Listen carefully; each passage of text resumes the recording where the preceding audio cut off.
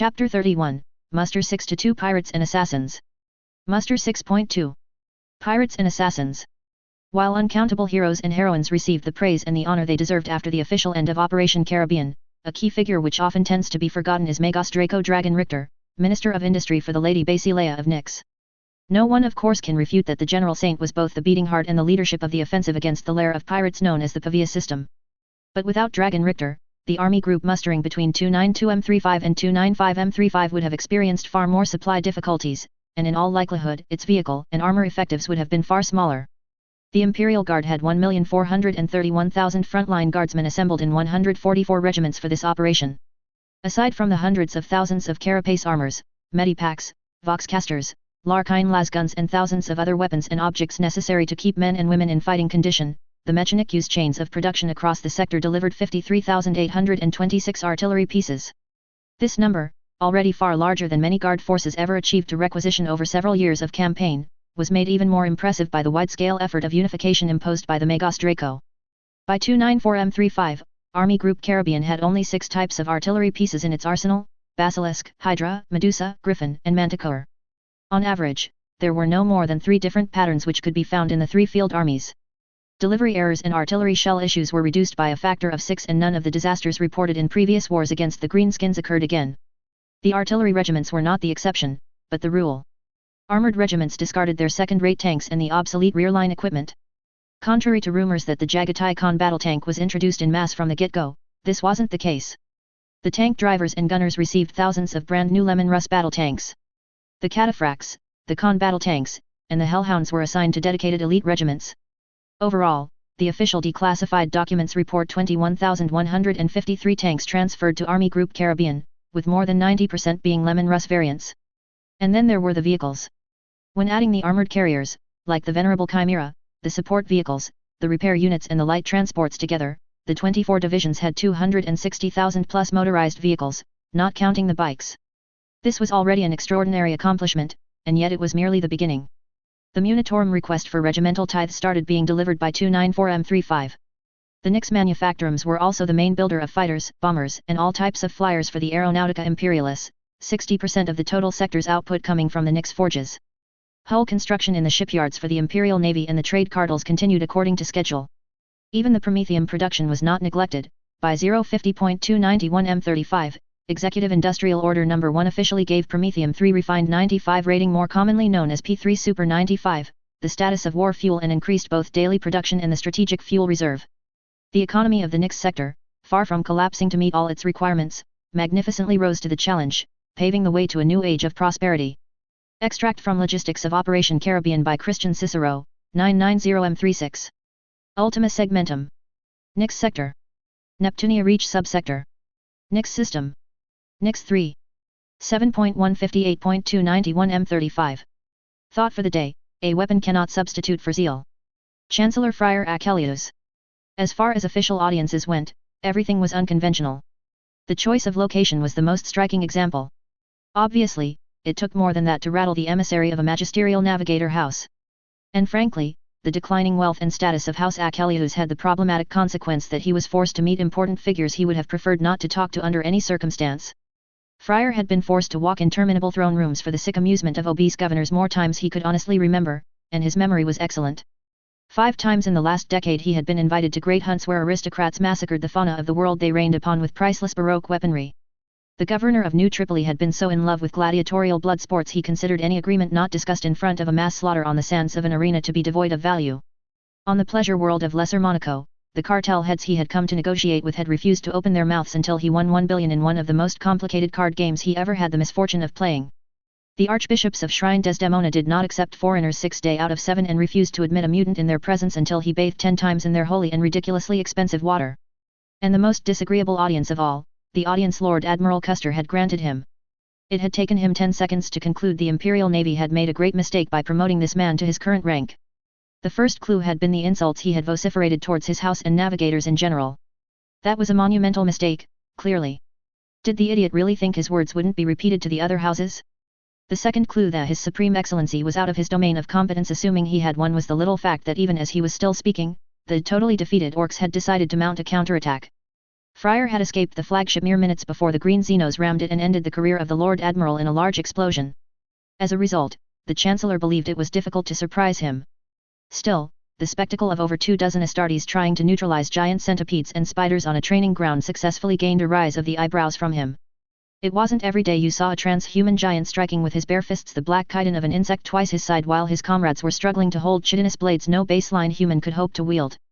Since apparently no one was dying and the Astartes were shouting their battle cries with eagerness and no sign they were in danger of death, Friar Achilleus decided it was best, in the interest of his sanity, to pretend that everything was normal, and marched in direction of a little group of guards in dark blue uniform surrounding a woman in golden power armor.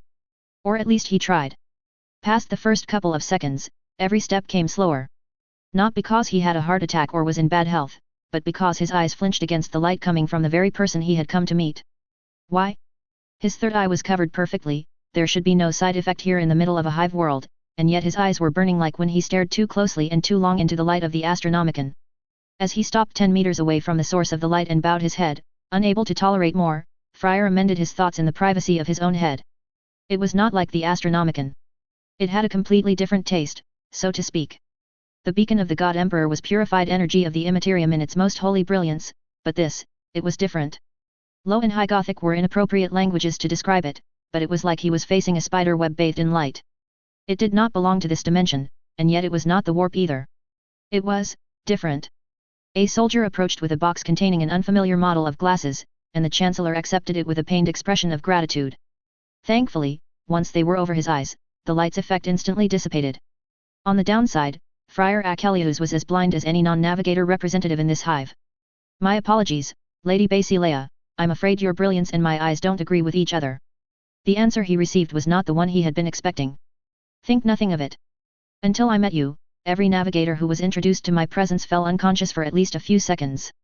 You are doing better than them. The planetary governor's voice turned whimsical. I thought House Orion and their allies would have warned you beforehand, to be honest. A genuine apology or compliment was always welcome, of course. But no, neither House Orion, House Boyle, nor House Curtis would have warned him unless they could somehow profit from the release of said information. And since there was a high likelihood he would have fared as poorly as them once he met the planetary governor, the local novice nobilite had obviously decided to let him win or fail on his own. Certainly, Fryer wasn't going to organize a betting pool on the outcome the jealous navigators had expected from this audience. I'm sure they had more important things on their mind, the Achilleus navigator replied neutrally. The more important thing was of course ensuring his house signed agreements that their presence in this sector and the neighboring regions of space lasted less than a standard month, and if they could remove a few additional days from this duration, it would be splendid. Oh yes, the young woman didn't roll her eyes, but alas for her entourage was a bit more loose-lipped and at least 2 men chuckled. Did you know the most important diplomat of House Orion tried to get an audience the moment the Navy contacted me to report your arrival was imminent? Surely this was nothing but an unfortunate coincidence. Fryer was not going to confess it in public, but he was rather curious how deep House Orion had dug its grave in the last days. The hint was not sufficient to get an accurate picture, but between the information he had been able to collect in the last days and his knowledge of navigator internal market competition, he could make a few guesses.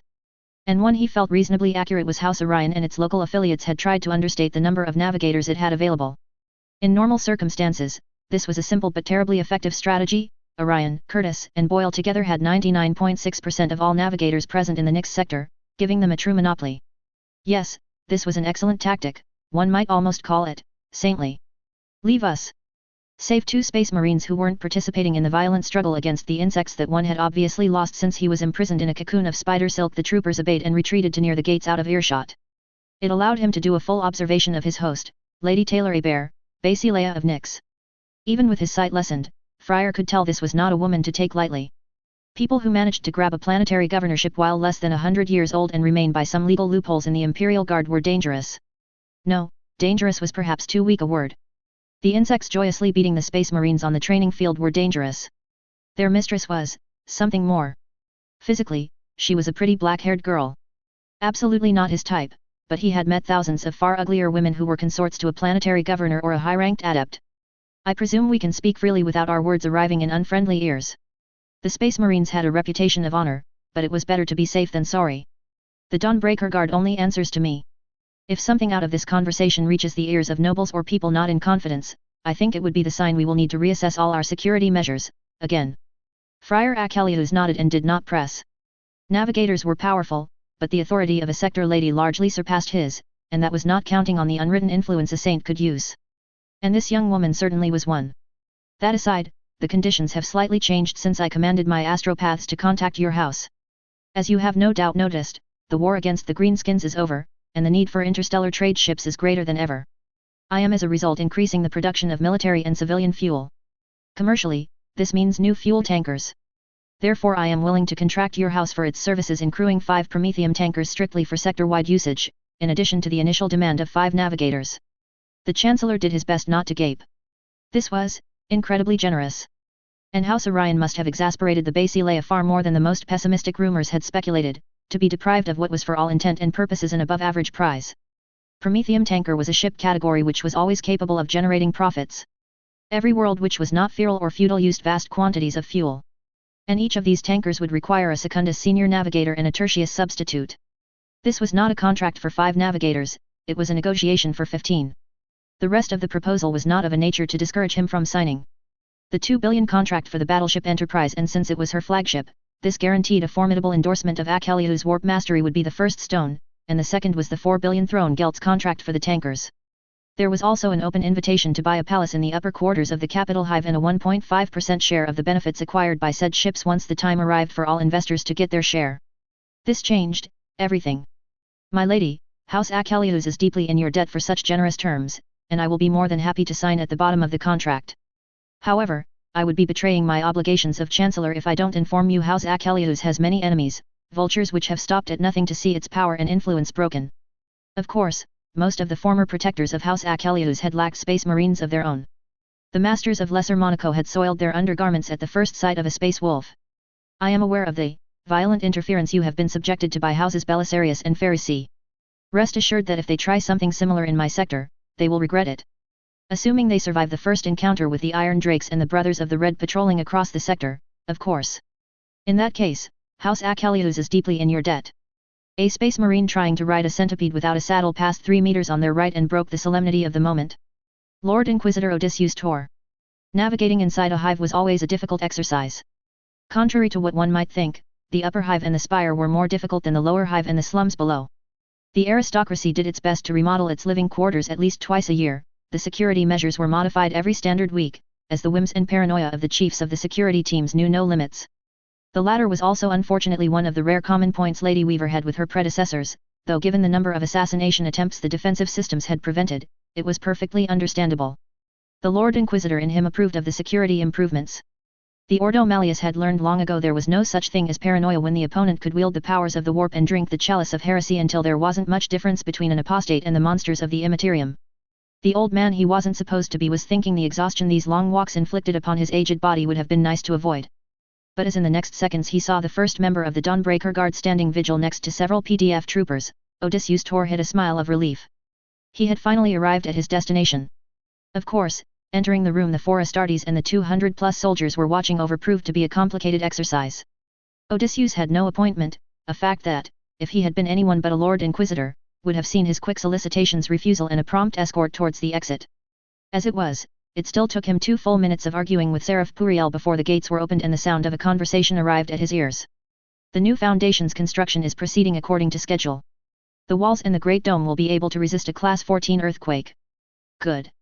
I understand you've begun stockpiling the white and rose marble shipped from the Theta mining worlds.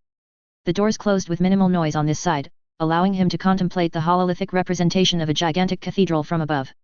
It was one of only 2 sources of light in the room. The second, faint but golden, was provided by the Lady Basileia herself. We began 3 days ago. It looks like everything is proceeding on schedule, then. Do you have more requests? Yes, the Araratnix cartel is constantly pestering me about their cargoes of jade and emeralds. I don't understand why they think I am one of their potential clients. It's not like the Great Angel wore green or green-black armors. Anyway, I would be thankful if they could go annoy someone else. I have a meeting with one of their commercial executives in 2 days. I'm sure the subject can be brought up. The lights were turned back on, allowing him to see the 2 figures around the hololith in detail, though he had no doubt given the contents of their conversation who was speaking. The first, in a dark blue piece of cloth which was looking like a strange hybrid of robe and uniform, was Lady Taylor Hebert. The second one was Cyrene Versailles, famous architect, and the woman the Lady Nyx had designated to build her Hagia Sanguinella project. To Odysseus' regret, neither he nor his Inquisitor colleagues currently operating in the Nyx sector had large files on Versailles. though it was logical. The architect rarely operated in the same sector of the Imperium for more than a couple of decades. From this perspective, the Hagia Sanguinula was an anomaly, as it was going to take easily over a century to be completed. Both the Inquisitor and the man in him dearly wished to know how the young governor had managed to convince Cyrene Versailles to stay for so long on the same planet, the architectural challenge and the princely salary aside. Alas, the Inquisition, contrary to millions of rumors, did not have an unlimited amount of resources, and the Ordo Nix was worse off than most conclaves as it was still rebuilding its network after the elimination of the majority of the incapable and unsound members. A woman who had the support of at least one cardinal and had never manifested anything less than full support of the ecclesiarchy was not someone the Inquisition was going to waste its best agents spying upon. Moreover, Cyrene Versailles was either at Hive Athena or on the site of the basilica construction. It wasn't like her location was a mystery. The Basileia and she had few traits in common. The architect was smaller, her hair had a fair brown shade, and while she was clearly doing enough activities to keep a slim body, Cyrene Versailles was obviously not a muscled woman. The white and black robe she had donned today was emphasizing this difference. It was a fashionable piece of cloth, but there was no shadow of military tradition, it was a purely civilian dress, and it was completed with shining silver high heels. But there was steel behind this appearance, no matter how deeply she bowed in reverence as he descended the magnetic lifter. Lord Inquisitor, we weren't expecting you today. I wasn't expecting to come, but recent Munitorum issues have arrived on my desk yesterday, and I thought it would be best to talk about them in private. The insect mistress tapped a combination on the hololith and the representation of the future basilica was removed. I see. The attention of the planetary governor shifted to the architect waiting diligently on her left. I think this will be all for today, Cyrene. Don't hesitate to contact my staff if one of the Chartist captains tries to invent new taxes on his own authority again. The white-robed woman saluted and quickly left the room. In her hands were at least a dozen data slates and many drawings which looked like they had been created by first-rate artists. Refreshments, Lord Inquisitor. Odysseus accepted, and 10 seconds later he was seated with a glass of 50-years-old Amasek in his right hand. I apologize for disrupting your schedule today, but my colleagues have sent me important information regarding your Munitorum concerns. I would not consider them concerns. If the eyes of Lady Weaver had the power to shoot lasers, Odysseus Tor felt he would likely be missing most of his head and the wall behind him would have an impressive hole in it. I just worry the Munitorum's sheer incompetence is costing the military and civilian industries of the Imperium precious resources. Asking for tithes when a sector is barely beginning economic recovery, and many promised reinforcements against the Greenskins never arrived in the first place is not and never will be a popular move. The decision to handle this matter in private had been incredibly judicious, clearly. Odysseus could make a very good guess how certain ecclesiarchy priests would have been able to twist the words of the woman they worshipped as a saint. Serve the god emperor, not his corrupt administratum, perhaps? On the other hand, he couldn't dismiss the words which had been voiced out of hand, and not only because they had been said by a sector lady. The Munitorum was regularly making great mistakes these last decades wherever the duties of the Holy Ordos sent him, and rebellions and planet-wide insurrections often followed by mere days the public outing of these mistakes. Yes, I can't deny the Samarkand quadrant as a whole has reasons to be very unhappy with the Munitorum. Like 8 sectors being suddenly asked to pay military tithes when 5 had fought the barbaric Xenos in the last 5 years and 2 were still conducting active military operations against them. According to my colleagues, the source of this tithe request at such an inopportune time originated from a conflict of interest between Lord Samarkand and several Ultima Munitorum delegates of the Caspian reaches. Specifically, the percentage of custom taxes granted to the Departamento Munitorum in the naval bases of the Yezid corridor. This sudden tithe request I fear is the means chosen by the Munitorum to force Lord Samarkand and his Zaibatsu parliament to bow. The sour expression Lady Nyx showed to him was eloquent enough to signify how much she liked being caught up in this political infighting. Since neither Lord Samarkand nor the Zaibatsu dynasty gathering the usual tithes have deigned contacting me as of this moment, may I assume they have not yet reached an accord. They are still screaming at each other, Odysseus confirmed. And you're absolutely certain this is not a vengeance attempt of Clan Vandyre or one of their cronies who were sent to the penal legions? As certain as the Inquisition can possibly be, he answered. Yes, there had been some doubts in the beginning whether Nostradamus' relatives had been involved, but the Administratum was the largest of the Adeptus, and that left millions of incompetent and quarreling ordinates with no appreciation for the continued survival of the Imperium. And it also explains why your past negotiations with said Adeptus haven't been respected. These are entirely different scribes, and you are not their target. The snort Lady Taylor a Bear Maid was not very ladylike. I'm sure the millions of men and women who will be part of this military tithe will love to hear that. Odysseus Tor didn't bother answering. The answer was far too evident to waste his saliva on it. There is some good news along with the bad. The exchanges with my colleagues have convinced the Inquisition the tithe was not formulated to answer a clear and present danger to the collective security of the Imperium. As such, we were able to modify 2 points. Firstly, the tithe will be divided into 3 echelons a decade apart.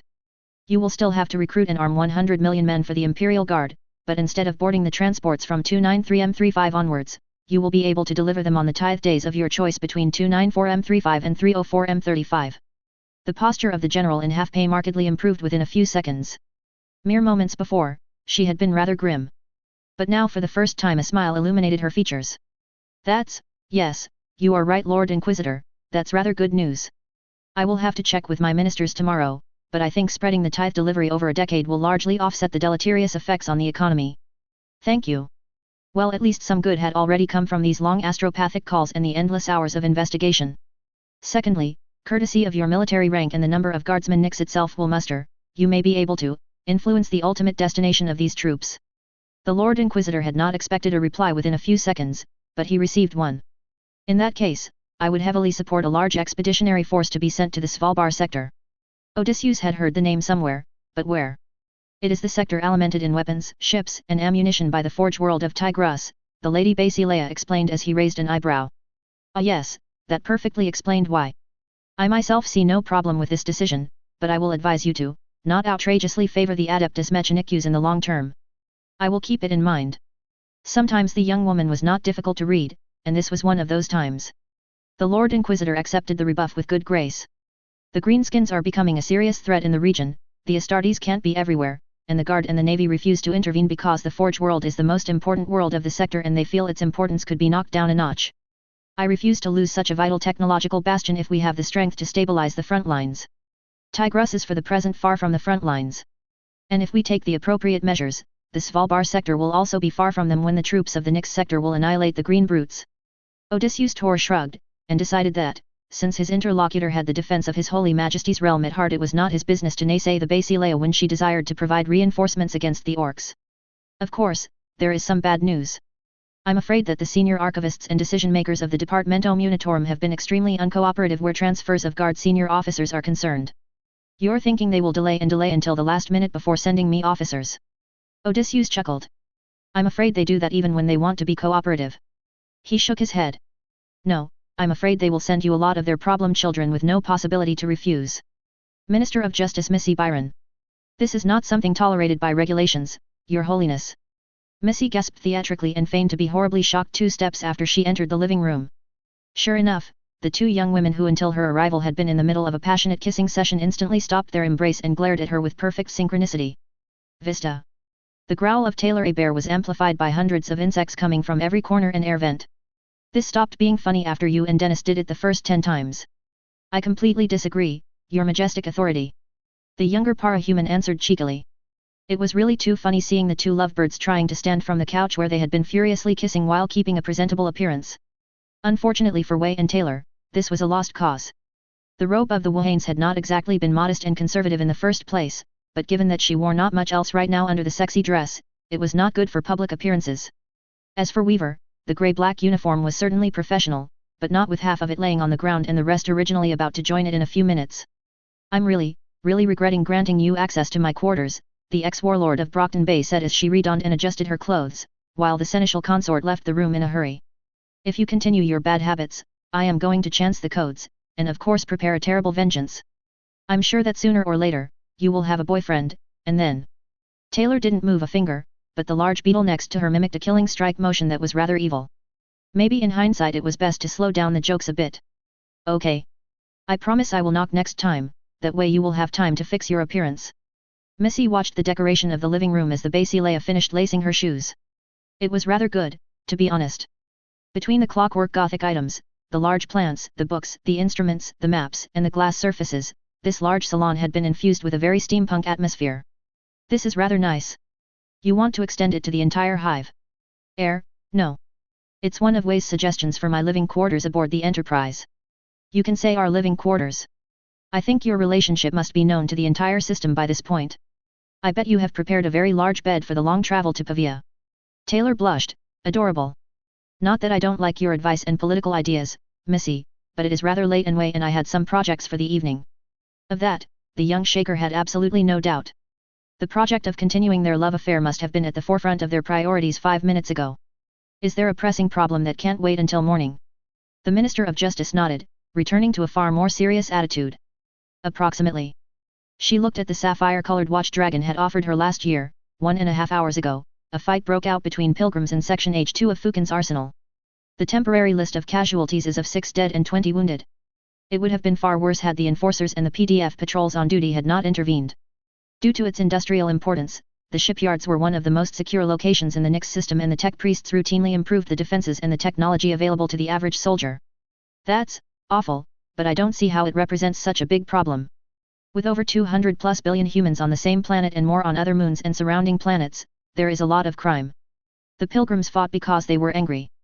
And they were angry because the captain of their starship decided to disappear with their savings after selling his command to an unscrupulous Atlas cartel representative. I trust said Atlas citizen is currently enjoying the hospitality of the Nyxian justice system? Taylor asked. Naturally, ship purchases like that had to be done via proper procedures, and the fact the man had tried to do it in front of her nose was an affront that couldn't be tolerated. But that still leaves the problem of the pilgrims. If they were willing to go to Claire 47, I'm sure we can arrange something. Warp travel is not 100% reliable, but I think I can find a navigator, a few officers from our merchant fleet and a small crew to bring them to the Shrine World. They didn't pay to visit the Nyx sector. All the witnesses are repeating the crook captain promised they were traveling to the Ophelia system. The insect mistress stopped caressing the black beetle by her side. If we're speaking of Ophelia 7, seat of the ecclesiarchy. We are. Then they are more than 5,000 light-years away from their destination. Either their navigator can't tell his right from his left, or it was always the captain's plan to come to this sector. Your opinion? Vista bit her lip before beginning her revelations. The Shaker was certain Taylor was going to hate it wholeheartedly. I think we have found the explanation how the Menelaus dynasty and many of their associates were able to increase their planetary populations despite not receiving any large-scale colonization support from Segmentum Solar or other important population centers. The silence didn't last more than a couple of seconds. The bastards, Taylor Hebert hissed loudly. The bastards. It wasn't sufficient for them to condemn their workers to a death via unending toil in disgusting conditions? They made a trade of robbing people and dragging them to Nyx in chains. Missy swallowed heavily. The 15-year-old girl knew the fury was not truly directed at her, but when she was wrathful the insect mistress was a bit terrifying. I don't think there were that many of them. Since this was very much in the domain of Black Ops, there's no documentation to prove it one way or another, of course. But those that weren't executed for other crimes when the Nyx merchants experienced a change of management must be far away from the Nyx sector by now. Save one exception. Her superior remarked with a calm that presaged nothing good. Save one exception. Vista repeated. This crook captain, alas, is going to be difficult to find. Take a duo of Heracles wardens and a cohort of tech priest experts in murder investigations to help your men.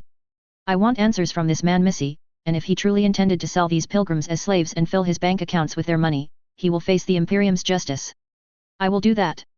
This was going to be a long and exhausting night, no doubt. This leaves the fate of the pilgrims in your hands, unfortunately. The navigator aboard the pilgrim vessel swore he wasn't aware of anything and has already left for Karduniash and another contract. The Arbits have arrested the upper officers. The ship is going nowhere without your approval.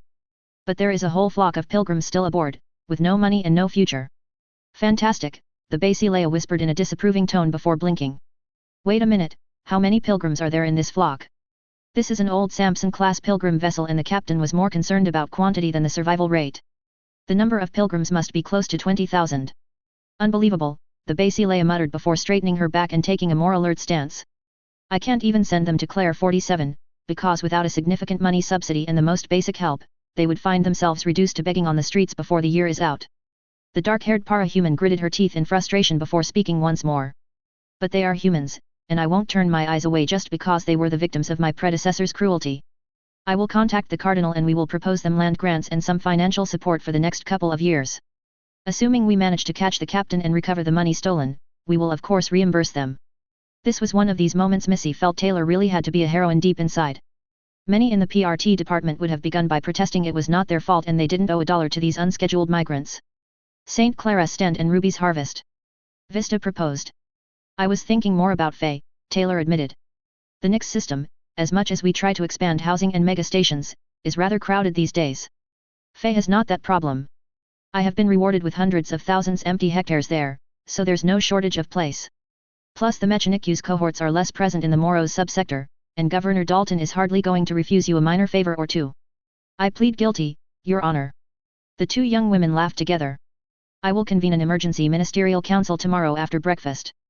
This will at least decide the foundations of what to do when we are facing a humanitarian crisis. And obviously, this will be a one-time event. Even Menelaus employees must realize by now the Nyx sector has changed and their illegal businesses are far riskier and less profitable than in the past. For the Menelaus dynasty, I completely agree. Taylor smirked. I think I hear a but coming after.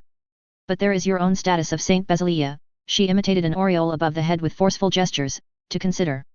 The popularity of your victories does not go much beyond 5 or 6 sectors, so for the moment the pilgrims we receive are more of an itinerant and local type who return to their homes once the pilgrimage is over. And their numbers remain largely below those of a typical shrine world. But if you begin making waves outside the quadrant, Missy, we are going to hunt some pirates and discuss with a thief and a Xenos overlord. I doubt very much doing this stuff is going to give me a promotion, much less a segmentum-wide proclamation from the ecclesiarchy. Given how insane the Battle of the Death Star had turned in short order, the X-Ward did not fall for that line a single second. We will see if you sing the same tune when you return from Operation Caribbean. Ultima Segmentum. Nyx Sector. Moro Subsector. Phase System. Phase 3. 7.172.292 M35. Governor Ilvina Dalton. It's really impressive. Your workers did this in the space of 4 months without Major Mechanicu's assistance. They did, confirmed Ilvina Dalton, governor of the Phase System in the name of His Most Holy Majesty the God Emperor. Although it depends what you mean by without Major Mechanicu's assistance. No one else but the Cogboys can install the main photon lines, the phased crystals, the Vox towers and the Amphitrite water purification plant. This monopoly over technology and what the tech priests labeled under the large and vague term mysteries of the Omnissiah was somewhat frustrating, but force was to admit they respected their schedules and delivered high-level results. Still, it's very impressive, Zoe 19 Attica said. You will be able to house, what? 100,000 inhabitants in this city. The initial plan assumed a full capacity of 120,000 people, but we enlarged the western quarters significantly in the latest modifications. We should be able to reach 140,000 in a couple of months. The ex-officer of the Imperial Guard smiled thinly. Of course, a lot of houses and blocks have already become homes for their new residents. The administrator I nominated to serve as interim major told me we already have some 13,000 men, women, and children in the city. By our best estimates, 7,000 are former pilgrims. It was evident as they watched the brand new settlement and its busy streets that it was anything but an empty town. The motorized aircars were rare, but the much cheaper chariots and tractors were there by the hundreds. And all the needs of this city are not powered by Prometheum power plants. Indeed. We have the solar collectors and the windmills west of the city. The geothermal plant is in the small Mechanicu's enclave to the north. We took the wishes of Lady Weaver very seriously on this matter. Not that Ilvina had been reluctant to obey that order. When she had traveled to Nyx, the Fey governor had seen with her own eyes what unchecked industrial development and centuries of pollution could do to a planet. Certain factories and constructions had to be done on the ground, but for many sprawling manufactorums involving chemicals, promethium, and forges, the best solution was to build in space. Who had the idea to name the city Nyx's Road? The pilgrims or you? The Princess Magister asked in an amused tone. I haven't the slightest idea of what you're talking about, Your Excellency. The first ruler of the Dalton dynasty replied with an offended expression for a few seconds.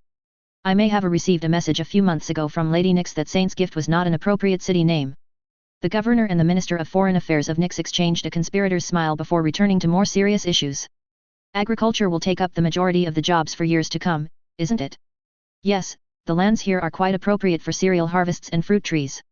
The previous governor wanted to convince the Whanes Cardinals to give him manpower and thrones guilds to settle the region, but he was unsuccessful. Ilvina shrugged.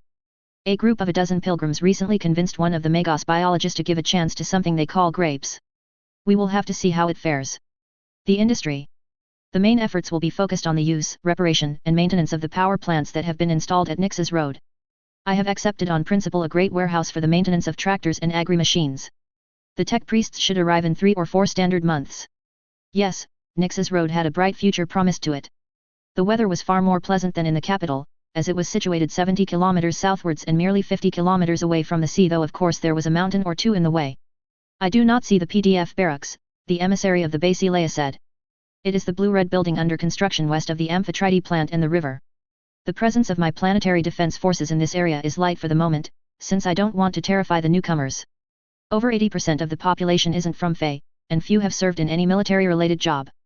Before the end of the year I will officially open the recruitment center and the training grounds, but I do not expect many recruits this decade. It's quite a change from your policies in the north and in the orbital stations. For the moment, the governor of Fae answered. For the moment. I don't know if it will be achieved in my lifetime, but I firmly intend to give Fae a military tradition it can be proud of.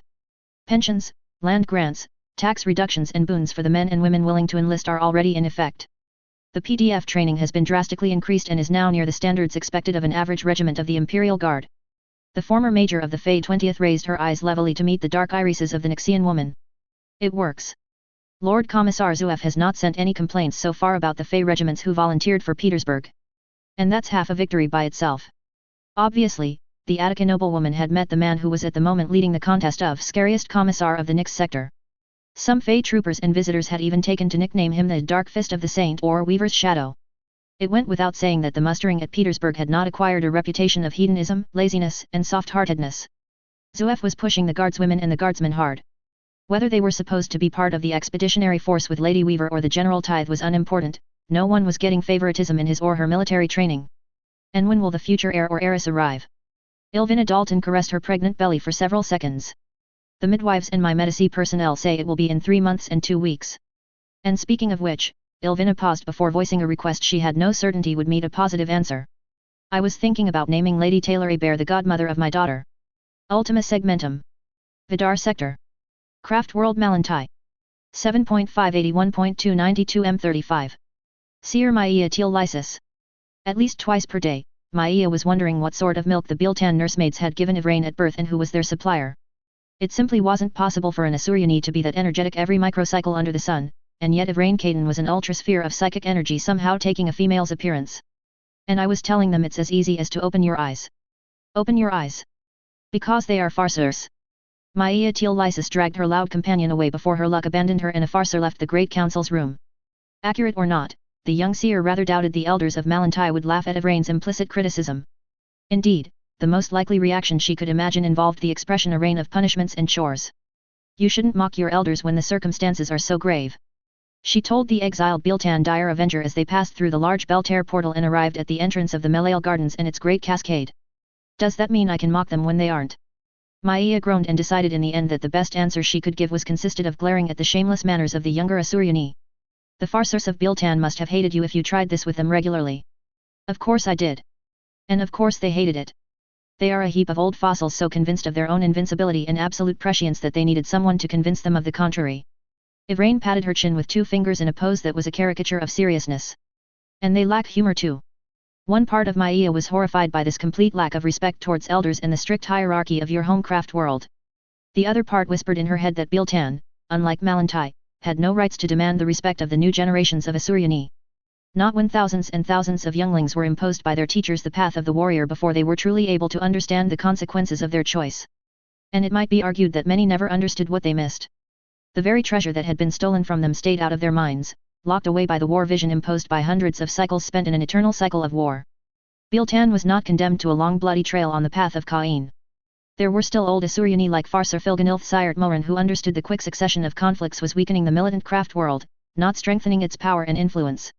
Every time a Tempest of Blades war host encountered other craft world delegations, the possibility existed an aspect warrior would soon begin to doubt the decisions taken by the high farcers and their bloodthirsty autarchs. But the useless wars continued. Ivrain should have stayed on the path of the dancer or the path of the acrobat for thousands more cycles. She should have also received a long education in the paths and the Asuryani culture from the communal songs of teachings, being one of the thousands of orphans who had lost their parents in one unwinnable war or another. Instead she had been told to become a warrior.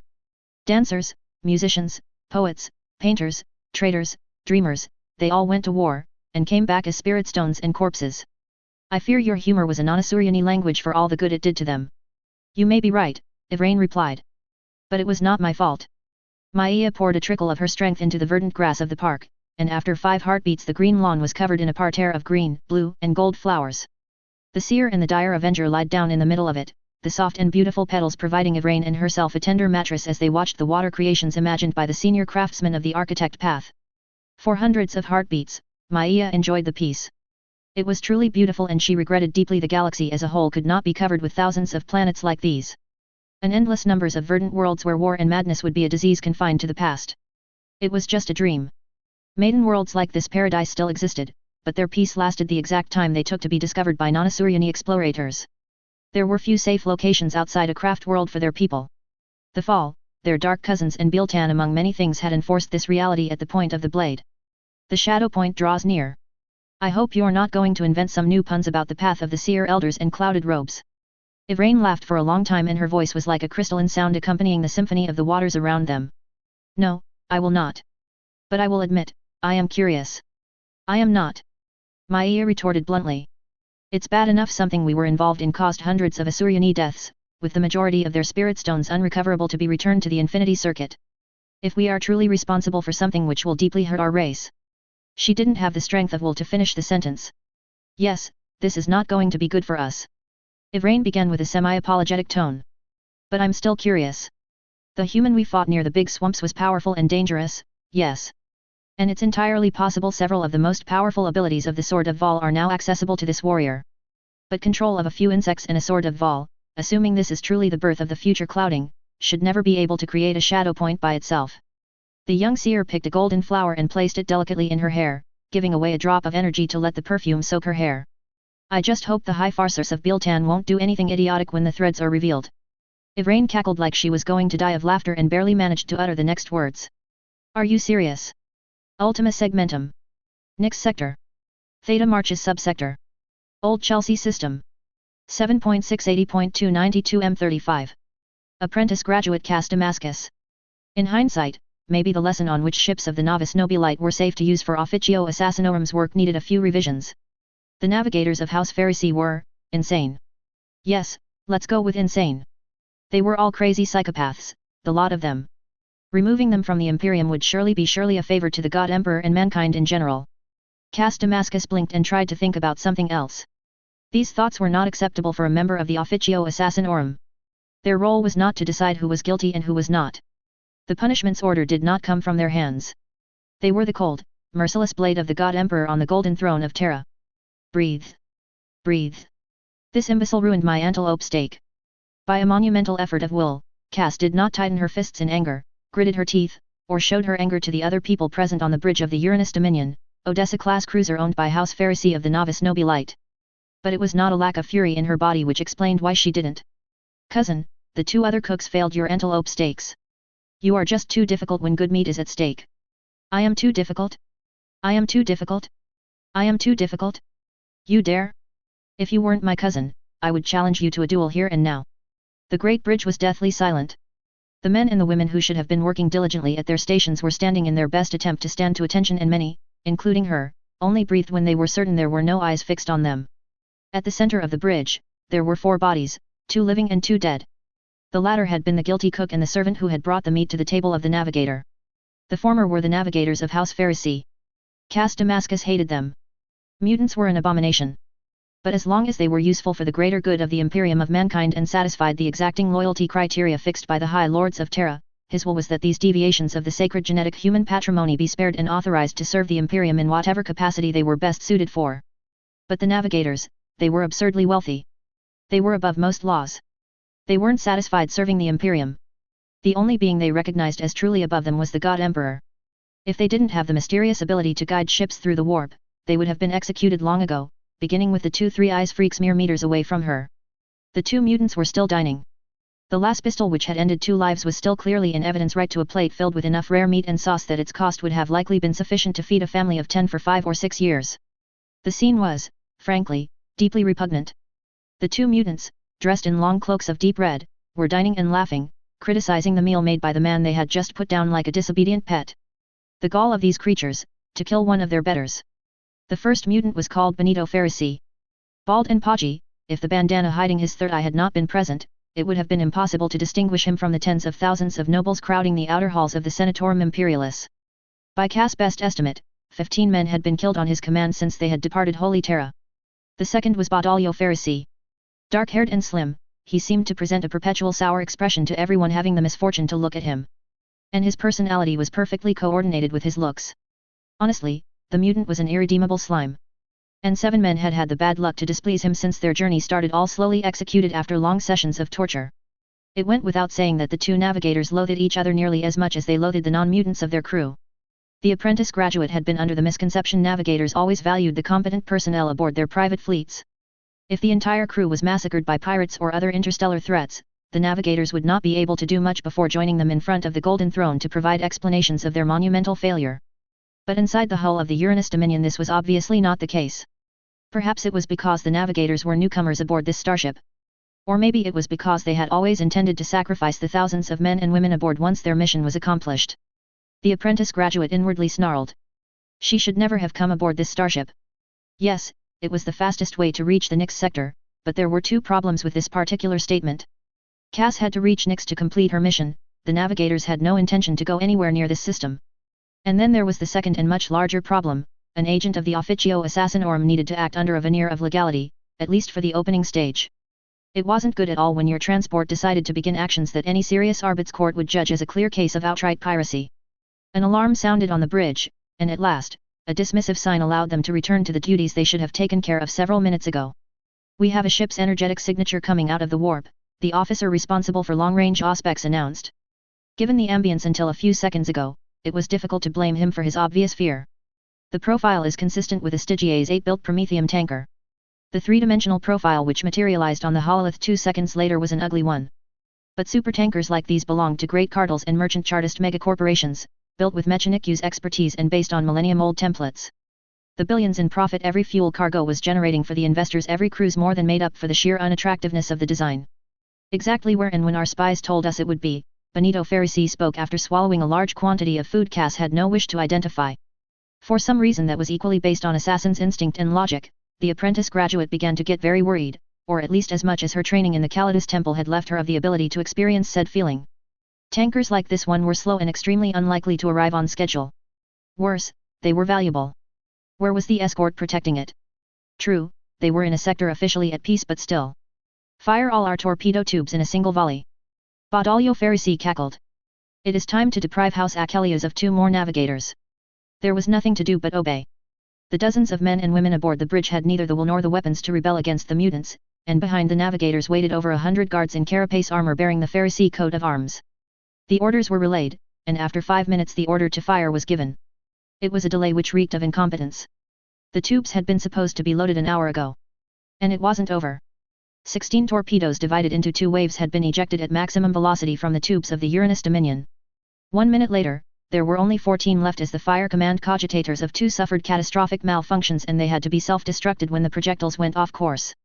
It wasn't going to save the tanker, but it was galling. 5 minutes passed. And then in one instant everything went awry. Status change. Status change. 3, no 4 frigates. Faster than it took to say it, the nimble and swift escorts left the shadow of the Prometheum tanker where they had been hidden. Less than 5 seconds later, they were launching their anti-torpedo measures. And there were a lot of them. "Starship. Starship behind us. God Emperor. It's an Astartes strike cruiser." An air of panic spread on the flagship, and at that moment the apprentice graduate knew the Ferrici navigators had led them to their deaths in the name of vengeance. The trap wasn't perfect. Before them, the 4 frigates of the Imperial Navy had to protect the tanker from long-range fire, and the Astartes cruiser behind them had not been able to maintain the best interception course while remaining as silent as the void. But it didn't matter. The strike cruiser, whose signature was identified as one of the ships belonging to the Brothers of the Red Chapter, would not need more than 1 or 2 salvos to cripple the starship. "It's a trap. Thank you, Lord Admiral Ferrici, what would we do without your peerless strategic skills?" It took her a second to realize it was she who had spoken, and that no one on the bridge of the Uranus Dominion had failed to hear her sarcastic remark. Damn. She injected a dose of polymorphine into her body and fluidly extracted the plasma pistol from her flesh before opening fire on the gaping Ferrici mutants. It was incredibly satisfying to see them with large gaping holes in their treacherous flesh. The weapons of the Astartes strike cruiser struck 2.6 seconds later. Cass Damascus had failed her first assassination mission, but in the end she didn't care about it. Ultima Segmentum. Nix Sector. Moro Subsector. Petersburg System. Petersburg 2. 7.8 10.2 92 M35. Colonel Tom Cameron. If there was a good reason to gather the entire regiment this fine morning as the cold northern wind of Petersburg hurled its fury into their ears and onto their skins, nobody had shared it with him. Maybe the Departamento Munitorum imbeciles have managed to find their backsides and this is the first major general arriving. "Be quiet," Tom Cameron ordered, not even bothering looking at the lieutenant line from where the whispers had come. The Lord Commissar, or, as he was nicknamed when they were hundreds of kilometers away in maneuvers, Old Metal Tyrant, had a lot of flaws, but, to be fair to the man, he wasn't the type of commissar who enjoyed making you parade for hours before a crowd of nobles. Nor was he the type to insist the boots were polished, the dress uniform was pristine and the vehicles shined before going to a 10-days-long expedition in the Petersburg Mountains. The fact the order had nonetheless come from up high told the Patton colonel that Zhuev had estimated whatever was going to happen today was special enough to make the Patton 3rd super heavy armored and many regiments stand to attention with all their vehicles freshly repainted and looking brand new. And if Tom used the word many, it was not for exaggeration effect. The mustering grounds south of the Petersburg starport were dark from the concentration of troops. It shouldn't have been a surprise. He and his staff had seen the myriad of barracks built every day, the new power plants constructed, the curious machines the Mechanikus cogboys had brought day after day to make sure the air of Petersburg remained perfectly breathable and the water stations delivering pure water of a quality superior to what they usually drank. They had seen the gargantuan orbital-to-ground transports coming every day to add thousands more soldiers to the regiments already present. But there had been no official presentation or parade. There was just training, and retraining, per Zhuev's implacable and relentless schedule. And to give the commissar his due, it was working. His tank crews originally had about 1/3 of personnel who had not a clue how to drive and fire a tank, now several of the youngest recruits managed a win or two every 10 friendly war games. And some detached elements had been involved in the end of the war in the Ifrit sector, allowing the veterans to return with more combat experience. No, everything was fine with the Petersburg training grounds, except that for the moment, their official order of battle was 290 Lemon Russ of 4 different variants, and this was hardly what he would call super heavy armored. The roars of shuttles thundered above their heads as thousands of flyers arrived in the lower atmosphere of the planet. More troops. Don't we have enough? Mumbled a trooper on Tom's left. Fortunately for him, the man was in the black uniform and purple stripes of a Megara private. It was certainly the Megara 6th Artillery, part of the Brigade Nix's Shield of the 2nd Division under Brigadier General Justinian Lex. It was a good point, admittedly. According to the rumor mill, there were close to 1 million men for whatever goal Lady Nix had thought good to train them. And adding to this significant number were 2+ million volunteers and PDF tithe battalions, gathered to fulfill the demands of the Munitorum. How many more were going to come in the next 2 years? Hey, those aren't the usual transports. Tom Cameron sighed. This time, there was no human authority able to keep his men and those of the nearby regiments from babbling. And as the types of flyers were identified a couple of minutes later, the company's commissars had to patrol through to the ranks to make sure the discipline was maintained and the whispers stayed whispers. But it was difficult. The presence of what looked to be 20+ Thunderhawks was extremely unusual. And it could mean only one thing. The Space Marines were here. The Patton 3rd, per its place in the Brigade Death Star, was one of the closest regiments to the spaceport. As such, they were one of the first to see the armored column and the red giants flanking them. This was not the first time the colonel had seen one of the Angels of Death. But seeing them like this, it was humbling and frightening. The weapons they had in their hands, the famous bolters, were so big no non-augmented human would ever be able to carry one on a kilometer on their own. As for firing it, the recoil alone would probably break bones and inflict severe injuries. They looked invincible arrayed like this, under the banner of the Red Tier and the Golden Aquila. That over half were smaller and did not look to be equipped in battle armors was not enough to break the awe and the shock the Astartes were giving to the crowd. Many of them he knew had never seen the shadow of a Space Marine before. Watching the Space Marines in front of them, the noble sons of Sanguinius, the brothers of the Red, Tom was ready to bet thousands of youngsters would remember this day for decades to come. Then trumpets sounded and Tom Cameron almost froze as he saw a cloud of butterflies take flight over the starport. When it passed over the heads of the guardsmen, it was in the well-recognizable shape of the double-headed Aquila of the Imperium of Mankind. Tom bent a knee, and across the mustering grounds tens of thousands of men, Nixians first but rapidly followed by everyone, followed suit. Lady Weaver was here. More Space Marines came first, though unlike the Brothers of the Red they had little common theme beyond shades of red. Rise. He hastened to obey, like every man and woman stationed at Petersburg. Thanks to that he had maybe 10 seconds of warning before the Baneblade arrived at their height and stopped 50 meters away, but this meant the second super heavy tank, one armed with a massive las cannon, decelerated and stopped directly in front of him. It looked vaguely like a cataphract, if far more dangerous, and given the speed with which it had left the spaceport, the tanker in him was willing to bet a year of pay this one didn't have much in common with the constantly under repairs old version. Your new tanks, Colonel. 10 cataphracts, 150 cons. My lady. General. The golden armored woman who had arrived like an angel saluted. He returned the salute. His tanks? She was going to allow him to drive such a fabulous creation? A Fey guardsman approached, with a power sword lying on a purple pillow, and with a gesture he was authorized to seize it. And then the Space Marines marched out with a great banner in a high Gothic stylized Patton 3 in gold letters on a grey-green field. I give you this banner freely to raise high over the battlefields where your regiment will be victorious, Colonel. Do not disappoint me. Never, General. Tom Cameron swore. He saluted again. And the saint continued her walk, while the cataphract super heavies and the con battle tanks made an impeccable reverse gear to join the ranks of his regiment. Beyond the frontiers of the Imperium. Acacia Expanse. Pavia System. 8.196.293 M35. Magos Alena Wismer. In cartography terms, the Acacia Expanse was some 50-plus light-years southwards of the imaginary line's southern end which separated Segmentum Tempestus from Ultima Segmentum. The navigators of the first Nyx exploration fleet had confirmed they were able to see the Astronomicon from this region, though naturally it was a rather weak beacon so far from Terra. Yes, the fleet had found the Pavia system. The spatial coordinates had been verified 12 times. The Blue Giant had been entered in the Imperium databases and its energetic signature was impossible to mistake for anything else. And that was the extent of the good news so far. Because the Pavia system, officially declared perdita by the Imperium in 274M34, was perhaps not the worst location she ever had to visit in the name of the quest for knowledge, but it was without contest in the top 12. It looks to me, her second-in-command quester Delta Darius declared, that the Astartes were right. It is an excellent place if you want to serve as target practice. Alena Wismer could hardly disagree. Whatever rumors had spread about Pavia and arrived to the ears of Imperial commanders, the reality was far, far worse. Let's begin with the planet Lady Weaver is going to come liberating in the first place. Logically, it is the wrong color, the quester replied bitterly. Since all data taken in M34 confirmed Pavia Primus was a blue and green orb and we are now observing with our best aspects as a violet-black world. This is no terraforming work, Tech Priest Beta 14, the expert on this particular tech subject. At the distance we are, I can only make theoreticals. But the blessed knowledge of the Omnissiah pushes me to believe several Xenos viral weapons of a potency similar to our Exterminatus-grade weapons were exploded in Pavia's upper atmosphere. The Magos dearly hoped her subordinate was wrong, because for all the magnificence and splendor of the union between Holy Terra and Blessed Mars, colonizable worlds without any alteration of the biosphere were relatively rare. Learning one had been destroyed by perfidious Xenos before it could be reclaimed would be a sorrowful revelation. And obviously, all the ground forces the Lady Basilea was mustering this decade would be worse than useless if the very air of this planet was lethal. Continue your analyses.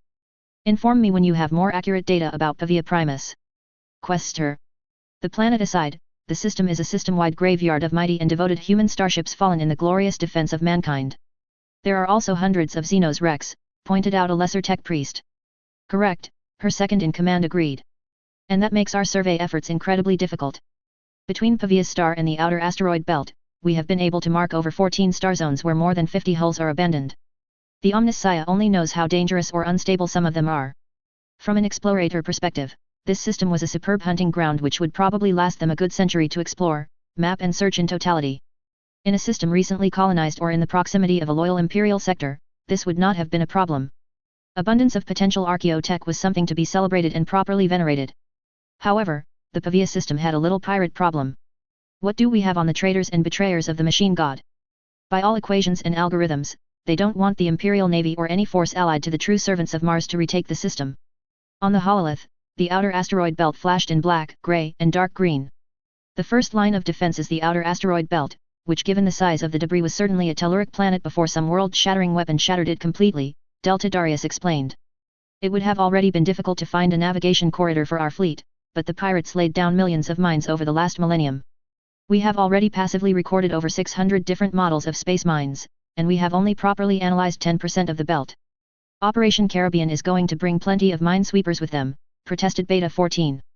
Some of the minefields are Eldar Xenos tech and emit faint warp emissions.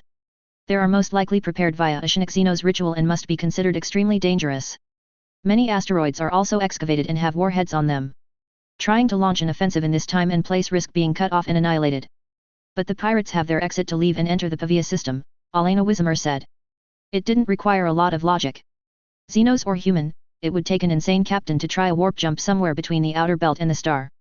Given the massive debris, the ever-changing position of the hulks and other minefields, and of course the lack of precision where long-range warp travel was concerned, it was virtually guaranteed any ship which arrived without a semblance of prudence was going to smash into the outer belt or some derelict wreck. Yes, the western quadrant has one such crossing the pirates must regularly clear of debris to navigate through. But it is guarded by a Malta-class star fort. Mechadendrites were agitated in anger and sorrow. A Malta-class star fort was one-third the tonnage of a Romulus, but it was still a precious and venerable war engine, whose data prints which had been engineered in the last centuries of M32 when the High Lords of Terra demanded the help of the Mechanic used to rebuild the defenses of hundreds of strategically important worlds. We have visual confirmation at least 20 destroyers and frigates are using the dock bays of the star fort, the quester continued. There is a 20% chance this citadel is fully operational, but it may be able to host and launch 1,000 starfighters. Attacking from this direction would give away the element of surprise from the start. And the pirates must have plans to deal with invaders. Traitors to the machine god they are, but they know what await them if we capture them. And this was just the outer belt. Once this obstacle was no more, the invasion fleet would have to neutralize 2 large space stations which had been refitted by the Corsairs and other void scum. They had suffered so many modifications it was rather difficult to tell what they had been when tech priests had dutifully maintained their systems, but Alena had an inkling these might be 2 of the M32 Condor class stations built during the same era as the Malta class. Minefields were sure to be found surrounding them.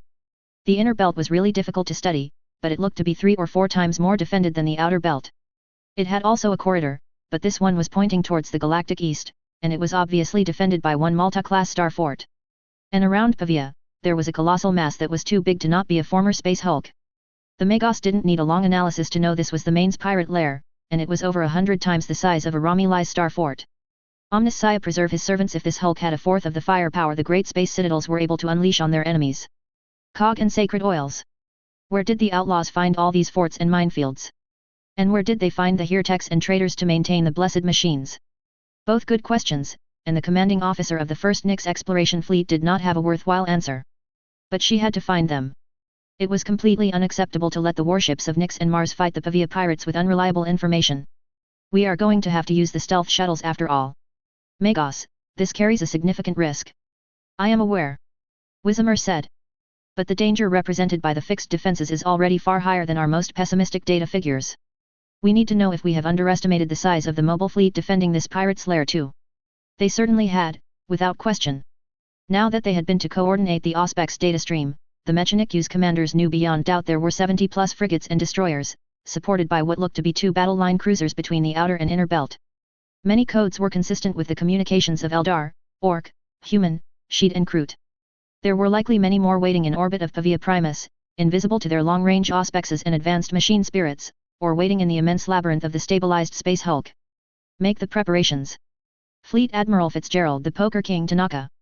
According to the various pirate legends which always cropped up from time to time, the Hall of Captains had been carved into the entrails of the space hulk Empire of Sin a couple of years after the Eldar Corsairs had permanently ejected it from the warp and towed it to Pavia. Unfortunately, like a great number of legends, the means to verify it were rather limited. It had been at least 400 years ago, and the beings who felt a calling to the great profession of piracy rarely lived that long. Maybe some Eldars who had been there during this grandiose event were still alive, but none were currently in the Pavia system. Anyway, the tradition was clear: the only beings permitted to enter the Hall of Captains without receiving a laser shot, a bullet, a dart flechette, a shredding shuriken, a neutron beam, or any other exotic projectile right between the eyes were masters of their own starship. Yes, being the captain of a starship was the assurance for not being killed inside the hall. But this safe conduct law was only respected inside the hall. The rest of the Empire of Sin was free game for the hundreds of thousands of assassins, brutal sailors, thieves, slave traders, and tyrants of the void. And given that the hulk which served as headquarters for hundreds of warbands and outlawed corsair communities was big enough to give a battleship's captain undying jealousy, and repair capital ships inside its internal dockyards, there were hours to assassinate someone until the target reached the hall or was able to return to their starship. Fitzgerald had abused this stratagem several times, and he suspected it would not long before he would be forced to add one more victim to this particular tally. Captain Boney was getting a bit too arrogant and slow to pay him the 10% of the loot he had acquired in his latest raid. Cymbals resonated and an atrocious cacophony stopped his thoughts from delving into the start of a new subordinate's elimination. The laughter and conversations stopped. The monster called, and the great pirate admirals of Pavia answered. Slowly it would not do to give ideas to the lesser captains. One could summon the great fleet Admiral Tanaka. Oh no, he removed his large cigar from his lips and crushed it in the platinum ashpan before readjusting his black cloak, and finally rose from his great armchair. Like him, 11 other beings floated, walked, jumped, or ran towards the high table, before taking their seat. The first 12 seats, for a certain definition of the term, were occupied in short order. The 13th was not. The chairman of the Pavia Pirates was filled with pettiness, madness, and a sense of insults few beings in the galaxy could equal. No doubt he was going to make them wait again. The question was how many hours it was going to take. In general, the longer it took to arrive, the worse his mood promised to be. So they waited. Beginning to speak of a subject included in the order of the day which had been written with the blood of a pirate on flayed skin was strictly forbidden if you wanted to live another day. The last who had tried was General Admiral Hawkins, and it was whispered his decapitated head was still screaming somewhere in the underbridges of the Empire of Sin.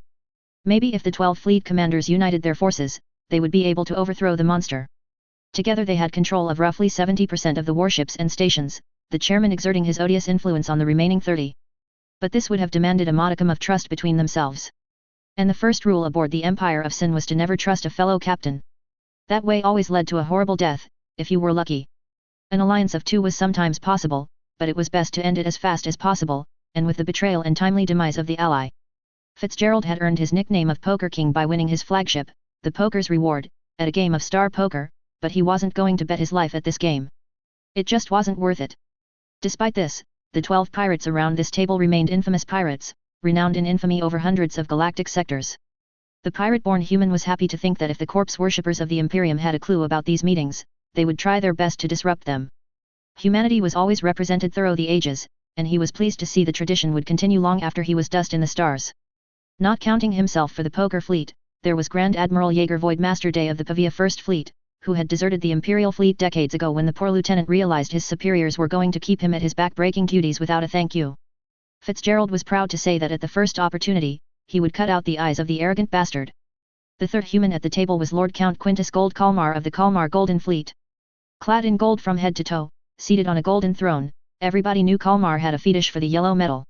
It was so bad his greatest warship, the Exorcist-class Grand Cruiser Gold Triumph, was coated a few months ago in refined gold. If Kalmar met disastrous losses, the poker fleet would take great pleasure in capturing him and pouring molten gold down his throat until all his insides were as golden as the man's clothes, hairs, and medallions. And the fourth was Hoth. Or, as they were supposed to call him and no one save his subordinates and the chairman did, Supreme Archecclesiarch of the People Hoth. Most pirates could be described as half crazy to engage in the activities they did. The great majority of the pirate captains were by survival instinct pumped up with paranoia, killers, and tyrants all in one. Hoth was mad. There was plenty of evidence the man had been a senior cardinal before his own subjects tried to arrest him. Hoth had burned his rebellious population and planet in atomic fire, and declared himself Supreme Archecclesiarch. The Zion-class battleship he had stolen that day was still the heart of his pirate fleet. The sooner this robed hypocrite was tied to the prow of his flagship and died by warp exposure, the better. The non-humans also had impressive lists of accomplishments between them. The Orc Kitty's Black Dak eluded the planets he managed to find with his scrap ships and added to his ravages the curse of orc spores. His fleet had almost had him a month ago in a nebula. Leader Fangtail NFFFJT Brackorth of the incendiary fleet was a Sheed who had seen his home planet turned to ashes by an Imperial fleet, and the piracy career he had embraced offered him the opportunity to avenge his race. Fitzgerald would be more than happy to finish the job the Imperials had botched. Shaper Korok Trek of the Kroot Mercenary Corps was in it for the money and the food, like all of his kind. The Poker King wanted to see him cooked and brought to him on a great meal platter. The Fist of Diamond and the Ocean Mistress were so infamous it was not necessary to remind anyone of their exploits and the capacities they added to the defense of Pavia. It would be best to extort their secrets before strangling them slowly while poisonous thorns tore apart what they used as skins. The last race, and arguably the most powerful, was the Eldar. Though Tanaka had never truly been sure they were truly one single species. Autarchulian Lakadieth of Luganath, Corsair Prince Marihovan Moonblitz of the Sunblitz Brotherhood, and Lord of Corsairs and Fleets Iath Bloodweaver of the Crimson Squadron had as many differences between each other as they had from a human like him. Sure, they had the same pointed ears that he firmly intended to cut off and feed them one day, but the first time he had met them in this hall, he had been forced to remind himself that Ogrins were abhumans, to the great displeasure of humanity's pride. A new cacophony attacked their ears, and the chairman arrived. Smiles or their alien equivalents appeared on every face. Not because they were truly happy to see the chairman, but because not smiling was 9 times out of 10 understood to be a betrayal attempt. The great, the mighty, the seducer, the undefeated, the pure-blooded. The Lord of the Sky Serpents. Great Chairman of Pavia. Duke of Kamarak. Trevelioth Sliskus. Every pirate captain applauded as the tall pale-skinned Eldar entered the hall of the Empire of Sin. There had been so many horrors ordered by the chairman in the last years that Fitzgerald didn't even blink when he realized the clothes of the Sky Serpent's leader, a blue-scaled reptile, were still screaming in agony by some sorcerous artifice. It would be a bad pun to say Sliskus slithered to be seated, but that's exactly what he did. My friends. My captains. I was honoring an Asuryani princess with my seed when a most interesting proposition arrived at my ears. The Kamarak Duke was giving them a wide and genuine smile, his tongue disturbingly imitating the reptiles he always pretended to be the master of. Fitzgerald Tanaka knew at this moment the Eldar was laughing at a joke they hadn't the first idea about, and he intended to push them, volunteers or not, onto a path filled with corpses and destruction. Everyone continued to smile, of course. To do anything else would have been signing one's death warrant on the flayed skin of their crew. After a couple of seconds, it was Quintus Kalmar who decided to risk the question. Please forgive my curiosity, mighty Lord Sliskus, but we, the pirate admirals of Pavia, would like a few details about this interesting proposition you heard. Of course I forgive you, my friend. The Eldar had the same friendly expression he had shown when he had plunged Rukor the arch-corsair into a pool of starved carnivorous fishes. The rewards my fleet and yours will be offered for this small service are extraordinary, let me assure you. But the greatest prudence and confidentiality is asked of all participants. There are spies everywhere, sadly. So if you want to participate in this fantastic adventure, you will be gathered here in 3 years with your great fleets and you will place yourselves under my infallible and genial command. Ignoble temptation of my part, O Sky Serpent, Iyeth Bloodweaver was cruel, and as a denizen of the Webway realm of Shatiom, the sole pirate admiral who was willing to challenge in words the chairman. But it wouldn't be another attempt to raid Bacca and end your revenge game against a certain human Lord Admiral. No. Of course not. The lunatic Eldar retorted cheerfully. Who cares about Bacca? The target is far more prestigious, and unlikely to see us coming until it is too late. The smile they were given was more terrifying than a tirade of insults would have been.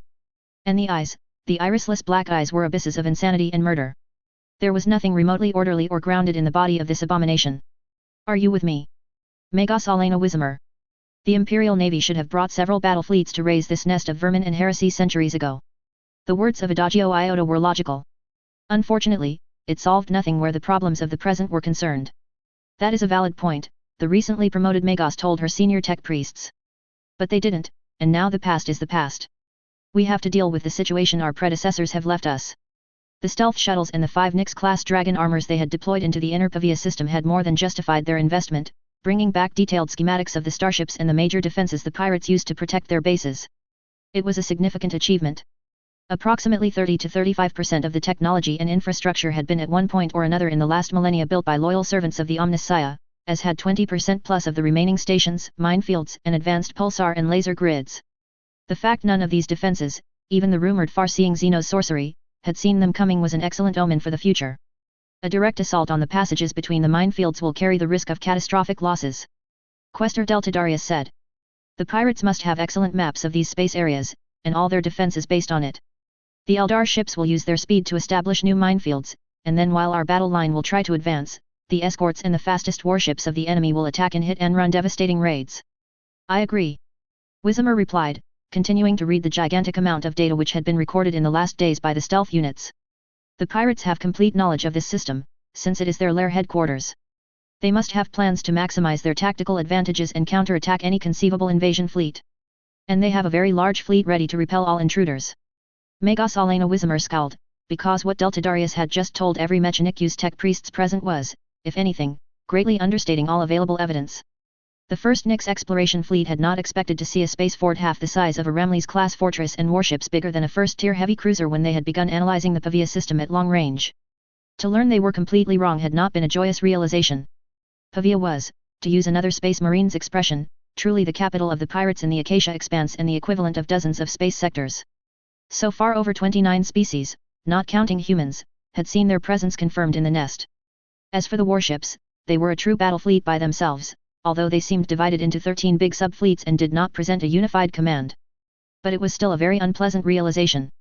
4 battleships, 3 grand cruisers, 3 battlecruisers, 11 cruisers, 18 cruisers, 72 frigates, and 161 destroyers were something only the Imperium or a major enemy Xenos group should be able to build and maintain.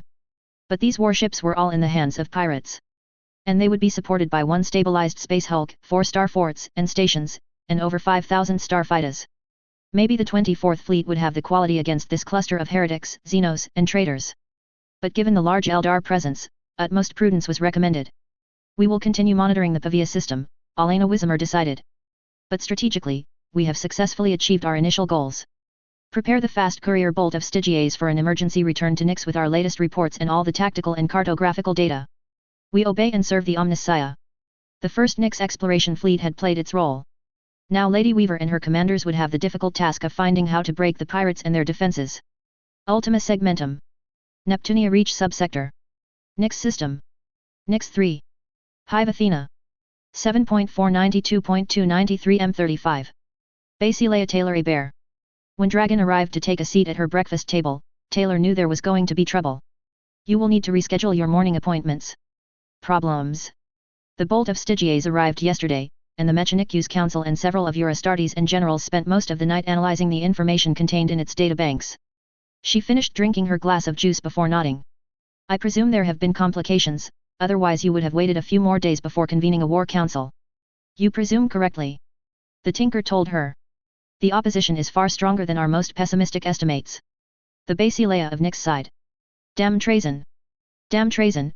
3 Marines of the Dawnbreaker repeated behind her, and most of the guards and tech priests solemnly followed suit. In hindsight, things had been going very well lately. The orbital industry and the mega-farm projects were completed ahead of schedule, many destroyers and frigates had been formally commissioned by the Imperial Navy. The military and civilian goods production was constantly increasing, the first reforms were now part of the Nyxian society, and the mood in the street was largely positive. Biodomes with thousands of trees were now providing a large amount of green color in the hives, the pollution levels had drastically decreased, and Dragon had met huge successes in the streamlining of the Nyx production lines and materials. Forge Temple Fafnir was operational and training tech priests in addition to all its technological duties. The construction of the Hagia Sanguinella was on schedule. 2 orc warbands had attempted to raid the Nyx sector again but had been smacked down and annihilated in a one-sided battle at Brockton by the combined forces of the Mechanikus and the Navy. 4 apprentice pirates had met the same fate, and in one case Atlas had made a big public spectacle of their execution. A consortium of Chartist captains had purchased the equivalent of 6 megatankers worth of military-grade promethium and fuel 3 months ago, and the Nyx treasury had gained an important benefit from the commercial exchange. House Pharisee and House Belisarius, after losing 2 raiders each and a few months of veiled threats, had finally decided to bury the hatchet between them and House Achelios, or at least to ignore the navigators she employed for the time being. And on the personal side, she had a great lover, great friends, and she was now the godmother of an adorable Anne Dalton of Fae. In hindsight, maybe things had been going too well. Valeria, please, go find Vilatus Slovius and tell him the visit of the new clothes factories will need to be rescheduled to next week. Dragon thinks the news for Caribbean can't wait. 10 minutes to finish breakfast, speak a bit with some guardsmen, a kiss on her consort's lips, and the 2 para-humans descended the spire to floor 33 in the Great Stratageum. Everyone was already present, at least everybody who had been on Nyx at the time. Zuef had returned to Petersburg after a short period of rest at the beginning of the year. Isley and several of his Heracles wardens were conducting an operation against a slaver ring in the hives of Wuhan under inquisitorial oversight. Izez and 40-plus brothers of the Red were in the Theta marches. But overall, 9 members of the Mechanikus Council and over 100-plus officers were present. And those who weren't had junior representatives who would deliver them a sum up in the next days via heavily encrypted reports. It would have to do for today. Master Lexico Arcanus Foul Op 6A2 Tertius, you have the floor. The insect controller told her master of logistics as she took her seat. A few seconds were needed to have everyone seated in a relative silence, and then the high-ranking triplex Foul Tech Priest began his summary. It didn't take a minute before she and most of the room lost their smiles. Oh, the presentation was excellent. Foul Op 6A2 Tertius in the last years had rapidly assimilated the art of presenting her the main subjects in easy-to-understand diagrams and schematics, and his briefings on Hololith were almost an art by now. No, the reason why she was dismayed and she was ready to bet she wasn't the only one in the stratagem was at the magnitude of the defenses waiting for them at Pavia. The density of the minefields was bad enough. But the size of the space fortresses, especially this X-Space Hulk, was a nightmare in and of itself. And the order of battle of the pirate fleet or fleets, since they were obviously disunity and day-to-day clashes, was more than 500% above their worst estimations. Thank you, Lexico Arcanus. The tech priest bowed. The fact that Pavia is a pirate's lair is not a surprise. Taylor tried to keep a neutral and composed tone. The entire assembly did not need to see or hear her doubts. But I am very surprised by the sheer numbers the pirates are able to muster. Now, I am not a specialist of naval warfare, she turned to look at Vice Admiral Max von Schaefer when she spoke this sentence, but I have a good idea of the numbers Battlefleet Nyx is able to arm, and I know the billions of throne gelts necessary to build from scratch a warp-capable starship. I have also seen the data and the estimates on maintenance and manpower. The Honorable Mechanikus Council reports to me regularly on the thousands, no, the hundreds of thousands of tech priests we have working on the maintenance of the blessed machines, the repair yards and the foundries. The Basileia watched the men, women, cyborgs, and Astartes before her. I am not trying to find a scapegoat. But I want to know how in the name of the God Emperor these pirates can afford to maintain such an industrial infrastructure when one loyal sector of the Imperium can't. May I try to give an answer, Lady Weaver? Archmagos Reductor Stefan Delta Septimus asked as he rose from the 3 meters wide object that for him corresponded to his notion of seat. By all means, Master of Destruction. Taylor was somewhat curious to see what angle of approach the member of the Ordo Reductor was going to use today. In general, his ideas were blunt, but had the merit of employing well-grounded knowledge. Magos Alena Wismer has done an excellent job of monitoring the Pavia system, but she wasn't able to show you the industrial base of these pirate fleets because many of the yards and support infrastructure aren't there. The Lugganath Eldar are directly funded and supplied by their craft world. These Eldar are pirates the moment they take their first breath, and there is a 99.9% probability any damage they take in their raids will be repaired by their craft world. The Corsairs of the Sunblitz Brotherhood are similarly supported by the craft world Aledok. If I understand you correctly, Archmagos, striking Pavia will attract the enmity of these two craft worlds. It wasn't something that particularly filled her with planet-sized enthusiasm.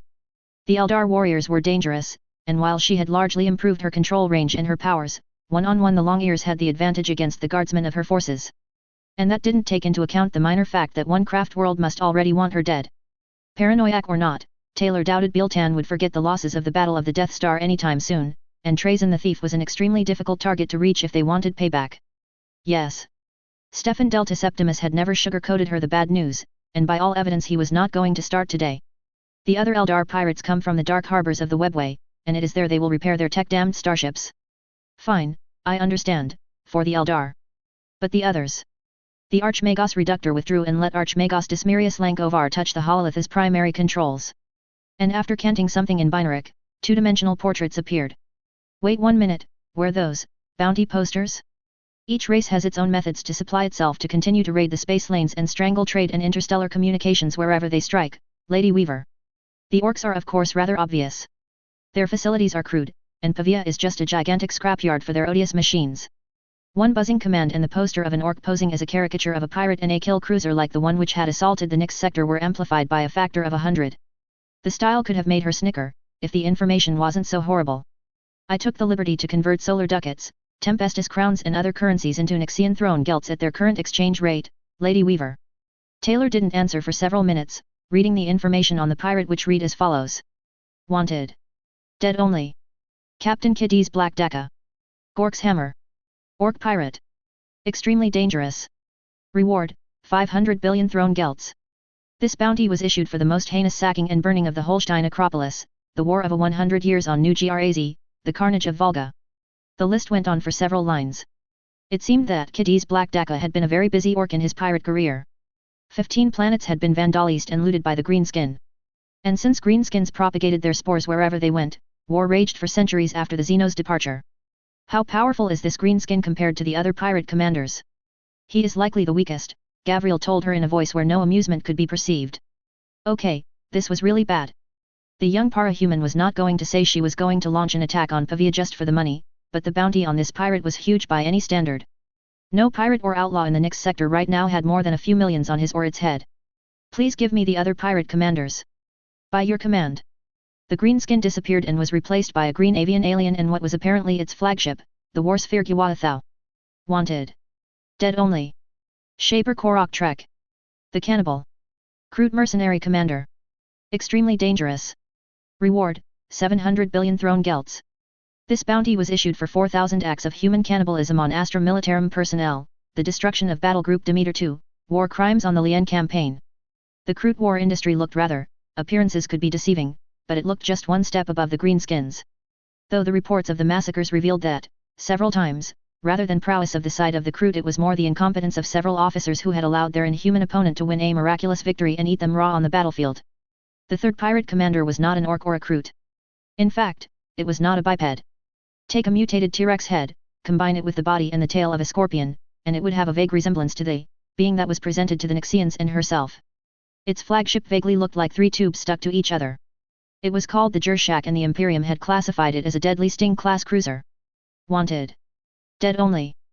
Fangtail NFFJT Brackorth. The Bloody Claw. Sheet Warlord. Extremely dangerous. Reward, 750 billion throne gelts. The list of atrocities was sickening. Obviously, this pirate was eager once he had demolished the defenses of a convoy or a planet to lead boarding actions, and encourage his subordinates by creating the biggest massacres he could possibly inflict onto the defenseless civilians. In fact, the reason his bounty was so high while he had not a third of the career's length of the 2 previous ones was his sheer brutality. The 4th Xenos was an Eldar. Obviously. Wanted. Dead only. Autarchulian Lakadiath. The King of Ransoms. Eldar Pirate. Extremely dangerous. Reward, 800 billion throne gelts. According to Wizemer, the Long-Ear had a Void Stalker-class battleship, the Anthem of Fallen Suns. In number of starships captured, he was well away from his 3 colleagues, but unlike them, he ransomed his prizes and often did not touch a single hair of the civilians. The Eldar's ships were all painted with the marks of Craftworld Lugganath. The fifth pirate was the first human. Wanted. Dead or alive. Fitzgerald Tanaka. The Poker King. Pirate Admiral. Extremely dangerous. Reward, 870 billion throne gelts. Gamaliel, do the human pirates receive favorable treatment from the Segmentum authorities? The Blood Angel chuckled. No, not really. It's just that the Navy really pushes for public executions where these traitors to humanity are concerned. Yes, clearly it would have been too much to expect mercy or the concept of fair trial from the Lords Commander of Ultima and Tempestus. Though to be fair to the Imperial Navy, these human pirates deserved the rope for their crimes. This fleet admiral had a distinguished resume, you couldn't say anything against that. He had won his Coronus-class Grand Cruiser in a star poker game, and by Navy archives in general made a habit of offering to the captains he captured the chance to regain their starship's freedom by winning 3 rounds against him. Of course, he was also a psychopath who had destroyed a total of 30+ space stations and killed more than 2 billion people in his apocalyptically violent raids. The next 2 pirates were almost disappointing after that. The first was Eldar. The second was human. The former had a battlecruiser, the Eternal Song of the Moon. The latter had an Executor-class Grand Cruiser, the Sovereign of Stars. Wanted. Dead only. Corsair Prince Mariovan Moonblitz. The Moon Dancer. Genocidal Eldar. Extremely dangerous. Reward, 900 billion throne gelts. What she read underneath it did not improve her opinion on the Eldar. This Corsair Prince obviously had the same methods and opinion about mankind as the Biltan Eldar. His list of victims was legion, and the number of starships slaughtered beyond counting and certainly incomplete to boot. Wanted. Dead or alive. Jaeger Day. Void Tyrant. Navy Deserter. Extremely dangerous. Reward, 930 billion throne gelts. An addendum below specified the man preferred to be called the Void Master, but his wishes had clearly not been taken into account on his bounty poster. Aside from being a deserter and an oath breaker, Jaeger Day had reached the heights of pirate fleet command by stealing food transports and starving industrial worlds before attacking them and inflicting catastrophic damage to their populations and infrastructure. He was also a notorious slaver. The next pirate is part of the reason the Pavian infrastructure is not collapsing due to age and their neglect of the proper rites to appease the machine spirits. And the Hololith showed, seriously? Archmagos Lankovar? I think there's a little error in your data. And as dozens of guards and other commanders in the room chuckled, her affirmation was not a lone voice in the desert. There's no mistake. It's a panda. When she had described the animal to several tech priests and half of her Dawnbreaker guard, the latter wanted to draw something original, the former wanted more knowledge about M3 Earth. It had been really popular. The being on the poster looked a bit different, but the resemblance was uncanny. It is a Rashan, chosen of the Omnissiah. These vile and heretic-fueled creatures are violating the tenets of the Omnissiah. Taylor let the Magos who had decided to interject continue his rant against the violations of tech mysteries realized by the Rashan. But it was another instance where she was reminded that the Adeptus Mechanicus, when they wanted to be bigots, could be worse than the nobles, the Inquisition, and the Adeptus Administratum combined. The list of crimes were more. This Xenos had the gall to touch our sacred technology and use it better than us.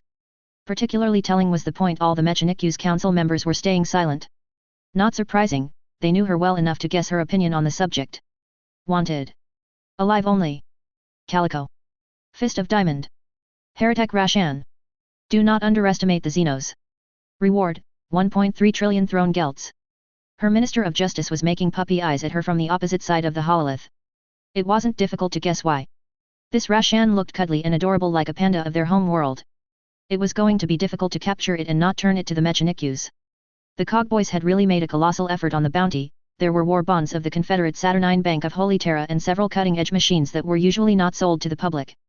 At least there was no moral dilemma for the next Pavia pirate. Wanted. Dead or alive. Lord Count Quintus Kalmar. Gold. Traitor rogue traitor. Traitor noble. Pathologic liar and extremely dangerous. Reward, 1.5 trillion throne gelts. There was nothing remotely decent in the past history of the man, who by a twisted irony refused to wear anything but gold-colored garbs and armors. Quintus Kalmar had been a sector lord offered a warrant of trade because he had ruined his sector by his incompetence and the administratum for some reason had not wanted to execute him. The next years proved they really should have separated his head from his body when they had the chance. The first rogue traitor of House Kalmar had not lasted a single year before breaking the last ties he had to the Imperium and raising the black banner on the Exorcist-class Grand Cruiser Gold Triumph. From that point, it had only been massacres, rapes, planetary pillages, and starship ambushes. Oh, and he had left a colossal debt to his name in several major shipyards before the start of his pirate career. Wanted. Dead or alive. Lox Ena. Soul Devourer. Siren. Ocean mistress of the unsounded depths. Alpha grade psyker. Do not engage without psychic dampeners and null technology. Reward, 2 trillion throne gelts. The classification of siren was easy to understand. Blue-scaled, a large tail, and long white hair, the alien looked like the modern representation of a siren. The problem, unfortunately, was that by all reports, the enthralling voice was there too, and the Xenos used it to catch her prey. What she did after that was absolutely deranging and disgusting. This Loxiana could not survive without water. But her psyker powers, according to the Mechanicus databases, allowed her to manipulate a floating bubble where she was protected from air and the dangers of the exterior. This pirate was commanding the Coral, a modified Eldar Crescendo-class battlecruiser. Is this siren an Eldar which has abused some form of surgery to become a new subspecies? Unknown, Lady Weaver. Lankovar replied. It has not the long ears of the Eldar, and lacks many of their traits.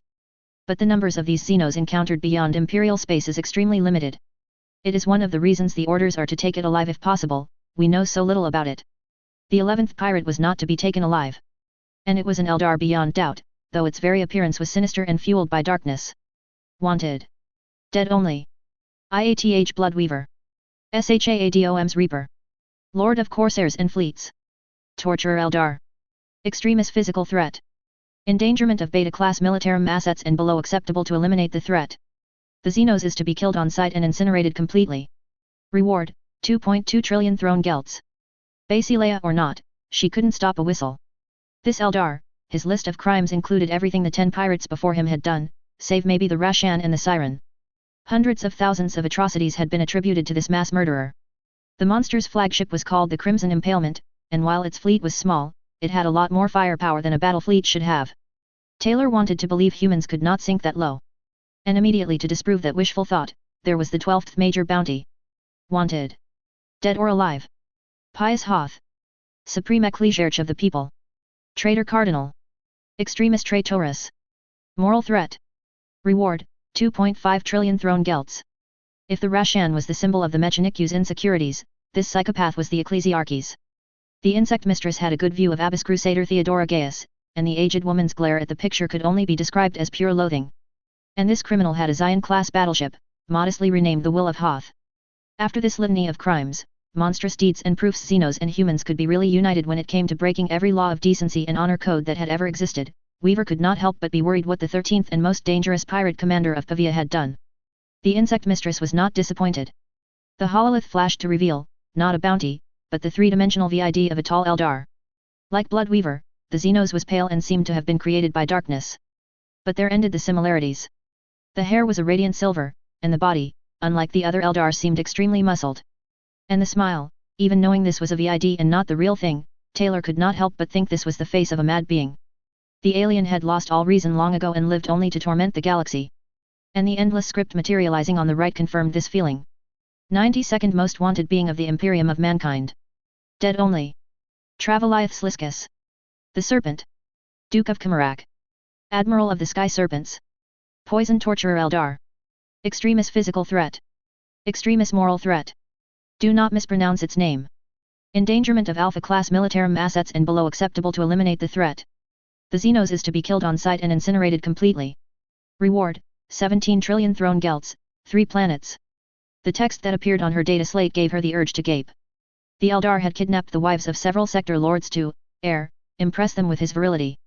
There were also several accusations of the incessant agony, its dying Sun-class battleship, having been sighted in sectors where female rogue traders had turned traitor in short order. 50 planets had been depopulated by his fleet because they had mispronounced the Eldar's name or had somehow failed to respect an unknown custom. Completely amoral, but at least he has the style to justify a king of the pirates status. Indeed, Gamaliel said. We are going to need a lot of firepower to deal with these threats. Yes, what else could she say in response? But before I establish an alpha priority astropathic communication, I want to have a plan. We will not send the 24th Fleet and the warships of the Nyx sector into this heavily defended pirate's lair without one. This ship's graveyard is large enough, I see no need to add more battleships and priceless assets to it. I open the floor to your suggestions. For several seconds, the former warlord of Brockton Bay feared there wouldn't be. All the Archmagi and Magi, even Arithmencia Sultan and Dismirius Lankovar, were Kent muttering to themselves. It was the moment Wolfgang Bach chose to stand from his seat and salute. I may have a workable plan. The First Navy Secretary's smile was fresh and bared his white teeth to the large audience. My question, Lady Basileia, is in what state do you want this system once the pirate threat will be eliminated? I would prefer Pavia Primus to be intact, Secretary Bach. Without air and water analyses, we can't be sure the planet is unsuitable for human colonization. This, apparently, was not a large obstacle to whatever plan the future rogue trader had thought up in the last hour. In this case, the plan is definitely workable, with some Mechanicu's help. Having heard some of the stories of Mechanicu's magi falling to hubris and disintegrating large planet surfaces, Taylor wasn't reassured. But no one had proposed any alternative for the moment. Please tell me. Before 1 minute was over, Taylor Bear was very glad there was nothing valuable in the vicinity of the Pavia system. Segmentum Solar. Solar Sector. Sol System. Ring of Iron. 0.920.293 M35. Archmagos Prime Gast of Hediatrix. Your request of Skitarii and transports has been approved, Archmagos. Sometimes, Archmagos Gast of Hediatrix was ready to recognize the advantages of having a direct representative of the Fabricator General as your second-in-command outweighed the drawbacks. The new sphere channels, by some incomprehensible logic, seemed more efficient when high-priority cans coming from Mount Olympus were used. And the special cannons for planned collateral damage. Yes, the name was completely ridiculous. However, the Basileia had insisted, and as much as he hated to say it, the effect it was going to have on the defenses of the Pavia system. And besides, if the attack worked a third as well the initial objectives asked for, the pirates were going to receive a surprise, hopefully the last one in their miserable lives. They are prepared as we speak. Loading will be complete in 20 standard hours. Hediatrix canted a praise of satisfaction. Efficient actions deserved recognition, and in the last year Archmagos Felicia 24 Toledo had proved her worth enough times for him to have no doubt that her skills were worthy of her rank. It was logical, for Arch Mechanicus commands were not handed out lightly, and the Utopia Planitia she used as flagship was more powerful and had an even more prestigious history than the El Dorado. In this case, I think the 24th Fleet will soon be ready to make its inaugural travel to the Nyx sector. As far as capital fleets went, this one was definitely on the smaller side.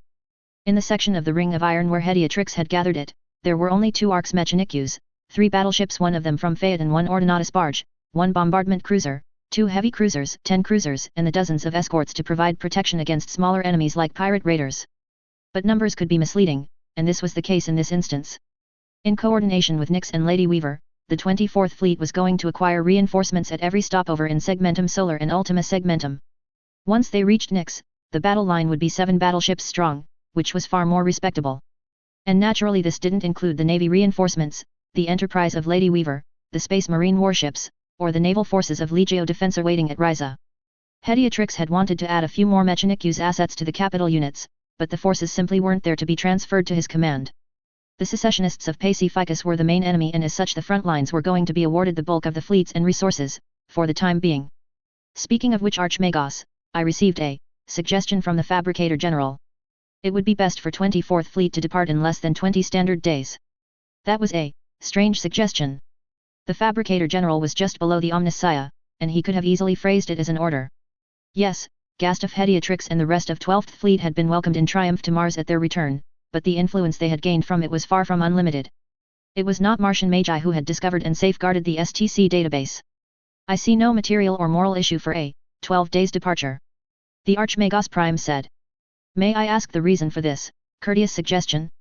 Our timetable is not lax, but we have integrated the vagaries of warp travel reasonably to arrive in time for the Sanguinilla of 295 M35 at Nyx. Call is coming back to Mars. Ah. Yes, it was a very good reason. Amazing how 6 words could change everything. I will accelerate the preparations. Ultima Segmentum. Nyx Sector. Neptunia Reach Subsector. Nyx System. Nyx 3. 7.269.294 M35. Second Naval Secretary Dennis Peters. Now that they were able to coordinate and adopt the millennia-old Four Fingers formation, the Flyers Ballet of the Aeronautica Imperialis was starting to be a thing of beauty. There were still imperfections of course, but the Thunderbolts, Marauders, and Valkyries were behaving like a real air fleet and not the unruly inexperienced mob so many squadrons had been 4 years ago. They're getting better, Wolfgang commented next to him. One part of me wants to tell you they can only get better, the time-stopping para-human said. I know the war against the orcs caused an insane attrition rate the Navy had to compensate somehow, but cutting down the training hours and keeping the old peacetime curriculum was just a recipe for disaster. According to Dragon, who had by default become the foremost specialist of Earth-Bet's military history, the Imperial Navy in the Samarkand Quadrant had adopted the same short-sighted and crippling policies of the Luftwaffe of Adolf Hitler and the VVS of Joseph Stalin in the early stages of World War II. The result was entirely predictable. A few aces survived with hundreds of victories and made the delight of Imperial propaganda, while the rest of the pilots were lucky if they lasted 5 missions before being brought down by a greenskin air maniac. And with every defeat, pilot instructors of the academies were ordered to abandon their classes and go to the front to compensate for the military losses. That way, each new promotion of pilots was sure to be less trained, less prepared for the harsh realities of the front lines, and of course less motivated, as they saw the older boys and girls who had graduated 1 year or mere months before them return in coffins and be celebrated in large-scale funeral marches. You're right. I only wish Lady Taylor could have let me spread the fighters and bombers training and academic reforms to the sector as a whole. As it is, the pilots who will graduate this year will be approximately 92% of the reinforcements the Navy and the System Defense Fleet will have. It was true the other academy outposts at Wuhan and elsewhere were rather inefficient and terribly organized. You heard the Basileia and Dragon. When those two found common ground, it was general worth listening to and obeying. We made enough enemies pushing for the reforms here, and the officer ranks of the Imperial Navy are being their obstructionist selves. Without a victory and a marked improvement in performance compared to the old style of aeronautica training, the opposition won't budge. Wolfgang's expression was anything but amused. Those imbeciles, but what can we expect of nobles? That they try to defend their privileges. Truth to be told, before passing the first laws Dennis had not realized how vital the aeronautica imperialist status had become to the high and middle nobility. Neither had Wolfgang for that matter. Because while they had been busy overhauling the Nix system defense fleet and removing the various dead weights, the Guard and the PDF forces had been busy breaking the stranglehold the aristocrats had over the upper ranks of the ground forces. This had made the aeronautica imperialists and the Imperial Navy the last fiefs of the nobility in the war machine at Nix, but the latter had to contend with foreign aristocracy as well. These sons of dukes, counts, viscounts, and princes had not at all appreciated being told they were going to be sharing their courses with the impoverished nobility, the children born in merchant families, and humiliation of humiliations, the commoners. I hope they will remember this when they serve as training targets for the Eldar. The first naval secretary growled. The old academy course is good to be welcomed in a governor's court, but for the battlefield, dancing and etiquette lessons will be the inbred cadet's doom. I checked what the Wuhan-based squadrons consider their best, and believe me, they are going to be slaughtered. Even the boys and girls in the fighters who are 1 year away from graduating here have more flying hours than them. And we are going to send many of our Nixian pilots to Petersburg for the war games in a few days, unlike them. Damn. Yet again, the Byzantine and labyrinthine structure of the Imperium of Mankind gave him the urge to cry in despair. Between their supporters and the positions they held, the para-humans present on the hive world would have been the masters of a planet if the system was anything like the defunct United States of America. In the Imperium, where the number of secret and public organizations was enough to fill a large library by itself. Not a chance. And Dennis was wise enough to know the young woman occupying the throne at Nix had 10 times the power of an average planetary governor. You oversaw the training of the new pilots far more than I. Who are the most promising students of the new generation? There's plenty of time left for new talents to come into their own, but I think Freya Brositis and Kurt Nils. The second naval secretary grinned. Aren't those the two you described recently as Promethium and Flame? His friend laughed. Yes, I believe I did. They really don't like each other. They are after all from different backgrounds and have very little in common. Freya Brositis is the eldest child of the Duke of Whiteshield of Ubia Hive. Kurt Nils is one of the promising worker-class teenagers which were selected after the arduous selection contests of 292 M35. You believe the instructors will be able to convince them to shoot at the enemy rather than each other? Why not? We have the Battle of the Death Star as evidence that miracles indeed exist. Ultima Segmentum. Nix Sector. Neptunia Reach Subsector. Nix System. Nix 3. 7.999.294 M35. Apprentice graduate Hannah Bader. Clade Quintus had told her that information on her target was critical. As such, it was vital to read and assimilate every part of the pre-assassination briefing they were handed. Hannah had done so diligently. And there had been zero, emphasis on zero, mention of any Space Marines operating anywhere near the target. For 10 seconds, the apprentice graduate maintained her composure. She was pretending to be an unremarkable male brown-haired trooper. She was in a crowd of several thousands and the spaceport was immense. If this was a recruiting ground for this blue-red armored unknown chapter, it was not impossible for it to be a coincidence. And it had to be a coincidence. The last person she had killed had been this too-nosy lieutenant in the hydroponics section of her transport. There was no way they had found the corpse, since it was serving as fertilizer the last time she checked. Moreover, this Nix sector was a backwater of little importance. It was not a location where the nobles and the ruling classes were aware of the Officio Assassinorum, never mind the skills and tactics of the Calidus Temple. No, this had to be a coincidence. But what else had her briefing missed? The industrial facilities in orbit and the number of starships were already far above the figures she had been allowed to see. An economic recovery after a disastrous war could explain this, but the additional presence of Space Marines? Hannah Bader's briefing had been either incomplete or been completely sabotaged. And then there was the problem she was in competition with 2 others for the assassination mission. Zudis Jarek was no threat. The arrogant bitch was too slow and too cautious, certainly what little remained of what she had been before entering the temple for the first time. But Cass Damascus was her near equal in many ways, and her contact in the Jupiter shipyards had seen her boarding a Pharisee ship. And yet the target lived, the VID casts were clear on this point and there was no mention of. Attention citizens! Clear the street! The Astartes and the guard are in pursuit of an assassin.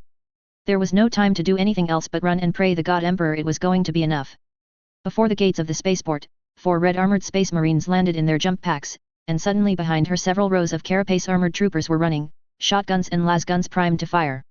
Hannah ran and cursed the souls of whoever had put together the Assassin-Orm data briefings. 2 chapters of Adeptus Astartes? In a single spaceport? There were plenty of alleys and corridors, and fortunately 10,000 of men, women, cogboys, children. She changed twice her looks, first in a clothes shop into a long black-haired woman with thin hips, then 2 corners later she became a big-breasted blonde. It didn't work. 5 heartbeats later, an Astartes raced out through an exit that shouldn't have been able to let pass his gigantic armor. The alarms continued to scream, and people had unfortunately taken notice she was running in the other direction while bystanders were leaning against the walls or falling onto their knees whenever the Astartes ran close. Stop Calidus, or I will open fire. At least that answered whether they knew what she was. Maybe she had been a bit too careless with a polymorphine injection in public. Or maybe the captain of the transport had his doubts and one of the Astartes had recognized the importance of the tale too quickly. Too many questions, but the answers were unimportant. The mission came above all else. And there was a last gambit.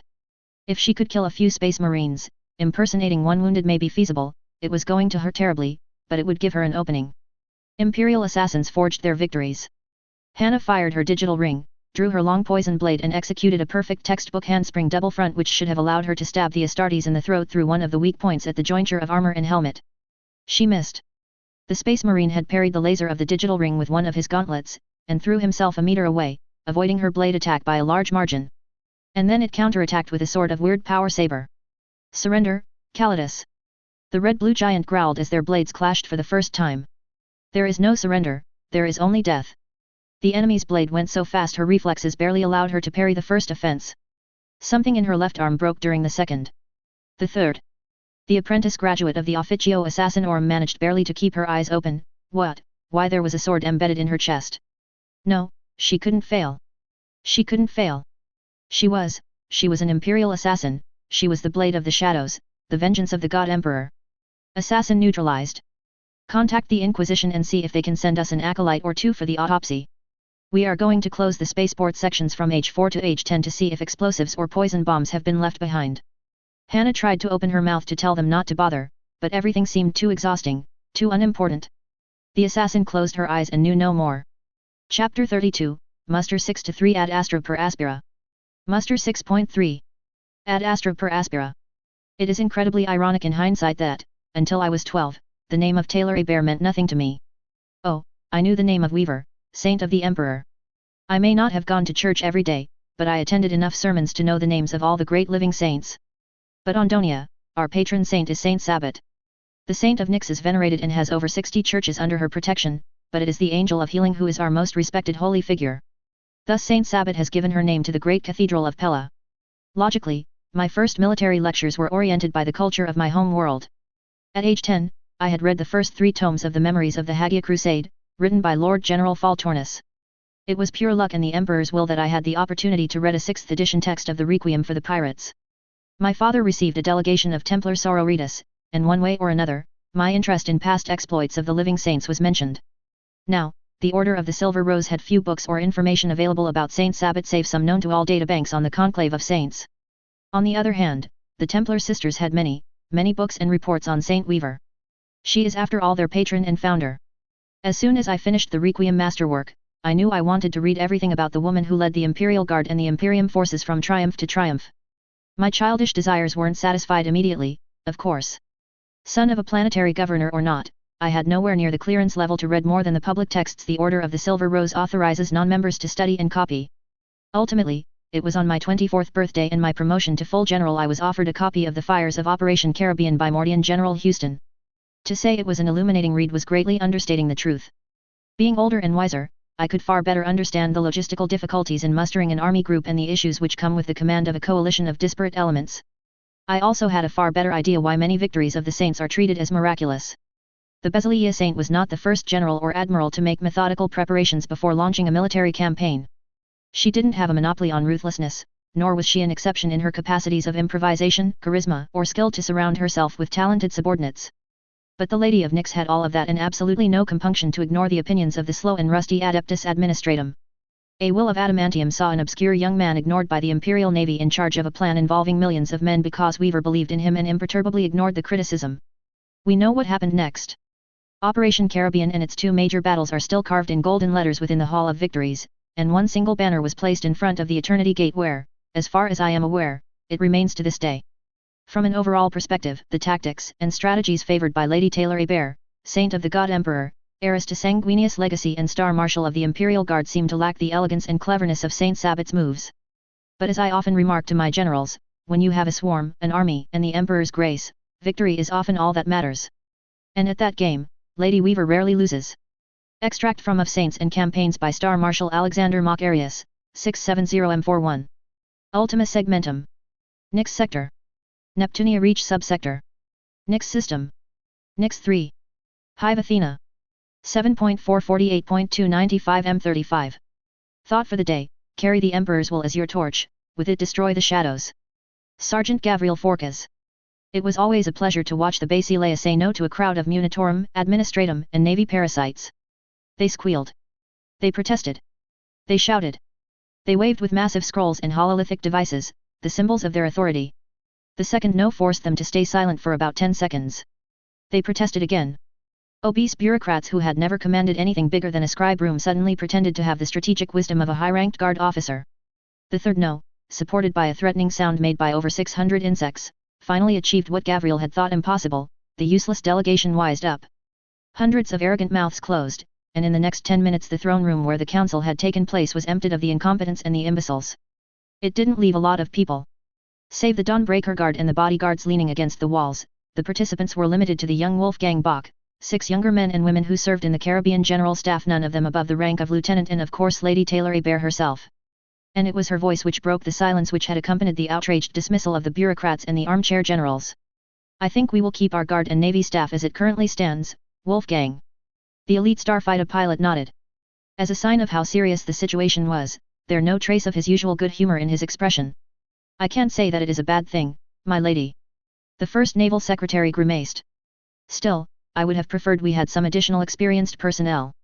Your staff, whether we're speaking of ground or naval affairs, is going to be terribly young. They won't be completely without experience.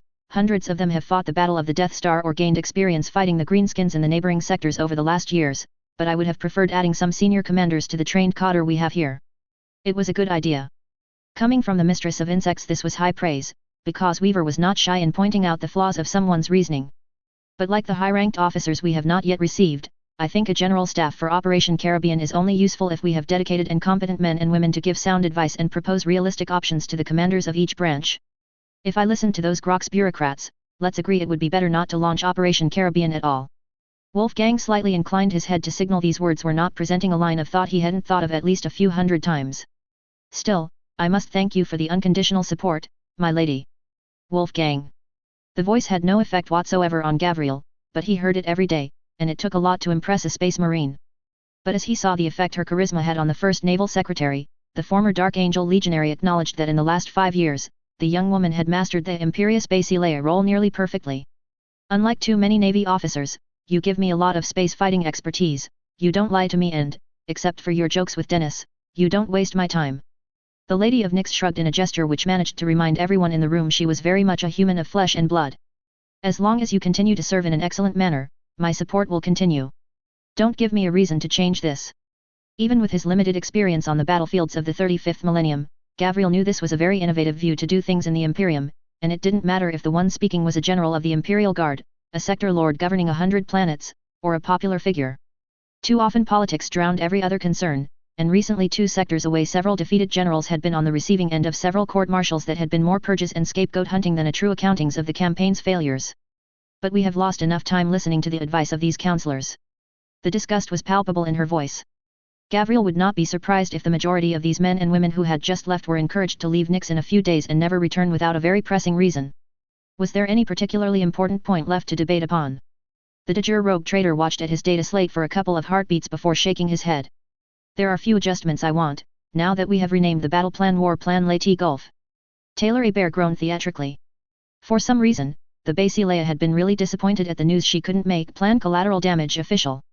Though frankly, it was a bit childish in this instance. The replacement name, initially introduced by Minister of Industry Dragon Richter, was far better in his opinion, and all the Dawnbreaker Guard had agreed with her once the context was explained to them. Adjustments. Yes, I know the existing plan takes great care to limit the number of Rashan casualties for technological and propaganda reasons. And yes, I know there will be a large amount of chance to factor into the first hours of battle. The pirate fleets we slaughter in the first salvos won't have the time to do anything except die. But when I studied the means to increase the demoralizing power of the first attack, I had an idea that could make everything worse for the pirates. Gavriel had to admit, the young man was good. Most of the people in the throne room, and yes, that included a lot of space marines, were openly smiling. Why Karduniash had ever thought it was a good idea to tell him we have found no ship for you to serve on with his incredible skills, the member of the Dawnbreaker could think of few reasons that didn't fall into the category they are arrogant and inbred nobles. And that idea is? The para-human asked. Why not sow a bit of dissent in their ranks? Wolfgang's words were shaped like a funny question, but in his eyes the unyielding steel was strong. When we will have finished hammering their defenses after about 7 or 8 hours, the pirates will have lost somewhere between 3 and 5 fleets. I don't care if they are Xenos or humans, their confidence will be shot to the warp and back. All these scum and traitors will look at each other and watch for the first sign of retreat.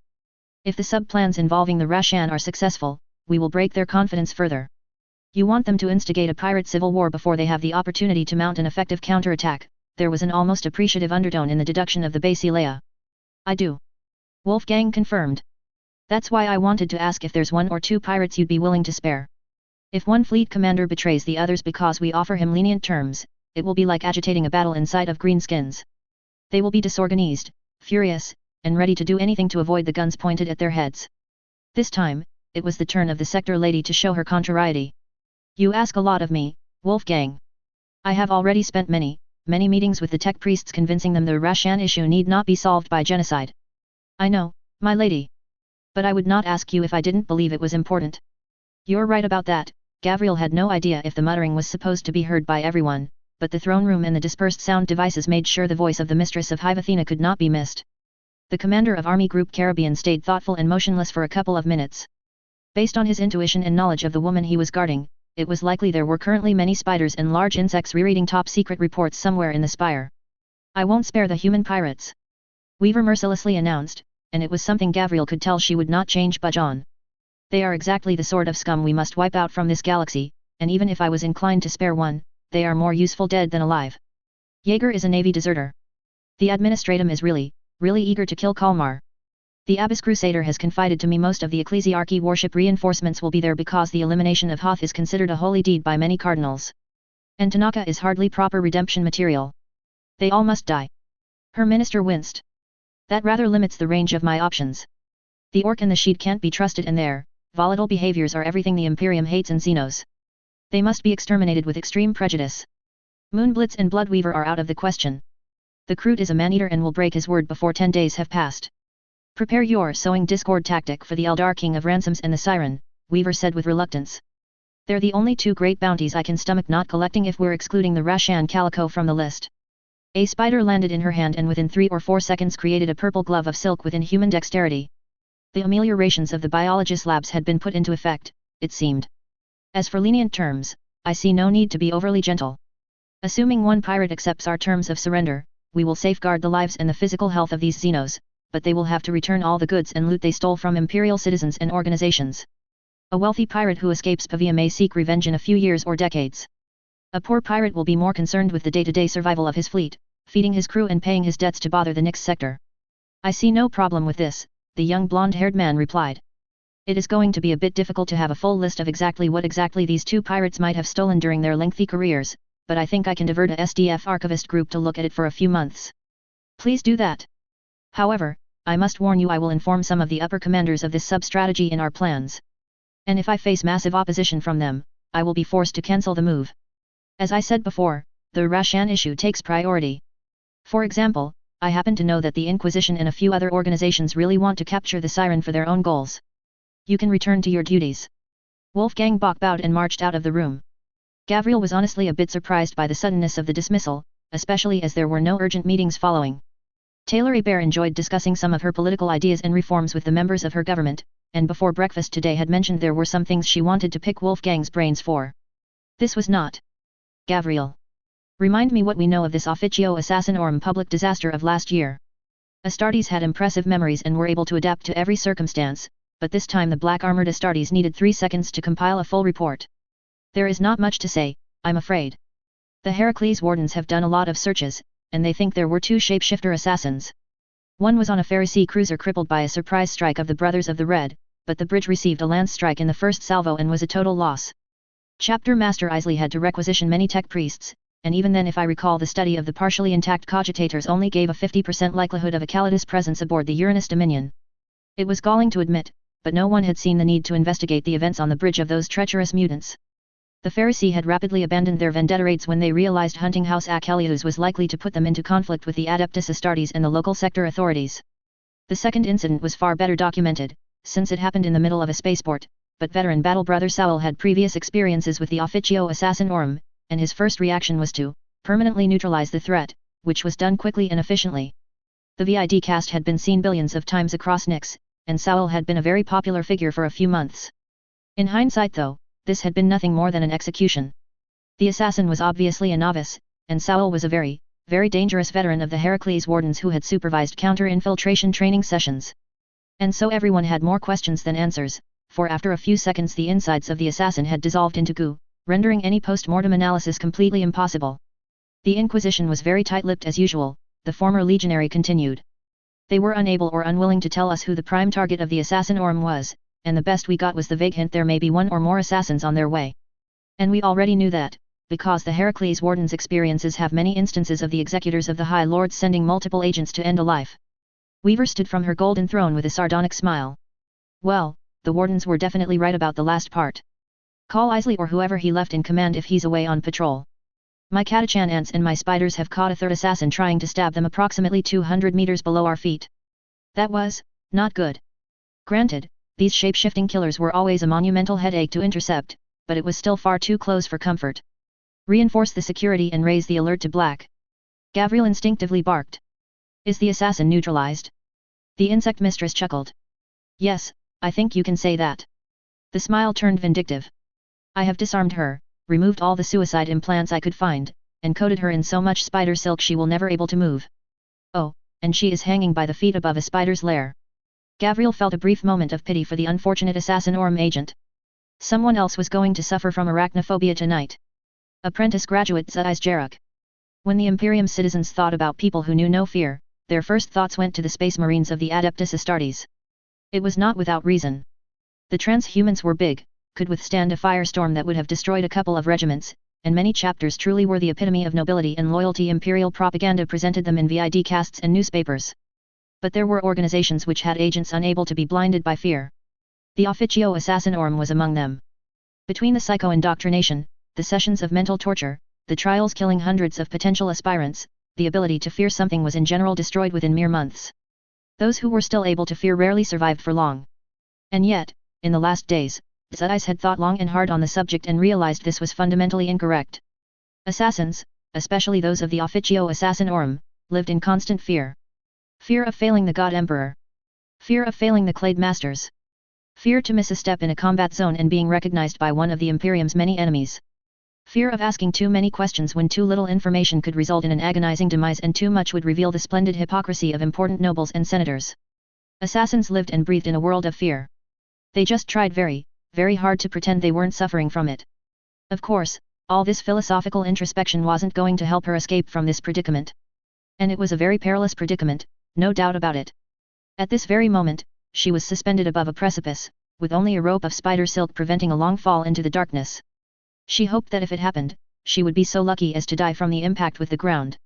There were tens of thousands spiders in that pit, and being devoured alive was not the way she wanted her life to end. Silently, the apprentice graduate damned Frost and whoever had written her orders. What did you call the phobia of bugs and insects? The answer, she had learned after landing on Nyx, was common sense. Her preparations, if she had to grade herself, had been fairly thorough. For months she had studied the defenses of Nyx and Hive Athena in particular. There had been irritating setbacks. The failed infiltration of Hannah Bader had been in many ways the most damaging one. Save a dumb, blind, and drugged noble, no one could have mistaken her for anything other than a Calidus, and several anti-assassinorum protocols had come into effect, forcing her to rely on the weaknesses of the insects the Basileia of Nyx had under perfect control.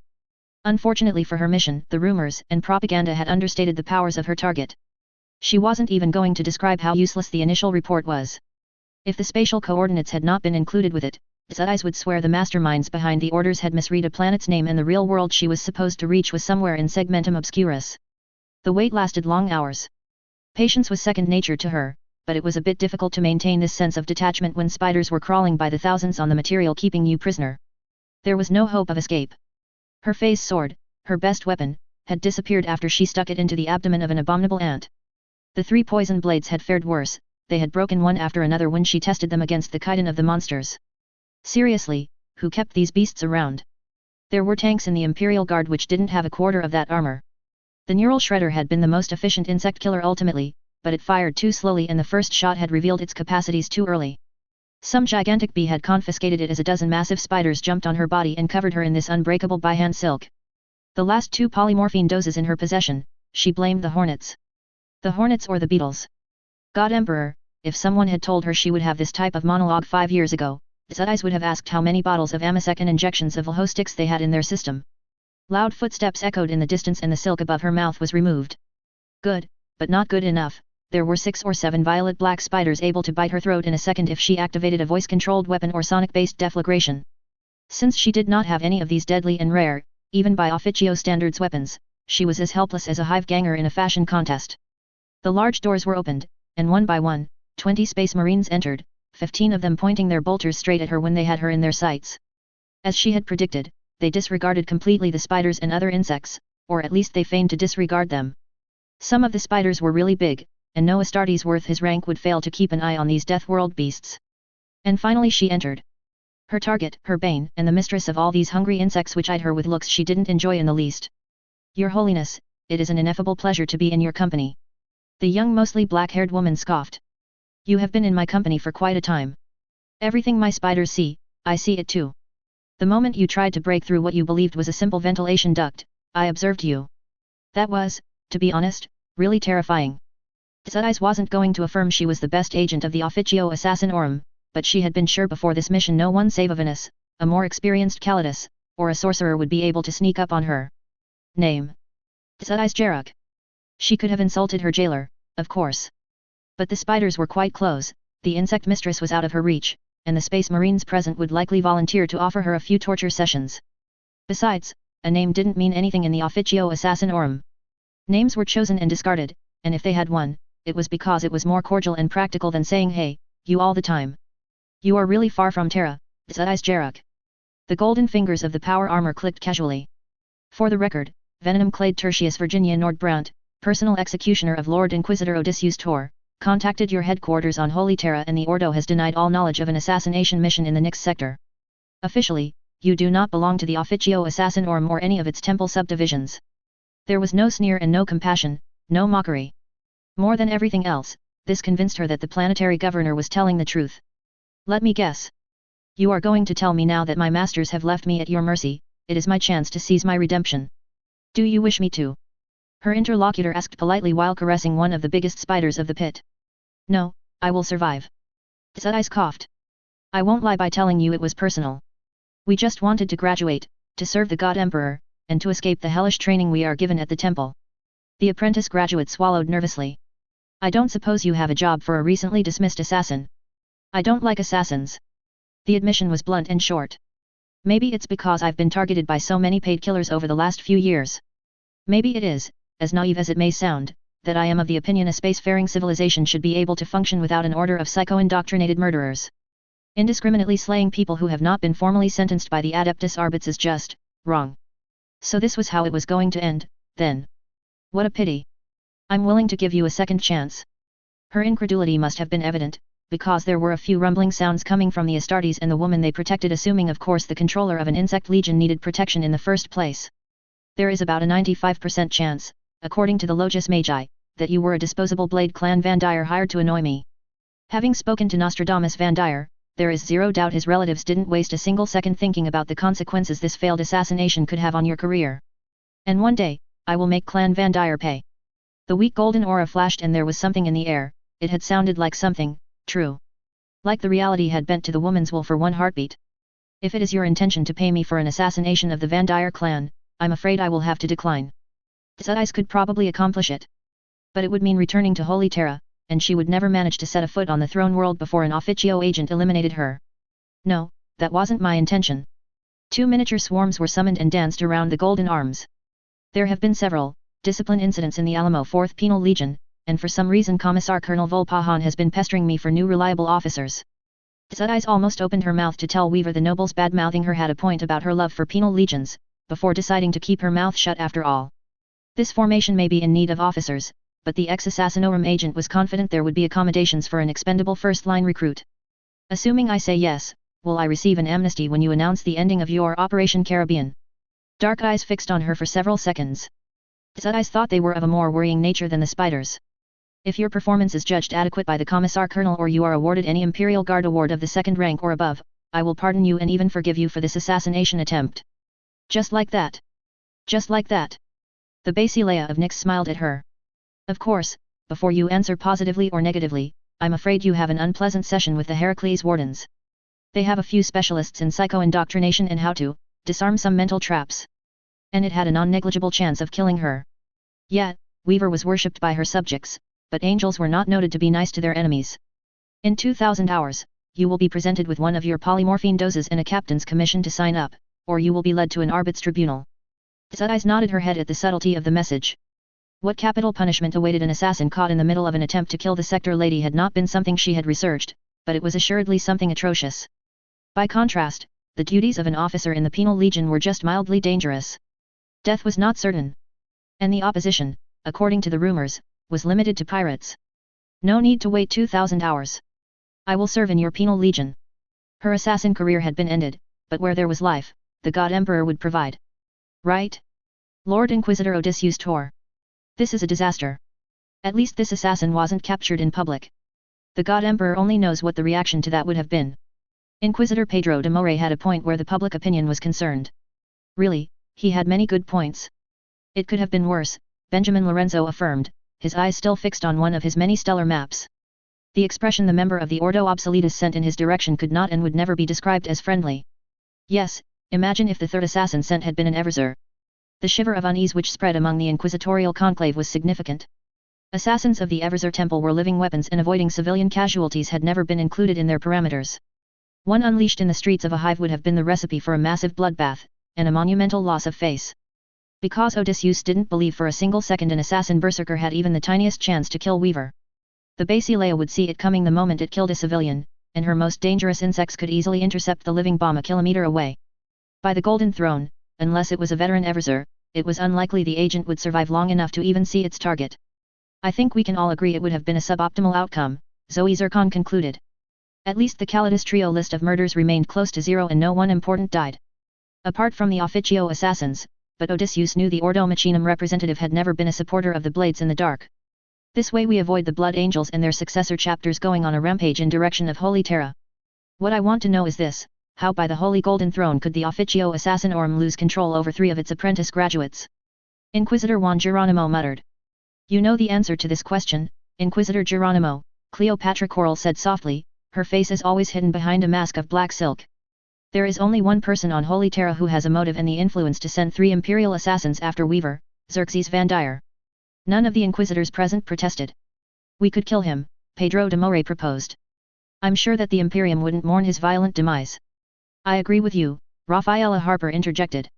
But unfortunately, he covered his traces too well. The only person who could have incriminated him died years ago. The Calidus apprentices sent to Nyx were ignorant pawns. Killing one of the leading candidates in the succession for Master of the Administratum would undoubtedly have major consequences, and none of them really beneficial. Yes, yes. The red-haired Inquisitor waved the objection away. Personally, I find the thought that this man can become the Master of the Administratum in the first place an even more concerning consequences. I'm sure I can say in the name of everyone at this table when I say there have been too many problems at the top of the bureaucracy's pyramid lately. If anyone thinks the leader of Clan Van Dyer will make the administrative function better, I have a nice patch of land on Catachan to sell him or her. There was half an hour of additional debate, but they had to agree on a wait-and-see approach in the end. It pleased no one, but the non-existent evidence was the critical problem. Arrests on Holy Terra or one of the bastions of Segmentum Solar would require support among their colleagues working there, and with the data they had, and the Officio Assassinorum busy erasing all evidence that its wayward Calidus agents had ever existed in the first place, that support wouldn't come. Have you decided who will accompany you for Operation Caribbean? Odysseus asked Rafaela Harper. The Lady Inquisitor, not him, was going to be the senior member of the Holy Ordos traveling to Pavia. As much as he had wanted to see the forces of Nyx and Mars in action, there was no logical reason he could see to accompany them. The information on this pirate's lair and the talks with the Necrons were tasks for the Ordo Xenos, not the Ordo Malleus. Yes. The core of our warship assets will be concentrated around the judgment of Inquisitor Cleopatra Coral, the veiled woman nodded in confirmation. All told, we will have 1 battleship, 2 cruisers, and 5 frigates. As Inquisitor Severus unfortunately won't be back in time to participate, I will take Inquisitors Contessa, Moray, Coral, and Zircon with me. So Harper had decided to replace Severus by Contessa at the last minute, interesting. Our ground assets will be more limited, but all indications suggest Operation Caribbean will be a naval-focused engagement. Nevertheless, my Heraclian 105th Ironclads will go with us, and we have requested and obtained the 11th Royne Cobras of the Tempestus Scions. Inquisitor Contessa has agreed to support us with a battle squad of Black Shield Space Marines. And it made him all the more eager to have a serious conversation with her, not that this fascinating debate seemed to be close to happening. Harper was right to point out the inquisitorial forces would be light should it come to a planetary assault. Alas, there was no way to remedy it easily. Recruiting an Imperial Guards regiment into inquisitorial service was no easy task, and training it for the dangerous operations that were an Inquisitor's average day was even worse. As for the Tempestus Scions, the famous stormtroopers, there were never enough of them for anyone's liking, and the Nyx sector was at the bottom of the list for their delivery. That they received one was already satisfying. May the Emperor's light shine on you and success await you at Pavia. I don't know why, Pedro replied with a smirk, but I think we are going to need all the blessings of His Most Holy Majesty we can get. Ultima Segmentum. Nyx sector. Neptunia Reach subsector. Nyx system. Fukin's Arsenal. 7.603.295 M35. Magos Draco Dragon Richter. Okay, now I really regret being the Basileia's heiress. It was not an uncommon reaction among the people who were not participating in Operation Caribbean, Dragon had noticed. The core of the 24th Mechanicu's fleet was still approximately 1,000 light-years away, but the arrival of its vanguard elements plus the forces already mustered in Fukin's arsenal were impressive. Would you have preferred Dennis being named in your place? For a couple of seconds, Missy Byron's gaze was lost in the void, as her sense of duty fought with her adventure-seeking energy. In the end, duty won, barely. No, could you imagine the state of this poor hive world if Dennis is left in charge for a few decades? The planet wouldn't lack humor and jokes, not to mention costumes, vocabulary joke references and happiness, Dragon was ready to bet that much. When it came to paying tithes in time and respecting the budgetary constraints, the Tinker was far less confident. The young heroine sighed. Still, it's a bit disappointing having to stay in the Nyx system while a massive battle will be fought at Pavia. Dragon had to agree, and not just because she was one of the people staying in the Nyx system. She had participated in hundreds of war simulations and would have dearly loved to watch how her new dragon armors fared with her own eyes. But this was an imperfect galaxy, and neither Dragon nor Missy would be playing a role in Operation Caribbean. For Missy, it was the principle of safety.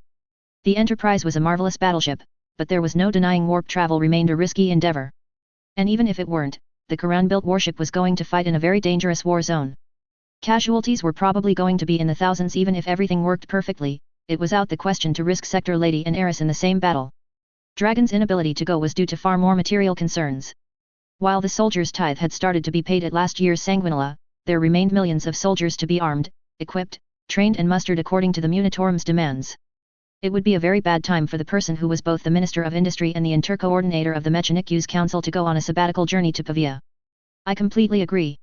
Especially as we saw Dennis and Leet spontaneously announce their intention to participate in Operation Caribbean. On the one hand, Clock Blocker in his persona of Second Naval Secretary had several good reasons for volunteering. First, he and Wolfgang Bach were the not Navy but naval experts of Taylor Hebert. It was going to be difficult to advise her if they were staying at Nyx while the Enterprise was fighting at Pavia. Second, there wasn't much for him to do as the Plan Jamaica of naval construction had been ordered and completed. The Hoplite-class destroyers had entered active service, and while the heaviest units of Plan Star were still under construction, building them was the responsibility of the mechanics and the workers, and crewing them would be one of the Imperial Navy's many duties. Leet on the other hand, she was 99% sure it was for the sole purpose to leave his lab station and his current guardians. To say he was going to be sorely disappointed when he arrived at his quarters inside the Enterprise was something she took great relish in. I don't blame them, the Shaker admitted. It's like a blockbuster space opera, and a lot of the battle line has not arrived yet. Viewed from the tourist bays of Fukin's arsenal, the word impressive wasn't good enough to describe the might of the warships gathered for Operation Caribbean. Cruisers like the 3 Discovery-class Discovery of Nix, Discovery of Brockton, and Discovery of the Ancients had been here for 5 years save the time they searched into the debris fields created by the destruction of the Death Star. But they had soon been joined by capital warships of other Forge worlds, like the Lunar-class Technical Knowledge of Mezzo, the Motive Force-class Kant Requiem of Triplex Fowl, 4 light cruisers, a dozen frigates, the dozens of destroyers, fuel tankers, macro transports, guard transports, hospital ships, mobile repair facilities and more. Between them, this was a fantastic amount of tonnage, and the Mechanicu's ships were far from alone. The 17,634th Ultima Battle Group of Vice Admiral Max von Schaefer was the Navy's contribution to Operation Caribbean, with the Avenger-class Indomitable Resolution dominating the 3 Lunar-class cruisers and the multitude of escorts Cardoonish had agreed to detach for the elimination of the pirates. The 332nd Frateris Battle Group of the Ecclesiarchy had been removed from the Atlantis Diocese's order of battle to participate in this operation, and while it was weaker than the 33rd Fleet which had fought at the Death Star, it was still a respectable force with a Deacon-class battlecruiser, 2 Frateris-class cruisers and 3 light cruisers. Inside these warships 212 Dragon armors of the Nix and Ankalagan classes, 6,000 plus starfighters and the 60,000 fighters, bombers and tactical transports of the Aeronautica Imperialis would be counted. And that didn't count the Astartes muster waiting near the Romuli Star Fort, the Inquisition squadron no one wanted to ask too many questions about, and of course the battleship Enterprise itself. Dragon was sure that for most living species in this galaxy, this would be the industrial and economic effort of a century, and one they would not be able to repeat if defeat waited at the end of the journey.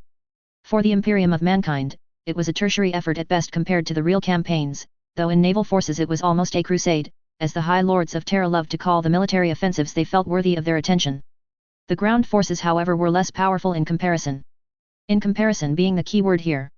1.5 million guardsmen, 50,000 Frateris Templars, 9 million Skitarii, electro-priests, robots, and cyber cohorts of the Mechanicus, 3 Ordinatus, 200 plus knights, 2 formations of Titans, and at least 400 Astartes were a considerable host to liberate a system with a single inhabitable planet. Let's see the good side of the muster and the tithes. I have a better idea how many production and industrial reforms will be needed for each planet, and we had the pleasure to punish 3 planetary governors in a risk-free manner. Yes. Vista's voice was suddenly far happier. I was really amazed by the stupidity of the 3 nobles governing the planets of the Omsk system. Seriously, one planet refusing to contribute a single regiment to Operation Caribbean would have been suspicious as hell, but 3 planets in one system at the same time? And then they also had to worsen the problem by declaring their tithes to the Administratum and the Munitorum would be late. What sort of drugs were they taking? Assuredly, the Omsk nobility had not included the smartest humans of the galaxy. They had been delusional, poor conspirators, incompetent and unpopular among their populations. The moment Lord Admiral Alexandros had arrived in orbit of each planet with a delegation of the Munitorum to pay the tithe now or suffer the consequences, the near totality of the planet had turned against their masters. Not to say the Omsk system had not paid the price for this error of judgment. The Munitorum had seized 1.5 million PDF soldiers to incorporate them in the Guard, and 3 million men and women had been taken to form the core of a colonist fleet. The Lady Nix had tried to moderate the manpower punishments, but the Administratum had been implacable and fully justified why it was never a good idea to pay late. Yes, the situation should be calm in our area of responsibilities, something I fear won't be true at all for the different fleet and army components involved in Operation Caribbean. Hoplite-class destroyer technical data. Forge world of origin, Mars. Date of first unit accepted into active service, 0.212.904 M34. Dimensions, 1.7 km long, 0.3 km abeam at fins, 0.3 km in height. Mass, 5.9 megatons, approximately. Crew, 10,000 men, women, and tech priests, approximately. Maximal acceleration per military regulations, 7.8 gravities. Specific armament, 40 Mars pattern Spirit Surge anti-starfighter torpedo tubes. Ammunition capacity, 1,200 Spirit Surge torpedoes. 2nd Naval Secretary Dennis Peters. So this is a hoplite-class destroyer, It really lacks the cannons to be badass. In certain areas, the tech priests who had supervised Leet in the last years had done a lot of good. Alas, there were plenty of sensitive issues the adepts of Mars had not corrected with the Tinker from Brockton Bay. One of them was his ability to ignore the reports handed to him before a warship's visit and open his mouth at the most inopportune of times to annoy the people around him. Leet. The fundamental principle of the Hoplite-class destroyer is to be an anti-starfighter platform. It's not supposed to engage enemy battleships with macro batteries that destroyers can't be equipped with in the first place. Contrary to films like Star Wars where X-Wings and small fighters always managed to destroy the gigantic enemy superweapon before the supervillain destroyed the planet or whatever other typical evil plan they had, in this galaxy a lone starfighter, ace or no ace, had no chance at all against a cruiser, never mind a battleship. Unfortunately, the pirates gathering at Pavia had more than a few lone starfighters available. The passive auspexes of Magos Wismer could not give a precise count, there was too much traffic and certain zones were too risky to properly investigate, but the conservative estimates stated the outlaws would be able to field approximately 12,000 starfighters. Worse, at least a third of those attack birds would be piloted by centuries-old Eldar aces. I still think we should have added a big gun on the prow instead of this ridiculous armor cuirass. It's the only notable armor a destroyer has, the time-stopping parahuman reminded the irritating Tinker. Which side will a captain present to enemy ordnance when no side is armored? It was bad enough that a destroyer's life was really short when a battle between capital ships raged. And once it had fired all its torpedoes, the destroyers were limited to torpedo interceptions and repulsing the starfighters' assaults. The tech priests who had built the Hoplite class had thus decided to entirely forego the role of torpedo launcher against capital ships and made this destroyer class the protector of the battle line against raiders and smaller units. The warship would be hideously outgunned by a conventional frigate, but at least it could ravage a starfighter wave. Unfortunately, the first Hoplite had been admitted into active service on 0.212.904 M34 in the Ring of Iron of Mars, which made it a very recent class by imperial standards. As such, there had been a grand total of 0 of them available in the 40 sectors of Samarkand when Wolfgang had made his first queries. It had required a lot of diplomacy and agreements with foreign actors, but in 500.293 M35 Plan Jamaica had been launched. Fukin's arsenal would build 35 Hoplite-class destroyers at reduced costs, and in exchange 20 of them would be transferred to several Samarkand battle fleets once Operation Caribbean was officially over. A younger Dennis would have believed the admirals and the other deciders of the Imperial Navy were in love with the Hoplite class. The far more mature Dennis Peters, second Naval Secretary of Nix, knew better. The Hoplite's tubes were all automatically loaded and had extremely advanced systems. The nominal crew was 10,000 men, women, and tech priests, but it could operate and fight with 8,300 crewmen. Something that was unimaginable for the common Cobra-class destroyer.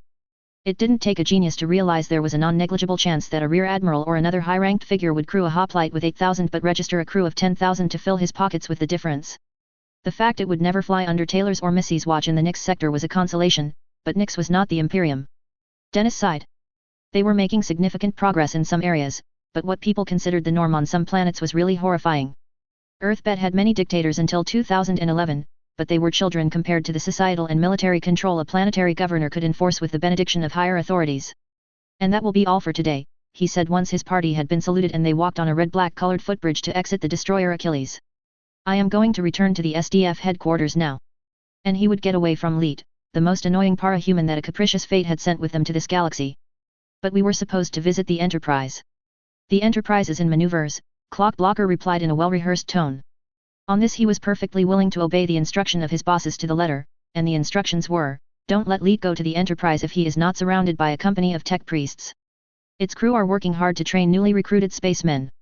They have other things to do than organizing visits for you or I.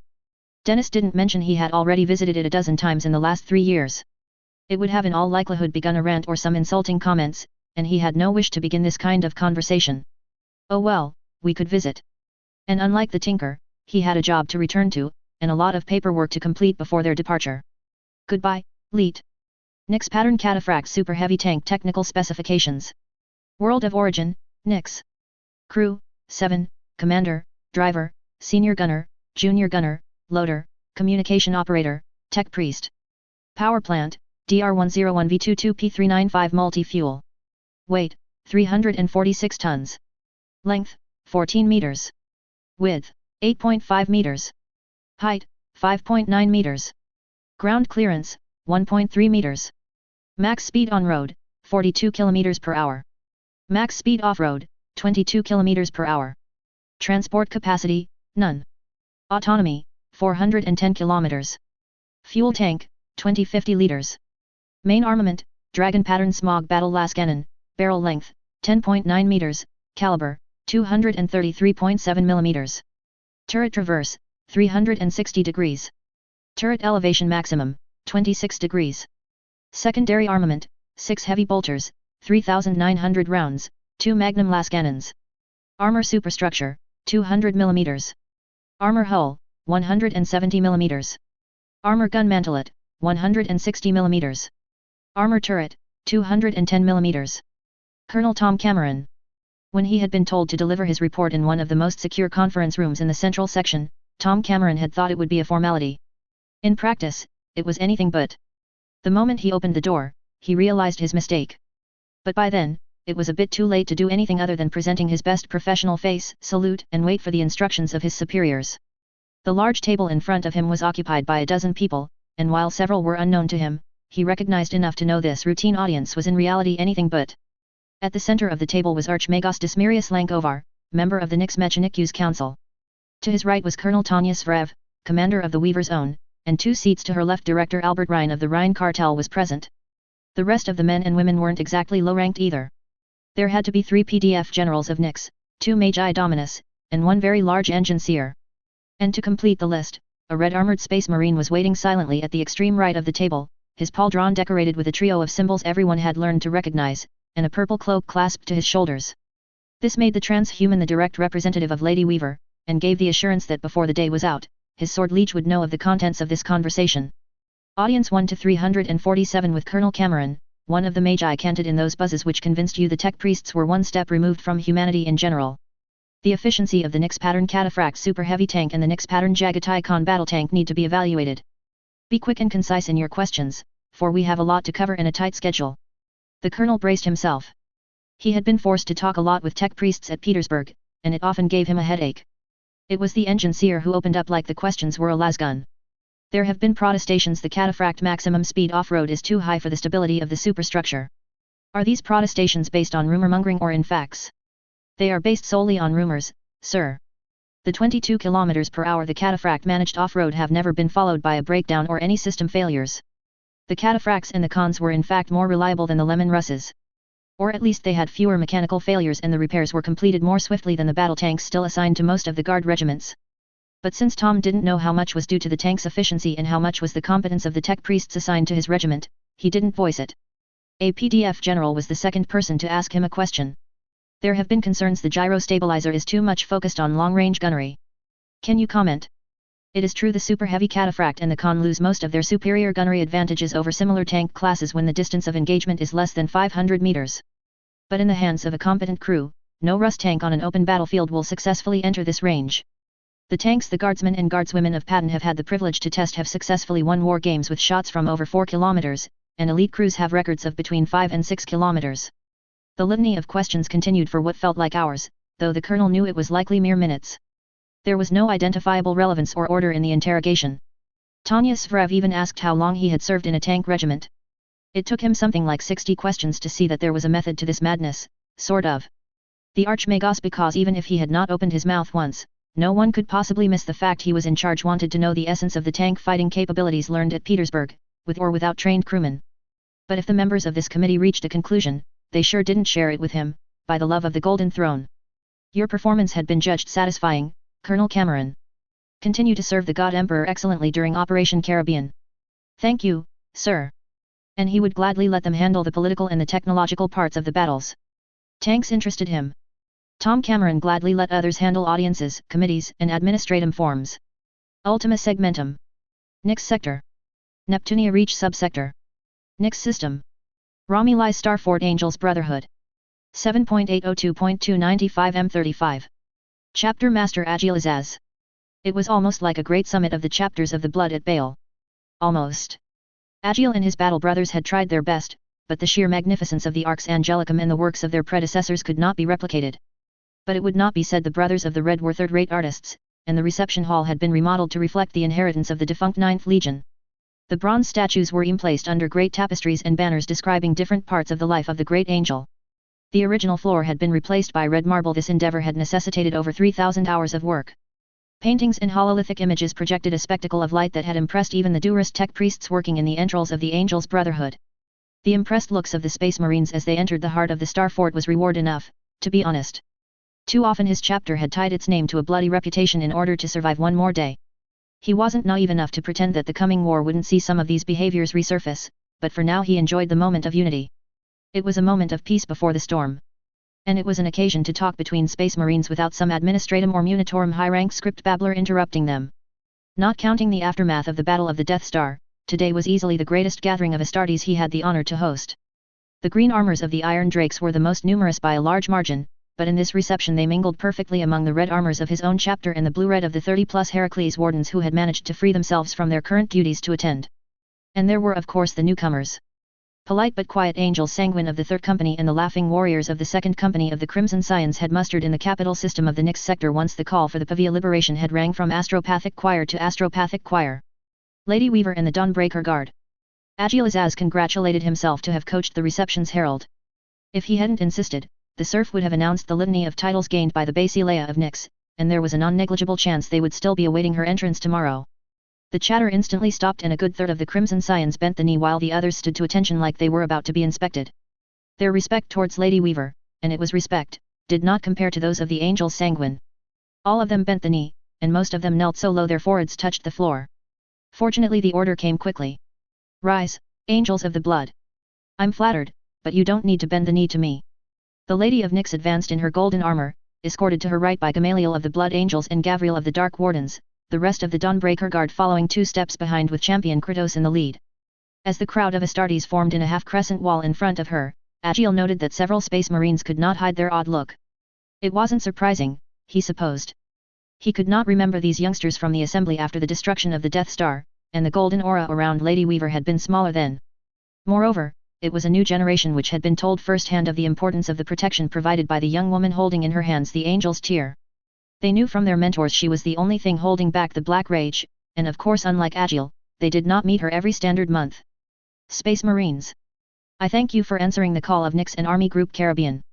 At the same time, over 400 battle brothers struck their armor above their heart. For the Emperor. The reply brought a large smile to the insect mistress's lips before it disappeared again under the stern face of a general. I will not ask you if you understand the risks of this operation. You are the Emperor's finest, the blade which strikes true his enemies. I will ask you however if you are ready to respect the plan I have formulated with my advisors. War Plan Leyte Gulf must be obeyed to the letter if we are to avoid large casualties and a long war of attrition in the asteroid belts of Pavia. Captain Bering of the Angels Sanguine stepped forwards before Pavia had left her lips. Without his helmet, he looked unangelic and gaunt, and Agile recognized the signs of someone who had avoided succumbing to the Black Rage by a miraculous intervention.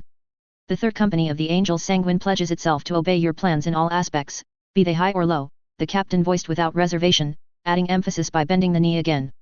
And so will the 2nd Company of the Crimson Scions. Thundered Captain Euthymenes.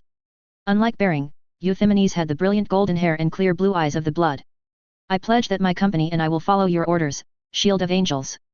Agile advanced a second later, pledging half of his 1st Company to the Pavia liberation. He would have loved to send more, but the first generation of Nyxian recruits was still finishing its trials to become scouts, and losing all the training cadre of the chapter while they were still rebuilding would neither serve the chapter's reputation nor would it serve Lady Weaver. 57 Astartes would be his commitment, and of course he would lead them aboard a strike cruiser. Jeremiah Isley was next for the Heracles Wardens, pledging an elite kill team of 12 Marines to the Basileia's service. You can release Ancient Pierre from the stasis vaults, the black-haired woman added after the chapter master had spoken. Finally, Chapter Master Pontiac Duplex advanced and pledged his 1st, 3rd, and 5th companies to the oncoming campaign.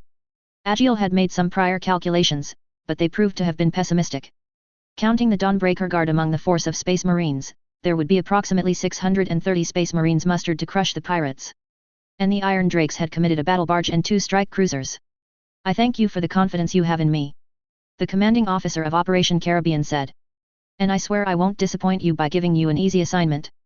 The hololithic device which had until now been dissimulated behind red drapes in the Brothers of the Red's heraldry was revealed and displayed the hololithic image of a void fortress. It was of course smaller than the Angels' Brotherhood, but by any standard was a respectable bastion to control the approaches of a system. This is the Malta-class Star Fort Palace of Feasting. It controls the only access between the minefields of the Pavia outer belt. I want you to take it and turn its guns against the pirate fleets before they have the time to realize they're under attack. Opposition will involve Kroot warriors, human traders, and Rashan tech creators. A member of the Dawnbreaker Guard gave him an advanced data repository in the form of a coffer disk. The other chapters' commanders received similar devices. The Heracles Wardens will leave tomorrow as their Mechanic-U's stealth transport will need to be in position early for the first strike. The other companies will follow in the coming days. The eyes which had refused to die before the Angel's Bane turned towards them as if searching for a weakness.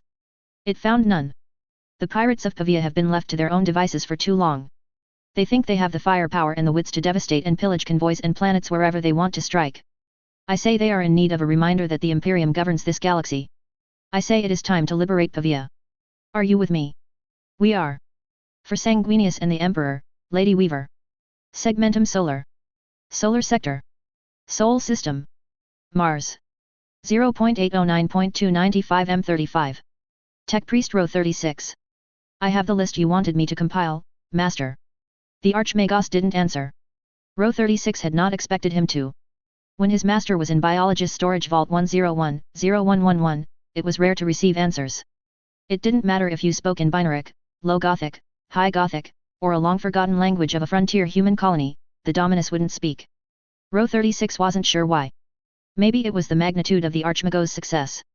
The hovering platform he was currently waiting upon was buried in the entrails of Mars, and no one save Archmagos' call's closest servants had any idea it existed in the first place.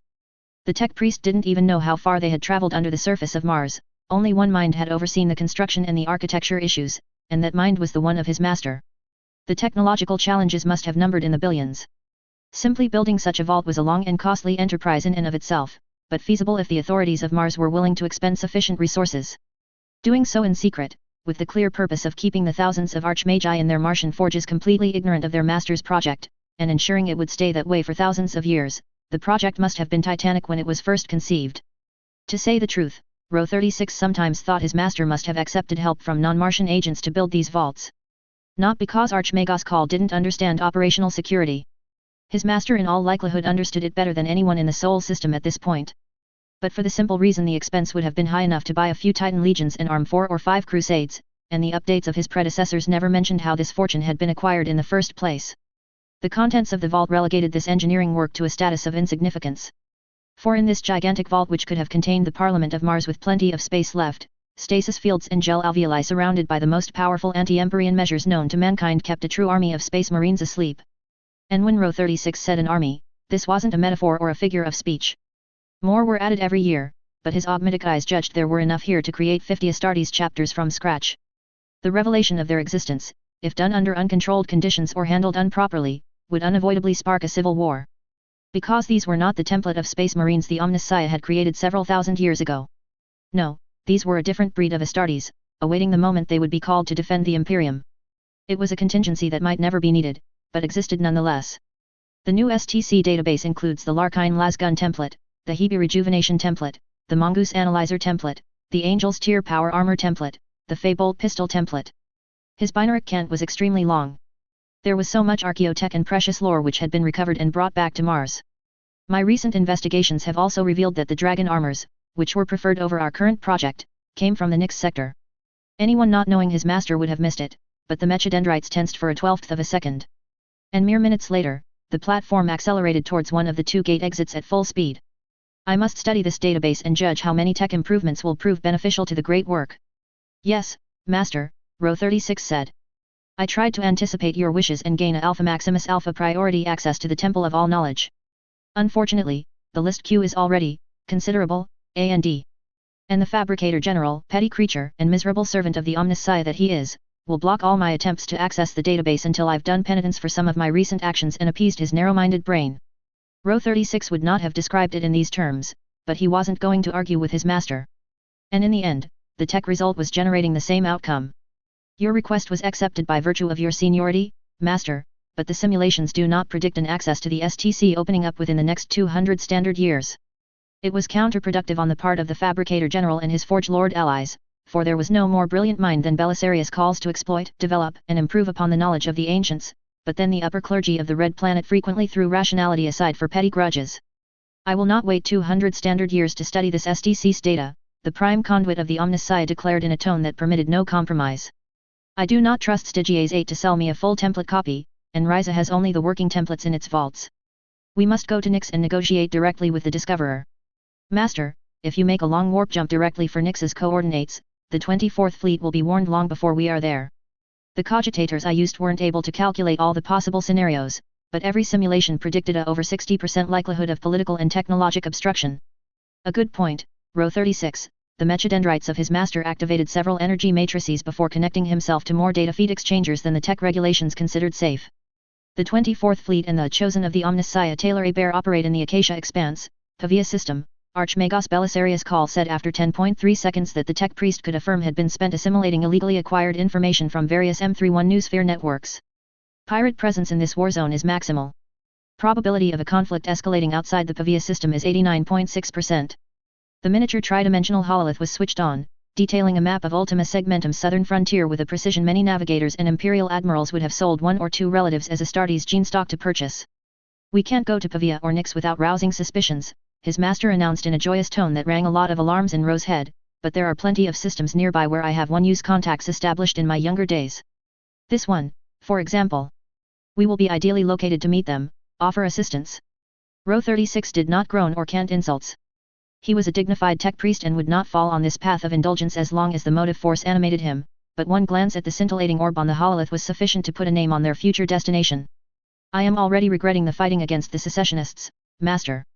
At least crushing the 3 counterattacks the Novaterrans had sent to retake Erdish had been on a forge world or in civilized space. It had been far from Segmentum Solar, but it was still civilized territory. Nonsense. We are doing the Omniscia's work here, row 36. I can feel it in my databanks and mechadendrites. Ultima Segmentum. Nyx Sector. Neptunia Reach Subsector. Nyx System. Nyx 3. Hive Athena. 7.905.295 M35. Abbess Crusader Theodora Gaius.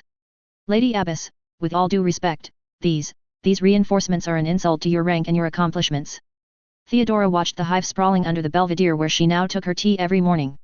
The sights were not beautiful or pleasing by any definition of aesthetics she was familiar with, but they were protected by a transparent wall from the winds, the lack of air and the pollution, and it was still spectacular to contemplate the raw industrial power and the dots below which were millions of humans working to serve the God Emperor. Of course it is an insult. The Abbess Crusader said to her second-in-command. Or a very pointed way to tell me the Ecclesiarchy and His Excellency the Cardinal of Atlantis would dearly love to receive my retirement decision by priority astropathic message the moment Operation Caribbean is over. And the former is not incompatible with the latter, now that I think about it. Because yes, telling an Abbess Crusader she was in command of a single division of Frateris Templars, and a division of only 2 brigades at that, was an informal demotion if there ever was one. Maybe we should relay the information to the saint. Theodora was prompt to silence this potential source of division and quarrel. No. She answered forcefully. It isn't a good idea and will have the sole effect of widening the gap between the Atlantis and Nyx dioceses, Galatia. I would have to demand a public audience for the message to pass loud and clear to Atlantis, and I am reasonably sure the Basileia Saint already knows. But... The long brown-haired Abbess Brigadier bit her lower lip before finishing her sentence. Why have there been no reactions from the saint? You might have noticed that the majority of the troops which went to Petersburg as Frateris Templars are coming back under the name Penitent Regiments. The Shrine World of Clare 47 had 3 regiments by that count. The Cardinal World of Upaluri had assembled 1 regiment. Nyx Quintus and the rest of the muster of Clare 47 had been united to form the 2nd Brigade of her Frateris Templar Division. The saint has already shown her displeasure to certain parties. It is not right, Lady Abbess. They should prostrate themselves before the saint and implore her mercy. Saint Weaver is the clearest manifestation of the God Emperor's will we will be honored to receive in our lives. Don't talk too fast, Galatia, the old woman chided gently. You are still young and I have no doubt you will see far more of this galaxy than I have in the years to come. Theodora's eyes observed for a moment the large silver flower on her former pupil's head, which had given its name to the brigade by a curious turn of circumstance. I have no doubt some of the saints venerated by the Imperium would already be in the process of punishing the sinners and the misguided priests of Atlantis, Theodora Gaius said at last. The Basileia Saint is not one of those saints however, and has made clear that as long as heresy and treason against the God Emperor are not reported outside the Nyx sector, the Lex Imperialis must take precedence. In a sense, she could understand Weaver. If one began to punish some senior deacons and pontifexes for not following the tenets of the cult of the Savior Emperor to the letter, it was going to be a never-ending task and ruling the Nyx sector and reforming it would quickly become an impossible reality. I expect the Atlantis Diocese to make certain demands to Cardinal Prescott Lumen the moment the forces of Operation Caribbean have safely moved hundreds of light years away. The Abbess Crusader explained with confidence. These donation requests, will be of course refused by the Nyxian priesthood. And when Lady Weaver returns, we will be left in virtual exile in the Nyx sector. We will have taken losses, the Frat Heiress division will be dissolved with full honors to avoid all embarrassment, and I suspect the intact warships will sign some secret agreement with the Nix SDF and the Imperial Navy to operate as their auxiliaries in exchange for access to their shipyards. She had 50,000 men and women under the banners of the Frat Heiress Templar. Theodora had to be realistic, despite her unshakable belief in the ultimate victory of those who fought in the light of the God Emperor. One bad day on the battlefield, and the division Atlantis Divine could be dissolved. It will be your role, Galatea, to lead the Frat Heiress Templar and advise Cardinal Lumen. The Adeptus Ministorum has too often proved in the last war and during the peace that it is not infallible. Like this sector, I fear we will have to face our flaws and reform to become what the God Emperor wants to see in his church. I don't know if I'm ready for this, Lady Abbess. Nobody is until the mantle of command rests on their shoulders, Theodora said with melancholy. But you won't be alone. The Basileia Saint I'm sure will explain you her doctrinal intentions, and there are plenty of young and bright souls in this sector ready to serve His Most Divine Majesty. Never forgets this. Yes, Lady Abbess. Ensign Freya Brasidas. Graduating in the first rank of your class had a number of perks. Freya had enjoyed several in the last few days. She was senior to the other graduates by 2 or 3 days, and thus she had received a brand new thunderbolt before them. On the other hand, an ensign was still unimportant in the hierarchy of the Aeronautica Imperialis. And being above the other ensigns in status was not a big deal when your squadron leader was a second lieutenant and considered them akin to newborn larvae which might one day, the God Emperor willing, become veteran pilots and lead squadrons of their own. Thus when a mission had arrived demanding an escort of an entire wing of thunderbolts, the choice must have not taken long to make. The young woman yawned. Freya did not have the time to seize a cup of recaf before launching in the White Lance, and she was not a morning person. Freya loved flying, but everything was better with recaf. She had tried her luck with other non-alcoholic beverages, but to no avail. The milk produced in the Theta marches gave her the urge to vomit, the new teas which were all the rage tended to calm her, and the cactus juice shots some of her fellow pilots somehow managed to acquire on the black market were acid on the tongue. It was also illegal to trade outside of biologist gubernatorial licensed distilleries, and those who were caught dabbling in contraband and illegal breweries received harsh fines. So recaf it was, and with a triple dose of caffeine for her. But as her thunderbolt landed and she stopped the systems whispering the litanies of the machine spirits for safe flight, she wasn't able to see any drinks prepared for them. She didn't see any buffet or fast reception either.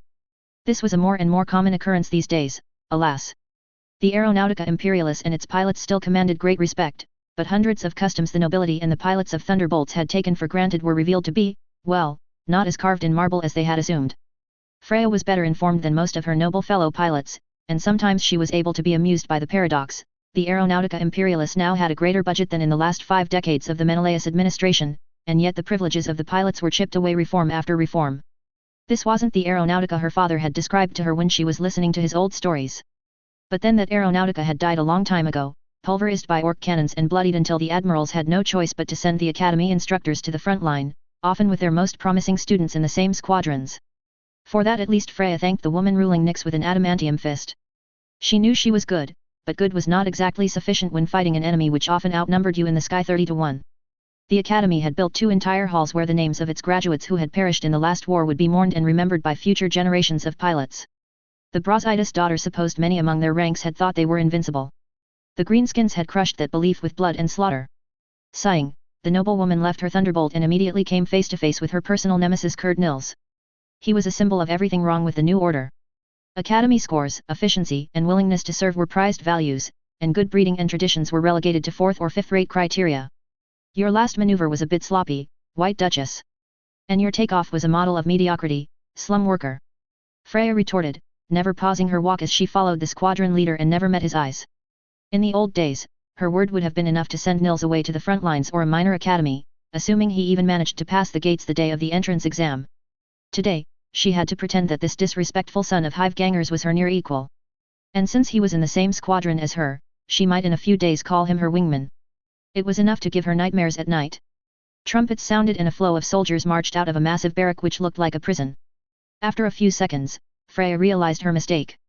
Even by the standard of low-born scum, these guard recruits looked like any colonel would be better off putting them in front of a firing squad and recruiting a few squads of ogrins. Men or women, they all had their skulls shaven, and the infamous red mark the arbits reserved for irredeemable criminals had been stamped on their foreheads. They had no weapons in their hands. They would not be trusted with one before their ultimate deployment on the battlefield. The black clothes without a single recommendation or military award spoke loud and clear of what they were. And if there was any doubt about their status, the explosive collars around their necks dissipated it in a heartbeat. It was a penal regiment, and a big one. The parade ground below them was 8/10 filled. There had to be around 20,000 criminals. While she had been watching this, great gates 200 meters away from their positions opened, and a commissar column walked out. Freya and the rest of the Aeronautica stood at attention and saluted. Commissars were a rather rare sight at the academy, with only one full-fledged representative of the commissariat and 10 assistants, but this didn't mean their powers were diminished in the slightest. And the man leading them was looking like the archetype of the commissar. Tall, threatening, a humorless visage under the iconic cap, and the uniform which seemed to promise a sudden demise to anyone who took a step back when facing the enemy.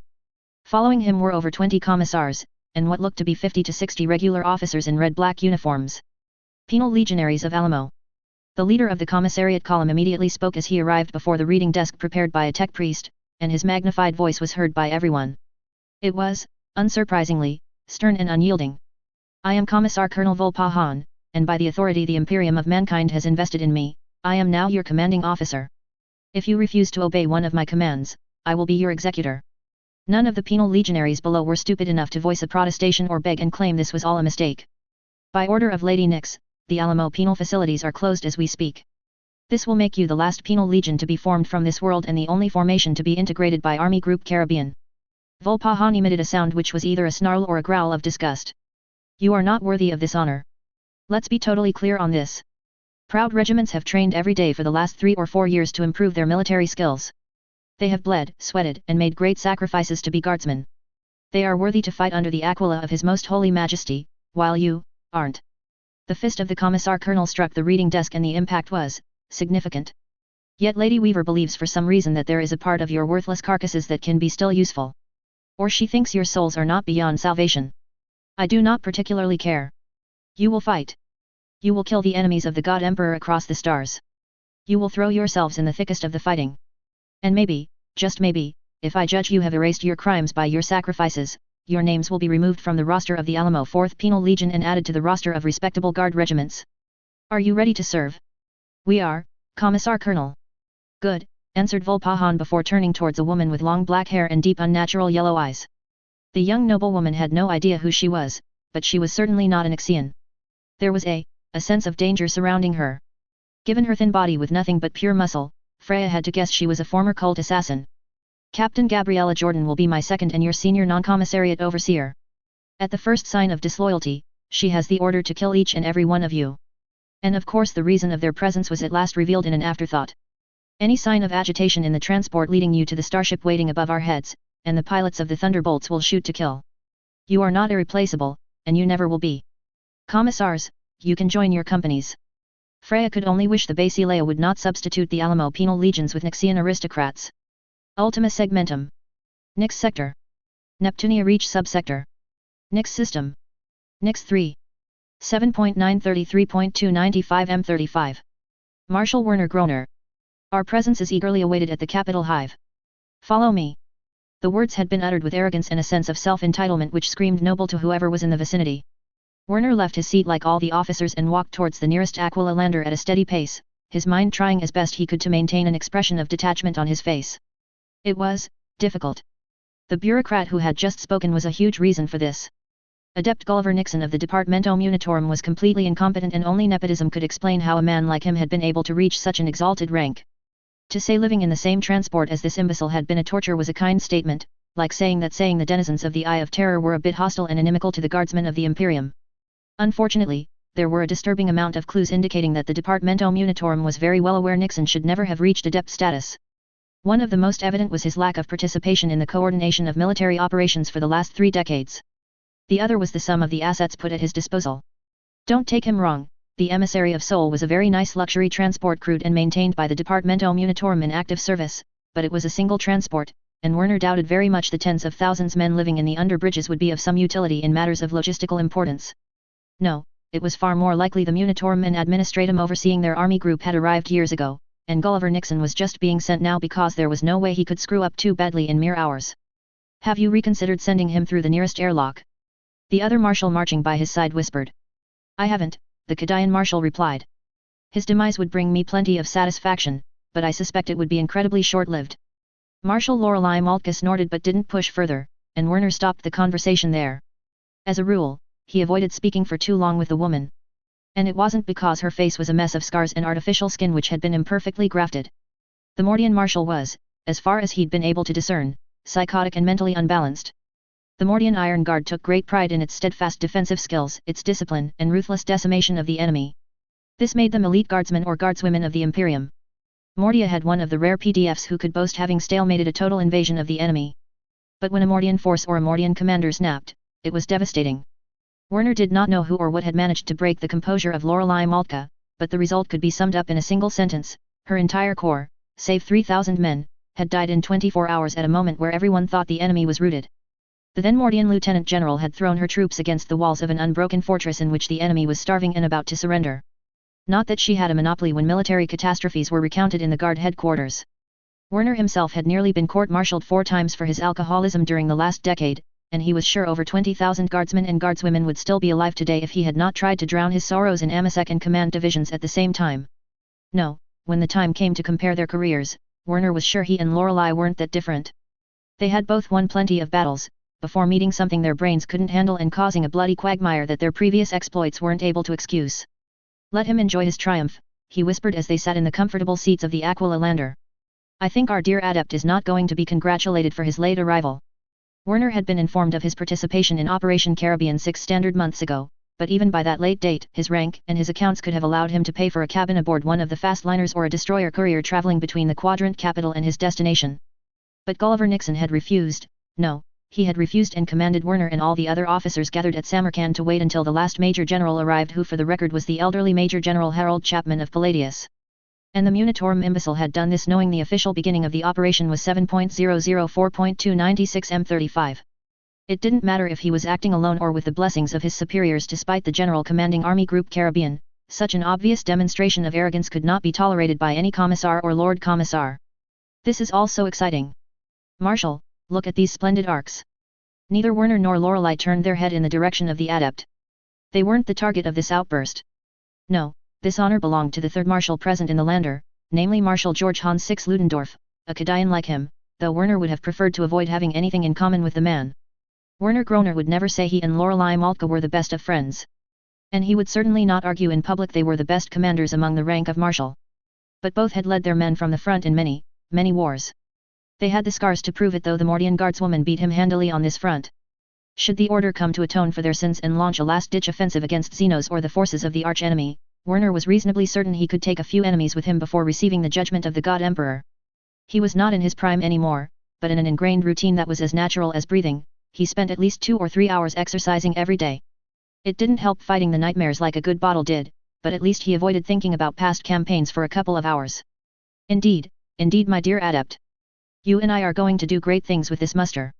The voice was arrogant and decisive. But mostly arrogant. The body which had produced it was a bit less impressive. George Hans Six Ludendorff could have benefited from the loss of 10 kilograms, judging by his rotund belly. A true Kadian would have kept in shape. But was George Hans Six Ludendorff a true Kadian? Werner had a lot of doubts about that. Unlike Maltka or several of the lieutenant generals and major generals which were going to follow them in less ornamented landers, the name of George Hans Six Ludendorff had not been unknown to him before his orders transferred him from the reserve base where he awaited the end of his career in absolute anonymity. It was often said that stalwart Cadia had no nobility, just an army which also happened to own a planet when they weren't deployed across the entire galaxy. The saying was true, in a way. There was no aristocracy like those on the worlds he had fought and liberated. On Cadia, over 2/3 of the population was under arms, and the 1/3 remaining was ready to join them if the arch-enemy launched an attack against the Kadian system. The nobility any civilized world created formally or informally just wasn't physically possible. But for 100 Kadian generals who survived to enjoy their retirement or not enjoy it, being a guardsman was not the safest of professions and many wounds couldn't be healed. There were always 1 or 2 to return to Cadia in their later years and join the Kadian High Command. Repeat it over 3 or 4 generations, and you had the root of a military aristocracy. It remained a very meritocratic one, for not serving in the Kadian military forces barred you from the upper echelons of Kadian society. But this aristocracy existed. And the Ludendorff family was one of them. Unlike some, they did not pretend their grand something had served with the God Emperor at the Siege of Terra, but claimed an ancestry in late M31. In recent times, their reputation had taken a sudden crash with the military career of a certain George Hans Six Ludendorff. From the moment the man had become the commanding officer of his first regiment, he had become the epitome of the colonel determined to adopt the millennium-old saying, quantity is a quality in itself. and proceeded to apply it against the greenskins with no regard for the list of casualties it produced. At first, it had worked, at the cost of millions of guardsmen's and guardwomen's lives. And then one day it didn't. The Imperial Guard lost over 6 million guardsmen and one hive world in a single year, and Ludendorff was removed from his corps' field command with due haste. Normally, any officer responsible for a disaster of this magnitude would have faced a court-martial or the last pistol of a commissar, but the father of George Hans was a permanent member of the Kadayan High Command. There had been no inquiry or formal investigation. Younger officers had taken the bullets that should have killed their superior. Ah, we are about to land. Werner Groner watched with one eye the landscape of the planet they were about to land onto. A landscape which was dominated by a massive hive, and that had long ceased to impress him. Once you had seen 10 or 20 of these gargantuan cities, the awe disappeared quickly. The hive world of Nyx seemed like a lot of hive worlds he had visited in his life, although this one had the pleasant benefit of not being on fire, in the hands of the arch-enemy, in armed insurrection, or under quarantine. It was also less polluted, for the clouds looked almost normal and not the usual sickly color of yellow-black shrouding the ground from non-augmented eyes. The ambience in the spaceport was incredibly joyous, and a couple of minutes of observing the local population was more than enough to explain why. There were crowds of thousands in red robes singing long prayers between the avenues around the shuttle's passenger facilities. "We have arrived in time for the Sanguinella, it seems," Werner told Lorelei, and the female marshal allowed herself a twitch of the lips, which was her equivalent of a large smile. The enthusiasm of the locals was contagious. It was difficult to stay icy and stern when ecclesiarchy men and women placed necklaces of little golden angels around the necks of newcomers. Young children in some loosely tailored clothes were throwing some sort of confetti flower before running to reload under the benevolent gaze of the spaceport's security forces. The hololithic devices displays for cartel products or the usual propaganda messages had all been replaced by beautiful images of the great angel and sermons to honor his memory. Some walls had been repainted in gold and red for the week-long festivities. This made Werner somewhat melancholic. Cadia celebrated the Sanguinella. Of course he was sure the number of imperial worlds which did outnumbered the number of those that didn't, but it never had this brightness and profusion of light and happiness. The Kadayan Sanguinella was a far more solemn affair, and it was only celebrated after beating back the raiders trying to leave the eye. "It looks like we've been awaited," the Mordian marshal murmured as the crowd became denser outside the spaceport. Werner realized 3 seconds later that this concentration of civilians was a consequence of the welcoming committee. Space Marines. Astartes. The Angels of Death. They were only 2 of them, but their presence was felt in a radius of hundreds of meters. In their armored hands were the bolters the Imperial Guard used as secondary or even primary weapons for its vehicles. Nothing was seen of their traits as from head to toe, they wore magnificent armors. As marshals, they had enough clearance to recognize the tear-shaped rubies identifying them as successors of the Blood Angels. On their pauldrons were curious symbols, a blue insect, a golden flame and the same red tear on a white field. The crowd moved aside when the 2 giants advanced in their direction, and Werner couldn't blame them for this instinctual measure of self-preservation. The Astartes were tall and huge, but especially huge. And threatening. Adept Nixon, Marshal Ludendorff, Marshal Groner, Marshal Maltka. Yes. And of course their Munitorum escort had to preen like the God Emperor had announced he was going to be a High Lord of Terra. "It is warming my heart to see." "Be silent." The Space Marines' command was a bit too effective. He managed to shut up not only Adept Gulliver Nixon, but 3/4 of the crowd too. "You received instructions, Adept. These instructions were ignored and there is no credit to your name." My lady wasn't pleased. And what displeases her has a strong tendency to displease the Dawnbreaker Guard in turn. And we, Battle Brother Maxime and Battle Brother Sari, are members of the Honorable Dawnbreaker Guard.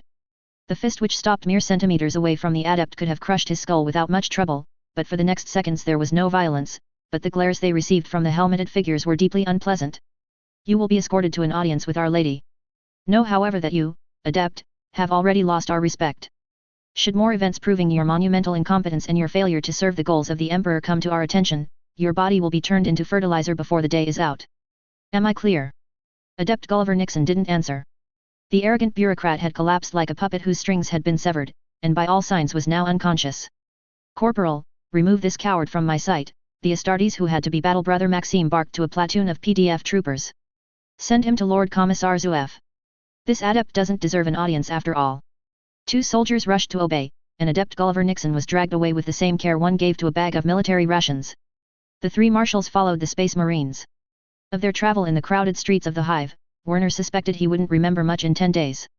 The sights were nice with a lot of religious and military parades, the angel decorations and the shouts of approval from the local population, but the imminent meeting with the General of Army Group Caribbean occupied the core of his thoughts. Somehow, he doubted that arriving late and his failures in the past decades were going to put him in good graces with his new superior. Past 3 avenues the angels of death moved away from the centers of sanguinala celebration, and in the following several minutes they began to gain altitude with a combination of elevators and other mechanic use contraptions. Their progression was halted in a middle-sized square with no particular noteworthy characteristic. There was a statue of an angel doubling as a fountain in the middle of it, and over 400 meters to the east the Gothic arrows towered over the other buildings. There was no time to wonder why this square had been their destination. 10 more Space Marines took position from different streets, and a tall woman in ceremonial black uniform walked out at a very fast pace from the path guarded by a golden-armored Space Marine. "My lady, we have brought you the marshals." "Good work." Werner blinked and realized with stupefaction this was the woman commanding the Astartes. But there was no staff, no servo skulls, no assistant or junior officers, no one save the Space Marines, and they weren't that numerous, really. "I don't see the infuriating adept." "I'm afraid Adept Nixon fainted when it was announced you would meet him and express your displeasure to him." The woman didn't show any expression, save a slight inclination of the head in direction of the Space Marine who had spoken. Yet now Werner had the time to see her, there were some things that were completely outside his comfort zone.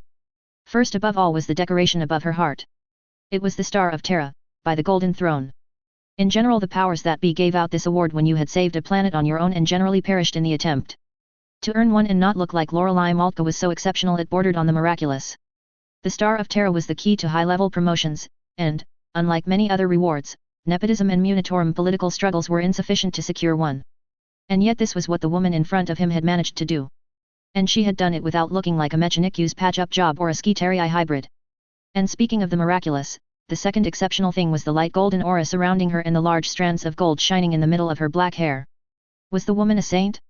And if she truly was one, where were the tens of thousands of ecclesiarchy priests that followed wherever one went? Being a senior Kadayan commander, he had walked many times behind hoverbarks containing verified holy relics. Those attracted crowds of millions of people. "I managed to change my itinerary on my way to the next church ceremony, sorry. But I have no more than 5 minutes for this audience." Her black eyes turned towards them, and there was little warmth in them. "Welcome to Nyx. I am Lady Taylor Hebert, Basileia of Nyx, Lady of the Nyx Sector, and for you, General of the Imperial Guard and Supreme Commander of Army Group Caribbean. Please give me your names for the records. There should be no errors, but with the munitorum delays. Marshal George Hans Six Ludendorff. Marshal Werner Groner. Marshal Lorelei Maltka." The young woman though with the rejuvenation drugs, the young part may be wrong nodded curtly. "I would say it's a pleasure to meet you gentlewomen and gentlemen, but I'm not in the habit of lying.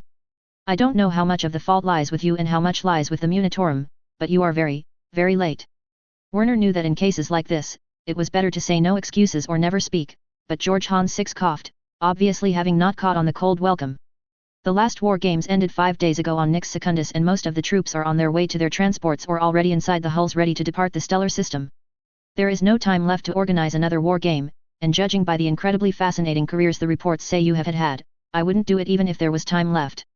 Reports can be redacted and modified by unsavory and mediocre elements." It was amusing, in a macabre way, to see Ludendorff dig his own grave deeper second after second. "So the fact your entire career can be summed up as this Kadayan marshal's favorite tactic is to send his troops as bullet sponges and wait until his enemies run out of ammunition was erroneous." The aura increased in intensity and suddenly Werner felt a pressure not so dissimilar to the presence of a force of Space Marines in action. He winced and tried not to falter. "That wasn't a point against sainthood, truly. That is a gross oversimplification of more complicated factors." No one with 2 brain cells would have believed this answer, and it clearly failed to convince Ludendorff's interrogator. "If it was in my power, I would summon the firing squads in the next seconds," the General Saint affirmed. "But then I would also have to execute 6 lieutenant generals and all but 2 of the major generals who arrived with you today." "All but 2. Werner couldn't help but close his eyes. It just wasn't possible to be that stupid. "My lady, we have many Kadayan officers in this officer contingent. We are the guardians of." "I'm aware of the reputation of the Kadayan shock troopers, Marshal." There was emotion in the retort, but it wasn't a good one. "Far from it. I also know most of those who have been chosen for this operation are the pestilent groks the elite regiments of your fortress world would prefer to throw into the nearest star. If you had some honor, you would have taken your own life with your power sword after your failures, and the same is true of the lieutenant and major generals." "No, I didn't refer to any Kadayan officer when I said 2 major generals weren't firing squad material. I was talking about Major General Domenico Flabinico of the Ventrilian Noble Regiments and Major General Paul Dundee of the Indigan Prefects." That made sense, as much as it hurt Werner to admit it. Domenico Flabinico was a maverick officer with no black mark on his record. The Ventrilian was adventurous, in the guard for his personal glory, and had a long series of unconventional victories to his name. Domenico was in all likelihood the only officer of their delegation to have truly asked for a posting in Army Group Caribbean. Paul Dundee, on the other hand, was a beast-hunting specialist, like all the Indigan prefects. If he was here with the rest of the guard screw UPS, it was because his unpolished diplomatic skills annoyed many superior officers, and during his last campaign he had straight-up murdered a Lord Commander militant with the benediction of his commissar when he realized said man was leading an entire crusade force into the jaws of a gigantic Orkwaic. A court of inquiry had cleared him of any wrongdoing, but Dundee had not been thanked by the high command of Karduniash. My schedule does not give much time for the tedious political crap, so I will be perfectly blunt. Save the two officers I have just mentioned, I do not trust any of you to do your job and lead my troops to victory. I have assembled commissars, promising young men and women for large and adaptable strategic division commands, and veteran brigadier generals to ensure this operation is a success. You will not create difficulties, or I swear on the Emperor's name, I will feed you to a swarm of carnivorous ants alive. This is your one and only chance. Even the Munitorum has decided you are lost causes, you will not receive help from that direction. Prove yourself worthy of the military ranks you have, and I will return the favor. Fail and the commissars will pass the sentence. Nix must be a scary place if the politicians were always that blunt. Any questions? Yes, Lorelei Maltka said. What did you do to earn the Star of Terra? I fought a bloodthirster one-on-one and won. Werner Groner was not a coward, but he had a very good idea what that name meant, and it was enough to make him shiver. That was Archfiend League, and generally the kind of threat the guard removed with orbital strikes and unending artillery barrages. It was not something any guardsman wanted to fight at close quarters, or at any range at all. His two battles against the monsters of the ruinous powers had left him enough nightmares, and those had been minor infestations. Other inquiries. This time even George Hans VI had the intelligence to stay quiet. Criticizing a general was one thing, criticizing a general saint who could in all likelihood crush you in 1,000 different ways while blind and with both hands tied behind her back was an apt description for suicidal conduct. Battle Brothers Maxime and Sari will lead you to the temporary Mechanicus Stratagium Archmagos Hediatrix has installed on floor 120. The voice of Mars is aware of my views and my strategic considerations. And on that note General Taylor Hebert departed, her Space Marines closing ranks once again to provide a large and threatening honor guard, leaving three marshals with the certainty the odds of their short-term demises had just skyrocketed massively. Ultima Segmentum. Nix Sector. Neptunia Reach Subsector. Nix System. Nix 3.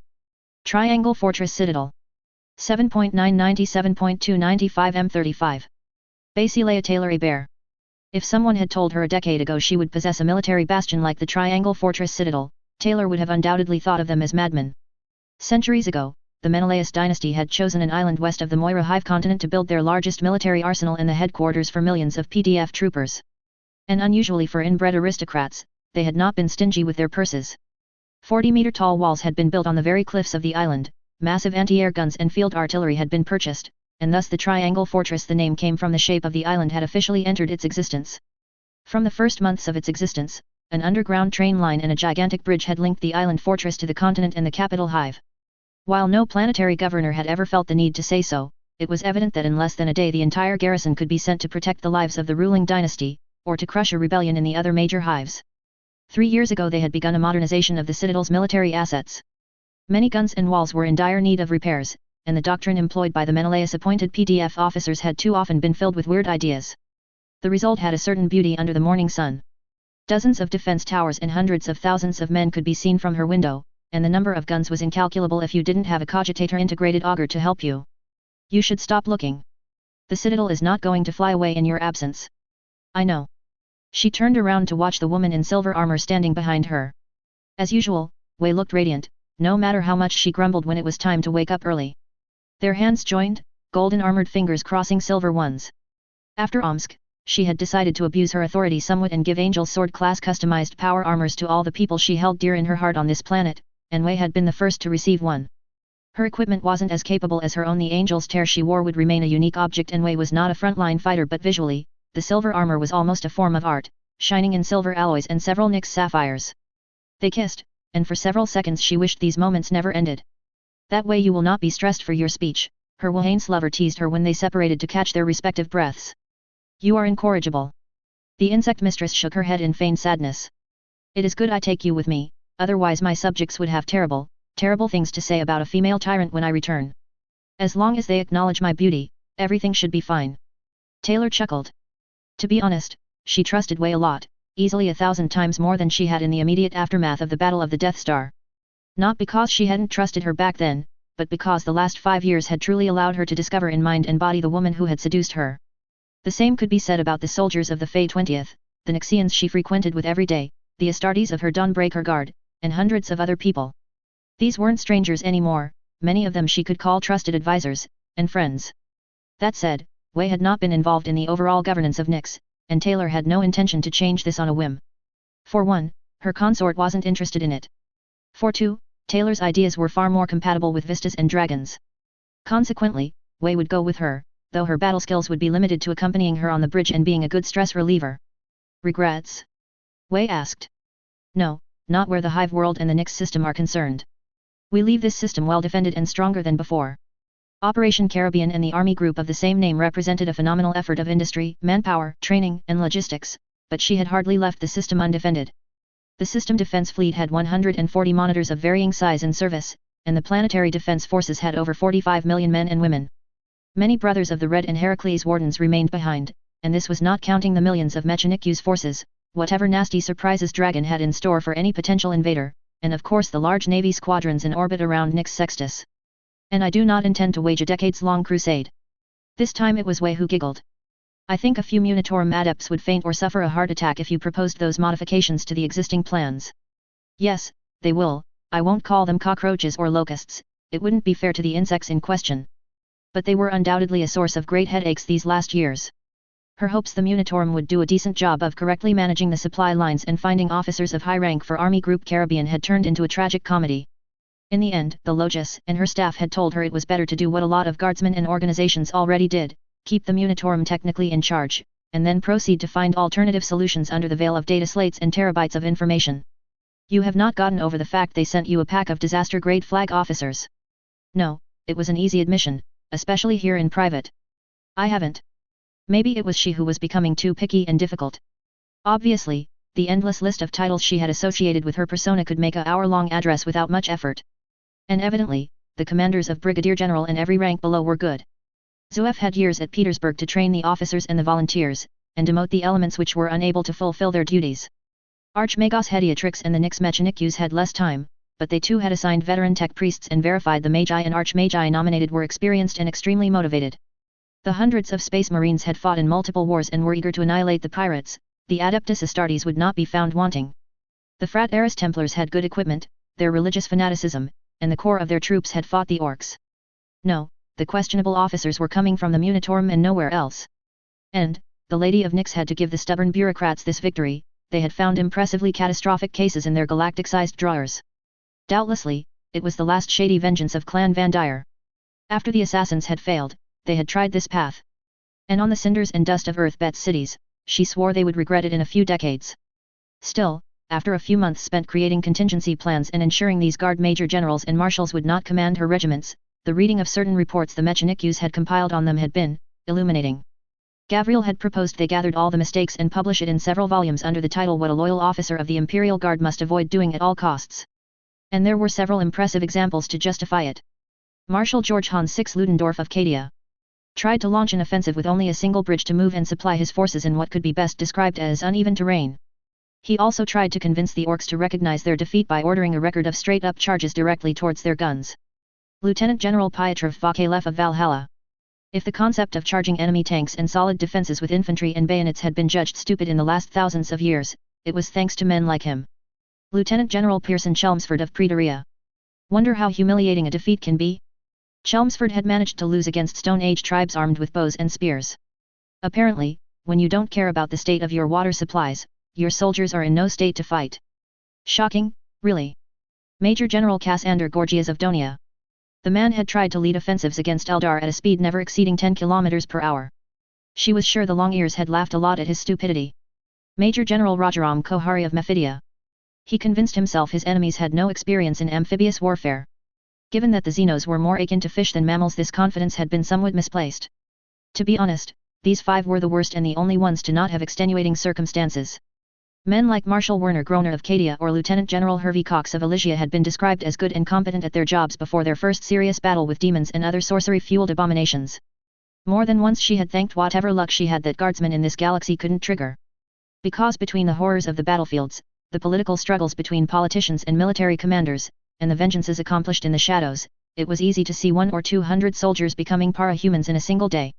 Anyway, there simply hadn't been time to discover who were the irredeemable officers save the first 5 mentioned and who could be trusted after long sessions of therapy and healing. The Munitorum had delayed their arrival for too long, and all of these newly arrived officers would be de facto useless for Operation Caribbean. And then the voxcasters, megaphones, and all propaganda-oriented devices began to play the Imperial March. I'm going to kill Dennis, Wolfgang, and Leet, just to be sure. Now, it would be terrible for public and soldier morale. Taylor was pretty sure Julius Caesar must have sent the same betrayed look to Brutus she did upon the day of his assassination. She left her temporary quarters and began to descend the long series of marble stairs, flanked on both sides by the Dawnbreaker Guard. And with each step the number of people increased.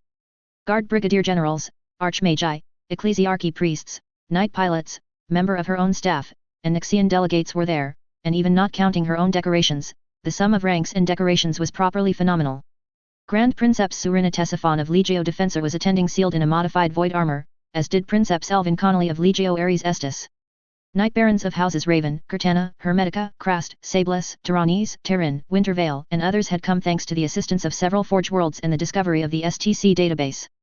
There were a dozen Archmagi for the 12 Scitarii legions which would form the core of the Mechanicu's ground forces. 144 guard regiments implied 144 colonels or equivalent ranks, though most of them were already waiting in orbit. Arriving before Vista, and was someone going to stop this damn music from playing? Weaver handed the younger para-human the sapphire baton representing the authority she wielded in her persona of Basileia of Nyx. Rule Nyx well until my return. In public with 10,000 ears in the vicinity, Taylor had no intention to say more.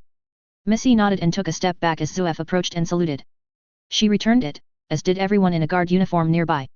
Whatever the official records said or would say in the future, Zuef had spent the last years ensuring the troops she selected and the equipment forged by Dragon and the Mechanics would unite to be a true army and not a mob which happened to be extraordinarily well armed. The scarred representative of the commissariat handed her the gold baton symbolizing her authority as a general. It was a simple thing, the double-headed eagle of the Imperium was at the top, and a ruby was embedded in the middle. There were a few more stylized flowers, but Taylor had insisted for it to remain simple. War was not a game. War killed a lot of people. And there was no need to put hundreds of hours into an object she firmly intended to let be seen only at ceremonies. And finally she arrived on the massive balcony over the parade grounds of the Triangle Fortress Citadel. Despite knowing what was waiting for her, Taylor had her breath cut for a second. There were thousands of them waiting in neat lines. The red ranks of the Scitarii were on the left, preceding the 12 gigantic walkers the Imperium called knights. In the center were the guardsmen of the Nyx sector, a sea of multicolored uniforms in carapace armor and flak armor. And on the right were over 200 Astartes preceded by thousands of grey-white Frateris Templars. Hundreds of Thunderbolt fighters and Marauder bombers waited on their landing zones behind of them. Hail Weaver! Hail Weaver! The shouts of enthusiasm and joy were so powerful many of her insects were overloaded by the sound cataclysm. Ave Imperator, she answered, saluted, making the pseudo-Roman salute the Imperium had adopted as its own in M30. Ave Imperator! Ave Imperator! Taylor could not help but smile at the sight of several hundred commissars trying to convince their charges to be quiet and not agitate their regimental standards. Some of you might wonder why I chose to call this army group Caribbean. There must have been some preparation coaching from Zuef, because the men and the women below stopped shouting instantly. The reason is historic and ancient. 33 millennia ago, long before humanity thought it was possible to reach for the stars, the Caribbean Sea was a region of holy terror where pirates terrorized merchant ships and challenged the rule of kingdoms and empires. It would be so easy to consider them numbers, but all these soldiers trusted her in victory and she wouldn't disappoint them. But their reign didn't last. Outlaws and criminals, pirates will never build any solid civilization, and ultimately piracy was destroyed and purged from the Caribbean archipelago. So it happened 33,000 years ago on the throne world. So it will continue in this war. The Imperial March had finally ended its cacophony, but this was more an afterthought than a core preoccupation by that point. I intend to go to Pavia and teach the Xenos and the traitors terrorizing the frontiers of the Imperium that one does not challenge with impunity the might of the Imperium of mankind. The black flags of treachery and lawlessness will burn. Pavia will be returned to humanity. Ad astra per aspera. Ave Imperator. There. A short and easy speech, and none of the administratum propagandists would find fault with it, probably. The forces mustered on the parade ground exploded in acclamations and cheers. It was like a volcano of noise, and the knights and the Mechanics machines chose to add to the cacophony by adding some of their music into the mix. Ave Imperator! Ave Imperator! Hail Weaver! Ave Imperator! There was no return possible now. Operation Caribbean had begun. Beyond the frontiers of the Imperium. Acacia Expanse. Pavia System. Battleship Incessant Agony. 8.999.295 M35. Duke Trevelioth Sliskus. The screaming stopped before he had ordered it. Trevelioth Sliskus opened his eyes. What he should have seen was a Monday key trying desperately to make one of his so-called holy signs while strapped to a crucifixion flayer machine. Instead he had a decapitated corpse and there was blood everywhere, including on the new skin sheets he had just inaugurated tonight.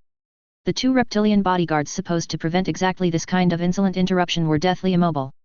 Sliskus threw one of his rings against the green dark scales and sure enough, the SSLYTH's body collapsed into several bloody fragments. The Duke of Kamarak clapped his hands twice to signify his pleasure. Killing one SSLYTH was no impressive achievement. Killing two was already more difficult. But killing two of them, decapitating his suffering entertainment for the hour and do these 3 killings in less than 2 seconds without the bodyguards alerting him of the danger? Master, do you want us to remove the intruder from the bedroom? The 3 wishes who had won the honor to share his bed 5 nights ago, yes, they were sisters, and yes, they had desired he took them together, and who was he to deny their greatest wish? Were awake and had seized their daggers, of course. The youngest had even managed to pull a whip sword from somewhere. She wasn't lacking resources, to be sure. I am touched by your initiative, Sliskus grinned. But seeing your heads join the SSLYTH on my carpet does not enter my plans for this cycle. You are a bit young to measure yourself against him. The shadows coalesced in an Eldar-like shape as the killer revealed himself. Of his traits, nothing could be seen, for he wore a heavily modified Kabbalite armor where onyx was dominating. Only the symbol of his allegiance was distinct on his breastplate, the rune of the Red Sunday. I have heard many stories about you, Uzverk, the tenebrous shiver of the Red Sun. This was really exciting. He had been absolutely certain his benefactor would send an assassin before the Grand Pirate meeting was joined, but to send the foremost assassin of the dynasty of the Red Sunday. Zillion must have been really annoyed by the delay. You were supposed to attack Panda Iman 3 cycles ago, the assassin growled threateningly. The patience of Lord Zillion is finite and your promises have been revealed to be nothing but wind. A million excuses, Trevelioth said sweetly before kissing the closest witch languorously. The pirates of Pavia are so slow and difficult to gather together that I was unable to arrive on time. This was a massive lie, and they both knew it. Zillion might be technically above him in the ever-changing hierarchy of Kamarak, but Zillion was so boring and inflexible. Wherever he went, he sucked the fun and the pain out of the moment. By the way, I've changed my mind. We will attack Biltan in 2 cycles. What? It was so easy to make these arrogant children of the Red Sun to explode in anger. You signed the agreement with your blood, serpent. You had a mission and you failed it. This was really too easy. Poor tenebrous shiver. Do not worry. I was lying. I will attack Panda Iman in 2 cycles. And your targets will be gone. Roared the elite killer. I fail to see how this is my problem, Sliskus replied as his second bed partner gave him a golden cup filled with one of his purple-yellow toxins that he emptied in one long gulp. The power of the venom and the delicious pain stimulated his muscles and he purred as the 2 other wishes kissed his body with their poisoned lips. I have many obligations, you know, and the agreement was to attack Panda Iman. Which I plan to do, eventually. The Zillion assassin had enough and disappeared from view, obviously deciding it was time to end the alliance there and then. A loud thud echoed and the agonized scream of the tenebrous shiver echoed across the incessant agony. By the dark muses, murmured one of his wishes, Uzverk was one of the best killer blades of Kamarak. Who? The door of the bedroom opened for a new figure and the 3 wishes had the good sense to freeze and withdraw to the other side of the bed. You could have lengthened a bit the agony, my dear, Sliskus purred. I had barely the time to sense his surprise, his irritation, and his terror. Dark eyes fixed him and the Admiral of the Sky Serpents sighed. You were more amusing before they. The cup exploded in his hands, and the Duke of Kamarak didn't finish the sentence. My proposal is still open for you, you know. He knew he wasn't going to receive a yes, but for old time's sake he made the effort. The silence continued and dark eyes glared at him. The pirates are almost all gathered and expediting their repairs. We will strike soon. The light and the dark flashed in the room, and when his vision had adapted again his second unwelcomed invitee had departed. The times ahead are not going to be boring. And Trevelioth Sliskus laughed. Beyond the frontiers of the Imperium. Acacia Expanse. Pavia System. Malta-class Star Fort Palace of Feasting. Metal crafter Angalafu.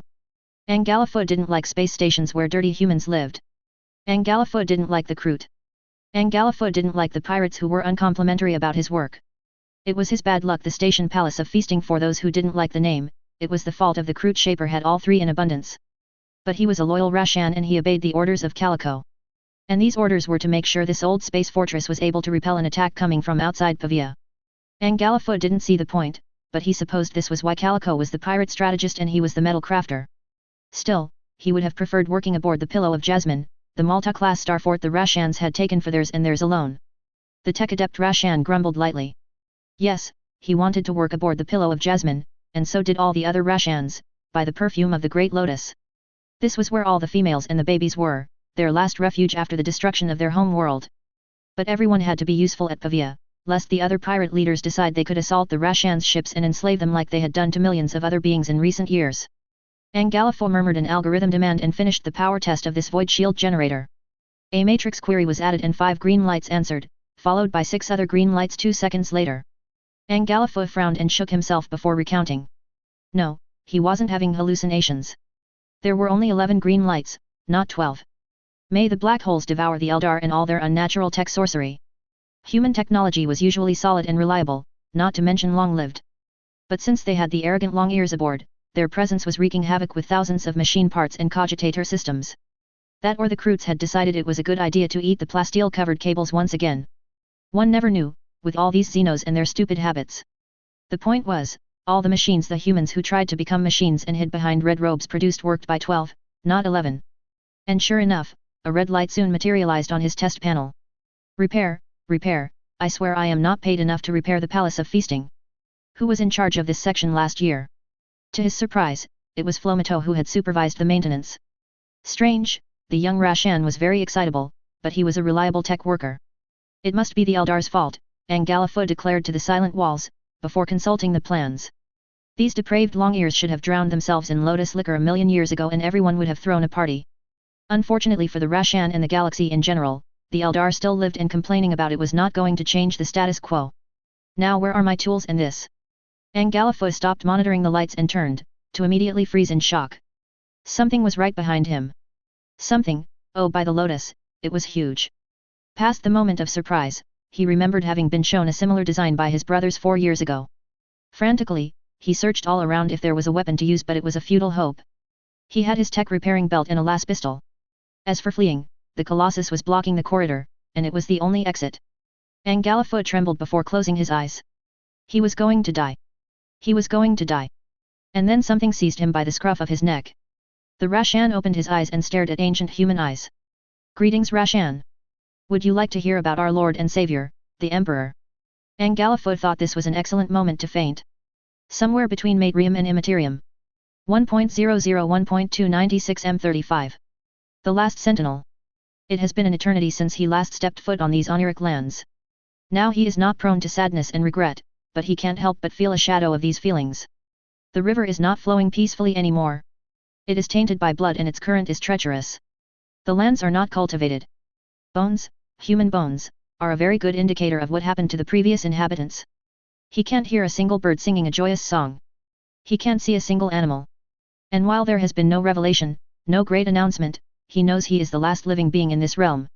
There are talon prints on the earth, but they do not belong to any animal species. That does not mean he doesn't recognize the marks these monsters have left on the landscape. They have been given a multitude of names in the last million years. They are the abominations of the warp, the agents of the primordial annihilator, the heralds of the archenemy. They are the demons, the eldritch abominations of the warp, the tumors of a cancer corrupting the galaxy. They are, as his liege called them often, parasites of the ruin. They aren't in sight, of course, or he would have to fight for his life. The weak sun above his head keeps them away, for now. It takes 251 steps to arrive at the entrance of the village. It is a spectacle of devastation. There are no traces of inhabitants, and a good half of the tiny houses have been torched. The lone sentinel does not cry, but he knows he watches over the ruin of innocence. It is the contemplation of something that could have been simple and beautiful, but was murdered. It is a symbol of his failure. It is the cost of doomed defiance. It is at the center of what was this small settlement he finds the message. The fire is almost extinct by the time he arrives there. With the motions of someone who has repeated it to perfection, 3 pieces of wood are added to the pile of ashes and the hot embers are strengthened by his breath and a more judicious disposition. Within 10 heartbeats, the fire regains its vitality, providing light and warmth. It is a pleasant sight, but the lone sentinel knows it is just a respite. Already in the shadows outside his vision he feels their horrible presence. And no wall, no trench, no shield will provide succor. The fire burns in gold for a millisecond without warning. The next instant the flames have returned to their usual shade. But it was not a hallucination. On his left is a spear. Before him is a game board looking like a multi-dimensional game of regicide which has begun hundreds of turns ago. And on his right is an old scroll. He seizes the spear first, and in spite of not having wielded it in an eternity, it is like an old companion returning to him. The regicide board is observed lengthily until he can memorize all the pieces' locations. Internally, he winces. The golden side is losing, and losing badly. Numerically, it still has millions of pawns, but there is no coherency to their disposition, and their dispersal all over the board is preventing any large-scale counterattack strategy. The golden figure of the Emperor is surrounded by many protectors, but thousands of blood red, garish pink, eldritch blue and putrid green pawns are surrounding them in turn, neutralizing the strongest asset for the rest of the game. But what attracts his attention is a small group of pieces on the far right of the board. At first glance, it would appear a suicidal move of the golden player. There are some pawns, a couple of knights and other lesser pieces he is not completely familiar with, most of them unremarkable and showing signs of age. But the piece they are protecting is critically important. Impressively, he can't give a name to it. It is not the Empress, it is not the Ecclesiarch, it is like the piece has not seen its powers properly defined and integrated into the game. It is completely outnumbered by a tide of enemy pieces. The numbers are inferior to those surrounding the position of the Emperor, but there is enough to bury the golden detachment 1,000 to 1. The trap appears to be foolproof. Except there are signs the enemy pieces have moved too quickly and ignored lone golden pieces which look like they have been randomly dispersed like thousands of others, but those are not. And there is a card active over the board. It is the Shadow Point. Activated by the Eldritch Blue player, but reinforced by the Cloud of Destiny from the Golden player. The other players are blind and all divination attempts will fail for the short term. For the first time in eons, he smiles as he touches the scroll. The contact is enough to dissolve the construct and dissolve into a near-invisible orb of light. Memories assail him. A request resonates in his head. And a question is asked. If it is your will. The fire burns gold for a second time. Then it shall be done. If the death of the old dream is the price to be paid to forge a new one, let it perish in purifying fire. There are no more answers or signs of approval. And he knows he will perhaps never receive one again. The lone sentinel stands and looks at the fire devouring the logs a last time. Only in death. Ultima segmentum. Nix sector. Neptunia reach subsector. Nix system. Battleship Enterprise. 7.003.296 M35. Lady Basilea Taylor Bear. The Enterprise was a marvel. To be sure, it had been a marvel before it arrived from Quran. It was an 11-kilometer-long battleship, and even for the Imperial Colossus, these hulls were a gigantic industrial and military effort. But Taylor was really proud of the decoration she and Wei had imagined for the one and only ship she owned. The Archmagos who had built the warship had been far too focused on efficiency in his technological toys.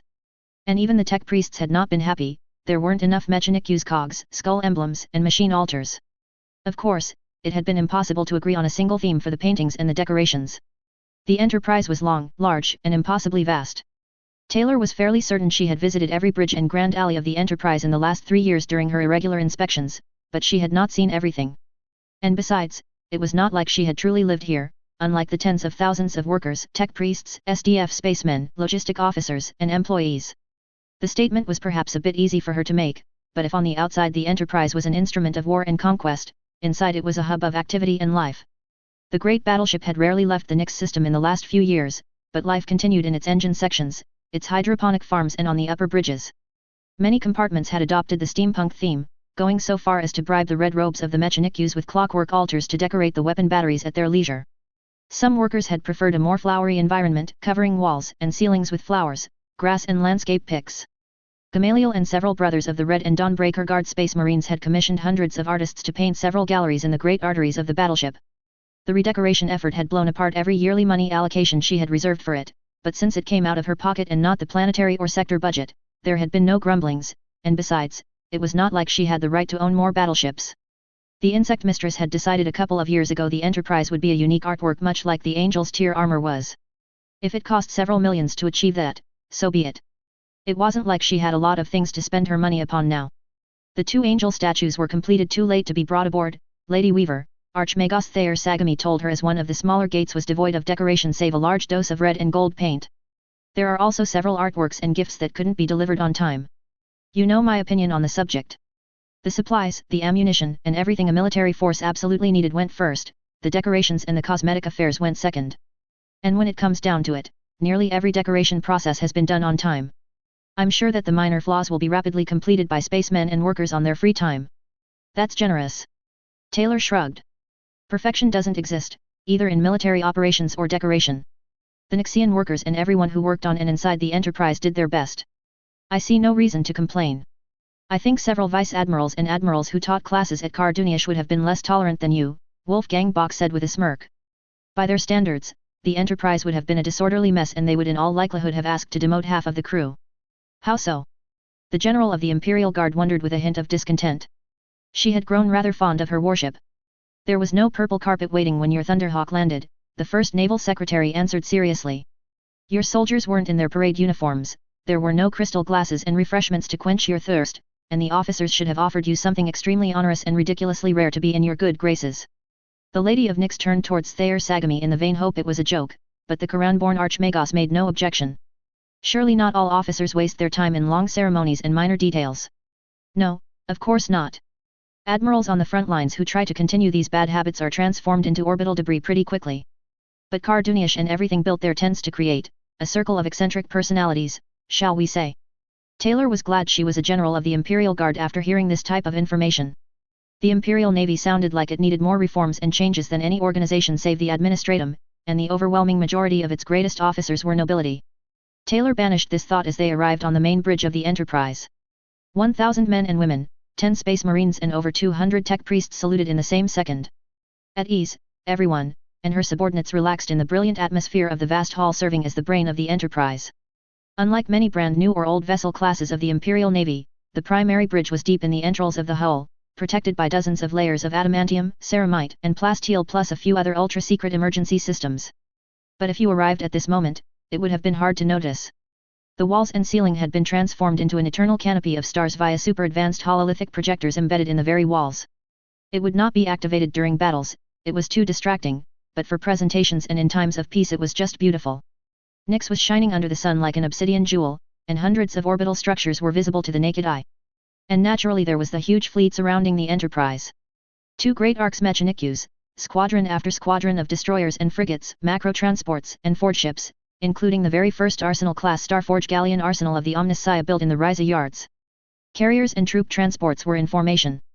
Titan transports waited under the battle barge Honorable Shield of the Iron Drakes chapter. And this left many, many things unseen. There were millions of Skitarii waiting in the Mechanikus hulls to be called to war. Tens of thousands of starfighters and bombers were prepared to be launched by catapult into the inferno of battle. When one saw this splendor, it was difficult not to marvel at the distance and the efforts made by mankind to spread across the stars and survive. Now she just had to remain humble. A lot of these ships were not hers per se, they were participating in Operation Caribbean because she had obtained results. This would have to continue. Archmagos Sagami, is the Enterprise ready? This was purely for the sake of appearances. If there had been any delays or problems, Thayer Sagami would not have escorted her to the bridge himself. The venerable spirit of the Enterprise is ready and eager to serve. Taylor nodded as she sat on the captain's seat and all the officers and operatives diligently went to their stations. In that case, please contact the senior commanders of Operation Caribbean. One by one the hundreds of screens lit up, revealing familiar and less familiar faces. As much as she wanted to know her top allies and subordinates, once again she had been forced to delegate. There were just, it seemed, not enough hours in the day to meet everyone and make decisions upon confidential reports. This is the hour. The general declared to them. Per War Plan Leyte Gulf, the Astartes Squadron will lead the warp translation under Chapter Master Duplex. The Enterprise will translate separately between the strike cruiser Blood Remembrance and the Arc Mechanikus El Dorado. It wasn't completely safe, but the warp predators had not abandoned the idea of attacking whatever warship she traveled in, and the Enterprise was the only ship which had Geller fields powerful enough to repel the Empyrean assaults 100% of the time. The astropathic calls are obviously restricted to the most severe incidents and problems. The pirates have several powerful Xenos sorcerers, every communication risks warning them of our imminent arrival. The para-human woman stood again from the throne seat and raised her general's baton. Battle awaits and we have pirates to punish. To Pavia and to victory. To Pavia and to victory. Dozens and then hundreds of starships roared to life, and under her feet Taylor felt the Enterprise wake up and answer the call of the binary activations and prayers. Ad astra per aspera. We will win the war after the peace. Chapter 33, Order of Battle, Operation Caribbean. Greetings Imperial Citizen. Now that you have accomplished your monthly quotas, we have excellent news to share with you. Your beloved leader, Lady Taylor Hebert, is crushing as we speak the insolent pirates of the Pavia system. Have no doubt that in a few days the traitors and the scum crawling in the shadows will be brought back to the light and recognize the dreadful mistake they have made by refusing to embrace the God Emperor. The security risks being non-existent at present, Lady Vista has authorized a reveal of the non-classified order of battle which will assuredly smite the enemies of His Holy Majesty for years to come. Rejoice and pray thrice harder, for heroes and martyrs are born today. Order of battle for the Battle of Pavia. Operation Caribbean. Ground Forces. Imperial Guard. Army Group Caribbean, General Taylor Hebert, Lady Weaver, 1,430,1,000 men. 1st Field Army, Marshal Werner Groener, Cadia, 557,900 men. I Corps, Lieutenant General Bang Sun, Hong, 321,900 men. 1st Division, Major General Gregory Lichtenlade, Karduniash. 1st Brigade, Death Star Brigadier General Taurus Voltev, Fay. 20th Mechanist Infantry, Colonel Tanya Svrev, 6,000 men. Andes 10th Artillery, Colonel Luke Perez, 4,500 men. Patton 3rd Super Heavy Armored, Colonel Tom Cameron, 3,200 men. 2nd Brigade, Saints Path Brigadier General Thean Dan, Lionheart. Nix 2nd Line Infantry, Colonel Maddox, 50,000 men. Polar 5th Reconnaissance, Colonel Emerson, 2,600 men. Lionheart 42nd Anti-Air, Colonel Arthur, 11,000 men. 2nd Division, Major General Lao Hu, Hong. 3rd Brigade, Supercharged Brigadier General Michael Adams, Patton. Patton 63rd Mechanist Infantry, Colonel Friday Crusoe, 7,000 men. Fay 5th Armored, Colonel Perry Terayev, 4,700 men. New Chelsea 40th Artillery, Colonel London, 3,300 men. 4th Brigade, Nix's Shield Brigadier General Justinian Lex, Nix. Nix 4th Light Infantry, Colonel Smyrna, 75,000 men. Megara 6th Artillery, Colonel Troy, 4,000 men. Iris 90th Armored, Colonel Halavin, 5,000 men. 3rd Division, Major General Thieu Duong, Hong. 5th Brigade, Harbin Defenders Brigadier General Plutonius, Charybdis. Charybdis 1st Hunter-Killer, Colonel Nathan, 14,000 men. Nix 10th Line Infantry, Colonel Adropus, 50,000 men. Clare 1st Penitent, Colonel Gurn Fulius, 10,000 men. 6th Brigade, Foe Slayers Brigadier General Sun Hawker, Wuhan. Nix 200th Armored, Colonel Naomenal, 6,000 men. Wuhan 20,417th Infantry, Colonel Han, 19,000 men. Sherlock 5th Reconnaissance, Colonel Lester, 4,000 men. 4th Division, Major General Magnus Lars, Mordian. 7th Brigade, Eastern Loyalty Brigadier General Gillian, Smilodon. Montgomery 2nd Armored, Colonel Eagle, 7,000 men. Nix 514th Heavy Infantry, Colonel Ascrius, 10,000 men. Smilodon 16th Light Infantry, Colonel Ruskerl, 9,000 men. 8th Brigade, Iron Redoubt Brigadier General Olin Deccan, Buxenus. Theta 82nd Drop Regiment, Colonel Gull, 2,700 men. Buxenus 3rd Artillery, Colonel Tur Siam, 3,900 men. Nix 3005th Mechanist Infantry, Colonel Dolos, 10,000 men. 2 Corps, Lieutenant General Pyatrov Vakalev, Valhalla, 236,000 men. 5th Division, Major General Leonard Wellington, Faurecia. 9th Brigade, Twilight Victory Brigadier General Chavitsky, Petersburg. Petersburg 46th Infantry, Colonel Zhukov, 11,000 men. Nix 641st Armored, Colonel Myronikos, 6,000 men. Alamo 4th Penal Legion, Commissar Colonel Volpahan, 20,000 men. 10th Brigade, Piety Remembrance Brigadier General Lauren Dacias, Nix. Nix 873rd Reconnaissance, Colonel Pilas, 5,000 men. Clare 2nd Penitent, Colonel Duxturano, 10,000 men. Abraxar 61st Raiders, Colonel Edix, 4,000 men.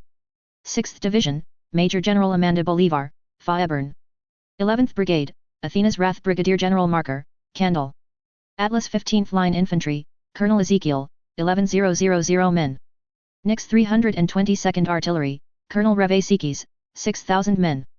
Candle 173rd Armored, Colonel Christopher, 4,000 men. 12th Brigade, Imperial Hammer Brigadier General Minar, Elios. Nix 30th Siege Infantry, Colonel Lianas, 50,000 men. Pandia 70th Reconnaissance, Colonel Yejetland, 3,500 men. Elios 133rd Artillery, Colonel Zyakos, 5,000 men. 7th Division, Major General Paul Dundee, Indigan. 13th Brigade, Gold Salvation Brigadier General Korea, Calypso. Nix 12th Line Infantry, Colonel Adamus, 50,000 men.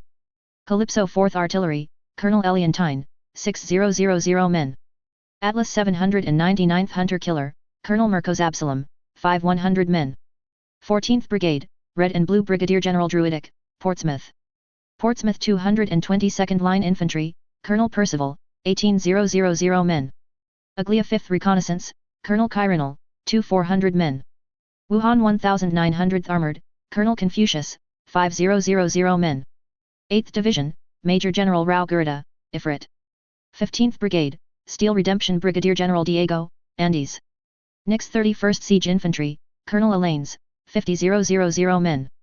Andes 28th Anti-Air, Colonel Tortes, 4,000 men. Megara 7th Artillery, Colonel Bart Handelis, 4,000 men. 16th Brigade, Laser Attack Brigadier General Auchinleck, Montgomery. Patton 239th Armored, Colonel Henderson, 5,500 men. Montgomery 5th Armored, Colonel Ritchie, 5,000 men. Lionheart 43rd Anti-Air, Colonel Collegrenant, 4,000 men. 2nd Field Army, Marshal George Hahn 6 Ludendorff, Cadia, 475,000 men. 3rd Corps, Lieutenant General Pearson Chelmsford, Pretoria. 9th Division, Major General Helmut de Villers, Cadia. 17th Brigade, Legion Punishers Brigadier General Pythagoras, Calypso.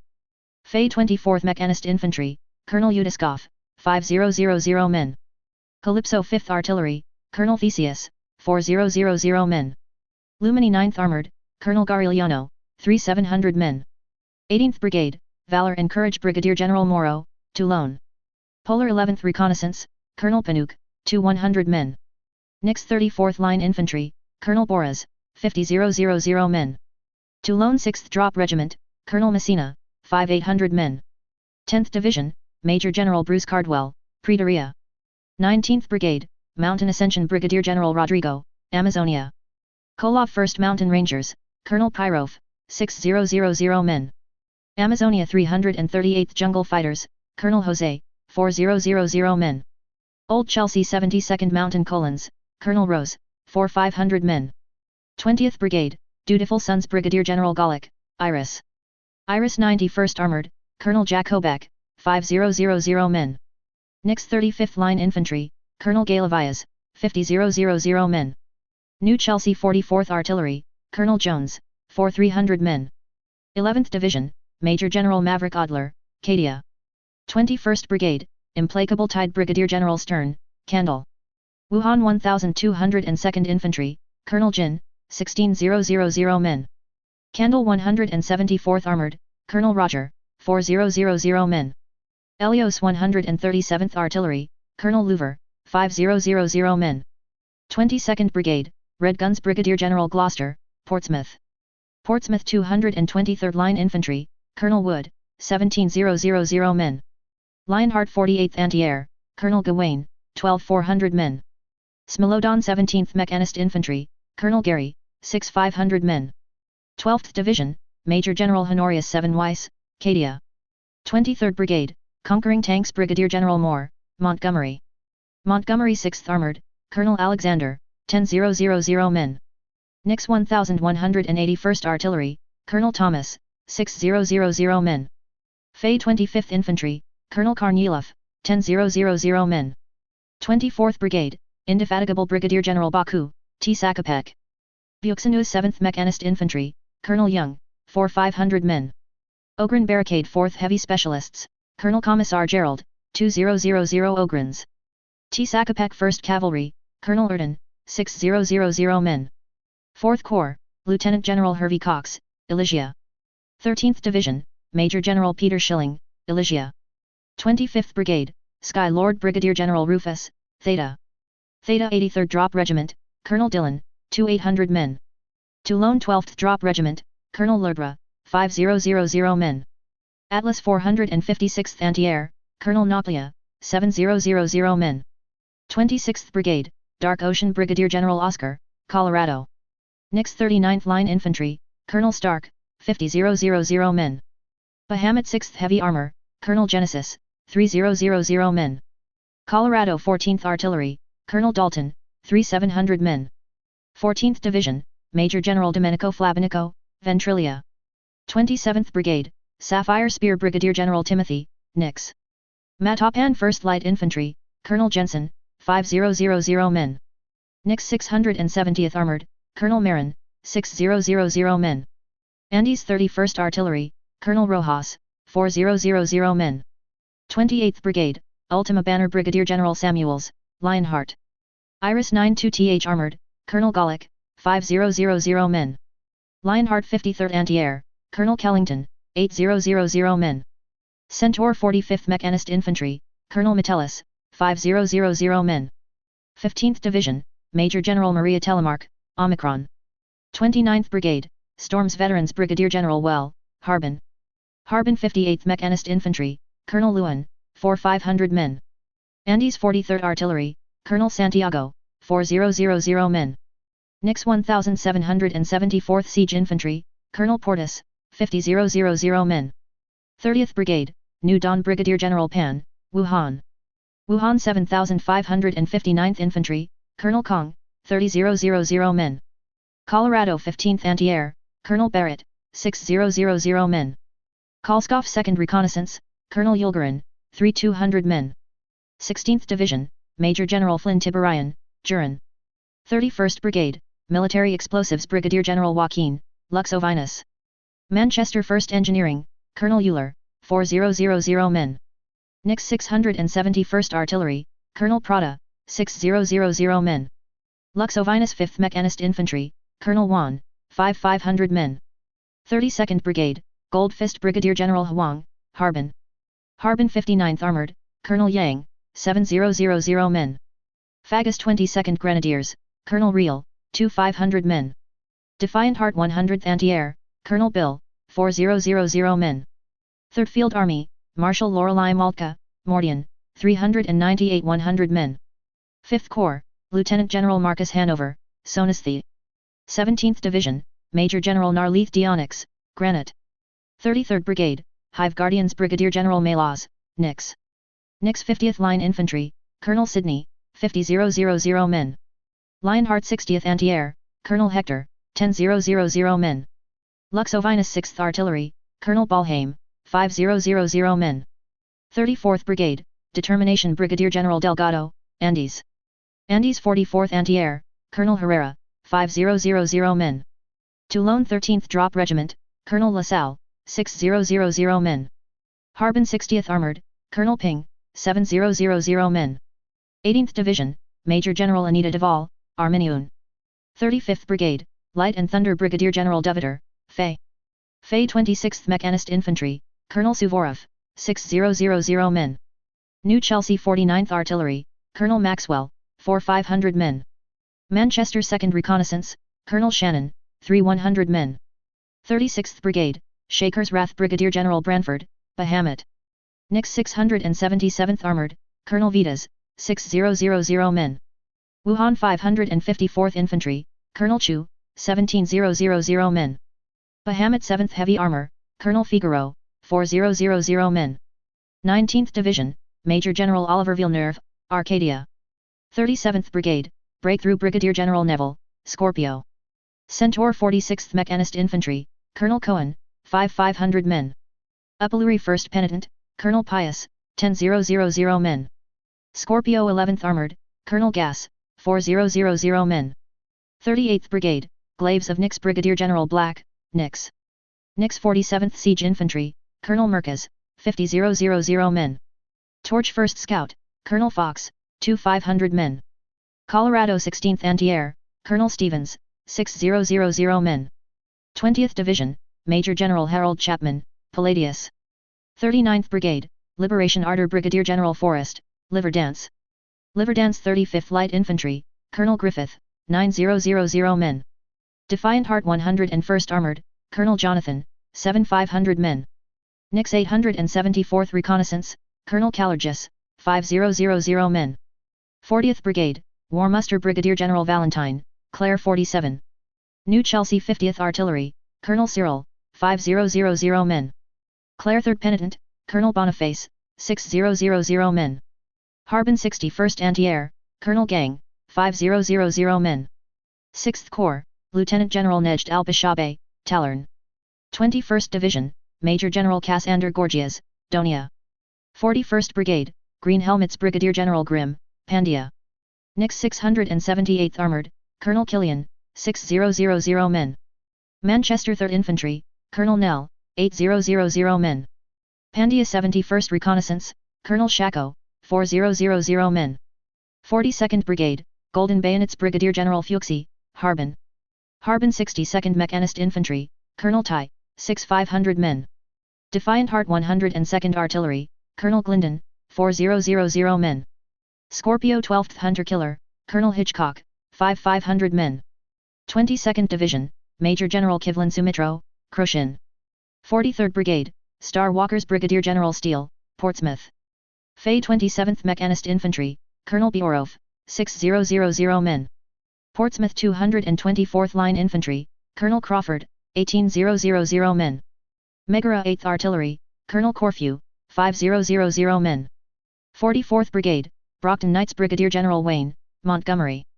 Montgomery 20th Reconnaissance, Colonel Hart, 4000 men. Nix 3881st Armored, Colonel Frisches, 6000 men. Smilodon 18th Anti-Air, Colonel Scardalian, 6200 men. 23rd Division, Major General Sartake Merkit, Adela. 45th Brigade, Endless Quest Brigadier General Speller, Nix. Wuhan 10,902nd Infantry, Colonel Lin, 10,000 men. Nix 7,332nd Artillery, Colonel Zervis, 6,000 men. Calypso 6th Armored, Colonel Vespucci, 5,000 men. 46th Brigade, Death Runners Brigadier General Kastelov, Kolov. Toulon 14th Drop Regiment, Colonel Kleber, 5,300 men. Kolov 2nd Mountain Rangers, Colonel Grandison, 4,000 men. Manchester 4th Infantry, Colonel Flair, 6,000 men. 24th Division, Major General Rajaram Kohari, Mephidia. 47th Brigade, War Revelation Brigadier General Wang, Wuhan. Wuhan 5725th Infantry, Colonel Zhou, 14,000 men. Harbin 63rd Armored, Colonel D, 7,000 men. Aglia 6th Reconnaissance, Colonel Creed, 3,500 men. 48th Brigade, Tigray Centipede Brigadier General Dumi, Theta. Nix 460th Artillery, Colonel Lakotas, 6,000 men. Theta 84th Drop Regiment, Colonel Armiger, 4,000 men.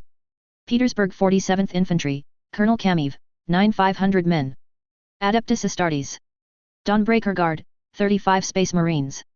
Brothers of the Red, 1/2 Company, 1st Company, approximately 57 Space Marines. Iron Drakes, 3 companies, 1st, 3rd and 5th Companies, approximately 340 Space Marines. Heracles Wardens, 1 Kill Team 12 Veteran Space Marines, 1st Company. Angel Sanguine, 3rd Company approximately 90 Space Marines. Crimson Scions, 2nd Company approximately 100 Space Marines. Frateris Templar. Division Atlantis Divine, Abbess Crusader Theodora Gaius, Ophelia 7. Brigade Silver Rose, Abbess Brigadier Galatea Dumas, Atlantis. Atlantis 1st Frateris Infantry, Bishop Martin, 10,000 men. Atlantis 2nd Frateris Infantry, Bishop Casey Loros, 10,000 men. Atlantis 15th Frateris Artillery, Bishop Teresios, 5,000 men.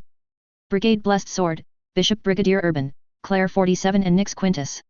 Clare 3rd Frateris Infantry, Bishop Erminarius, 10,000 men. Clare 4th Frateris Infantry, Bishop Nazianzus, 10,000 men. Nix 18th Frateris Artillery, Bishop Adrian, 5,000 men.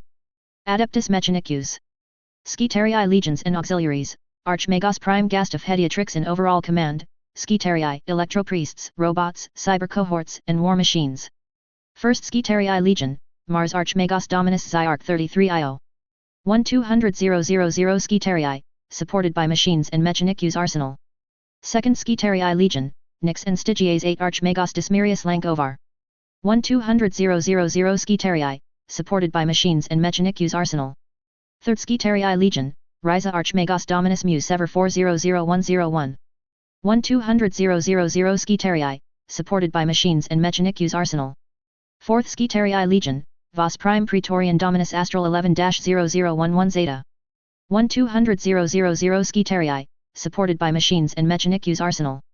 5th Skitarii Legion, Triplex Fal Magos Lord Karis Omega Nu 00. 300,000 Skitarii, supported by machines and Mechanicus Arsenal. 6th Skitarii Legion, Gothic Sector Forge Worlds and Tigris Magos Dominus Lem Portion Gamma 01-10G. 400,000 Skitarii, supported by machines and Mechanicus Arsenal. 7th Skitarii Legion, Griffon 4 Arch Magos Dominus Basilic Delta 90 Ballista. 1,200,000 Skitarii, supported by machines and Mechanicus Arsenal. 8th Skitarii Legion, Grea Alpha Prime Magos Val Saver Optimus. 1,000,000 Skitarii, supported by machines and Mechanicus Arsenal. 9th Skitarii Legion, Estaban Magos Dominus Scythe 22 Finland. 500,000 Skitarii, supported by machines and Mechanicus Arsenal. 10th Skitarii Legion, Incaladian Strategist Destructor Nagano Epsilon. 600,000 Skitarii, supported by machines and Mechanicus Arsenal. 11th Skitarii Legion, Phaeton Dominus General 00111 Custer. 500,000 Skitarii, supported by machines and Mechanicus Arsenal. 12th Skitarii Legion, Akatrin Quester Ultima Beta Beta Samson 01 Spada. 300,000 Skitarii, supported by machines and Mechanicus Arsenal. Centurio Ordinatus, Mars Archmagos Rho 5-12 Oberon, Mars. 3 Ordinatus Minoris Sagittar Class Macro Engines Volcano's Wrath, Omniscia's Lance, Belligerent Guardian. Collegia Titanica, 56 God Engines. Legio Defensor, Nova Guard Grand Princeps Surinatessa Fawn. 45 God Engines, 92% of the Legio. Their world was destroyed during the heresy, Sadires 12, and they are an errant Legio supported and equipped by Mars now. Legio Ares Estus, Air Paladins, Morvain Princeps Elvin Connolly. 11 God Engines, 15% of the Legio. Knights Houses, 218 Knights. House Raven, allied with Weaver for the campaign Baron William. 12 Knights. House Beaumaris, allied with Legio Defensor Princeps Duvernay. 30 Knights. House Cadmus, allied with Griffon 4 Baron Conrad. 12 Knights. House Cortana, allied with Mars Count Lawson, Baron Warden of Reprisal. 24 Knights. House Durbach, allied with Ryza Baron Iolaus. 12 Knights. House Hawkshroud, allied with Weaver Baron Brixton. 20 Knights.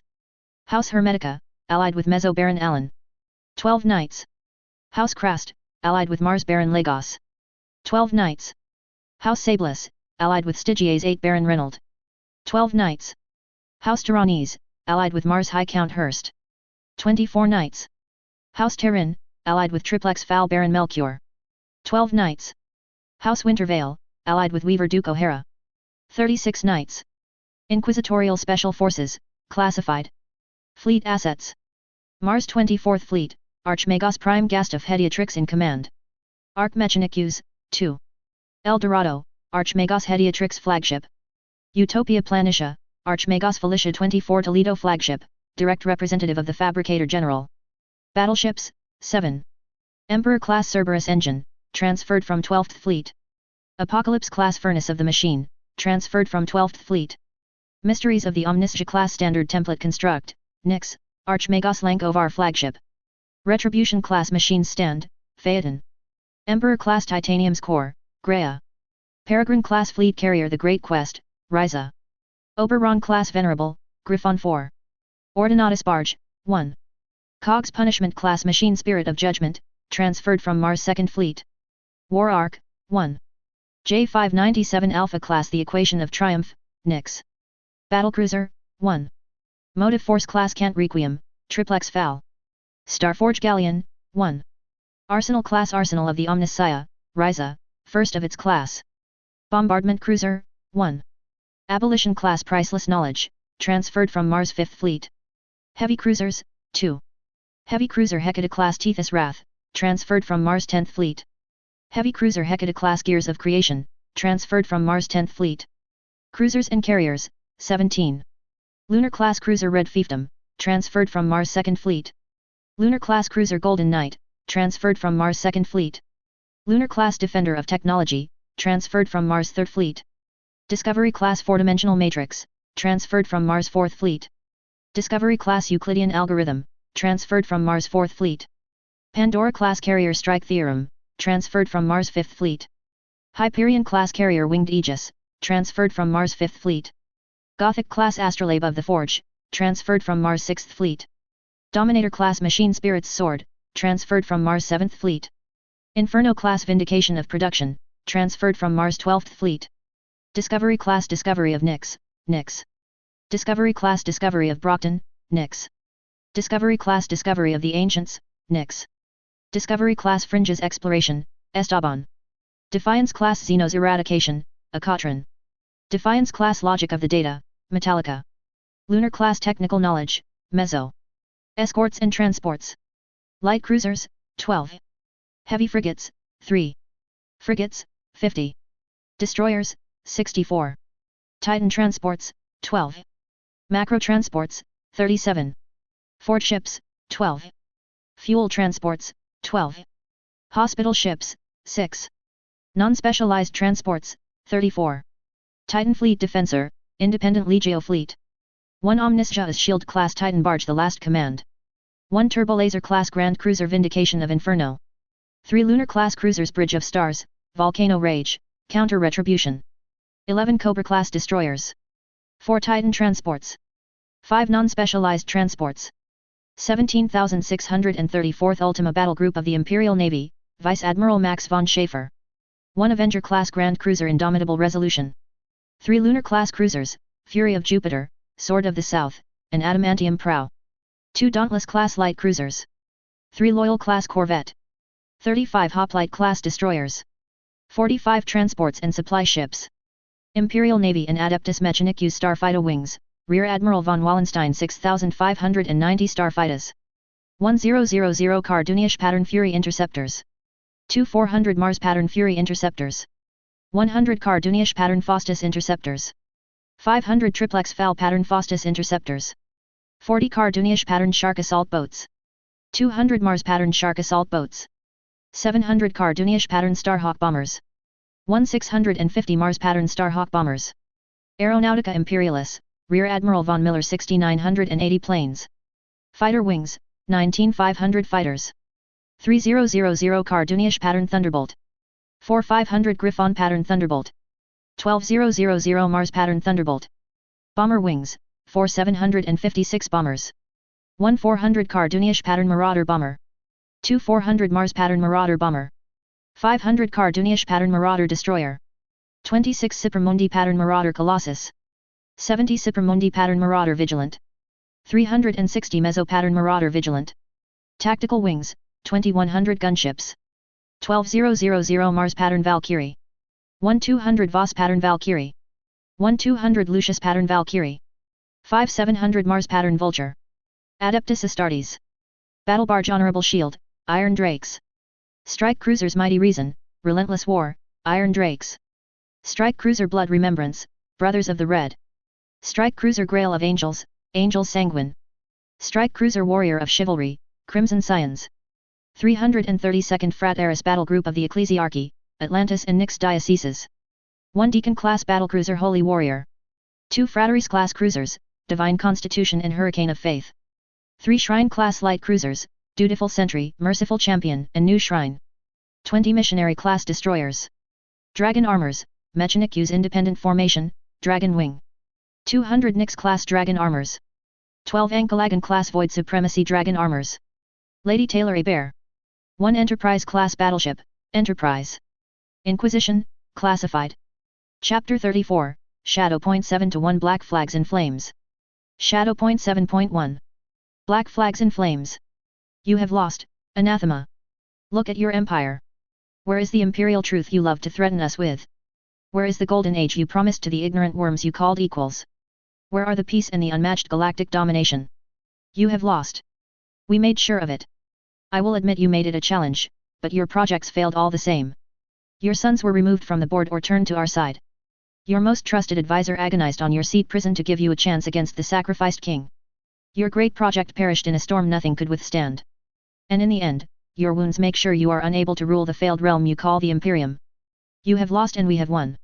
There will be no new invincible golden fleet sailing from Terra and Mars to reunite the galaxy under an age of reason. Your tech priests have forgotten too much.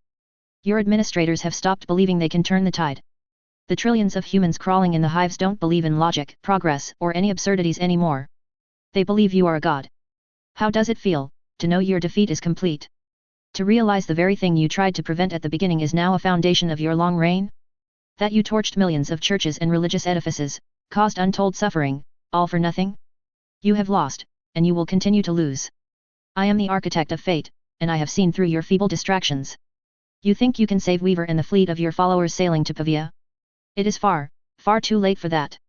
The moment they will try to attack the slaves of the serpent, they will have no escape from my talons.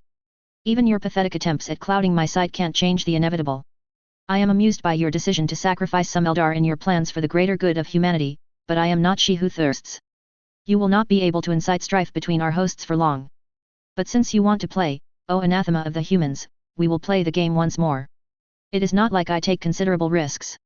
You could win 1,000 impossible victories against 1,000 different pirate fleets, and victory will still be mine in the end. I am Tsianch, architect of fate, master of sorcery, ambition and plots, changer of the ways, and great conspirator. I stole hope before your birth and watched the downfall of a million civilizations greater than yours. And so I say this, on the eve of my new victory. Everything is proceeding according to my plans.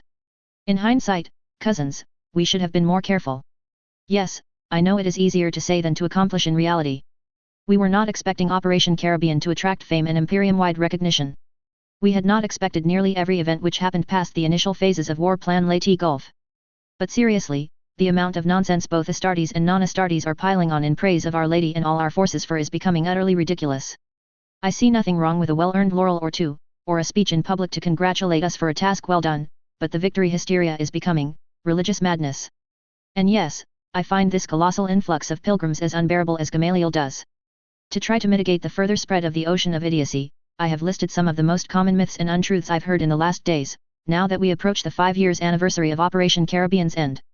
Public speeches providing counter-examples to these notions will be greatly appreciated. As much as I like Nixians marching to the Guards recruiting offices, young men and women must receive a true idea of what war looks like, not the equivalent of an ecclesiarchy sermon. Here are the most common misconceptions I've heard spread. 1. The Eldar are cowardly Xenos and the battle was over before the first shot was fired. 2. Lady Weaver did not authorize the execution of any officer. 3. The Enterprise was always in the thick of the fighting. 4. The Heracles Wardens can infiltrate every installation known to mankind, please don't utter it when Ancient Pierre is nearby. 5. The Adeptus Mechanicus scout ships were invisible to the best tech sorcery fielded by the pirates. 6. The Imperial starfighters decisively crushed their Xenos counterparts one-on-one. 7. The Imperial Navy did not take part in the space battle. 8. The pirate fleets were united in their hate of the Imperium and obeyed the insane orders of their dread Lord Sliscus to the letter. 9. Millions of pirates realized the error of their way in the end and were returned to the loving embrace of the Imperium, mind, body, and soul. 10. Lady Weaver is an invincible space commander. Extract from a memo sent by Sergeant Gavriel Forcas to all senior members of the Dawnbreaker Guard, 301M35. Someone invited plenty of visitors without my authorization. Kill them all before I flay your skin from your miserable bones and use it for a stylish new outfit. Words attributed to Trevelioth Sliscus during the Battle of Pavia, 296M35. Beyond the frontiers of the Imperium. Acacia Expanse. Pavia System. Battleship Enterprise. 8.183.296M35. Thought for the day, cease purpose and die. General Taylor A. Bear. In the last 5 years, Taylor had tried to convince some of the Guard and PDF officers serving in the Nix sector there were crimes that did not merit the death sentence. Light violence against a superior officer while under the influence of alcohol and/or drugs was one of the many cases she felt the culprit had better go on a long volunteer session in digging fortifications under an enemy artillery barrage and be in the first line to charge the enemy's fortified positions among a penal battalion rather than face a firing squad. But there were crimes the para-human hadn't voiced her opposition against when she had learned they were worth a court-martial and a one-way ticket to the gallows if caught. Chaos worship was one. Anybody who worshipped the ruinous powers was either criminally stupid, treacherous, and/or utterly insane, and the best path was to remove these people from your surroundings as fast as possible. Rape was another. As a brand new general, Taylor had believed a little trust between her and her troops was warranted. As a consequence, all the particularly treasonous activities that she wanted banned had been printed in the new version of the Infantryman's Uplifting Primer, and been repeated during several speeches in the Petersburg training camps. Zoef had followed her directives word for word on this point, and in her persona of Basileia, she had voiced it again during the last Sanguinella. Killing a fellow guardsman, abandoning your position without a commissar's order, throwing down your weapon in the middle of a battle to flee, mutiny in wartime, there were plenty of ways to get the pistol of a disciplined officer pressed against your neck. But most of this list was for crimes and violations made in the middle of a battlefield. The insect mistress did not believe someone would be so moronic to think she was bluffing. Unfortunately, someone was. His name was Major General Gregory Lichtenlade, of the 1st Division, and he had been one of the few Munitorum problem children to be assigned to serve on the Enterprise. The files on him had told the classical story of a noble of Carduniash promoted way over his real skills. Only his family connections had allowed him to survive a disaster in which he had lost 3/4 of his command by virtue of sheer stupidity. Nowhere had it been mentioned he was a rapist, but his attempt to molest a woman of the Fey 20th had revealed this dirty secret. And now Taylor was wondering how many vices the Munitorum had deleted before sending her expunged versions of the records. You could have refused him the firing squad, Dennis told her as the black-haired Major General was escorted away from the tribunal to face his first and last meeting with death. I could have, the insect mistress agreed. But we are about to begin a new war, and I have better things to do than watching one of my officers dance at the end of a rope. Besides, Lieutenant Rovana has already executed half of the sentence by breaking his arm and knocking out 5 teeth from his mouth. Lichtenlade was not just a rapist, he was also a stupid one. Otherwise, he would never have tried to behave like a sexual predator with one of the women of the 2nd Company. Lieutenant Una Rovana was not a man-hater per se, but to her best knowledge the red-haired beauty had mastered 2 martial arts and was proficient with knife and katana. I just hope there won't be any more incidents of this nature. An officer losing their wits in the middle of a battle is something I can understand, but that. They were in the 35th millennium, but there were a lot of flaws humanity had kept during its conquest of the stars. Okay, best to change the subject to a more crucial issue. Have you thought about what I told you? That this system reeks of a trap? The ward known as Clockblocker asked rhetorically. Yes, I have, and I think you raised plenty of good points. We got here too quickly and too easily. The warp currents pushed us towards Pavia and decreased our journey's duration by a good third, according to Chancellor Friar Achelius. Even the usual disturbances trying to breach the Geller fields of the Enterprise were weaker than normal. The denizens of the Immaterium are up to something. It was not paranoia if there was really someone or something after you. And Weaver knew deep down there was zero chance a demon as powerful as Kabandha was going to abandon his revenge at the first true campaign she had assumed command of since the Battle of the Death Star. So it stood to reason other demons had intervened to make their journey easier, and Taylor knew better than to count on the generosity of the warp's abominations. For a brief moment, the then Major had looked deep into the other side of the warp portal during the desperate fight in the hangars of the Megos Laurentiis. There was no mercy, no benevolence, and no redeeming qualities where the ruinous powers were concerned. It was a primordial evil, and the capital E was more than warranted. Some Archmagi had proposed to activate the small beacon which had been created during her fight with the Queen Ants of Catachan, in hopes of driving away the denizens of the Empyrean. Unfortunately, it had been a failure. The light was going along with her powers now, but to generate a sort of luminous shadow reliably would require several thousand golden Queen Ants under control now that the population of Catachan ants refused to engage in a mental psychic confrontation with her. It would be exhausting for her, mentally and physically.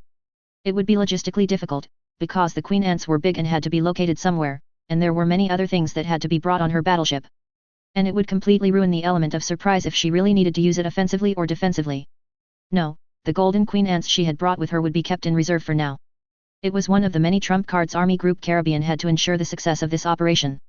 Dennis threw in a few jokes to lighten the mood, and before she had the time to look at her watch they were back on the primary bridge and saluting the personnel who had momentarily stopped working, despite her pleas for them not to. It took 2 minutes to finish the protocol, but at last her senior officers and herself were surrounding the large hololith, which was now depicting the Pavia system in precise detail. All fleet assets have left the warp, my lady. The Equation-class destroyer 3 Dimensions coordination has suffered significant casualties due to an error of navigation and will have to be left with the escorts protecting the fleet train. It was hard to remain emotionless without pouring her emotions into her insects. These were the first deaths of Operation Caribbean, and the knowledge that it could have been far, far worse given how far they were from the Astronomicon gave her no comfort. I see. Her eyes turned to the shiny red dots indicating the vast pirate armadas waiting in the Pavia system. Our presence remains secret for now. Yes, my lady. The Heracles Wardens have taken control of or disabled the auger arrays, the long-range auspexes and the communications of the Palace of Feasting. I believe they have also engineered a squabble between the Orc and Sheet captains to shift attention away from their own efforts. I will have to increase their material allocation after this, and remind them not to become too arrogant. Pirates were hardly the most difficult of targets, with their non-existent professionalism and decades spent believing no one would dare challenge their outer minefields, fortresses, and warships. How are the enemy fleets positioned? Wolfgang spoke in order to a tech priest, and a mass of icons nearly on top of the first Malta star fort shown in a magnified red-black color. This is the Kroot fleet of Shaper Korok. They are in charge of the direct protection of the star fort, as expected. They use it a lot for ammunition and fuel storage, so nothing too surprising. They have 6 warspheres, which are equivalent in tonnage and firepower to a Hecate-class heavy cruiser. 19 battlespheres are playing the roles of escorts. The battlespheres are small light cruisers with rather antiquated lance armaments.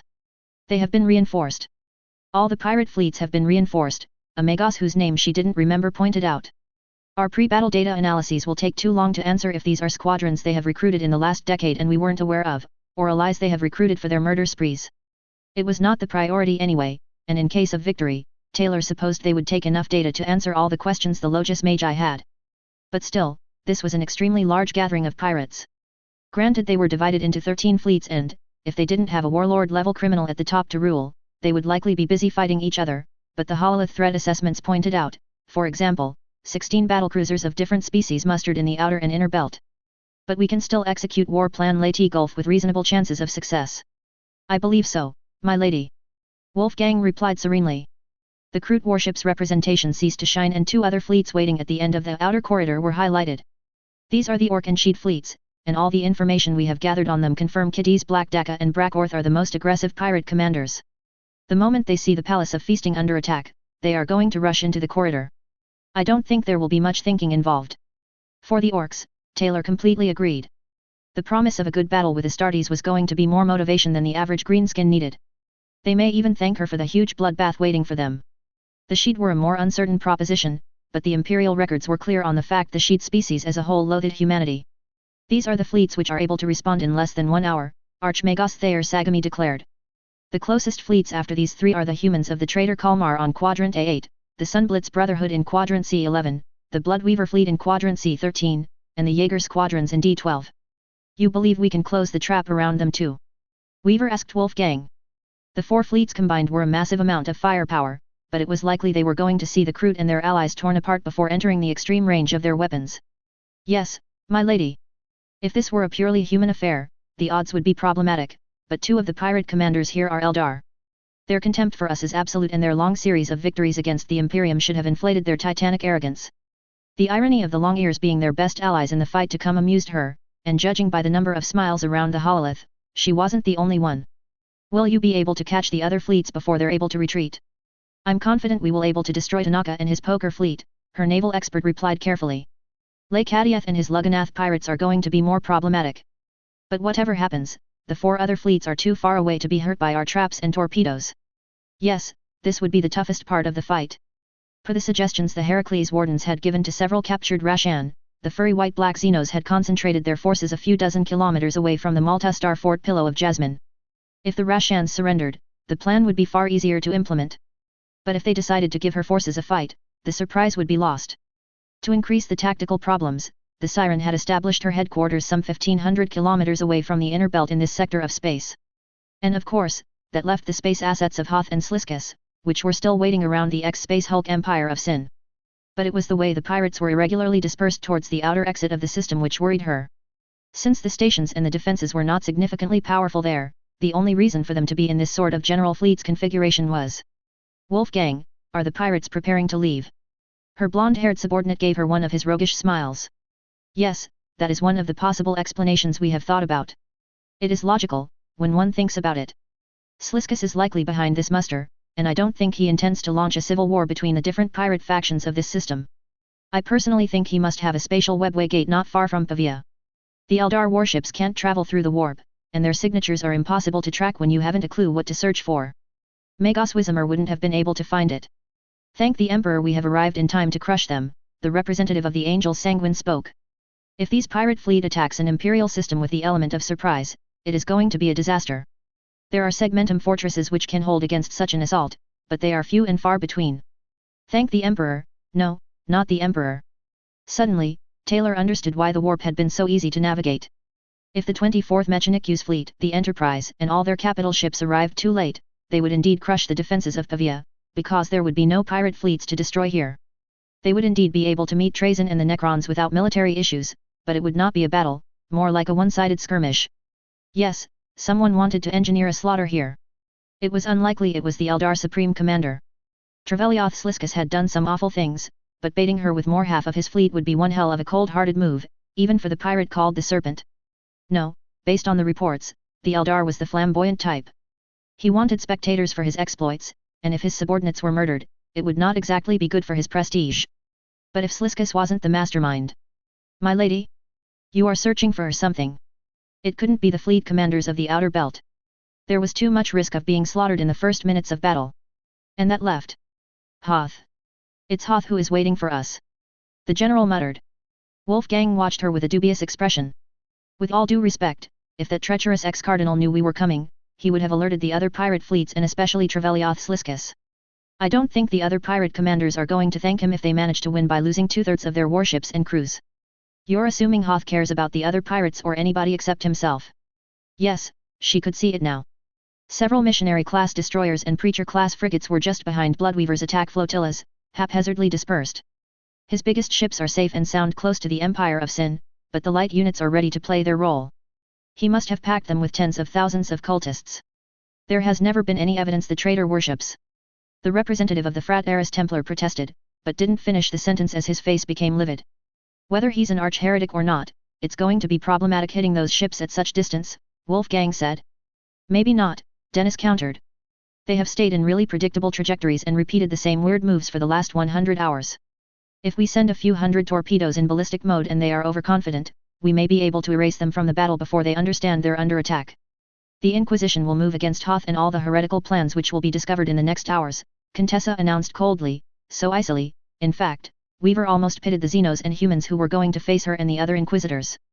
There were more points to debate and modifications to accept, but after half an hour it was clear the only thing left to do was a last verification. The Astartes Task Force. Chapter Master Duplex and his warships are ready to make their micro-jump. The Heracles Wardens. They are in position and have received their orders. In 3 minutes, they affirm they can take the heart of the Star Fort. The Void Shields are already under their control. The Kane particles and the World Flame warheads. Dispersed across the agreed war zone and ready to fire, per your instructions, Thayer Sagami answered with a bow and a smug expression. The asteroids, minesweepers, and carriers. They are in position and awaiting your orders. Leeds Project. Completed after several horrible incidents. Let's pray to the Omnissiah we won't need it. All the components of Operation Caribbean are at full readiness, my lady. So this was it, then. The great moment they had spent the last couple of years training. Give 2 hours to our all forces to rest, eat a last warm meal and don their armors. It would not be good if half of her effectives were exhausted and prone to mistakes before meeting the enemy. Plus she wanted to go back to her quarters and kiss Way a last time. Once the 2 hours are over, prepare the Nemesis Hunter cannon and bring the entire fleet to battle condition. One by one she met the eyes of all her senior commanders and representatives surrounding the hololith. It's time to burn a lot of black flags. Supreme Archecclesiarch of the people Pius Hoth. Pius Hoth had believed it was his destiny to be a mighty servant of the God Emperor when he was a child. Of course, there had been some obstacles on the way. His father was no doubt a powerful and influential man, since he was the great Pontifex of Sigil, civilized world of 1 billion souls. But his genitor also had plenty of sons from several noble women. And the plenty was because, even to this day, he honestly remained ignorant how many half-siblings had been sired in 260 years. They did not have his name, for the cult of the Savior Emperor forbade his sworn priests to marry and have children. Officially, at least.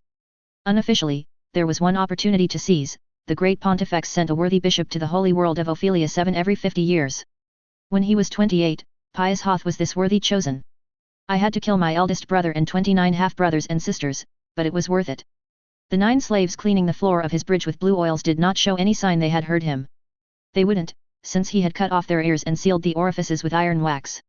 And they wouldn't answer, since he had cut out their tongues and paid a heretic surgeon to make sure they could only eat and drink, and not too easily or quickly. Besides, his eldest brother was an uncharismatic fool and Pius had never enjoyed his company. As for the others, he'd loathed them, and the feelings were largely reciprocated. He had begun the God Emperor's work, or so he believed at the time. To be honest, Ophelia 7 was just like Sigil, it simply had a far larger population, and the respective donations, pilgrim flocks and senior ecclesiarchy seats which came with it. Pius Hoth had begun his work, spreading the good word of the God Emperor, discrediting his rivals, removing those who caused problems, and presenting a smiling face to peons unable to understand the magnificence of the master of the Imperium. And at first, he had believed it was working. His convictions had been more solid than the foundations of the Imperial Palace, until he was named Cardinal of the Kerguelen sector. It was a humiliation. Even as the Cardinal mitre was lowered onto his head, he had heard the laughter of his enemies. The planets of the Kerguelen cluster were a sector only by the sheer dumb luck of somewhat meeting the administratum's definition for the name. It was an extremely poor and neglected region of segmentum obscurus, with the sole cardinal world as a diocese. Hoth had travelled to his new seat, and been depressed at the mere sight of it. There were a few feudal and feral worlds, most of them preaching the cult of the savior emperor so badly it could and would be recognized as borderline heresies if his superiors became aware of it. There were no secular authorities to befriend there, no pilgrim crowds to speak before, and a grand total of 0 donations. Hoth had prayed day and night for a month for the god emperor to show him a sign. The corpse on his golden throne had not given him one. And after 30 standard days, he had decided that it was at last time to fly on his own wings and find a new god far worthier of his allegiance. The Frateris Templars accompanying him had been purged of their narrow-minded elements, and true warriors of the word had replaced them. Once his power base had been secure, the lances of the renamed will of Hoth had scoured the planet of its imperfect and seditious population. It was the correct choice to make, of course, the former cardinal declared to the silent throne room of his battleship kingdom. The banners of the Mark of Tsianch were magnificent. He had taken great care to use only the most perfect priest's skin for the flags, the sweetest virgin's blood for the ink, and the bones of fallen innocents for the flagpoles. I made sure millions worshipped the corpse god, and he recompensed me with nothing but silence, failures, and poverty. Now I have killed billions of his servants, and I am 99 times more powerful than I would be if I had stayed on that path of delusion and weakness. For these are the gifts the architect rewards his servants with. He raised a finger and 99 slave guards leaning against the walls cheered him. 9.9 million followers of the great changer stand ready to accomplish his will. My fleet is immense and unbeatable. I have spread so many traps and assets to summon the favorites of the architect no one can detect and parry my plots in time. No. We have never killed a false saint before, and this battle is a priceless opportunity to correct this mistake. Glory to the changer of ways. Glory to me. Glory to Tsianch. He heard it then. It was a whisper, not the clarion he was used to, but the intensity had been lessened these last days. It was a minor effect of the great moment of his ascension coming nearer, undoubtedly. Our guests are here. Bring forth my change bishops, for we have to receive them in change and corruption. Shaper Korok Trek. I really hate the chairman, his Shaper second complained while masticating some human meat. Korok huffed and raised his eyes in consternation. Everyone hates Sliskus, the commander of the Kroot fleet rebutted. I have not found a non-Eldar who truly loves him. But he poisoned the meat supply of Hunter Nurk. No, it must have been the work of one of his creatures. Korok contradicted the Shaper second. Sliskus would have poisoned over 100 supply caches and made the symptoms humiliating or impressive. Or both. Many hunters of his personal guard grumbled in agreement. The old Kroot had been on the receiving end of the serpent's black humor enough times to recognize what actions had been ordered by his voice. This was one of the many reasons why Korok had been reluctant to participate in the coming battle. Feasting on Eldar flesh was a great boon by itself, but attacking Pandaimon, even by a secret pathway, was going to bleed his warships, of this he had little doubt. The Eldar weren't going to let them win and bare their throats for the feast. And then there were the true motives of Sliskus. The Duke of the Sky Serpents was a Kamarak Eldar. They were beings deprived of trust and pack unity, and eating them was akin to devouring a slow-acting neurotoxin.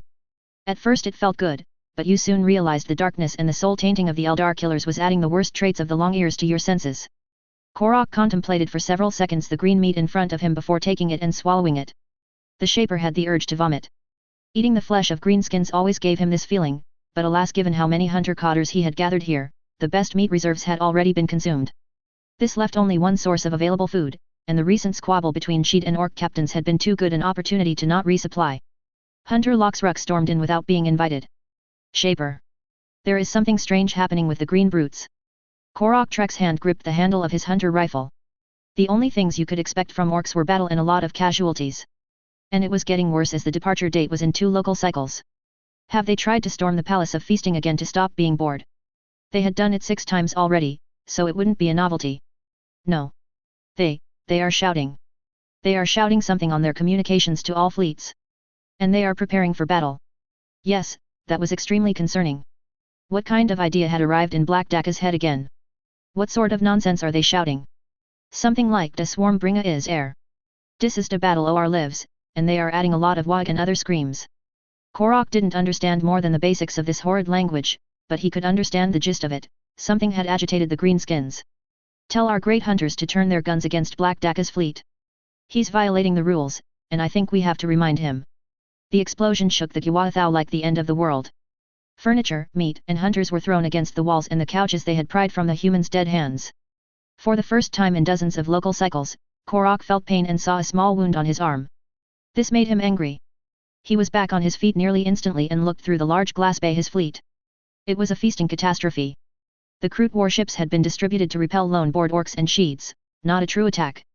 3 war spheres were shaken by huge explosions and their doom was all but assured. 5 battle spheres were in an even worse state, disintegrating and opening their compartments to the void. Human warships. Human warships converging on our position. Multiple Nova cannon explosions reported in the corridor. Alert the Palace of Feasting. Raise all commanders and sound the alarm. Korok shouted. Engage all countermeasures and begin firing back. It was an attack. By the bones of the great looter, Pavia was under attack. And he and his fleet were on the front line. Shaper Korok Trek was no coward. But as he ran to the bridge of the Gwathau, and saw what they were facing, the sensation in his stomach was not hunger, but a very unpleasant pit of fear. The massive warship leading dozens of warships was eminently recognizable, it was what the humans called a battle barge. The Palace of Feasting is not raising its shields, Shaper. They are not fighting. Fear turned into despair. Raise them. Raise them and tell them to hurry or we are all dead. There were too many warships and the corridor had been purposely cleared of mines and other traps before the departure of the 13 fleets. Right at this moment, there were only 2 things stopping the humans from breaking through, the Palace of Feasting and his own fleet. And as he watched the hunter display, Korok knew his fleet wouldn't be enough to even slow down the invaders. The surprise bombardment had slaughtered the battle spheres and the war spheres. Of the lesser units, barely 6 could be called intact, and with 3 war spheres dead and 1 crippled, the Kroot fleet was already nearly gone. There are no answers. And the humans are sending their transports directly into the fortress docking facilities. How? How had the humans been able to do this? Korok stared in disbelief at the unfolding hunting catastrophe and broke 2 claws in his rage against the command wall. No, it couldn't happen. Not after hundreds of profitable contracts and tasting so many delicious meats. He was the strongest of the Kroot Shapers, and he would be the one to rediscover their home world and bring galactic renown to his race. Deek Kroot is gone. Biaz Hork's crew is abandoning ship. Exila Detrek is in critical condition. One by one his fleet was beaten. No, not beaten. It was slaughtered. They were not defeated in a great hunting contest like so many operations had been. They were slaughtered. They were prey. Korok didn't believe he had ever loathed someone so much, not even Sliskus, to this day. But hatred or no, he couldn't defeat these invaders. Not with the Palace of Feasting silent and refusing to fire on the enemy. Whether it was treason of some hunter-cotters or something the humans had planned all along would be discovered later. Give my command to the fleet. I order a general retreat towards the inner belt. We will let Black Daka and Brackorth deal with these bloodthirsty intruders. Boarding torpedoes. The human battle barge is launching boarding torpedoes at us. Countermeasures. Countermeasures and evade. But Korok knew it was already too late, and the Gwathau, the flagship which had seen him hatch and become a great shaper, was too damaged to focus fire on such nimble targets. The ground shook under his talons as the ugly machines collided with his flagship. Continue the retreat as long as possible, the shaper ordered to his bridge's cotter, knowing full well it was certainly going to be the last order he would ever give them. All hunters able to raise a rifle are to rally on me. We will defend our home against the human invaders. The roar of defiance pleased him, and Korok suppressed his feet to concentrate on his hate. It wasn't difficult. For as long as he had lived he had tried to find a way to return to their home world and make the Kroot race stronger, and now a lot of these experiences and efforts were gone because the human Imperium was unable to see a non-human and not shoot at him. They were going to pay. Most this resolution vanished when he saw the first giants fighting their way into a hall. There were only 3, but each burst of their massive weapons and swing of their oversized blades were killing dozens of his best hunters. Death to the humans. The ambush was perfect. His rifle found the exact spot he had earmarked, and so did the next 6 shots of his companions. The pale green armor shrugged off the impacts like they were useless darts. Beware. Their armor. An incredible amount of pain exploded in his lower body and the last rifle shot he had been lining up fired into the ceiling. The world collapsed in blood, blood of his hunters, blood. For a 700 billion bounty, cannibal, you were a disappointment. Something stepped on his body and then Shaper Korok Trek died. Scout Brother Fanuel. Pat Howe would have been afraid. The space separating the strike cruiser Blood Remembrance from the Malta Star Fort Palace of Feasting was war in its purest form, dozens of Xenos starships ripped apart and agonizing under a concentrated barrage of lances and macro cannons. But he was not Pat Howe anymore. He was Fanuel, and he was a son of Sanguinius. He was one of the 20 space marines inside the Thunderhawk wings of Resolution, and the training and the courage of the blood flowed in his veins. The endeavor should have been a death sentence, of course. 1 or 10 Thunderhawks, whether piloted by Astartes or baseline humans, had less than a minute to live when in firing range of an operational star fort. But the Palace of Feasting was not firing or bringing its shields and considerable defenses online. And this meant the initial infiltration had worked and the Brothers of the Red and the rest of the Astartes boarding force could begin their work. The Heracles Wardens have accomplished all of their goals and seized the heart of the station, Sergeant Sidriel Vox cast like the operation had been a good training session for the veteran Space Marines. Then again, knowing the rumors circulating about the leadership of the Wardens, maybe this was routine for them. Now it is our duty to prove our chapter has not lost its strength. We take the docking facilities and advance. The Heracles Wardens have taken all the human and Xenos prisoners which may have tactical or strategic value, so don't worry about surrenders and intelligence acquisition. You have the correct frequencies. You have the training.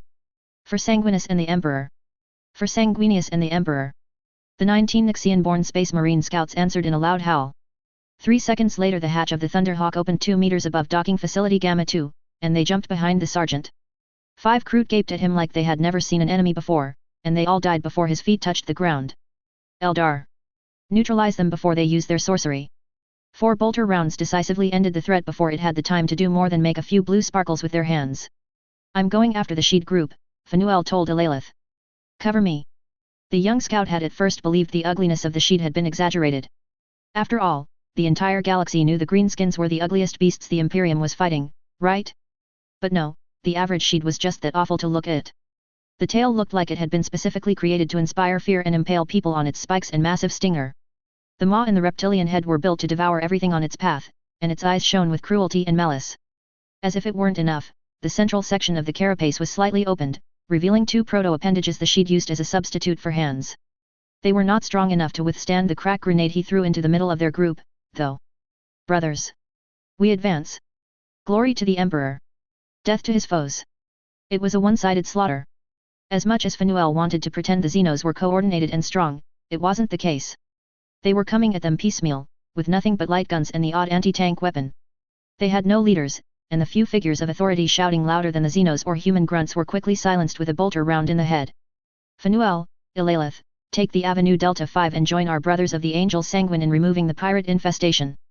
By your orders, Sergeant. The battle continued, and within a couple of minutes the brothers of the Red Scout lost count of how many enemies he had killed. In fact, the biggest problem was not wasting the bolter ammunition and knowing when to trample or execute with their blades. Though the Heracles Wardens informing the sergeant spoke of no resistance nodes, there may be tougher opponents than humans to face in the entrails of this citadel. Yes, there were a lot of human pirates. From a tactical perspective, Phanuel understood the reasoning. A Malta Starfort was an imperial fortress, with human-sized machinery, corridors, and accommodations, and a majority of the weapon batteries were designed for human users.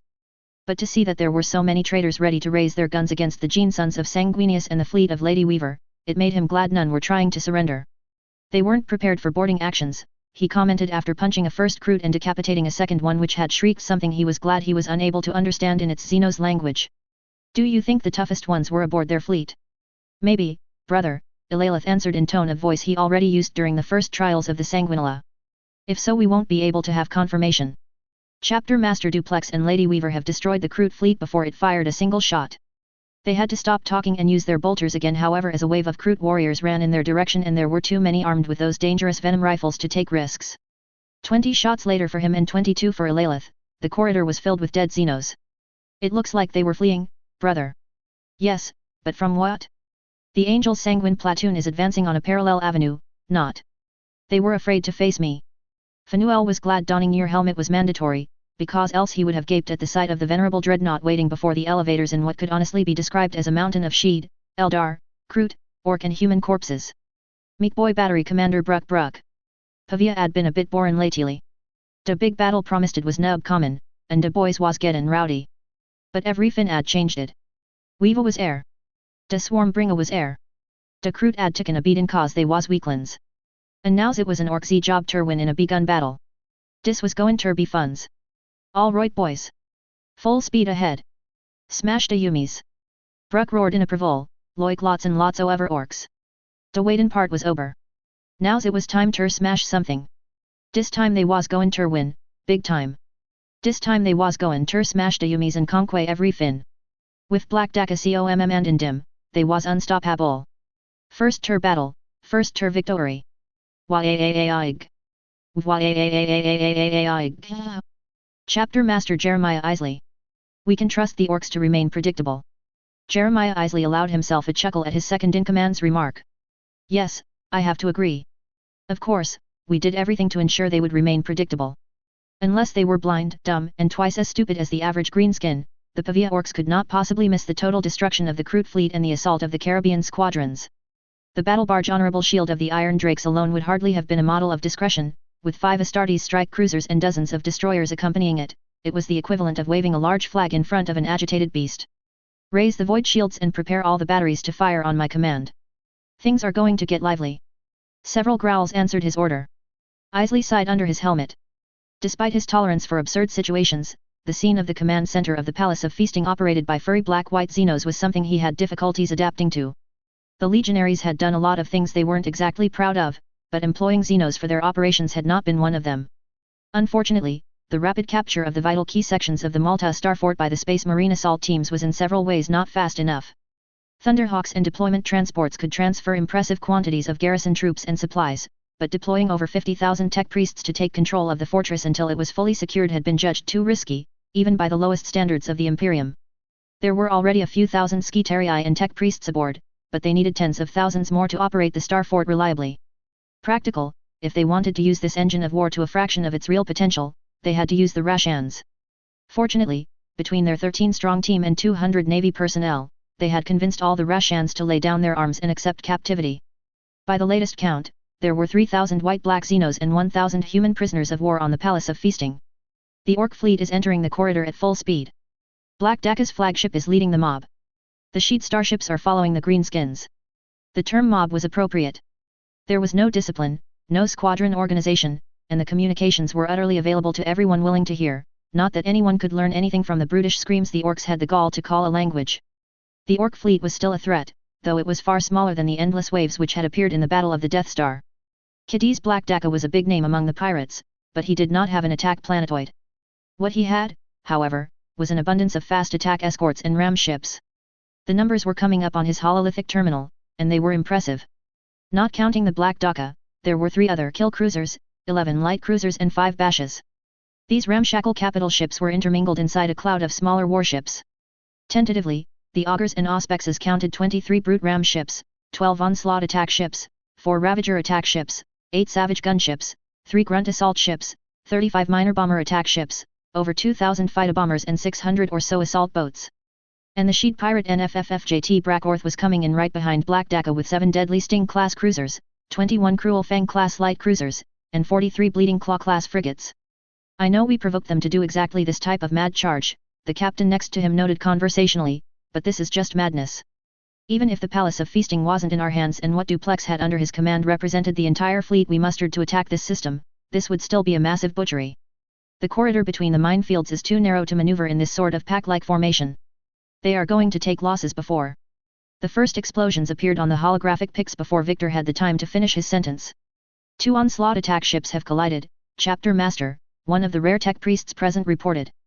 Acknowledged, Isley replied. Please contact Archmagos Hediatrix. It is time to begin Phase 2. For nearly 5 minutes the Orc and Sheet fleets charged thoughtlessly into the corridor between the mines, the psychic bombs, the wrecks of dozens Xenos and human starships, and the clouds of debris, taking casualties even a bloodthirsty Imperial Admiral would have winced at. And then the Enterprise, the El Dorado and the Utopia Planitia fired their long-range guns. Precision was a bit lacking at this distance and with the battlefield conditions, but given the size of the corridor, they could hardly miss. By the Golden Throne. Omnissiah be praised. The explosions of the Nova cannons and other super-energized ordnance lit the void in a bright and astounding explosion. And then came dozens of others. They were rapidly followed by a deluge of macro batteries, rare plasma barrages and advanced lances as the battleship's machine stand and standard template construct joined their bombardment with that of the Honorable Shield. The 50-plus destroyers and frigates in position launched half of their torpedoes' ammunition stores at targets which couldn't dodge. The great corridor the Pavia pirates had continued to use as an exit became an inferno of dying ships. The collisions tripled in the next seconds, and Isley increased the collision as certain sabotaged lasers and minefields were activated by his command. The Black Dakka has survived. Yes. The reports indicating the Orc warboss had an uncanny amount of luck were accurate, it seemed. Inform Pierre to gather the Brothers of the Red and the Angel Sanguine, and to return to the docking facilities. The Skitarii and the Tech Priests are continuing their landing operations, and I would prefer not to spend the next weeks hunting Orcs aboard this star fort. But as at last the Xenos entered their extreme torpedo and lance range, the flagship of the Greenskins was the exception. The 2 mob fleets had not a single warship bigger than a cruiser when they'd charged ahead, the Orc rocks were still 5 or 6 hours away, and the sheet had no hollowed asteroids or massive space station to throw into the melee. Given that the defense was organized around several battleships and had the long-range support of 2 arcs, this was a fight they had no chance to win. Perhaps if they had waited for the other pirate fleets, these brutish and idiotic creatures would have been able to cause more damage and casualties. But they hadn't, and now they were paying the price. 86% of the orc fleet destroyed. 91% of the sheet fleet wiped out. Interestingly, the debris and the collisions were now decimating the ranks of the warships following the greenskin starships, as they were caught in the unruly mess of the orcs. There were even many Xenos starships fighting each other now. The Black Daka is on a collision course with the Palace of Feasting. A Rashan squeaked. 5 seconds later, the Kentriquium's fire ripped apart the ugly prow vaguely looking like a black flag with bones and opened half of the starboard side to the void. Enemy flagship launching new bombers and boarding torpedoes. Well, that was smart, for an orc. It seemed Black Daka had understood its flagship was never going to reach the star fort, so the orc warboss was trying to close range the old-fashioned way. The orcs are going after the docking facilities, aren't they? The Xenos which aren't going to be disintegrated by our batteries will ram there, yes. Chapter Master, the remnants of the orc and sheet fleets are closing in. This was insanity at its finest. The orc and sheet captains had to know that with most of their starships already dead or busily dying, they couldn't break the battleship line crossing the T with them. It was firepower with a ratio of 300 to 1 to their disadvantage, and the torpedoes and long-range fire support were pulverizing more and more Xenos escorts and attack crafts. And yet they nonetheless charged to meet their death. The Red Fiefdom, lunar-class cruiser, was lightly damaged, and 2 Cobra-class destroyers had to roll out of the line of battle as their shields fell and hundreds of their crew died by the second, but when the battleships fired again, there was no enemy opposition anymore. The next 15 minutes were spent exterminating the crippled hulls and blasting apart the Xenos debris. It had been 3.5 hours, and 3 pirate fleets had already died. War plan Leyte Gulf was proceeding well for now. Chapter Master, I have killed the orc. His pirate's tricorn is mine. I'm glad to hear it, Pierre. The chapter of the Heracles Wardens told his unruly subordinate. All the greenskins are dead. All the greenskins here are dead and all the scouts are alive. But I saw a few gunships fly away from the docking bays. They are flying away into the minefields. I don't think they will be a problem anymore. Given how dangerous the natural obstacles were in this system, Isley wasn't going to bet on their survival. Burn the corpses and wait for extraction to the Enterprise. Acknowledged. Isley cut the communication and turned towards Victor. Now we can begin Phase 3. It's not going to be easy towing the Star Fort in the middle of this mess. The captain pointed out with a large swipe of his arm towards what had been 3 hours ago 2 very dangerous fleets. No, but the element of surprise is mostly gone. The other pirates must have a good idea what they face, and they will not try to rush one by one anymore. I am never in awe where traders and Xenos intelligence are concerned, but even these pirates will realize the danger of repeating the same mistake over and over. True. A pity we haven't been able to place spies on the different flag bridges to see how the pirate scum react. Fleet Admiral Fitzgerald Tanaka. Oh my gods! Fitzgerald Tanaka did not believe in any deity save the goddess of fortune, the god of star poker, and the god of card games, but for the first time in his life, he agreed with the feeling. 4 hours. They destroyed 3 full fleets and took one of the greatest fortresses in less than 4 hours. The Supreme Admiral of the Poker whispered in a tone from which he was unable to remove the shock and the disbelief. Before today, he would have thought it a feat bordering on the impossible. The Sheet Brakorth had never lost a battle, and the Kroot Shaper Korok and the Orc Black Daka had lists of victories which would have been hundreds of meters long if anyone had bothered to write them down. But now? 3 of the great 13 pirate commanders of Pavia were dead. And their fleets had died with them without inflicting more than cosmetic damage in return. Israel, what do you make of the enemy? It is a considerable fleet, answered his intelligence officer while cleaning his monocle. At this moment, Israel Goldsmith looked like the scholar he had been before fleeing an inquisitorial planetary purge, with his perfectly tailored white uniform. My subordinates are still working on a firm count, but it looks like we have the core of a Mechanicu's armada against us.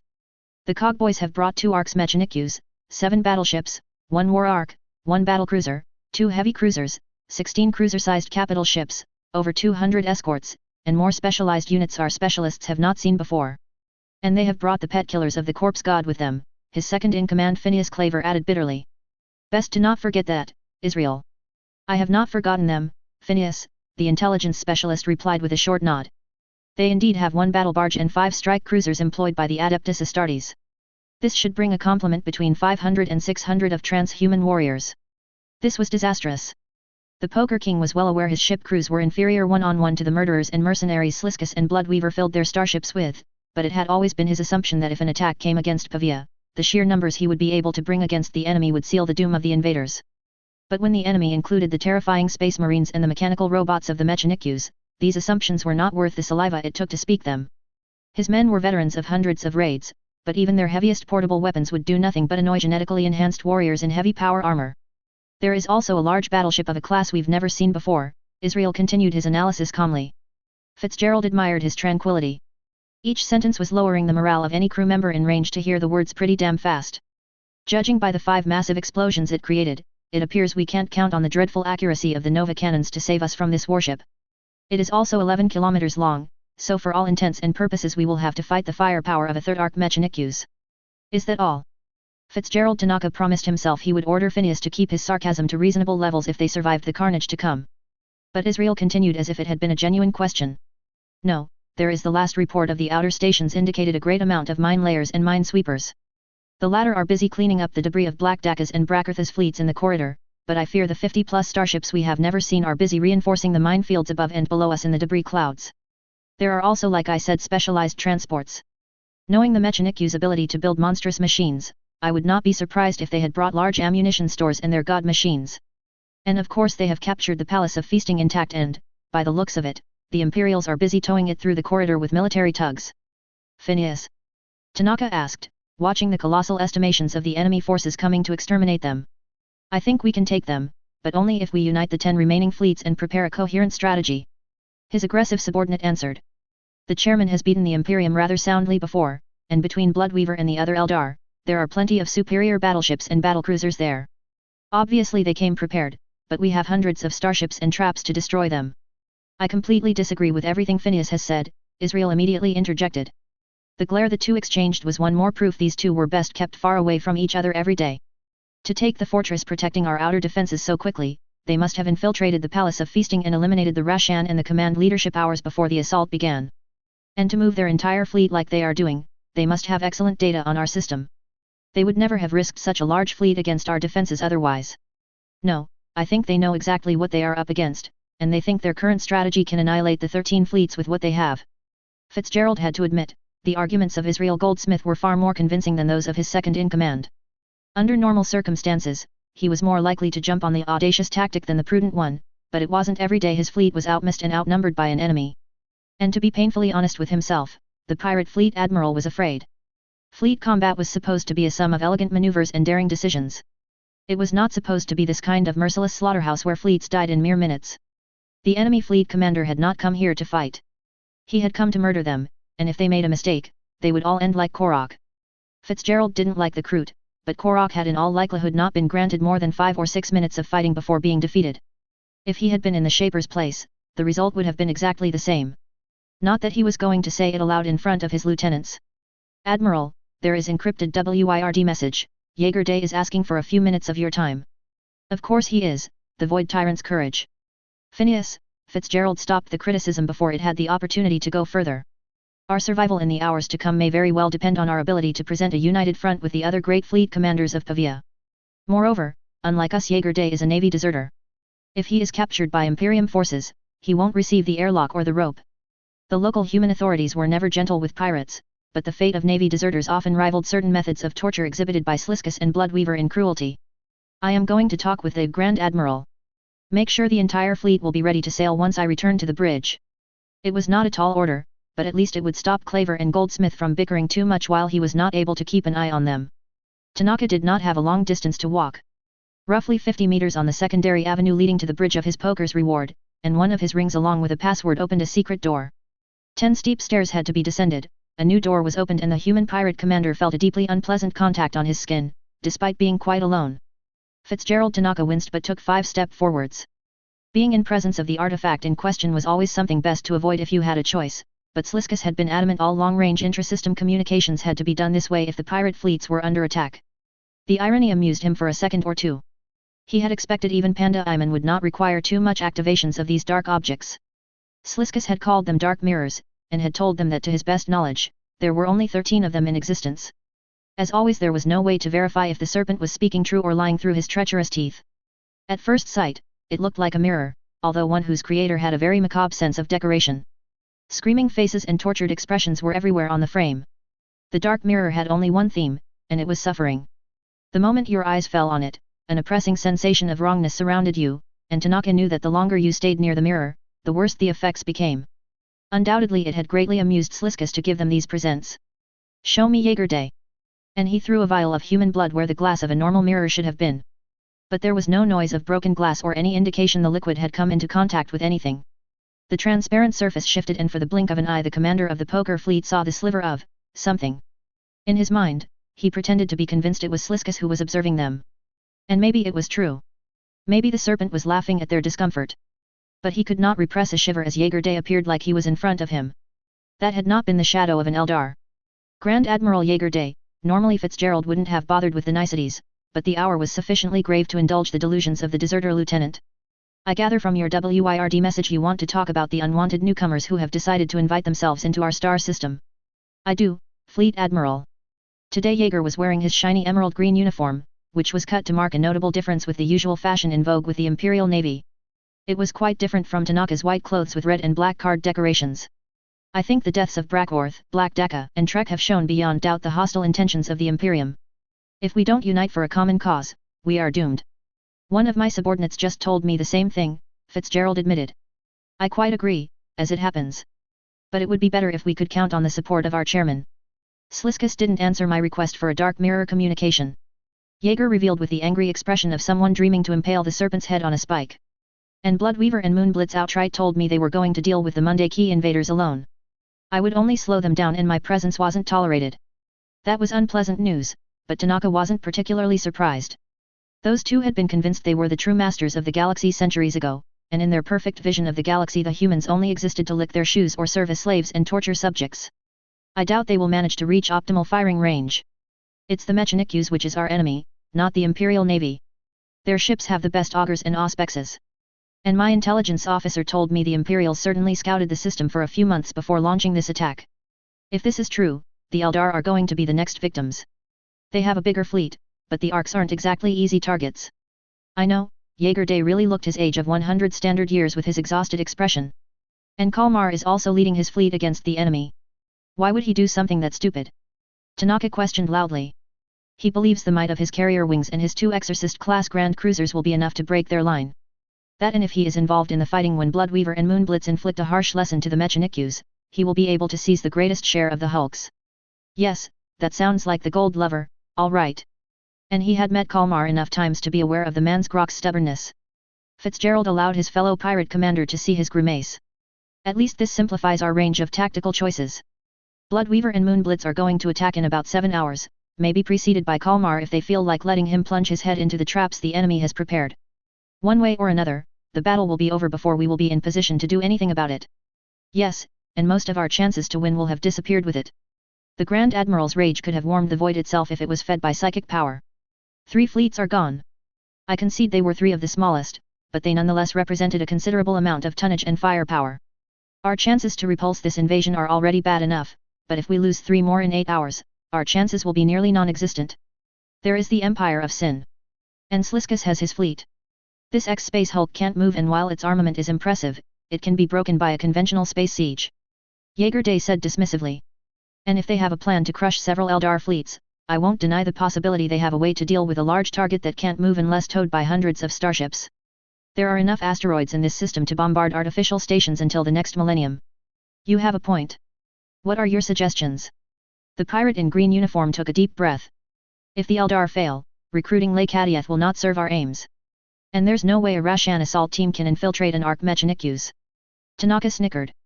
"Yes, seeing the furry technophile aliens beating the Mechanikus would be extremely funny to watch, but the chances of that happening were infinitesimal. So we need LOX-ENA. There are a lot of things you can prepare against, but an alpha-level psyker isn't one. The Siren should be able to inflict enough damage on them to give us a chance. And if she tries and fails, we will be lucky to be tortured for a month before our long and violent execution."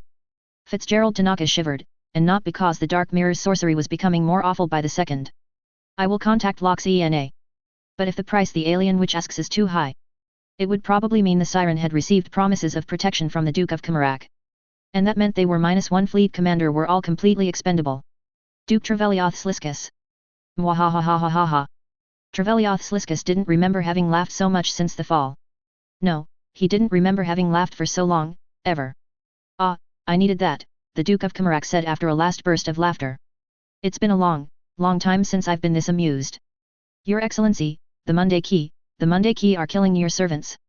Chelgu, the poor impressionable soul, was spluttering the noble Ildari tongue in his anger and rage. They have utterly ruined the operation against Panda Iman. Oh, forget about Panda Iman, Sliskus rolled his eyes. In the first place, attacking the sub-realm had only found grace in his eyes because the payment was good. Panda Iman is boring and the same pitiful plots are orchestrated there every cycle. For once, the Monday Key leaders are doing something extremely interesting and we're in the best position to observe them. Isn't it fascinating? Yes, Your Excellency, it is, fascinating. The words were more hissed than spoken, and the Supreme Commander of the Sky Serpents sighed. Why, oh why, weren't his subordinates able to lie convincingly? My poor gourmet, his vassal's dining habits had allowed him to take the nickname. Do you think there would have been a single commander of the 13 fleets who would have dared challenging me by destroying 3 fleets? No one answered the simple question, and so Sliskus accepted the cup filled with thorn wine and 3 different doses of Kamarak toxins. The elegance and tactics of his vassal captains were awfully limited, but Korisa, Elena, and Kresthakia had an excellent knowledge of poisons, venoms, and paralytic elixirs. They had officially been included in his harem 2 nights ago, and he hoped their torrid knights and reasonable ambition would indulge him for half 100 cycles. It was rare to negotiate the services of 3 sisters of the same specialty, and their membership in the witch cult of the Stilled Heart was providing a lot of extra inspiration. You want to say something, Chelgu? Sliskus gave back the empty cup to Korisa as the poison spread in his veins and pain and pleasure mingled in a new and satisfying combination. Speak. Your Excellency, why aren't you moving against the Monday Key? With your talent and fleet, you could crush them in 1 cycle. Show the feeble pirates of Pavia the true difference between their failures and your magnificence. Sliskus closed his eyes. When had the new generation become so narrow-minded and uninspired? By the tits of Liliath, where were the strategists and the dreamers? Where were the new promising captains? I could indeed intervene, like a hero of the old sagas sailing to the rescue of my poor subjects, the Duke admitted while caressing the lips of Kresthakia. But where's the fun in that? Your Excellency. Sliskus took a dagger and threw it negligently into the throat of a slave who had twitched and thus committed an unforgivable breach of protocol. In case your tiny minds haven't been able to reach this conclusion, the Monday Key enemy commander must have observed this system for several local solar cycles. And if this Monday Key strategist attacks now, he or she must think their chances of success are sufficiently high to inflict on me a major defeat. This Monday Key primate will learn the errors of his way soon enough, Your Excellency. Bloodweaver and Moonblitz will bleed these ugly ships, but they may lack the strength to finish it. How terrible it was to be so narrow-minded and unable to grasp the magnificence of beautiful schemes. No.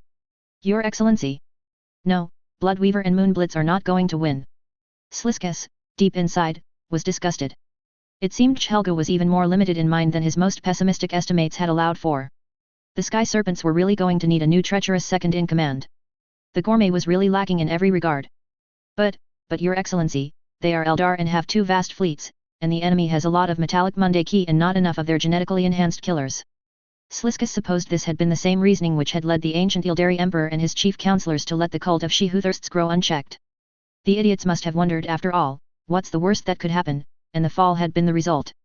You have seen the recordings of the surprise attack on the Kroot, and the utter destruction they visited on Black Dacca and Brackorth. In your opinion, Gourmet, is this a strategy which allows your opponents to strike back and fight a conventional fleet against fleet action? Forgive the impertinence of Chelgu, Lord Sliskus, Elena bowed before giving him a new cup filled with a blood-colored elixir. He has not a mind for strategy and grand games like you do. Exactly, Sliskus agreed, taking notice of the flash of hate in the eyes of his second. Someone's usefulness was ending very soon. Your opinion on the Monday Key tactics? I think the invaders' carriers have already launched during the second phase of the attack, and are right now staying silent in the debris field next to the corridor, the witch explained. The enemy will let them advance until they believe they have neutralized the Palace of Feasting, and only then will their fleet close in while their pilots devastate them from the flanks and behind. Assailed from 3 directions, Bloodweaver is going to lose his mind and will likely try to teleport aboard the Monday Key flagship. Moonblitz will try to retreat and sacrifice the golden Monday Key auxiliaries for short-term gain. Sliskus clapped his hands in genuine compliment. Maybe he should hire more wishes as his vassals, given the superior mental skills of the arena performers compared to the failures of the young generation. That is indeed what a good strategist would have thought. It's a good plan. But it has a flaw, it allows the Eldar commanders charging towards the invaders a chance to fight. No, I think our new enemy has a more destructive tactic in mind. Sliskus had a totally unfair advantage, of course, in that he had already visited the Bridge of the Incessant Agony before beginning this conversation, and as such several of his most secret stations had already reported an unexplained appearance of the Monday key innovation they called cane particles in their horrid language. It had been a long time since Trevelyath Sliskus had seen it in action, but it was not something one forgot easily. And the best advice to counter this strategy was by the non-existent love of Cain, get away from the saturated zone. The World Flame warhead should have been ready to be fired the moment Korok Trek had perished. There was never any hope to counterattack. The fleets rushing to fight the invader were as good as dead, and then the starfighters and an attack from the flanks was going to finish the encirclement. The outer belt was lost. If Lekadiath and Calico didn't try to betray him the moment Bloodweaver got himself incinerated, Sliskus would be very surprised. And of course, there was Hoth, probably the least subtle Tsianchan worshipper in the history of Pavian piracy. Sliskus laughed. Yes, the ongoing battle was many things, but most certainly not annoying and boring. He could work with that.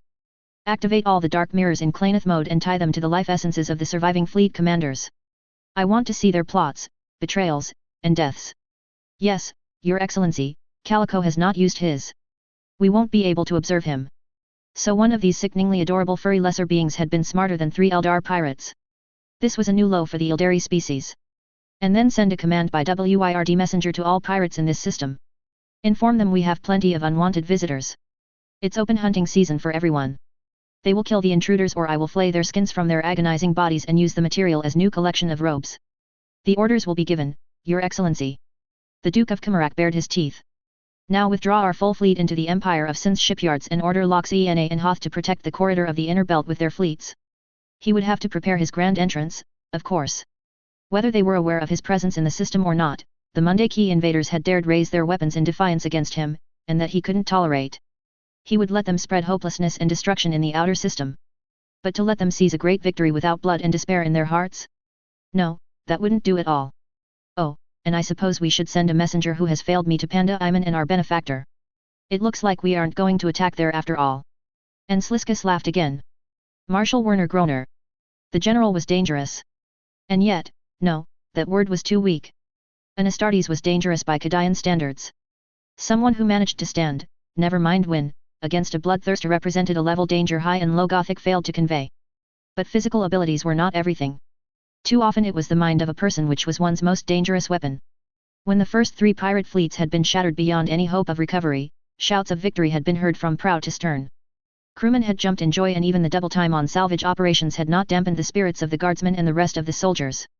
Taylor Hebert had allowed herself a smile and declared there are 10 more to deal with. And then had continued to give orders, speak with her naval advisor, and begin a new wave of deployments, sending Skitarii and tech priests to the newly captured Malta Star Fort.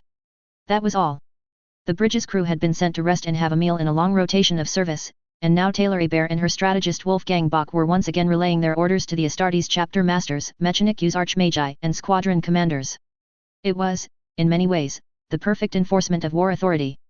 Glory and victories were acknowledged and recognized. The claims of the champions and heroes were acknowledged. The salvage crew who had found the Sheed leader's lifeless body in the ruin that had once been a cruiser had received a triple bonus which might be worth 10 years of pay, and the Astartes had also been promised several armors and other rewards. And the war machine of Operation Caribbean continued to turn, like a well-oiled machine of the Adeptus Mechanicus. The plan which had been called Leyte Gulf continued its implacable advance, with its subtle and obvious effects.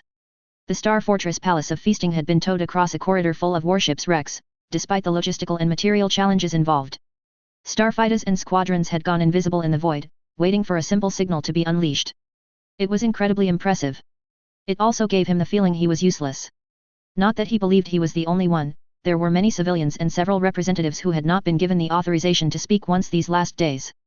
Weaver, denied a general staff by the Munitorum, had evolved a different structure, relying on lieutenants, captains, and commissars to make sure she had overseers everywhere she felt her commands needed to be verified. Maybe if a land campaign was about to begin, the situation might be somewhat different, but given the beating the pirates had received and were about to be hammered with, Werner did not have a great amount of faith in an eventual planetary resistance, assuming the air of the single planet in the system was breathable. The pirates were not prepared for this. By the God Emperor, they were not prepared for the invasion the general had engineered. The crew had not understood what was happening before half of them were dead. The orcs and their Xenos friends had tried to charge into the melee and got slaughtered. And now it was the turn of the Eldar. They have pushed their engines to their upper limit, one of the red-armored Astartes observed with a disapproving expression. The cloud of cane particles is only at 93% of its optimal size, and the human pirate fleet will arrive too late. Yes. There was no indication of fear, hate or anger on the young woman's face.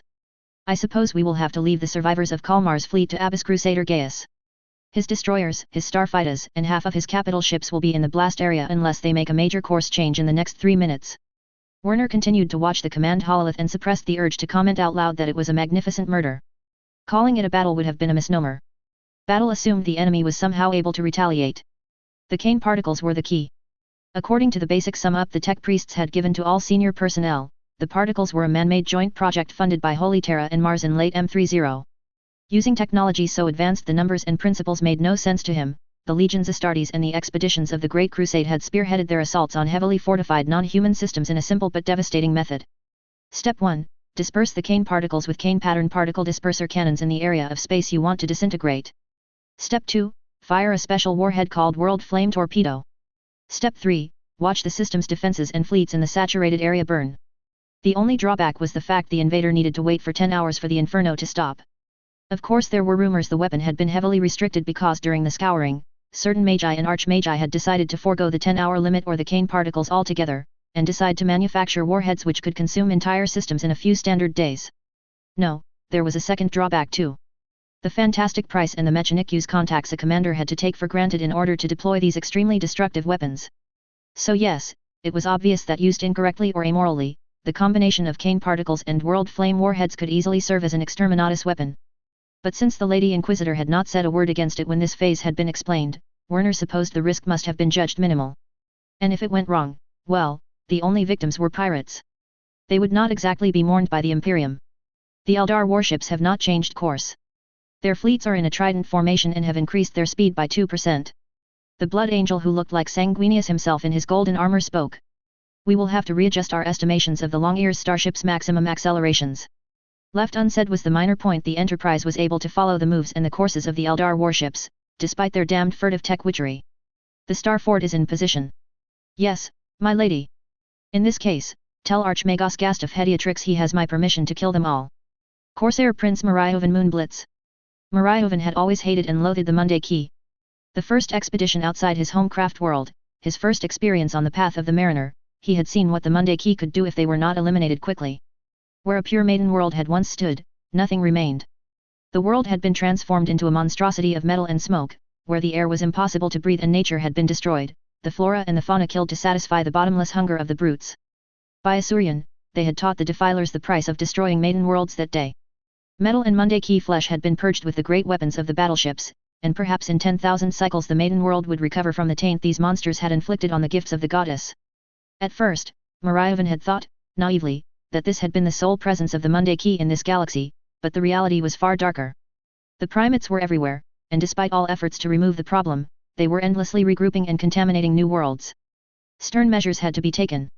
The bases where the Monday Key built and launched their defiler fleets had to be destroyed. His fellow Asuryani had not been pleased by his actions. Cowards, all of them. They had banished him, taking the pretext of several of his actions to accuse him of deliberate insubordination and trying to usurp power from the Farseers. The latter had been the most galling, by Cain.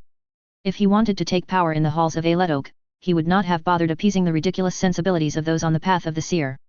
And in the end, he was sure he had emerged far more powerful than the Farseers had ever imagined. Asuryani were flocking to his banner, and if they had acknowledged the authority of this crazy duke for a few dozen cycles, the seers aboard the Eternal Song of the Moon had been right once again. The Monday Key had been stupid enough to launch an assault against Pavia and give him the victory he needed to remove Sliskus from his position as chairman. To be sure, he would have preferred one or two of his Corsair allies to be there to support his bid, but he was sure that once the primates fled with their horrid starships destroyed, Lake Hadiath and Bloodweaver would support his coup. It was time for the children of Asuryan to reunite and purge the galaxy of the barbaric infestation of the lesser races. And with 5 Phoenix-class battlecruisers, 13 Shadow-class cruisers, 30 Aurora-class light cruisers and 60 Aconite-class frigates, plus the thousands of Void Sun Blitz interceptors, Mariovan could at last wield a spear everyone would respect.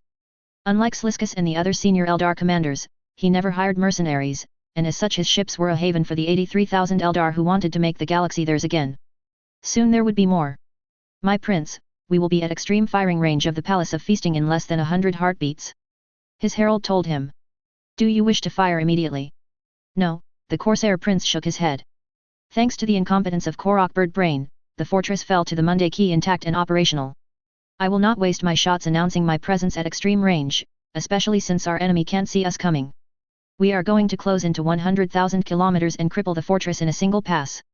If we can break the cohesion of their fleet at the same time, Bloodweaver will have nothing to do but slaughter and board the wrecks. And while normally he would pity whoever fell into the claws of the Reaper of Châteaume, it wasn't like the Mundaki barbarians were truly intelligent. Like the Greenskins, they had reached the stars by random chance. Like the Greenskins, you didn't bother crying over the deaths of a few million because they were always billions and trillions more crawling in the mud and destroying hundreds of worlds. My prince, I'm registering a strange concentration of gas anomalies in this zone. There are always anomalies in Pavia's space. Between the defenses every senior pirate commander erected, the wrecks of hundreds of starships, the Mundaki and the brutes, the pollution and the defilement of everything they considered useful for mining and living, and the last hundreds of cycles of battles, Pavia was almost an anomaly by itself. Fortunately it was about to end. Once he overthrew Sliskus, the lesser species would be removed and purged. This he swore on the names of the Phoenix Lords. Yes, but we should have registered them during our last travel across the outer corridor. Mariovan Moonblitz detached his gaze from the formation led by the Phoenix battlecruisers, escorted by the swift and lethal Void Sunblitz interceptors to view the readings of the sensors. The insistence was unbecoming of his heralds, but since there was nothing else to prepare for, he might as well humor him. A series of 3 commands, and he acknowledged the spreading of the mysterious gas emissions was concerning. Everything up to the lair of the Greenskins was engulfed in it. Mariovan initially believed it was a consequence of the Orc Rocks trying to intervene in the battle, but there was no reason the warmongering brutes would have not shouted it on all frequencies beforehand. And then the sensors confirmed the origin of the infestation and the size of the trap they had entered. The Mundaki starships can see us. I repeat, the Mundaki starships can see us. Alter course at Point Scorpion. Decelerate and do not enter their torpedoes envelope. One warship, a single Mundaki warship, fired. And then a firestorm engulfed the Sunblitz Brotherhood fleet. By the blades of Cain, get us out of here! Mariovan screamed. 3 heartbeats later a wall of the eternal song of the moon broke and the Corsair Prince and his entire crew were bathed in an inferno of world flame.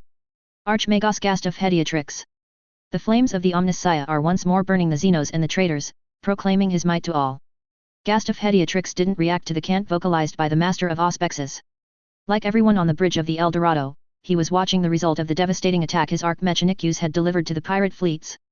An entire area of space in the Pavia system was burning, consuming minefields, starships' debris, Xenos weapons, and close to 3 entire fleets of pirates. And with each passing second, new flames and explosions were added to the initial blaze. A lot of the dispersed Cain particles had been concentrated in the zone where the Greenskins had built their shipyards and bases, and since by their very nature the loathsome orcs did not know the meaning of security measures, the world flame must have increased in potency, burning so much fuel and unstable ammunition. How many pirate survivors are there? There are 2 so far, Archmagos. The 2 exorcist grand cruisers of the traitor Rogue Trader, the Gold Triumph and the Golden Sword, were too slow to keep up with the rest of their fleet. So far, we have no sign of any survivors from the 2 other pirate formations. And it was very unlikely there would be any once the inferno stopped raging in 10 hours. Even capital warships like his Archmechanikus would not have been able to survive for more than 15 minutes, and that was with void shields at full power and a hull built to endure everything the enemies of the machine god could inflict upon his faithful servants. The Eldar ships relied on misdirection and advanced tech psychic secrets to evade enemy fire. It had been enough to lead many human fleets to humiliating defeats. But when there was no salvation wherever you fled, their fragile hulls were doomed. The Xenos couldn't try an emergency warp jump because they didn't use that technology. They couldn't stop the void from burning. It was at this moment an alarm blared. And then another. Archmagos, there is something emerging from the flames. It's a ship. An Eldar ship has survived the inferno. Gast of Hediatrix almost didn't believe the data. He wanted to cant it was impossible. But the evidence dissuaded him from canting it to his subordinates. The emerging ship was sinister. Long and sleek like a dark blade, the Martian Archmagos didn't need to access a databank to know this was not a beautiful hull ritually built by tens of thousands of Mechanikus tech priests, but an instrument of murder and massacre. It was cloaked in a dark shroud which seemed to absorb light and everything in the vicinity. But the shroud was clearly not perfect. Here and there were wounds and flaws in the shadowy protection, and where they were, it was evident the world flame had caused immense damage. The Xenos tech was still sufficient however to negate the lances and the torpedoes which had automatically fired at the enemy hull. The ship is identified. It is the Crimson Impalement, battleship of the Crimson Squadron Fleet. Magos Wizemer and her scout forces believe with 91% probability it is the flagship of the Xenos known as Ioth Bloodweaver. Bring back the fleet in formation Beta Zeta, Hediatrix ordered.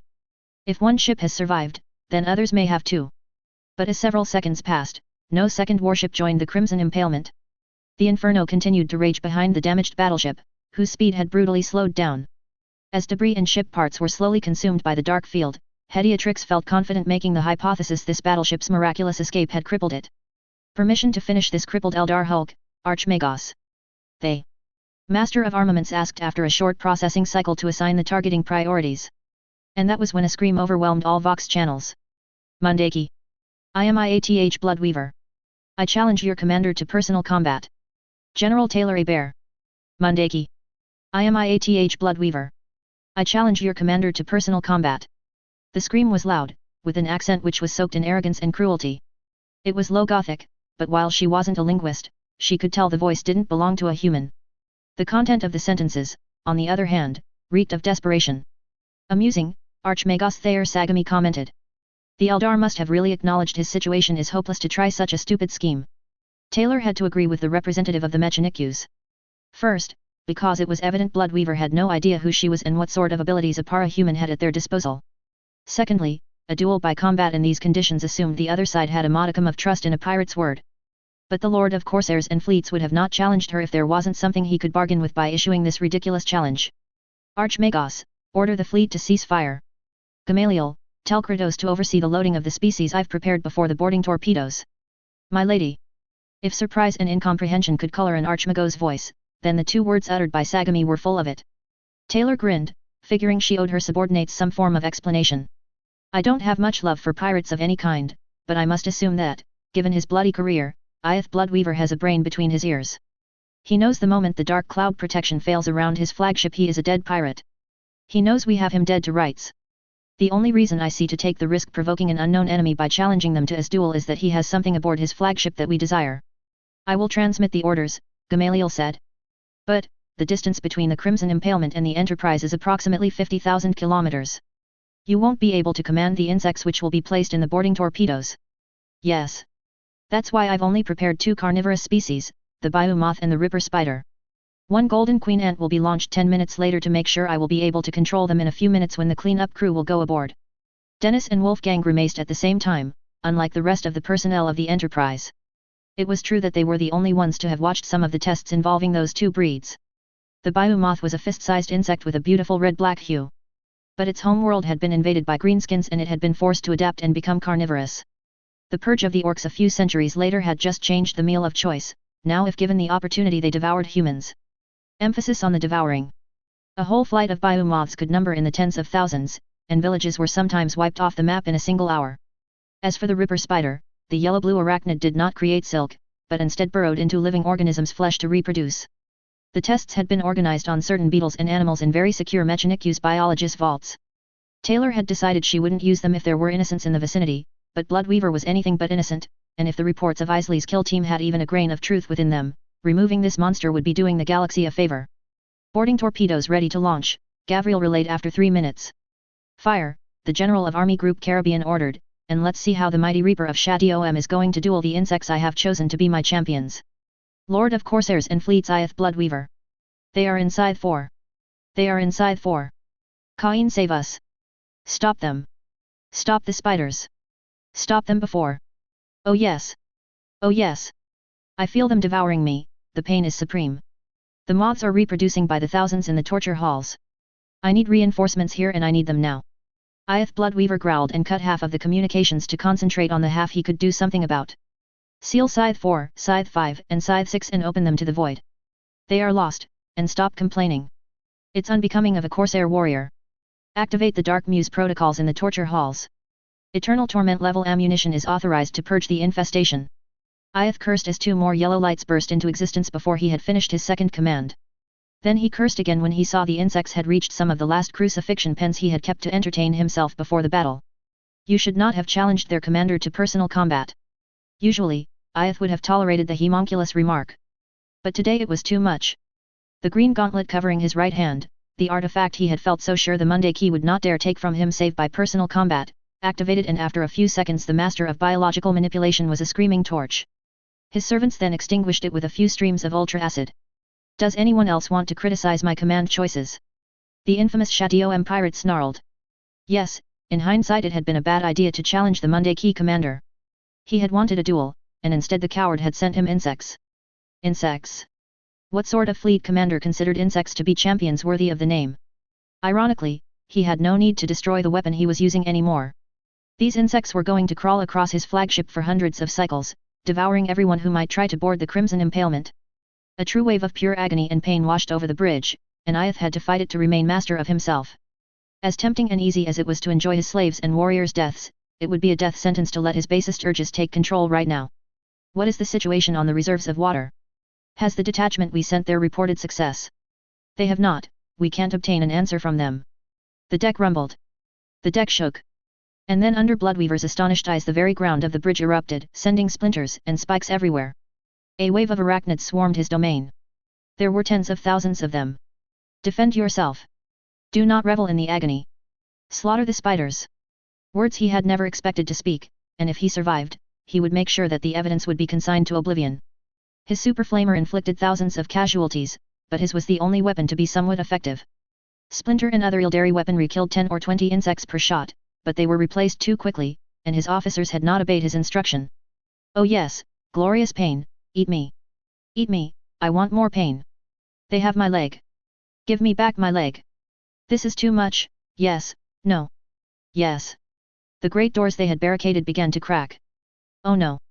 The doors exploded and an endless swarm surged in to end his life. Iyeth Bloodweaver tried to draw the dark gun at his side, resurrection chances were nearly nil and he wasn't eager to be devoured by she who thirsts, but he didn't want to be the living meal of thousands of these creatures. He was an Ildari, and he was above. A spider he had not seen jumping fell on his hand and the bite was an incredible pleasurable agony. 6 heartbeats later the swarm devoured him. General Taylor a bear. It was difficult to believe, but the closer one got to the Crimson Impalement, the uglier the ship became in her eyes. At least since the Enterprise was barely 1 kilometer away from the crippled battleship, the ugliness levels weren't likely to increase for the outside. For the inside, it was an entirely different story altogether. Chains, torture chambers, screaming corpses which should have died long ago but continued to agonize unnaturally, the halls and the rooms of the Eldar battleship were a nightmare given life. The very air seemed tainted with malice, cruelty, and death. And somehow Taylor was sure the insects she had sent had not stayed long enough to cause this awful sense of sheer evil. It is bad. She told Dennis and Leet. How bad? The Tinker asked. Save the Queen Ant, all the insects inside this wreck are going to stay and die there. Seriously, she didn't like the long ears, but what the hell? This ship was like it had been ruled by a crazed psychopath who had decided to ignore all limits of BDSM and then added some pseudo-ruinous influence for the ambience. And even the Golden Ant will need to be decontaminated. That bad, got it, for once Leet stayed silent. He couldn't see what she was seeing through by the eyes of her swarm, but the outside, the spikes, the skulls and the decorations of flayed skin were already giving an advance warning of the depravity and the evilness of Bloodweaver. Are there interesting things in the vaults, my lady? Archmagos Lankovar inquired from the VID link between her flagship and the standard template construct. For the moment, nothing that will be of use to the Adeptus Mechanicus, I'm afraid. The insect mistress replied. Bloodweaver loves to collect a lot of things, but I'm pretty sure most paintings, sculptures and artworks I am discovering in his vaults will be considered tainted and heretical should I give them to the Inquisition. The Gothic style of the Inquisition was at times a bit gloomy and depressing, but she was pretty sure painting demons feasting on lesser species, as some titles had so joyously explained, was not going to be something to be shown to the citizenry at large. Moreover, a lot of objects seemed to spread an aura of dread and despair. Her insects should have been totally immune to it, but they weren't, and it was only under her control they had explored several empty sections of the battleship. Now that she knew why these locations were empty, the general regretted having satisfied her curiosity. Nothing at all. The Master of Exploration insisted, evidently disappointed. Taylor shrugged. It appears that the Lord of Corsairs and Fleets loved to store weird and dangerous Xenos artifacts inside his vaults. But he certainly wasn't interested in human archaeotech. Or if he was, the relics were stored somewhere else. Taylor paused. I'm sorry Archmagos, but there's certainly nothing interesting in this hull save Bloodweaver's corpse. To be honest, it was the tattered armor, the rest of the equipment and the personal weapons of the pirate which had made identification possible. The spiders had stripped his skeleton clean of all flesh with an incredible efficiency. Fortunately, the equipment was not edible, there were 2 trillion throne gelts at stake though the battleship was also absolute proof they had defeated the monstrous Eldar. Let's hope the bases and wrecks of the other pirate commanders will have more to offer. Gamaliel, you can order Kratos to bring back my Queen Ant and Bloodweaver's remains. Yes, my lady. Chapter Master Isley, the second company of the Iron Drakes and the inquisitorial representatives will examine the few artifacts you've collected. For the moment, the loot from the defeat of several pirate fleets was considerable, but hardly exceptional. And the overwhelming majority came from the near instantaneous fall of the Palace of Feasting. Many, many pirate captains had used the Star Fort as a resupply/repair shipyard, and a society of crime and murder was not known to work for free. Tens of thousands of tons of ceramite, plasteel, metallic ore, and raw materials had been seized, along with vast cisterns of promethium and lubricants. It would pay back approximately 33% of the investment the Mechanics had made for Operation Caribbean, but so far, there was nothing on the level of a damaged STC template or archaeotech from the Age of Strife. I am going to return to the bridge.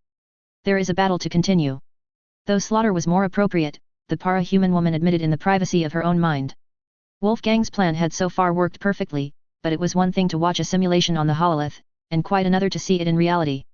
Like the plan had called for, they had taken the crew by surprise, played on the bloodthirst of the Sheet and the Orcs, and then incited the Eldar to drink deep from the well of arrogance their species was so infamous for. 6 of the greatest pirate fleets of this galactic region were no more. Not defeated, not decisively beaten, they had been obliterated, purely and simply. In most battles, this would be the time to celebrate. For the campaign of Pavia, over half of the enemy's strength still remained intact. Abbess Crusader, Taylor saluted the image of the woman a few minutes after once again being seated on her command chair. I understand congratulations are in order, Kalmar's career is over. The elderly commanding officer of the Ecclesiarchy forces smiled back. I wish I could tell you it was a difficult endeavor, General, but frankly the most difficult part was ambushing him before he escaped our torpedo range. The only problem will likely be finding Kalmar's corpse. A good part of the Gold Triumph is a slaughterhouse, and the Archmagos Dominus Mu Sever 400101 has refused to give an estimate of how many hours he will need to explore the ship. But the Golden Sword surrendered as soon as the flagship of the traitorous rogue trader was defeated. Yes, General. At first I was surprised that it didn't pose more resistance, but it seems Kalmar had filled several compartments with gold, silver, gems, and precious metals instead of torpedoes and ammunition. Taylor stared before allowing herself a large grin. The Golden Sword was an Exorcist-class Grand Cruiser, and it wasn't exactly a small starship. The Exorcists were 7.3 kilometers long and weighed approximately 37 megatons. If even 5 compartments were filled with spoils from a lifetime of piracy, this entire expedition had just become very, very profitable. You have done an excellent job, the young woman said.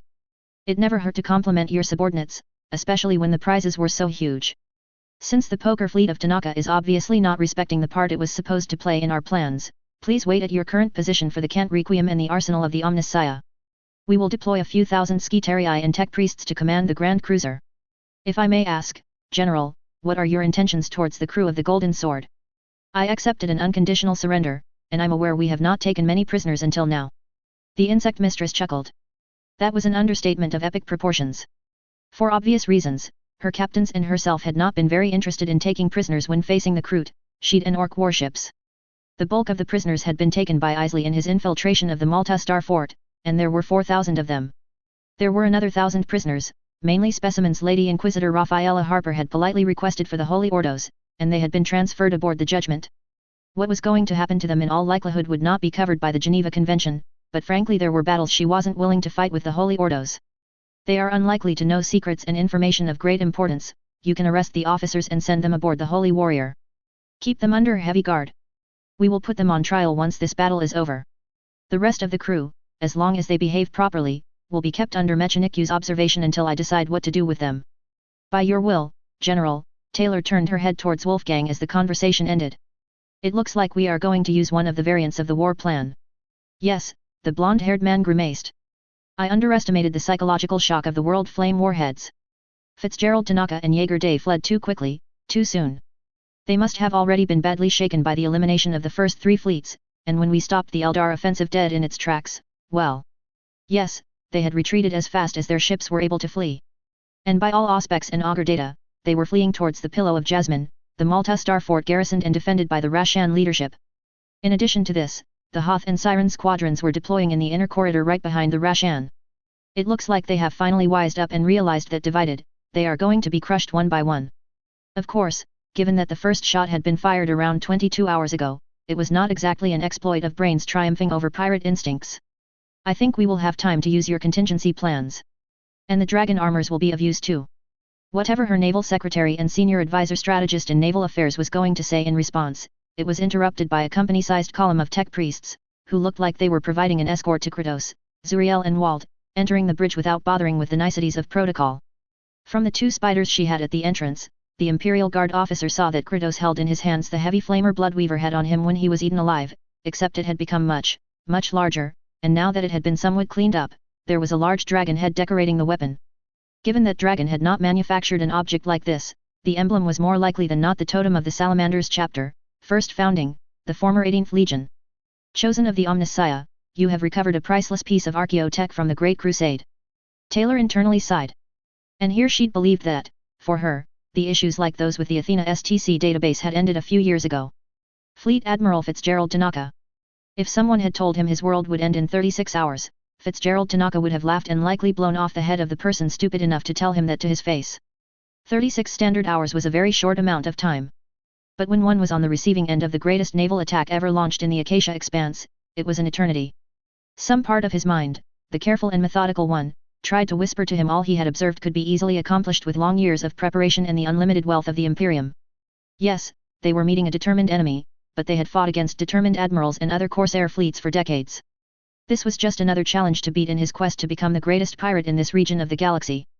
This tiny attempt to remain optimistic was drowned under several waves of panic. In 36 hours, the superiority of the invaders had been made all too clear. If anyone was inclined to forget that, the vids of the Inferno which had destroyed Moonblitz and the rest of the Eldar counterattack were sure to remind them attacking this enemy without a solid plan was going to result in complete annihilation. Even several hours after the void had stopped burning, the fleet admiral couldn't stop shivering about the gigantic slaughter which had occurred there. For a couple of hours, they did not have accurate records of what had happened, as he and the other surviving fleets had been too busy fleeing. But then Sliska's subordinates had delivered to them the last moments of the flagships. These were memories which would haunt him until his death. Fitzgerald had done some ugly things in his life, but watching Moonblitz burn to death as his psychic strength failed him was some very ugly stuff. Kalmar's death had not been easy either. In the last 5 minutes when the Gold Triumph had been crippled, mutiny had spread from prow to stern in the corridors of the Grand Cruiser. But these vids and tech sorcery stuff were nothing compared to what had happened to the Crimson Impalement.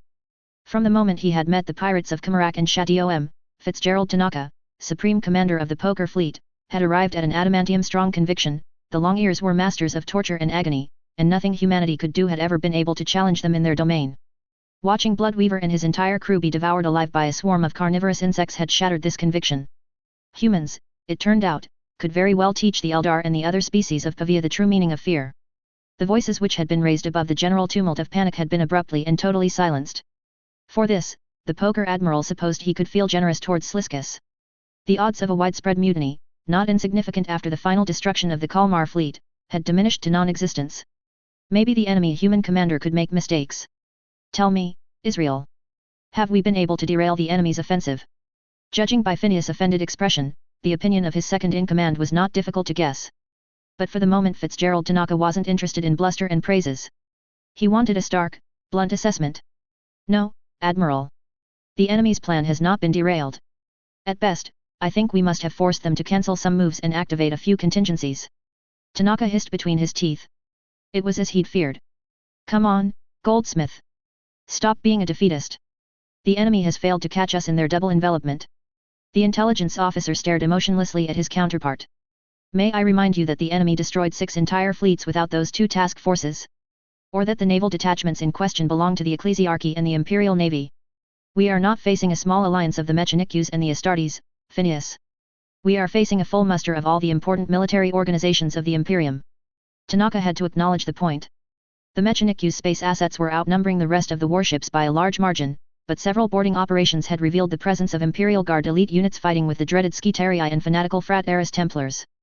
There had even been several fragmented reports of soldiers bearing the infamous I, though they had no survivors and no information to analyze. As for their failed envelopment, yes, they failed to catch us and Grand Admiral Jaeger Day in the rear, but they suffered no losses from this failure and it has not slowed down their rhythm of operation. Our stations and defensive traps are falling without inflicting any losses, the small pirate squadrons are getting slaughtered, and we lose all our supply bases. The Poker Base, the Gambling Den, the Ill-Gotten Gains, the Palace of Pain, the Sun Freedom, the Golden Ark, the Krajath Brakorth, the Scrap Zyarj, they are all gone or in enemy hands. The combination of long-range carrier attacks, asteroid pummeling, Nova bombardment and assault from troops in carapace armor has wiped out our defenses. The eyes of Phineas flashed with loathing and anger. It was him who had suggested that as long as the Imperium didn't use its space marines to lead their boarding forces, the enemy would have to pay an extravagant price in blood and resources to take them the old-fashioned way. This estimate had been extremely optimistic, to say the least. I know our supply situation is less than optimal, saying it in a calm tone was taking all of his control. As everyone among his officers knew, the supplies they had loaded the fleet with before fleeing in direction of the Palace of Jasmine were all they would have for a very, very long time. Tanaka was certainly not counting on regaining control of the vast stocks of ore, fuel, plasteel and spare parts accumulated during his career of piracy. But from their actions in the last 36 hours, I think we have ample evidence their intentions aren't friendly. And Sliskus has expelled everyone save his captains from the Empire of Sin. We have no choice but to fight here, with the combined might of 6 full fleets. And that included the slimy piece of Grok's shit calling himself Pious Hoth. Tanaka didn't doubt the Supreme Ecclesiarch would have loved hiding in Sliskus' shadow until the threat was gone, but the chairman had not given the former cardinal that option. Fitzgerald had thought about leading the cyborgs of the Mechanicues on a merry chase initially, but the imaginative destruction visited on Bloodweaver and Moonblitz had convinced him this idea wouldn't work. For all his implacable ruthlessness, he was fairly sure the top commander of the enemy wasn't a Mechanicues archmagos. I know, Admiral, but our fleets have never maneuvered together before today. The attack on Panda Island was to consist of 13 individual fronts, so we saw no need to work on a combined fleet formation. It was yet another mistake that was now coming back with a vengeance. Too bad the orcs are all dead, his second muttered. We could have used their ram ships to disrupt their formation. Fitzgerald nodded grimly. The gigantic fleet bearing down on them was a marvel to behold if you liked perfectly laid out fleet formations. There were 2 arc Mechanicues, 1 overly large battleship, 10 smaller battleships of different classes, surrounded by an imposing sea of void predators. There were grand cruisers, battlecruisers, dozens of first-rate cruisers, and his ship augurs had failed to count the full number of escorts like the frigates and the destroyers. Starfighters, by a conservative estimate, were likely well over 10,000. This fleet was intact, and given the pause of 2 hours the main body had taken before accelerating towards the inner corridor, they were well rested too. We will have to strike the flagships first and pray the confusion will disable their fleet. Admiral, the biggest battleships significantly outrange all our ships save Lake Adiatha's warships. And I'm not confident at all we will be able to follow this strategy if the enemy decides to board our flagships with Astartes and guards with carapace armor and crack weaponry. We can't use our fleet formations without creating big holes the enemy will be able to exploit. It was a fact, as much as he wished it wasn't so. If we begin with the escorts, we will never see the end of it. There are too many non-capital warships. No, we must disable the command structure of the enemy. We must break their plans in the fires of war. If they begin to react to our moves, we will have a chance to gain the upper hand. 5 minutes until we enter the extreme torpedo range of the enemy. 10 until the modified Nova cannon will be able to fire effectively. Fitzgerald Tanaka muttered a prayer to the gods of poker, assuming they existed, to give him a bit of the luck he had accumulated during tens of thousands of games. His fleet was sailing with him. A mighty fist of guns and technology he had gathered hull by hull, raid by raid, triumph by triumph. His beloved power's reward was leading 1 Mars, 2 Cardinals, 1 Lunar, 1 Dominator, 1 Dictator and 5 Dauntless, and the capital ships were escorted by 70+ escorts and 400 starfighters. It was generally enough to convince civilized worlds to surrender without a shot fired. Today it was all that stood between him and ignominious defeat. We will prevail. Tanaka opened the General Vox frequency to all his warships. We will win this fight. Our enemies are fighting for feeble concepts like honor, devotion to their god corpse, and respect within their insipid hierarchy. But we are fighting for far nobler purposes. We fight for greed. We fight for plunder and the pleasure of conquest. We are the predators of the stars. Hoist our black flags.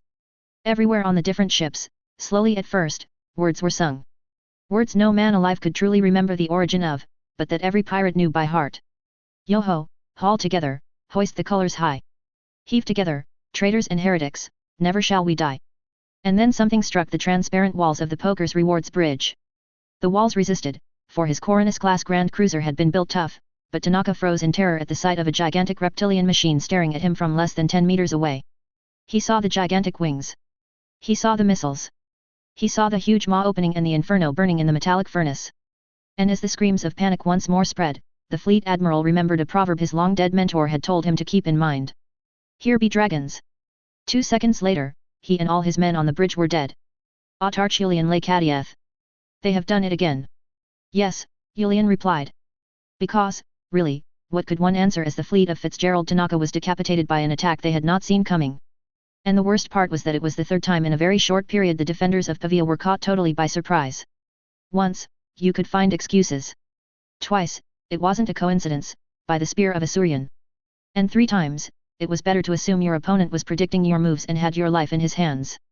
The Autarch of Craft World Lugganath was exhausted. Part of it was due to not resting from the moment the invasion had started, but at this moment he knew it was just not physical fatigue which was weighing heavily on his shoulders. The problem was in his head too. He had spent so much time trying to anticipate the actions of the enemy commander, and in the end, he still had come up with coming. I think we can all agree that our chances to inflict a decisive defeat to our opponents have just disappeared. Julian remarked as 3 huge explosions tore apart the fleet which had belonged a few moments ago to one Fitzgerald Tanaka. Between the dozens of escorts destroyed and the strange mechanical flyers having decapitated the fleet, it did not take a farser to realize this fleet was gutted.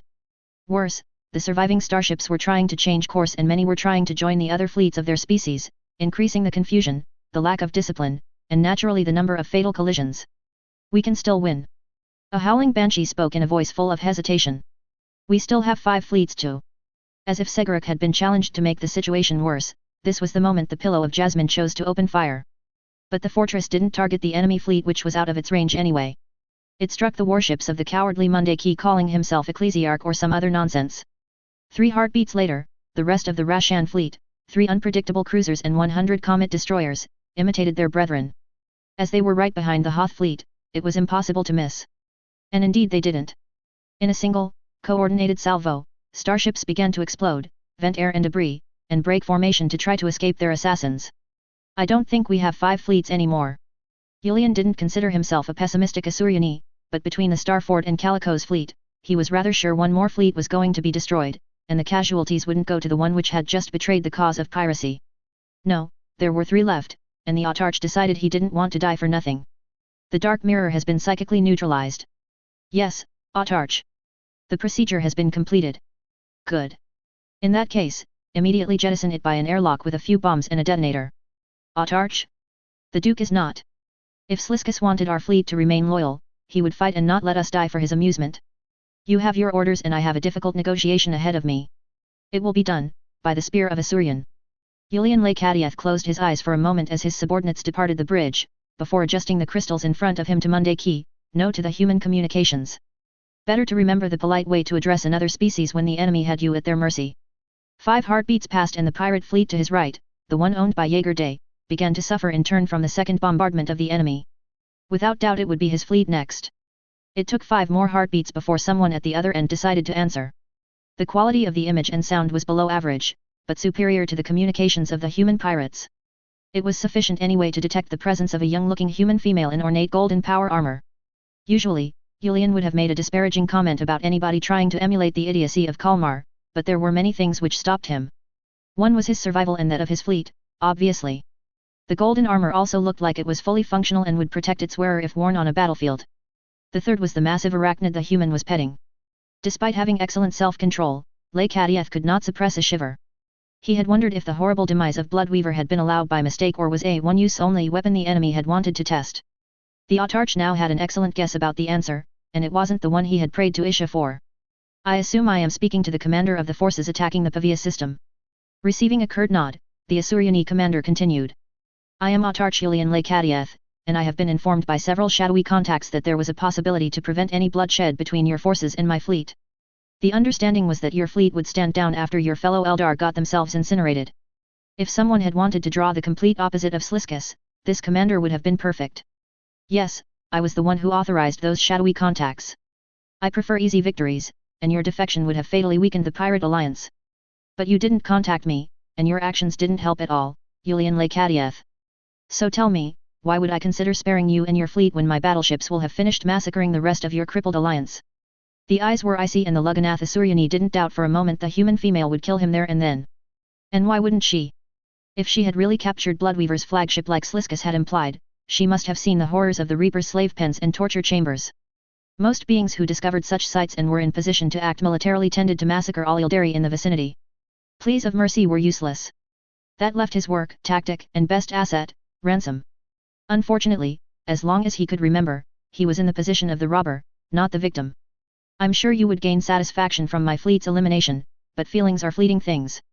At least Kalmar, Day, and Tanaka had pretended it to be true for the human race. Material possessions are far more likely to last than any anger I have caused you. I propose to ransom myself, my fleet and all the Asuryani in this system sworn to my flag. For the first time, he believed he saw an emotion on his interlocutor's face. Unfortunately, he didn't know enough about the mortal to guess what it was. Your head is worth a great prize for any commander able to take it back to the proper authorities, Pirate Lekadiath. And some of my subordinates have studied the records of your raids. You ransom a lot of crews, but you love to repeat that you have ruinous expenses. And on this point he wasn't lying. Yes, he was keeping some baubles for himself, but the majority of what he extorted was sent to Lugganath. The craft world needed a lot of repairs and resources after the raid of the primordial annihilator which had almost destroyed them. Yes, but I have been in the ransom work for far longer you have been alive. There are caches. Those are words, Eldar. A new son was born a moment later, and Lekadiath grimaced as he saw Loxiana's ships were turning away and trying to flee, leaving his fleet extremely alone and outnumbered. You have given me no reason to believe your words. The accusation was insulting, but he was not in position to protest. In this case, Sliskus was going to kill him if he survived this battle, but what other choice did he have? I will ransom myself and all my people in exchange for a ransom of the metal your species call adamantium. I have 2.5 million tons of adamantium ingots, refined to 99% purity, sealed and ready to be shipped in one of my secret asteroid bases. This time he was able to observe for a brief moment the incredulity on the female's face, but it disappeared as quickly as it had emerged. You have intercepted one of the fleet tributes of Mars. A warp storm and several greenskins had already done great damage and left few survivors. And of course Sliskus had learned of it, and demanded the precious cargo be given to him in exchange for several large shipments Lugganath would need to return to its pre-disaster glory. The thought of missing this opportunity made him ill, but his craft world wouldn't thank his memory if he and his fleet were wiped out here. Fine. Was it regret for not being able to disintegrate his warships? Too happy to receive a positive reply, Yulian decided not to ask the question. Change course to evade the debris to your right, my fleet won't fire on you. Provided you say the truth, you will be able to escape. The moment the adamantium is delivered, you will have 48 standard hours to leave this system. Any attempt to intervene in battle against my warships or rescue other pirate fleets will result in a renewal of hostilities. I will abide by these terms. The Autarch wasn't stupid enough to even think about the contrary. Not far from his fleet in the void, tens of thousands of pirates were dying. Grand Admiral Jaeger Day. The moment the Rashans had betrayed them, Jaeger had understood the battle was lost. Save a last-minute intervention of Sliskus, they had lost, and why would the vicious predator masquerading as a respectable chairman decide to save their skins? The probability of winning this engagement had become zero. They were pirates. They were traitors, criminals, betrayers and, in his case, deserters. There was no trust between them, and the fleet they had assembled followed 6 beings which were for all intent and purposes warlords, kings, judges, executioners, and treasurers. The instant the poker fleet had lost its commander, whatever discipline and strength had animated it was gone. The moment Hoth's warships came under attack from behind, the cowardly captains reeled and panicked. And 3 minutes later, Lekadiath and his fleet changed course and abandoned them, with the enemy not firing at them. It looked like the Long-Ear had decided to become betrayer number 3, since Loxiana had abandoned them before the Eldar. Admiral, we have lost all our starfighters and 2/3 of our escorts.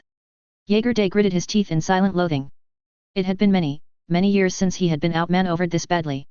Usually his opponents didn't understand what was happening before he had destroyed half of their warships, but today neither surprise, superior firepower, nor tactics were on his side. The enemy was bombarding at long range, forcing them to come to them, and his attempt to bait them with starfighters had resulted in his pilots being pulverized by the concentrated fire of 50+ destroyers. The enemy's strategy was clear. Jaeger Day and his forces could close the distance and enter the range of the primary battleship's batteries, in which case their survival was going to last less than 1 hour, or they could stay where they were and let the enemy take their time wiping out their squadrons. Break the formation and escape. The Grand Admiral barked. It's every ship and captain for himself now. We are in their killing ground, and if we stay here we are all going to be destroyed for nothing. Jaeger would lie if he claimed the idea of betrayal had not crossed his mind too, but the odds of a Navy deserter keeping his head when there was a battle group of the Imperial Navy on the other side were very low, at best. To be honest, he did not give a high chance of successful survival of the Rashans and Eldar once the invaders no longer needed them, which with the pirate forces in danger of being annihilated should come in a few hours at most. We are on death's ground, whispered someone a few meters away. No, the fate of the 2 betrayers was of no interest to him personally. It was an idle musing, nothing more. What really mattered now was avoiding capture by the Imperial Navy. Jaeger knew the fate awaiting Navy deserters, though he had not thought about it much this last century. His raids had been one-sided victories, and who would dare challenge the defenses of Pavia? The Sovereign of Stars shook violently. Crimson and dark lights indicating catastrophic failures began to shine in every section. We have lost the void shields. If human personnel had not become so ridiculously precious in the last hours, the green-uniformed admiral would have shot the moron who made such a useless observation. But we can escape this trap. That was everything that mattered. They were on a course to reach the ruin the killers of the Imperium had made of the poker base, but this was just the first step. The minefields and psychic beacons encircling the system now had huge breaches in them. If they were not guarded well, escape was feasible. Admiral, our rearguard is overtaken. Jaeger looked at the situation and his unhappiness grew. Several of his lunar-class cruisers had been slowed down by the survivors from Hoth and Tanaka, and now they were like groks in a slaughterhouse. Half of the pirates' fire was hitting other pirates, as their biggest ships did not have clear lines of fire to their Imperium foes. The Poker fleet has only 2 light cruisers left. Hoth is leading his flagship and his 2 Deacon-class battlecruisers on a long chase towards his holy fortress of the People Station. This was one of the stupidest ideas Jaeger had heard in the last days, and he had heard quite a few. What is he thinking? Assuming thinking was the correct expression when one spoke of the brains of pious Hoth. There are no secret passages in the minefields and his holy station has a 5th or 6th of the firepower of a Condor-class bastion. And in his opinion, that was likely too generous. What do we have left? Aside from the Sovereign of Stars, there are 10 frigates and the lunar-class Myrmidon of raids who have escaped the encirclement. Jaeger couldn't help but look at the cauldron of destruction they had left behind. So many ships, lost. The efforts of several decades, ruined in 40-something hours. Before the first attack on the Palace of Feasting, Jaeger Day had been one of the most powerful pirates threatening the frontiers and weak sectors of the Imperium. He had his Executor-class Grand Cruiser, 1 battlecruiser, 11 lunar cruisers, 14 light cruisers, and 89 frigates, with half a dozen pirate lords in service and large resources which could have supplied and armed many rebellions and insurrections. Now he was down to his Sovereign of Stars, a cruiser, and 10 frigates. Someone was going to pay for this. Even if he had to live 300 more years, even if he had to bow to Xenos and monsters of the outer dark, the people who had ruined his fleet and his reputation would pay. The Grand Cruiser shook again, more violently. This time the flashes of red and black announcing critical damage and compartment breaches didn't double, they tripled. Lance batteries 4 and 5, utterly destroyed. The torpedo compartment is impossible to reach. Lance battery 7 is severely damaged. Plasma conduit in Zone Indigo is damaged. All fire team parties of that level are trying to stymie the damage. Gun crews in X4, X6, and X9 are rioting. The Astartes battle barge has broken formation. It's chasing us. There was terror in the officer's voice, but this time it was simply common sense. A battle barge was a small battleship built to participate in planetary assaults and bombardments, and at long range could be handled by 2 Grand Cruisers working in concert. But there was no second Executor-class Grand Cruiser to provide a distraction or ally with. Jaeger just had a lunar-class cruiser and a few frigates, and the Space Marines were not chasing them alone. There were 2 carriers, a battlecruiser, and 4 or 5 flotillas of destroyers. If they had been undamaged, his ship would not have been able to handle them. In their current state, if the pursuers managed to catch them at optimal range, they were all dead.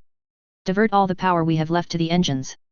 Stop all non-essential machinery and secondary systems. But one of his subordinates gave him a horrified expression. We are condemning thousands of our brothers and sisters to death. Brothers and sisters, really? In what fantasy world this idiot was living? The life of a pirate followed the laws of predator and prey, and any captain who turned his back on a rival without a large number of bodyguards was going to die in the next 2 seconds. It was practically a law at Pavia. Like Tanaka had said, they were united in the love of greed, plunder, and war for profit. They weren't friends. And they were certainly not brothers or sisters. And what do you think the Space Marines are going to do after they destroy our engines? The Grand Admiral asked sarcastically. Send us flowers. Why not? Flowers are always appreciated after the Arbitz organizes the execution of several high-profile traitors. Jaeger turned his head and gaped, like all his officers and crew members. They were there. The massive giants in bright red, terrible and armed with massive bolters and blades covered in blood, were at the entrance of his bridge. And none of his guards in the corridor behind had managed to shout a warning, or if they had, it had been covered by the alarms and the shocks endured by the Sovereign of Stars. How? No, they couldn't be real. They couldn't have boarded his ship without his awareness. They couldn't. Lady Weaver was generous enough to give us access to her new teleporterium. Once your void shields were disabled, it wasn't difficult to teleport aboard your flagship. Jaeger Day drew the exquisite las pistol he always kept on him. You will never take me alive, tyrants of the corpse god. The bridge then exploded into a cacophony of blood, screams and pain, and the last thing Jaeger heard before losing consciousness was a voice full of contempt. The Brothers of the Red have promised to bring back your miserable body breathing, and we don't care about your wishes, traitor. Fist of Diamond Calico. Calico couldn't remember being so worried and fearful, and he was one of the few Rashans old enough to have seen their home world die. The Fist of Diamond shivered. Unlike many of the other pirate leaders of Pavia, he had had a clue that a storm was coming. When he had tried to contact Angalifo and the other metal crafters 2 days before the invasion, a short message had informed him all the Rashans who were repairing the Palace of Feasting half a system away were prisoners of war. The kidnappers who had identified themselves as the Heracles Wardens had presented him a choice: he could cooperate, and he and every member of his species would be spared. Or he could try to fight. The mysterious figures had been very clear this defiance would result in an outcome of tears and annihilation. Calico had hesitated before accepting. There had been enough evidence to be sure the 3,000 Rashans were still alive, but Calico was not a lowly apprentice. He was the highest ranked of the Rashan survivors. It was his duty to ensure the survival of the Rashans since the great syndicate of the Old Forests had entrusted him with this sacred mission. If he had to sacrifice 3,000 to save 467,000, then Calico would do so. Ultimately, the Rashan commander had accepted. With the benefit of hindsight, he was really glad he had done so. Yes, not warning Sliskus and the others had been a great betrayal. But what could he have told them? That there was an imminent attack? When Tanaka had warned them of this possibility 3 local years ago, following several counter-raids of the Imperial Navy, no one had taken him seriously. Pavia is impregnable had been the motto and the banner of hundreds of thousands of pirates. Calico had disagreed at the time. Incompetent pause, it was true the system would be a very difficult fruit to grasp. Pavia offered thousands of possible ambush sites. It had 13 fleets to defend itself. It had formidable fixed defenses. But the patrols in the outer perimeter were rare. Most of the time, everyone who was not a Rashan was drunk, busy plotting the murder of a rival, or experiencing the dreams provided by drugs and esoteric narcotics. Without him and his metal crafters, the maintenance levels would have been downright awful. Yet it did not matter that the guns were ready to fire if the gunners and commanders failed to read the instructions and forgot to regularly train their troops. At the same time, his thoughts had been that it would take a very, very big attack to smash apart the fleets and the other defenses. It would take an attack similar to the Hrud migration which had condemned the survivors of his race to exile and his home world to extinction. It would take an implacable tide of violence and destruction to sweep aside every obstacle and kill every great pirate assembled there. The humans had done it. One by one, the members of the 13 had perished. Korok had been the first, and the Kroot squadrons had been butchered before they had the time to understand that death had come for them. The humans are about to land. The Master of Spirituality said. I am old, not blind, Calico huffed. And remove that ridiculous hat, please. These humans have proved beyond a doubt they do not like pirates, even those who belong to their own species. The human called Tanaka had been totally surprised by the out-of-Lotus strategy of sending strange machines across the minefield to decapitate him via a head attack on the flanks. Fair was fair, Calico had not seen it coming either. Kalmar had been confirmed dead. Jaeger had officially been captured, and his deserter status guaranteed him a horrible demise. If Hoth managed to escape for a local day, Calico would eat the tricorn of his fellow Rashan. No, being a human pirate was no protection from these newcomers. So it was better to not indulge in piracy-supportive behavior. But I love this hat. The shuttles chose this moment to land in the vast docking facility of the Pillow of Jasmine, and rapidly they opened to let small groups of Rashans return to their home. Calico sighed in relief.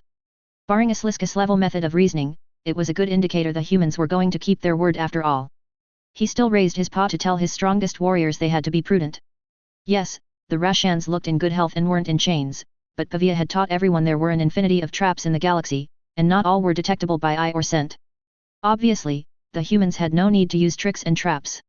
They had an entire fleet surrounding the Pillow of Jasmine and the Rashan fleet. Moreover, the transports not used by his Rashans were gunships and assault craft, and many had brought the giant space marines. If it came to a fight, it would take at least 50 Rashans to wound one, and that was if they were ready to use anti-tank ordnance inside the station. And the fleet outside would in all likelihood make sure they were all dead before they could say Lotus. Calico knew all that, and couldn't help but be greatly intimidated when 3 of these giant warriors approached, surrounding a more normal human in golden armor. Of course, there was an even larger machine of war behind the quartet. One the humans called Dreadnought. Calico shivered again as the scent of the golden-armored female became more and more powerful. Certain humans smelled of blood and smoke, especially the pirates here at Pavia. Others smelled like disease, excrements, and a few thankfully understood the concept of perfume. But this human, she smelled of insects. And it was not the remains of someone who had been in contact with insects a few days ago. The insects were still there, in her cloak and on her back. The faint golden light surrounding her body was even more suspicious. What was this strange ability? For his sake and that of the Rashan species, Calico hoped it was controllable.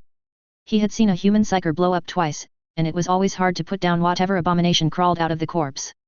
Trying to show a bravery he didn't have in his bones, the Fist of Diamond stepped forwards in bipedal position.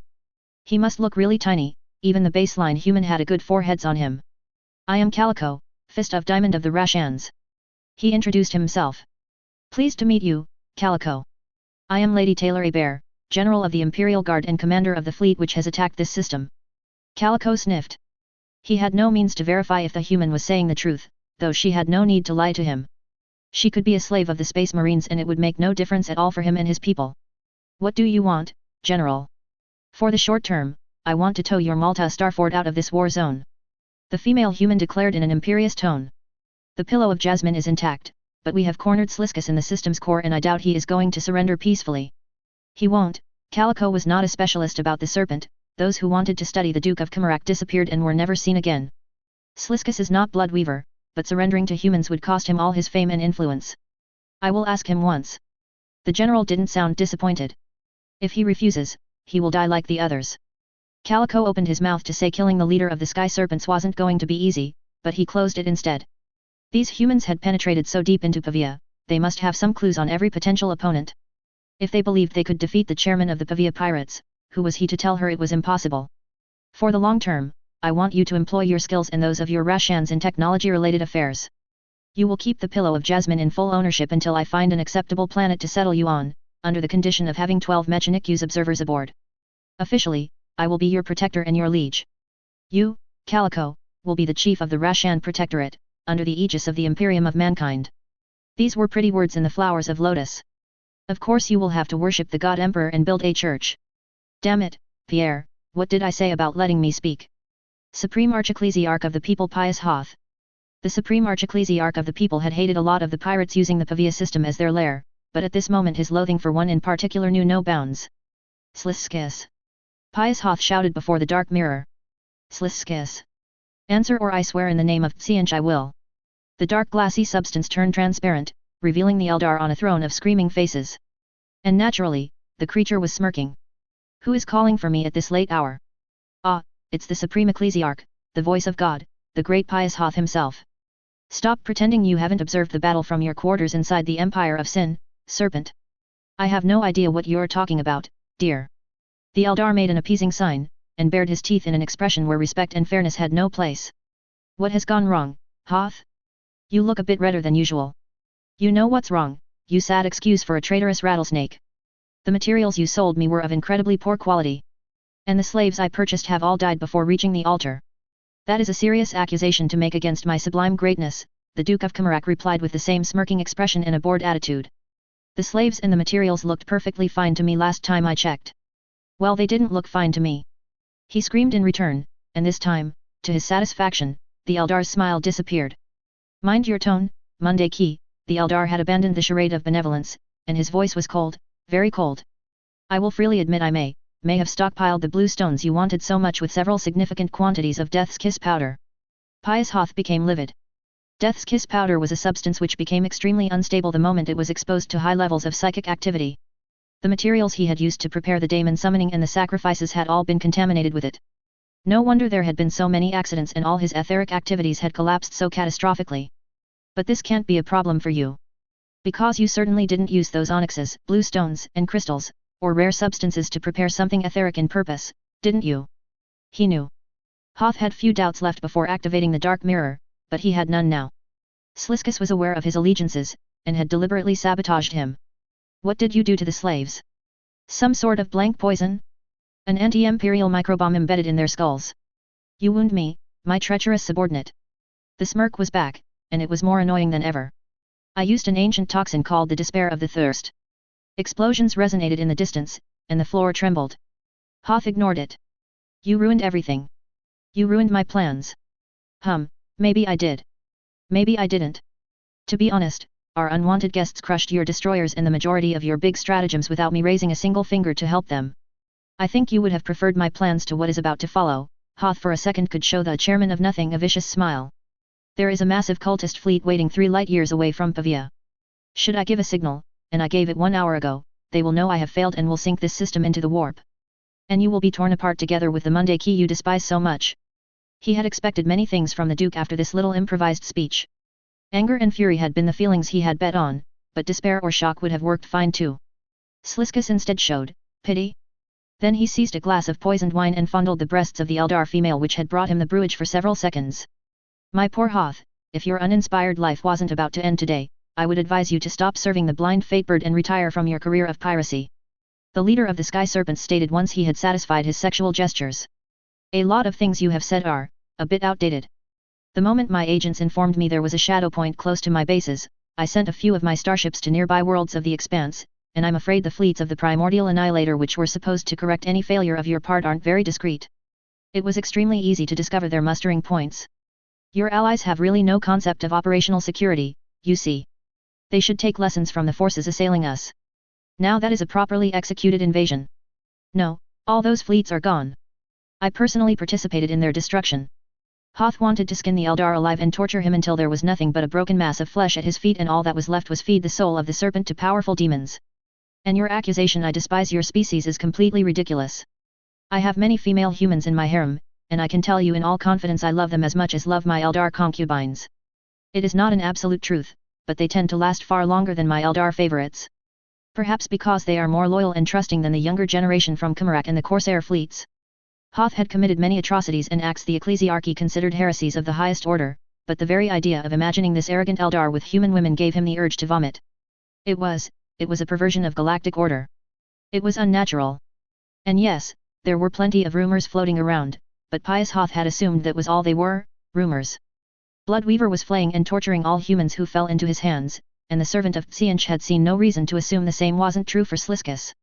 You can mock me, but you are in the same desperate situation I am. Sliskus sighed. I want to continue this little game, but if you don't realize your life expectancy is measured in human minutes by now, you're even more stupid than I assumed when I sabotaged your supplies. No, pious Hoth, I am not in the same desperate situation you are. My fleet is intact, and I have the Empire of Sin to protect me and my assets. You, on the other hand, have one of your battlecruisers about to break in half any second now, and your old battleship. Your flagship, the Will of Hoth, in case you haven't noticed, has been boarded by the fearsome Astartes and several platoons of inquisitorial stormtroopers. If you want my advice, it would be in your best interests to kill yourself immediately. For some reason, I don't think they are going to be pleased to have the confirmation that you serve the deranged volatile. A traitor cardinal, a pirate admiral and a sorcerer of the Primordial Annihilator. I saw an imperial execution of someone accused of a tenth of your crimes, and it took the man 10 days and 10 nights to die. And then my patrons will be really displeased with you. You have ruined many plans, Duke Sliskus. The Eldar raised his glass in salute. And I will continue to ruin them. I am Trevelioth Sliskus of the Sky Serpents, and in my domain, my word is law, and I reign with elegance, kill boredom, and raise unpredictability to new heights. Now do me a favor and do not cut the mirror connection. I want to watch your violent and pathetic demise. Loud impacts and gunshots echoed not far from the dark chamber.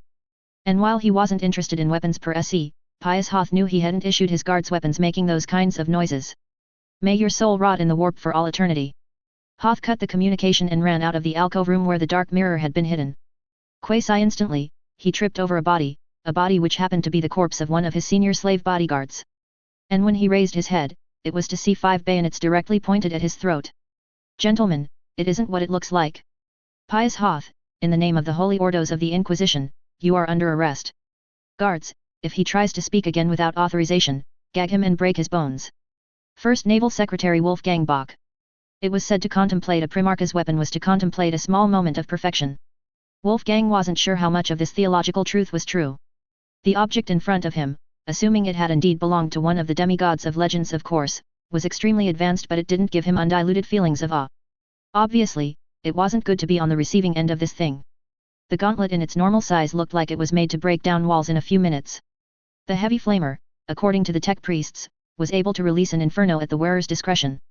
And as they had learned by first touching it, the gauntlet adapted its size depending on the DNA of the being wearing it.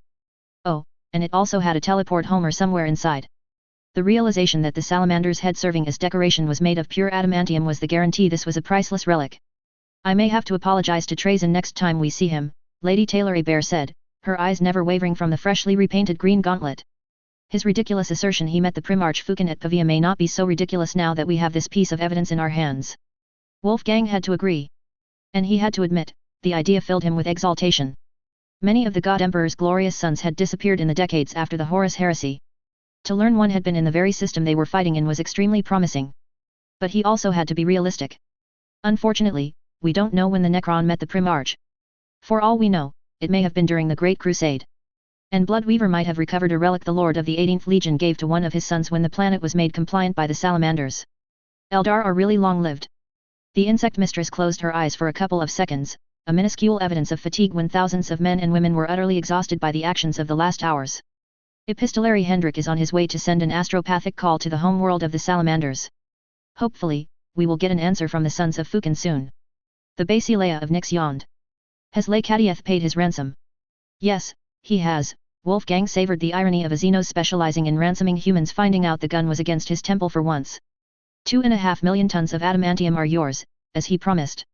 Good. The fighter ace knew for sure the Lady Nyx and the Eldar were never going to be friends, not after news of what had been discovered inside the Crimson Impalement. Make sure he is gone within the next few hours. I don't want him anywhere nearby while we deal with Sliskus. I sincerely doubt the Autarch would try to negotiate with the Duke. The Sky Serpents are not a pirate fleet renowned for their forgiveness and tolerance of betrayal. Maybe not, the general agreed. Still, I think it's better to not tempt the Xenos into doing anything we would all regret. The other pirates. Hoth is in inquisitorial custody. Jaeger has been transferred onto a Navy prison ship. Both will be kept neutralized until the time comes for their interrogation, and their execution. Honestly, he was quite surprised the Astartes and the Inquisition had taken the two pirates alive. Maybe their long successful careers of piracy had dulled their instincts. Nothing else could explain the fact they were captured, because the fate the top authorities of the Imperium had in mind for traitors, deserters, and heretics was infinitely worse than being devoured alive by a swarm of insects. The Siren. The Siren flagship is trying to evade our pursuit by taking refuge in the outer asteroid belt. The Inquisition has sent the majority of its naval assets and requisitioned several Mechanic-use ships for the hunt. Since all the escorts and the lesser warships of Loxena have been sacrificed when we cornered the 6 pirate fleets, if they manage to catch up with the Coral, they will be able to slow it down and capture it. Let's hope the Ordo succeeds. The pirate admirals of Pavia were able to gather armadas by fear, talent, and their names. Except those I have sworn to spare, I'd rather see these criminals dead and gone. It is unlikely for the humans, but certain races amongst these Xenos might be able to live centuries or thousands of years for all we know. I don't want the descendants of our descendants to have to deal with the same problem we crushed here. Piracy is not going to be seen as a risk-free career in the region anymore. Not when the Administratum and the other adept uses will announce that we have claimed the bounties on their heads. Speaking of which, for the Kroot, the Orc, and the Sheed, there will be no problems. We have their heads and the wrecks of their starships. Kalmar and Bloodweaver are also going to be clear-cut cases. Their corpses might be a bit difficult to identify, but their personal possessions, their flagships, and the tactical data will dispel any doubts we haven't killed them. Hoth and Jaeger are our prisoners, and the alive bounty will be delivered promptly. The problem is for Moonblitz and Tanaka. In the former's case, the world flame burned everything, and we have no corpse, no flagship, and little evidence to give in addition to the battle records. As for the latter, we are still searching, but the poker's reward broke in many parts, and suffered catastrophic mechanical malfunctions. It is very unlikely we will find the fleet admiral in this mess. If it's all we can claim, it's all we will claim. Wolfgang was certain most people would not be so jaded when it came to so much money. Of course, not every man or woman was a sector lord or lady.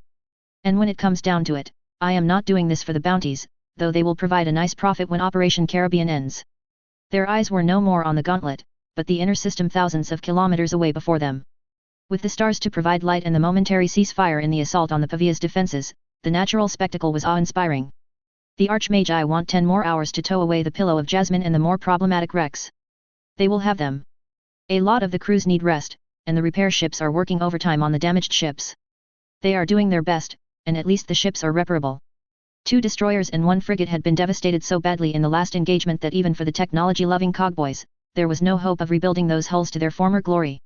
But even though the losses were ridiculously light for a battle of this magnitude, there were over 30 warships damaged to varying degrees, and this had an effect both on the operations rhythm and the real strength of many squadrons. I'm not exactly excited at the idea of giving more time to our enemy to finish whatever plans are in motion. The insect mistress admitted in a tired tone. I really want to say it will make a difference if we attack now, but logically it won't. The Eldar has not raised a finger to help his fellow pirates, and whatever strategy he decided to use against us, it had likely already begun before we crushed the second enemy counterattack. And naturally it makes no sense. If indeed he understood our strategy from A to Z, why not warn the other pirates? When it comes down to it, while the last fleet has 5 battleships, it is seriously lacking in proper escorts. The successive defeats of the other pirates have seriously weakened his ability to defend the inner system from us. The only reasonable scenario I have been able to imagine is that the Duke Sliskus believes he will be able to beat our entire force alone and unsupported. Well, if he thinks that, we will just have to disabuse him of that notion, won't we? The expression on the general's face was more annoyed than truly worried. 10 hours to rest, and we move on to sever the head of the serpent. Duke Trevelioth Sliscus. At last, they are moving. The comedy, no, the great and glorious battle, is about to begin.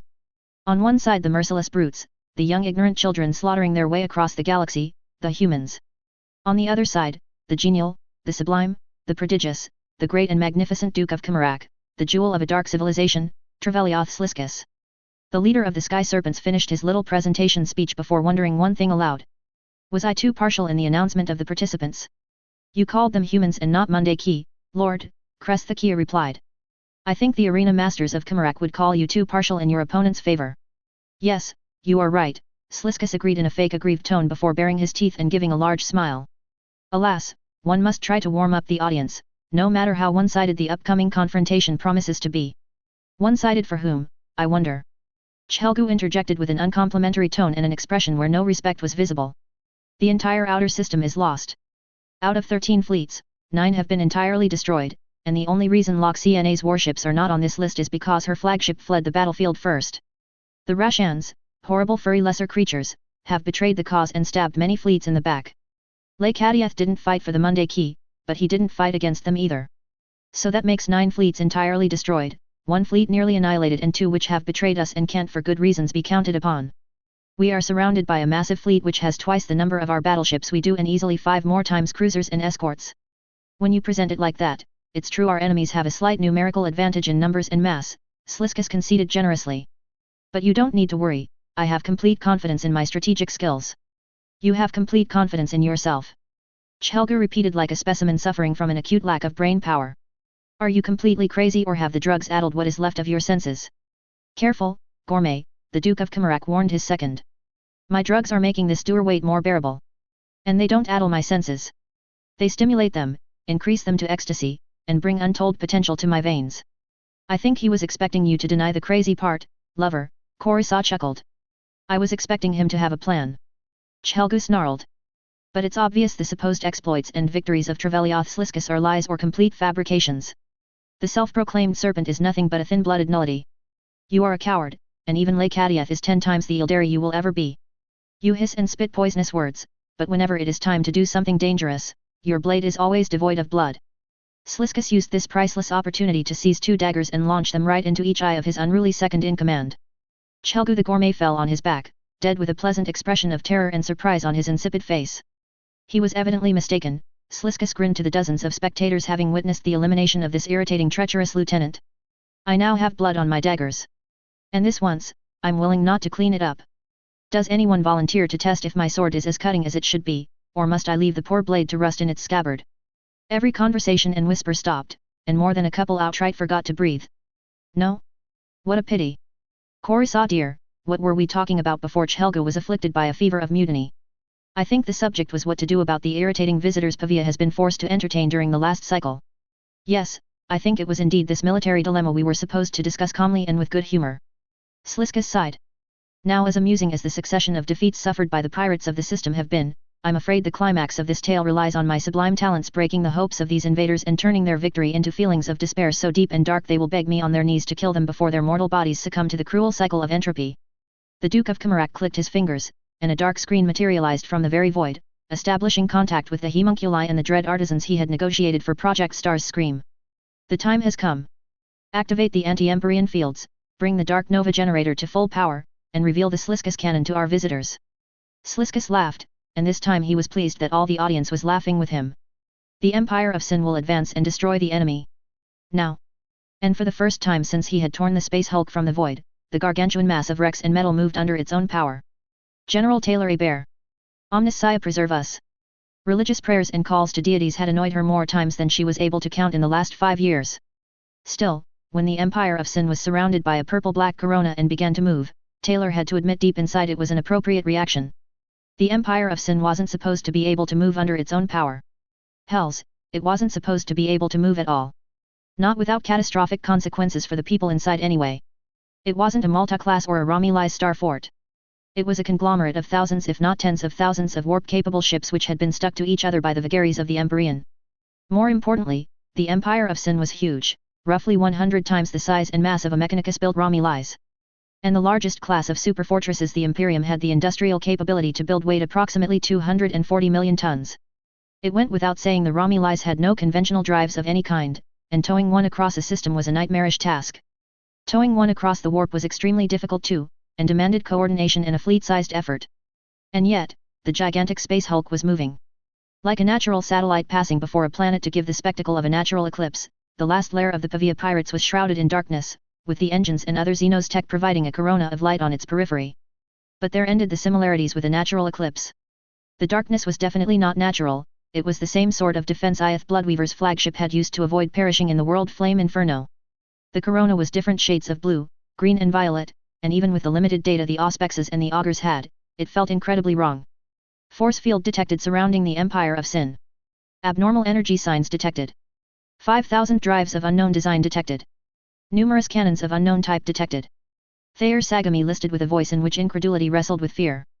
The integrity of the enemy hulk is holding despite the damage caused by the Engdine's activation. The Xenos has completely lost its mind. Amagos whimpered. Taylor watched the hololith without giving a reply. It was true no sane admiral would have ever considered killing so many people for a gesture like this. In one move, dozens of wrecks on the surface of the Empire of Sin had been disintegrated or had seen their bonds with the larger bulk of the hulk broken. In the first moments of deployment, the stream of debris was colossal, and it increased second after second. The surface of the space hulk was rocked by humongous explosions. Several drives flickered on and off under the colossal strain they were no doubt experiencing. But it didn't change the truth. In 1 second, the space hulk had transformed from the status of decrepit, dead to rights space hulk into a mobile citadel of apocalyptic size. How did Sliskus manage to keep it a secret from the other pirates? The female parahuman wondered. This must have required decades of effort, and not exactly the discreet kind. I suppose the Eldar eliminated all spies and pirates who somehow stumbled upon this project, Gamaliel suggested. Central section is venting a lot of debris, Thayer Sagami spoke. It looks like they have installed a sort of super battleship Eldar cannon to go with the rest of this madness, Wolfgang commented with a large grimace. They must be killing hundreds of thousands of their own crew just to give it the capacity to shoot at something, Dennis said, visibly appalled, like everyone else on the bridge by this one-sided cruelty and folly. This course of action is completely illogical, one Archmagos said via the command link.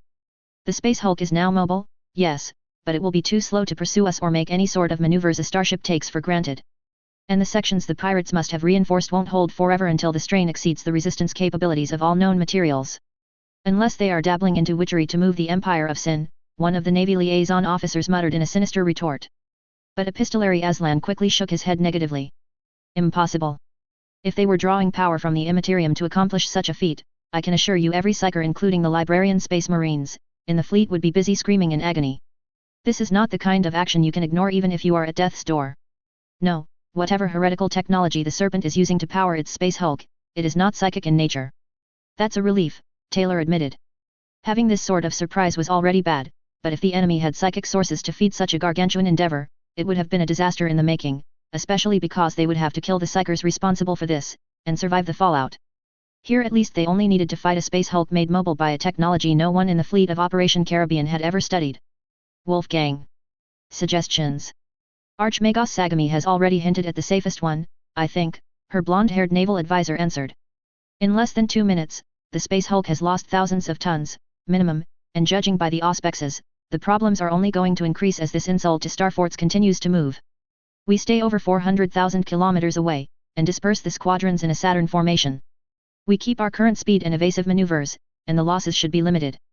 If the enemy is willing to destroy its own base to get at us, my lady, I see no reason why we should hinder this stupid plan. Abnormal energy readings in the central section of the space hulk. The Empire of Sin is about to fire. Taylor narrowed her eyes. This was completely ridiculous. None of her warships were even in range to use their Nova cannons or similar long-ranged weapons. As for torpedoes, at this distance they were only useful if your opponent was dead asleep. And to make the matters worse from a pirate's perspective, the gigantic gun was not pointed at the Imperium's fleet or anything she wanted to protect. Unless Eldar energy weapons could behave like Legends lasers, something they had failed to do in previous encounters, there was no way the enemy could shoot at them within the next 10 minutes. Prudence still recommended not being too arrogant. This hulk was not the Orc planetoid, but the lack of precedent meant she had no idea about its capabilities. Archmagos, relay to the fleet commanders the need to make evasive maneuvers, just in case. Yes, Lady Weaver. The Empire of Sin fired. Everyone fell silent. The energy released by the Titanic cannon was red-purple, and it raged like a hungry beast ready to devour everything in its path. It was a beacon of apocalypse, a death ray nothing would stop.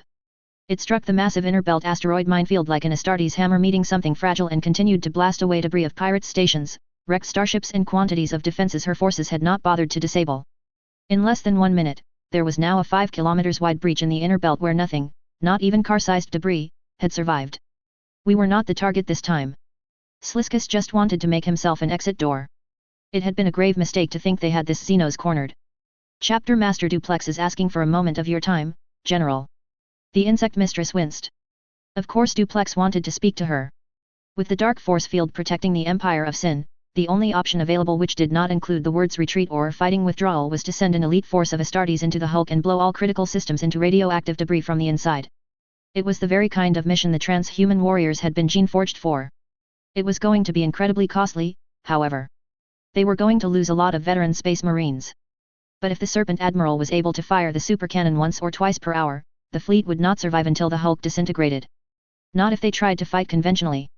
The former warlord of Brockton Bay studied the hololith. Surely there had to be a weakness, a flaw they could exploit without taking an insane percentage of casualties. But there was little she didn't already to know, they couldn't even use the moon to. Pavia doesn't have any natural moons. General. Pavia does not have a satellite, she repeated louder. Why is there a moon Wismer and all our survey crews have missed in? It was lucky all warships were at battle stations and in a loose formation, because the gravity shockwave was overwhelmingly massive. Taylor managed to seize her side of the hololithic table and stay standing, but not everyone was that lucky, and when the deck had stopped changing its inclination, there were plenty of wounded, and medici teams were called. That is no moon. Omniscia save us, that is no moon, Archmagos Sagami babbled in shock. It has come out of the star. And none of the alarms warning of translation out of the warp had triggered. But then as the artificial planetoid began to shine in green lights, Taylor knew the owners of this devastating weapon didn't use the warp, whether by choice or inability to draw power from it. It seems the Necrons have arrived a bit earlier than our most optimistic schedule. Bah, at least it's not going to be boring, Dennis said, suddenly recovering his sense of humor. The mobile Empire of Sin Space Hulk will go against the Necron version of the Death Star. Let's call it the Death Star 2. Taylor didn't laugh, unlike Lead, who had fallen to his knees and begun to giggle hysterically. Gavriel, establish hololith communications with all the Astartes commanders. I have a few requests to propose to their companies. Duke Trevelioth Sliskus. No one was laughing anymore in the war hall of the Empire of Sin. That, Trevelioth Sliskus stated, is a totally unfair way to win a battle. The fact he had been trying to execute a smaller version of this strategy a few minutes ago was neither here nor there. He was a Duke of Kamarak, and hypocrisy was a trademark signature expected from someone of his exalted rank. What, Duke, what is that? Kresthakia stammered, her voice filled with unfeigned terror. Sliskus closed his eyes, trying to remember what his best source on the subject has confided to him. The leader of the Sky Serpents was old, but he had never seen a moon-sized weapon before today. When he reopened them, he had an answer, and he took absolutely no joy from this fact. I think this is a world engine, a relic of the war in heaven. Ingur, one of his followers spat. Yes, Sliskus shortly answered. The presence of a human invasion fleet explains so much. The Mundaki leaders have allied with these soulless abominations. One of the Shati-Om exiles who had deserted Bloodweaver's side exclaimed. No, Elena retorted vehemently. The invasion fleet has neither the time nor the means to send the Metallic Reapers a call requesting reinforcements. It is more likely they always intended to use this system as a meeting spot, and the pirate fleets were just in the way. This reasoning made sense. Unfortunately, it was a supposition made with little evidence or reliable information. Unfortunately, the destruction of the other fleets he had once been able to control was now limiting his options considerably. During better nights, he would have crushed the weaker opponent and thrown the other 12 admirals as cannon fodder against the world engine, but that was no longer possible. The Sky Serpents could flee. Sliskus would have to self-destruct the Empire of Sin once they were a safe distance away from it, and plenty of treasures would have to be abandoned. But he and his fleet could escape. The Ingur were born killers, but even their FTL engines would need time to recharge.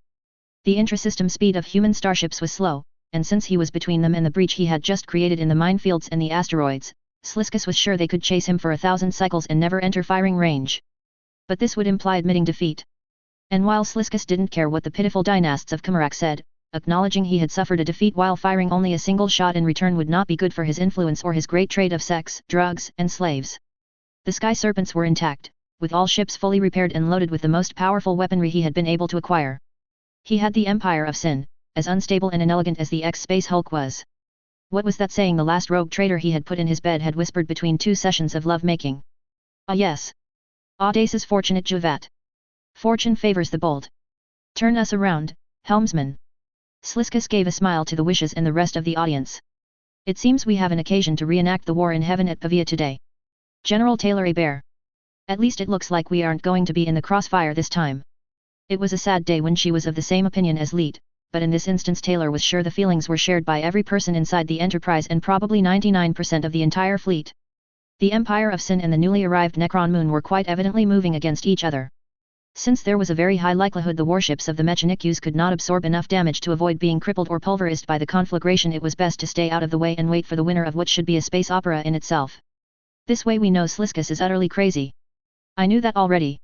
If letting your subordinates be massacred just to do a grandstanding move didn't involve some characteristics of madness, the female para-human would be really surprised. And now he was charging against an opponent that had a bigger space asset than him, with no data and information about the Necron anti-starship weapons. There were many ways to describe this strategy, but Taylor was going to settle for suicidal. For now Chapter Master Duplex and Chapter Master Izaz will have to wait before launching their attacks. It's one thing to send them against the Space Hulk when there is no other option, it's completely different now. Moreover, I think the figure she saw leaving one of the administration quarters some 350 meters away caused her to forget what she was about to say. It wasn't possible, but since she was well rested, the increasing number of insects she had watching him and the fact she in the last minutes had not detected anything making her think she was subjected to hallucinations. You think? We have an unexpected visitor. The commanding officer of the Enterprise announced in a voice as casual as she could make it. I don't remember the exact protocol, but I think we should all bow. Bow. Commissar Zuev had an unhappy expression on his scarred visage. With all due respect. He's here. The principal doors of the primary bridge opened and like her, the men and women working there for a second experienced total incredulity before prostrating themselves. Because what else could they do before a 3 meters plus transhuman shining like a lighthouse? Her own power armor had used ormite in its creation, so she was able to recognize the metal. But it was evident the art of the Magi and Archmagi who had forged the Angel's Tear had been a level or two behind the sheer level of magnificence available on Terra. He was a giant. Whether the Dawnbreaker guards were wearing tall helmets or not, they were smaller than the golden figure. No impression of brotherhood was emanating from him. Her insects had not been able to see another presence, but even if she had been able to prove the contrary, the newcomer gave her the impression of a lone super predator. He didn't need companions to be dangerous, he was danger itself. It looked like the reputation of the Adeptus Custodes was not as exaggerated as she had thought a couple of years ago.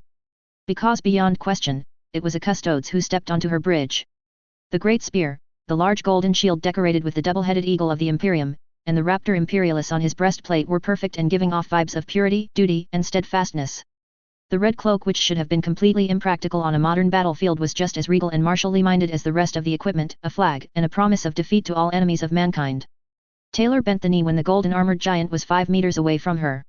A lot of people thought she was a saint, but frankly this was a transhuman who had seen the Emperor in person and done many things which would likely make the Battle of the Death Star an amusing little anecdote. Taylor Hebert, the voice was powerful and awe-inspiring. It was like it had always been, and always would be. His Majesty is pleased by your actions and wishes to give you a new mission. Cymerk, damn it, could the day get any better? There was but a single question to ask. What is the Emperor's will? Chapter 35, Shadow Point 7-2 The Storm Before. Shadow Point 7.2. The Storm Before the Apocalypse. Your arrogance is only equaled by your lack of imagination, parasite. The moment you tried to lay down the foundations of your grand trap, you utterly failed to account for one possibility. You thought I was willing to play by your rules once more. I am not. Unlike you, I have learned from the lessons of the past. This is one of the many differences between someone like me and a psychic mass of dark ambition like you. You think you have won. I wonder how you can be so conceited to think this is true. Are you creating a new order for this galaxy? No. When your slaves drag a new world into the warp, your talons and claws are capable of nothing but corruption and destruction. You call yourself a god of change, but that is a lie, like everything you are. You corrupt. You kill. You betray. You lie. You don't provide any power or knowledge.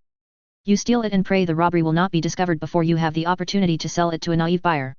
You are a merciless abomination, the sins of the old stellar empires. You are everything I stand against. You are hypocrisy and lies. You are a cancer ruining the lives of trillions of souls. I deny you. You are not a god. Assuming such entities truly exist, you are not and never will be one. Unlike many beings in this galaxy, I am old enough to remember a time when you and your fellow Immaterium predators were 3, not 4. I was there when the folly of the Ildari gave birth to a construct of deprivation, excess, self-indulgence and decadence. I was there, and I have not forgotten. You think the scream of its birth scared me? You are completely wrong. It gave me hope. You are not invincible. You are not omniscient. You are unable to give anything but poison to the bodies and the souls of the humans I reign over. The 9 plans you prepared for Pavia reeked of this arrogance and lack of innovative capability. You would try to destroy the invasion fleet by deceit, betrayal, sorcerous methods, pushing unwilling and willing slaves onto the battlefield to win a semi-victory. At the same time, you prepared reinforcement fleets, an ignorant pawn, and if all else failed, tearing apart the star and the surrounding area to let your hordes pass through. You may have noticed it is not going to happen like you wanted. The Serpent, with some prodding from my agents, has ruined a great part of your plans. Weaver has ruined many others. Your slaves have been massacred. Your altars are destroyed. Your secret bases are burned. Your prisoners have been freed or given the mercy of death at long last. You can still raise the storm and breach the veil separating Matrium and Immaterium, of course. But that would be dangerous for you, no?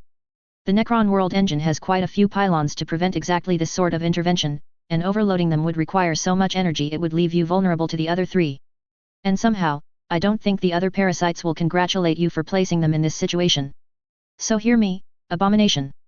The future is not written in advance. You and your fellow predators of the Empyrean have not won. You do not control fate, hope, or destiny. I am the Emperor of mankind, and I deny you. The Imperial Navy's strategists believed it would take half a year to crack the outer defenses of Pavia and teach these pirates the lesson they deserved. Under the guidance of Lady Weaver, we have done it in 50 hours. I don't think there has been such a one-sided triumph in Ultima Segmentum within the last century. Our forces have smashed apart 10 pirate fleets, convinced one to surrender with weapons and supplies, and one has run with its tails between its legs, as befits the Eldar. The numbers are so huge I think the Munitorum and the Administratum are going to have seizures when they see the official communiques. 4 battleships, 10 grand cruisers, 7 battlecruisers, 11 heavy cruisers, 130 cruisers and carriers, 135 light cruisers, over 650 frigates, corvettes, and destroyers, and 13,000 plus starfighters and bombers are the preliminary pirate casualty figures, and that is considered a conservative estimate by the admirals. And even they pale against the destruction of 35 significant pirate bases and the capture of 2 multi-star forts. In 50 hours, we have destroyed the equivalent of several centuries of pirate infrastructure and made sure they will no longer have the means to threaten the worlds of the God Emperor. I say they won't have the means, but they won't have the numbers either. The conservative estimates are that we killed 7 million greenskins, 1 million Kroot, 2 million Sheed, 32 million human traitors and heretics, 100,000 Eldar, and 5 million of other diverse Xenos species. This is the kind of battle where legends are made, and the inner system is waiting for us. Already there are rumors the bonuses are going to be tripled provided we continue at our current performance level. We are going to win, I know it, with these commanders nothing is impossible. Extract of 5th Lieutenant Derek's diary, officer serving on the Indomitable Resolution, published in 324M35. Beyond the frontiers of the Imperium. Acacia Expanse. Pavia System. Battleship Enterprise. 8.189.296M35. Thought for the day, it is not in my mind to ask questions that will not be answered. That is for the soul standing upon the precipice of vacillation. You search for wisdom, but achieve only a stasis of will. Captain General Anubis Excelsior. There were not that many beings in this galaxy who could hope to fight a custodes and have a chance to prevail. This was not arrogance speaking, simply a fact. In experience alone, a member of the 10,000 had centuries of experience, implacable and ever-evolving training, and the best armament and equipment a warrior of the Imperium of mankind could hope to have access to. Anubis Excelsior had met some of them. Millennium-old traitor space marines and ancient, eons-old Ildari were the most common opponents. Of course, that they had a chance to prevail against a single custodes did not mean the fiends and traitors would survive a shield company's vengeful charge. Few armies and veterans were able to withstand the Watchers of the Throne's assaults. The young woman bowing in front of him undoubtedly belonged in this category. From the moment he had set foot on this starship, the Captain General of the Adeptus Custodes had counted no less than 53 breeds of insects capable of killing him if he tried to neutralize the threat they posed. Insects. He was going to have to organize a few blood games to simulate this new type of threat. The defenses of the Imperial Palace were protected with the most potent wards, anti-Empyrean shields, and other measures to prevent the plague-bearers of pestilence from coming through. But all of those protections were anti-demonic in nature. Against a non-possessed human who controlled an unending swarm, 9 out of 10 protocols would be all but useless. What is the Emperor's will? Yes, this woman was dangerous. And if Taylor Bear had not so been evidently touched by the hand of Anubis Master, the custodes would have seriously begun to move up preparations for an assassination attempt. Zealots were particularly sorry examples of how low humanity had fallen, but they could be of use. The swarm controller's eyes had no fanaticism, and no religious madness clouded them. The irises were cold and calculating, not of ambition like so many high lords did, but on a ruthless calculus of gains and losses. This was a woman who had decided to support the emperor because she had seen what the other side had to offer, and judged that anything was preferable to the darkness. It is His Majesty's will that you take command of your forces and invade the Eldar webway. You must strike a powerful blow against the enemies of the Imperium before they have time to increase the size of their forces. I am flattered by the high opinion His Majesty has of me. But unlike what some of my subordinates believe, I do not have the ability to grant miracles on demand. To begin with, I am not aware of any webway gates in the Pavia system. This objection was reasonable. One couldn't invade what they couldn't see. Coordinates 063 JRTY, roughly 57,000 kilometers on a 15Y axis away from Pavia Primus. You will need 3 keys to open the Eversprings gate. One is in the possession of Sliscus the Serpent. The second is owned by Loxiana the Siren. The third has been stolen by the Necron thief. The general of the Imperial Guard had stopped bowing and was looking at him with an expression that has still some respect in it, and also a great deal of stubbornness. I can take the keys from the 2 pirates, provided I know what I am looking for. The black gold-haired woman told him bluntly. But I have no way to force Trazen the Infinite to release the key he owns into my possession by force. I will need something to bargain for it. Asteroid GU 221Z in grid 55Y. Several objects of Necron and Eldar origin have been stored there by the pirates. By this point, Anubis Excelsior had expected many possible reactions. An admission that perhaps, after all, the Emperor's Chosen could not deliver on several aspects of the plan. This had happened more times than he could count the moment he talked to officers of the Imperial Guard and Navy. The opposite type of reaction was the boasting tirade where the interlocutor promised a pile of treasure and certain victory as long as reinforcements, material resources, and political power were sent their way. And then? According to the Inquisition, the Eldar webway is a maze sprawling across the entire galaxy like an enormous complicated spider web. The forces which are participating in Operation Caribbean have no hope to provide any kind of offensive punch if they are dispersed across millions of kilometers. His Majesty has assigned 10 primary and 30 secondary objectives for this difficult mission. To start with, even with no hesitation, his memory was as perfect as the day he had joined the 10,000 and no elaborate explanations. It took him the better part of 10 standard minutes to give the battleship's mistress the essential information she required to accomplish her vital mission. When he finished speaking, Anubis received a semi-stoic expression in return. Let none suggest that the master of mankind is lacking ambition when he is making his plans. The Captain General didn't answer. It was true, so why bother denying the point? Can you do it?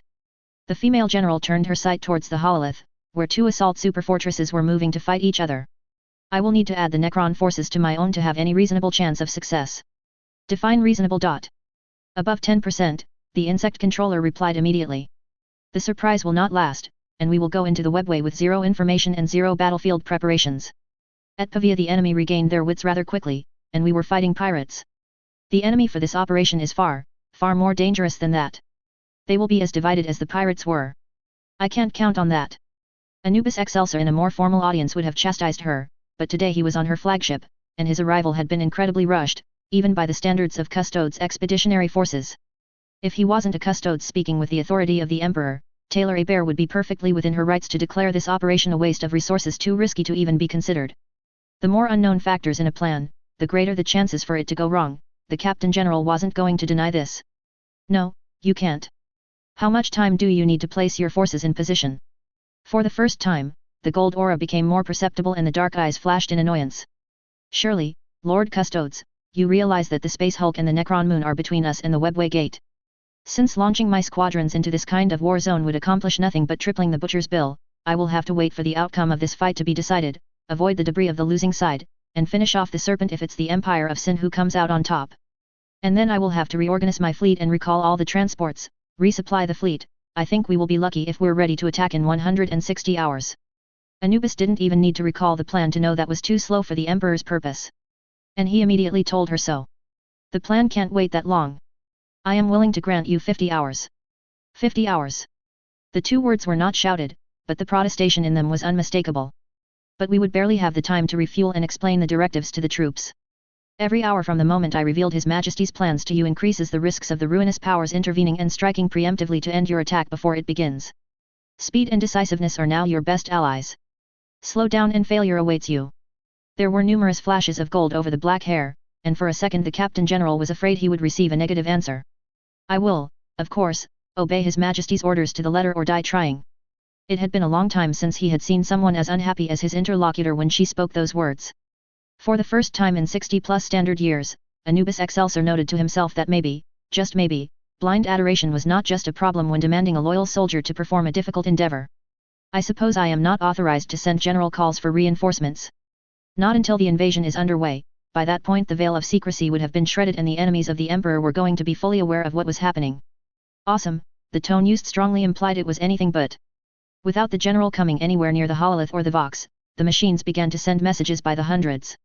With a moment of delay, Anubis Excelsior realized he had missed a few hundred beetles standing dead still, and now all these insects were rune typing like expert operators. Let's just hope His Majesty won't ask for something really complicated next time. There were more and more insects entering the bridge with every second, and the Captain General would lie if he said he was pleased by this. But as none came closer than 3 meters to him, he had no reason to complain. His Majesty will be extremely thankful if you succeed, and so will the Adeptus Custodes. His interlocutor smiled, and for once there was genuine amusement. The diplomatic niceties, rewards and accolades will wait until the dust of the battlefield has settled. The Captain General wasn't going to argue with that. I assume you will serve as His Majesty's eyes on the battlefield. I will. The General nodded. My naval advisors are coming back, I'm going to give them the bad news. First Naval Secretary Wolfgang Bach. 50 hours? That's not a lot. This wasn't the most intelligent comment he had ever made in his life. That said, the scope of the orders he had just been given had caught him a bit off guard. These are the orders of His Most Holy Majesty, the Basileia of Nyx revealed in a low conversational tone. Wolfgang accepted the very mild rebuke. To be honest, he had already guessed so. When a giant in golden armor who happened to be a member of the Adeptus Custodes invited himself to a private audience with your commanding officer, and minutes later Lady Weaver wanted to change every plan which had been formulated in the last 3 years, the authority to do so had to be absolute. A Lord Militant would eventually be able to order the Lady Nyx around, but between the bureaucracy, the ongoing battles fought across Pavia, and the particular protocols to change operational plans, one would need dozens of hours minimum, and that was if you had a Lord Militant's rank. Lord Generals and below would have great difficulties diverting a crusade from its current anti-pirate duties. If they are, then of course we will obey. Wolfgang affirmed. Assuming the orders are given in the next few minutes, it will take 5 hours for the rearguard units and the supply fleet to reach us. I think 3 or 4 more hours to load all extra piles of ammunition, deliver all orders to every officer of colonel rank and above. It was a logistical nightmare of incredible proportions, and one glance at his benefactor was enough to confirm Lady Taylor-Hebert was completely aware of it.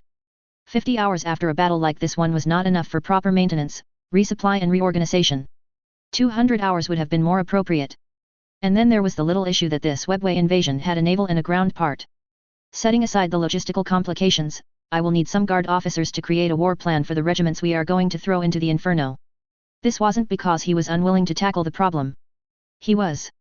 But he had no experience in guard operations of this scale, and frankly there were not enough hours to work out a naval plan under these circumstances, never mind doing both at once. And most of the colonels and brigadier generals do not have the training for this kind of thing. His superior grimaced and both Dennis and himself winced. The fiasco of the Munitorum was now returning with a vengeance. In this situation, it should have been the responsibility of the general staff to handle this brutal change of overall strategy. The problem was the fact there was no general staff. No, this was incorrect. There was one, but the 2 high-ranked officers on it were Lady Weaver and Lord Commissar Zueff. The former was going to be too busy in the next hours to write an attack plan, and the latter was not a strategist at all. All the mid-level officers were going to be too busy with their regiments and their brigades organizations. That just left the major generals and above, and to say most of their career resumes didn't inspire confidence was a polite way to describe the problem. We will have to use them, I'm afraid, the young woman commanding Operation Caribbean said after a few seconds, for the marshals, Groner and Maltka. For the lieutenant generals, Hervey Cox and Marcus Hanover. The major generals involved in the planning will be Leonard Wellington, Amanda Bolivar, Paul Dundee, Maverick Adler, Domenico Flabinico, and Anita Duvall. I will place 4 commissars and plenty of young officers to make sure they don't screw up. It didn't escape him that of the names cited, only 2 were Kadians, and none from the unofficial military nobility. I suppose we'd better speak about the keys. May I presume you have a plan, my lady? I've already cancelled the Heracles Warden's last orders and ordered them to participate in the Sirens' hunt. I was not aware the Wardens were anti-psyker specialists. Then again, the more he learned about the ex-Alpha Legionnaires, the more surprise gave way to simple resignation. Even the Iron Drakes and the Inquisition sometimes just nodded and moved along after some of the ridiculous stunts they pulled. Overseers were needed to be ensure they remained loyal, but their escapades were something else. They have hunted their fair share of sorcerers and psychic xenos species in the last centuries. I've asked the Angels Sanguine to provide half of their company with librarian support, just to be safe. This was probably the best move among all available options. I suppose all the others Astartes are going to be involved in the assault of the Empire of Sin. Yes, they are, was the short answer he received. Unless you think there's a possibility Sliskus has hidden his portal's key somewhere else. No, I don't. A webway gate's key sounded like a precious and irreplaceable artifact. It was not something Wolfgang thought the pirate would give to one of his lieutenants or underlings. I would advise you to reconsider your participation in the assault, my lady. We lack time. This was not a motivated tirade, more like a resigned reply. The Empire of Sin, even with the damage it takes with every minute, is too huge to conduct a proper search with just human resources. I could throw the entire army group into this space hulk and it's likely the search would continue for the next decades. No, I will have to go myself. The Space Marines and the Fae 20th will protect me, and my swarm will find the key. Wolfgang gritted his teeth, but he couldn't suggest any alternative. The size of the mobile space hulk was indeed a problem only an army of auxiliaries and searchers would be able to solve. And landing this army would not only be terribly risky, it would also take days, maybe weeks. He didn't know why the Custodes wanted them to attack their target so quickly, but assaulting the Empire of Sin via conventional means would delay the new invasion by too much. And the third key? Asked Dennis. Last time I checked, Trazen the Infinite wasn't exactly the most reliable Xenos on our list of contacts. I'm sure the thief is on the command bridge of the Necron Assault Moon at this very moment, the insect mistress answered coldly.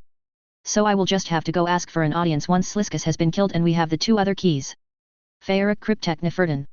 I salute you, ancient soulless abominations of the war in heaven. I fully approve of your splendid invasion of my realm. The Monday Key visitors and other lesser species were beginning to bore me. The crazy smile of the long-eared pirate was frightening in its intensity and total absence of sanity. But I am the serpent and you have, like hundreds of lesser fleets, dared challenge the might of the sky serpents in my realm. You are unwanted. You are trespassers.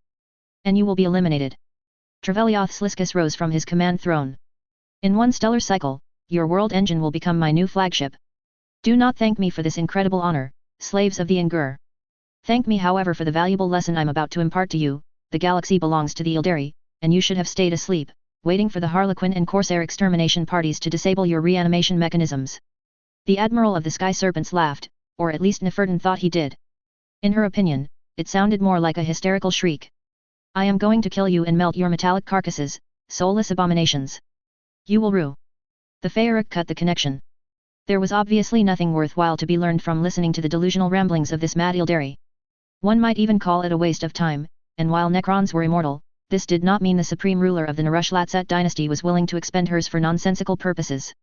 And to think I believed Trazen was joking when he told me of the state of the Ildari civilization. Nefertin said to her Grand Cryptek of the Chronomysteries, Eternity Overlord Qaak. They have fallen low, Supreme Feeric, the third most powerful noble of her dynasty agreed slowly. In fact, can we really call them Ildari anymore? We know from the various information networks we have been able to access since the end of the Great Sleep these degenerates have other names for their sub-factions. We might use those. Asuryani for the craft world dwellers, Drukari for the webway vermin, Ixahardi for those willing to return to their natural primitive roots, and Harlequin, for the pet killers of Seguruk. Of all the worshippers of the Ildari gods, of course it had to be Seguruk's mad murderers who had survived to this day. Yes, these new names should work fine. That way we will speak of Ildari for the ancient civilization which served our archfoes and has been rendered extinct. Nefertin wasn't going to pretend she would regret the disappearance of the Ildari civilization. They had been enemies, and for an eternity Necrons and Ildari warriors had tried their utmost to wipe out each other on millions of battlefields. But at least, once the old ones had finished rewriting the Ildari genome, they had been elite fighters and worthy opponents. Their descendants were a caricature of the War in Heaven's warriors, scavengers who used a variation of advanced and primitive technologies without understanding how ridiculous they looked. If they were able to see this, the veteran Ildari she had faced millions of solar cycles ago would cry and be disgusted. In honor of their bravery and defiance, the Feeric Cryptek was going to be merciful and annihilate this concentration of insane Drukari. Glorious Feeric, the main cannon of the Drukari Hulk is about to fire at us, Destruction Overlord Sitka spoke. Calculations are the output of this obsolete energy weapon will manage to decrease the power of the Starry Skies shields by 2.23%. Do you want me to prepare the counterfire this vermin so richly deserve for its insults against your greatness? No, Nefertin shook her head. This Sliskus swore to kill me. Let this particularly despicable specimen of drookery contemplate his pathetic inability to pierce the defenses of an operational world engine. Once his main gun has finished shooting, let them despair for 100 Ildari heartbeats and then pierce this ridiculous dark shroud. They will suffer as you decree, Feyruk, the female destruction overlord who had also been her first student replied.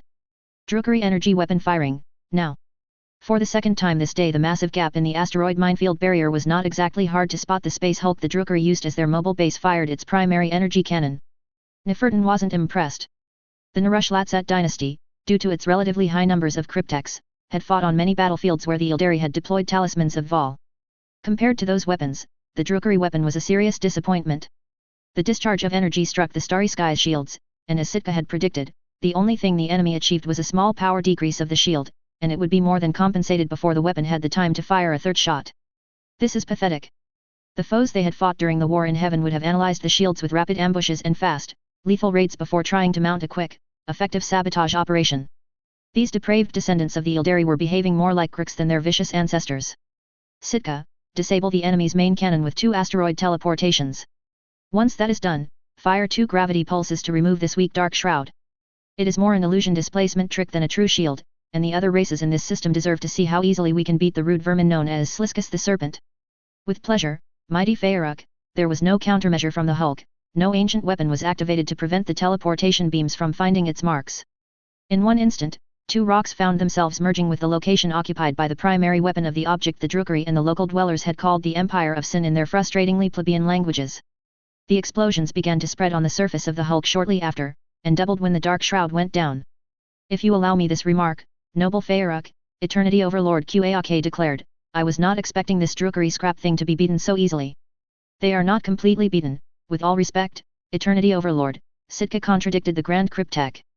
The fleet they were keeping inside the Space Hulk is deploying as we speak. And the Mobile Hulk is accelerating towards the starry sky. I think they are intending to ram our shields in a suicidal attempt to overload them. Qaak scratched his jade-colored gown in a gesture he had repeated millions of times when he was experiencing a heavy feeling of contrariety. I thought we were fighting degenerate Ildari, not Kruk, the Eternity Overlord muttered before raising his voice. In this case, Great Feyruk, I recommend we answer this miserable attempt to hurt us with all the respect it deserves. Let all our weapons sing their agony to the stars.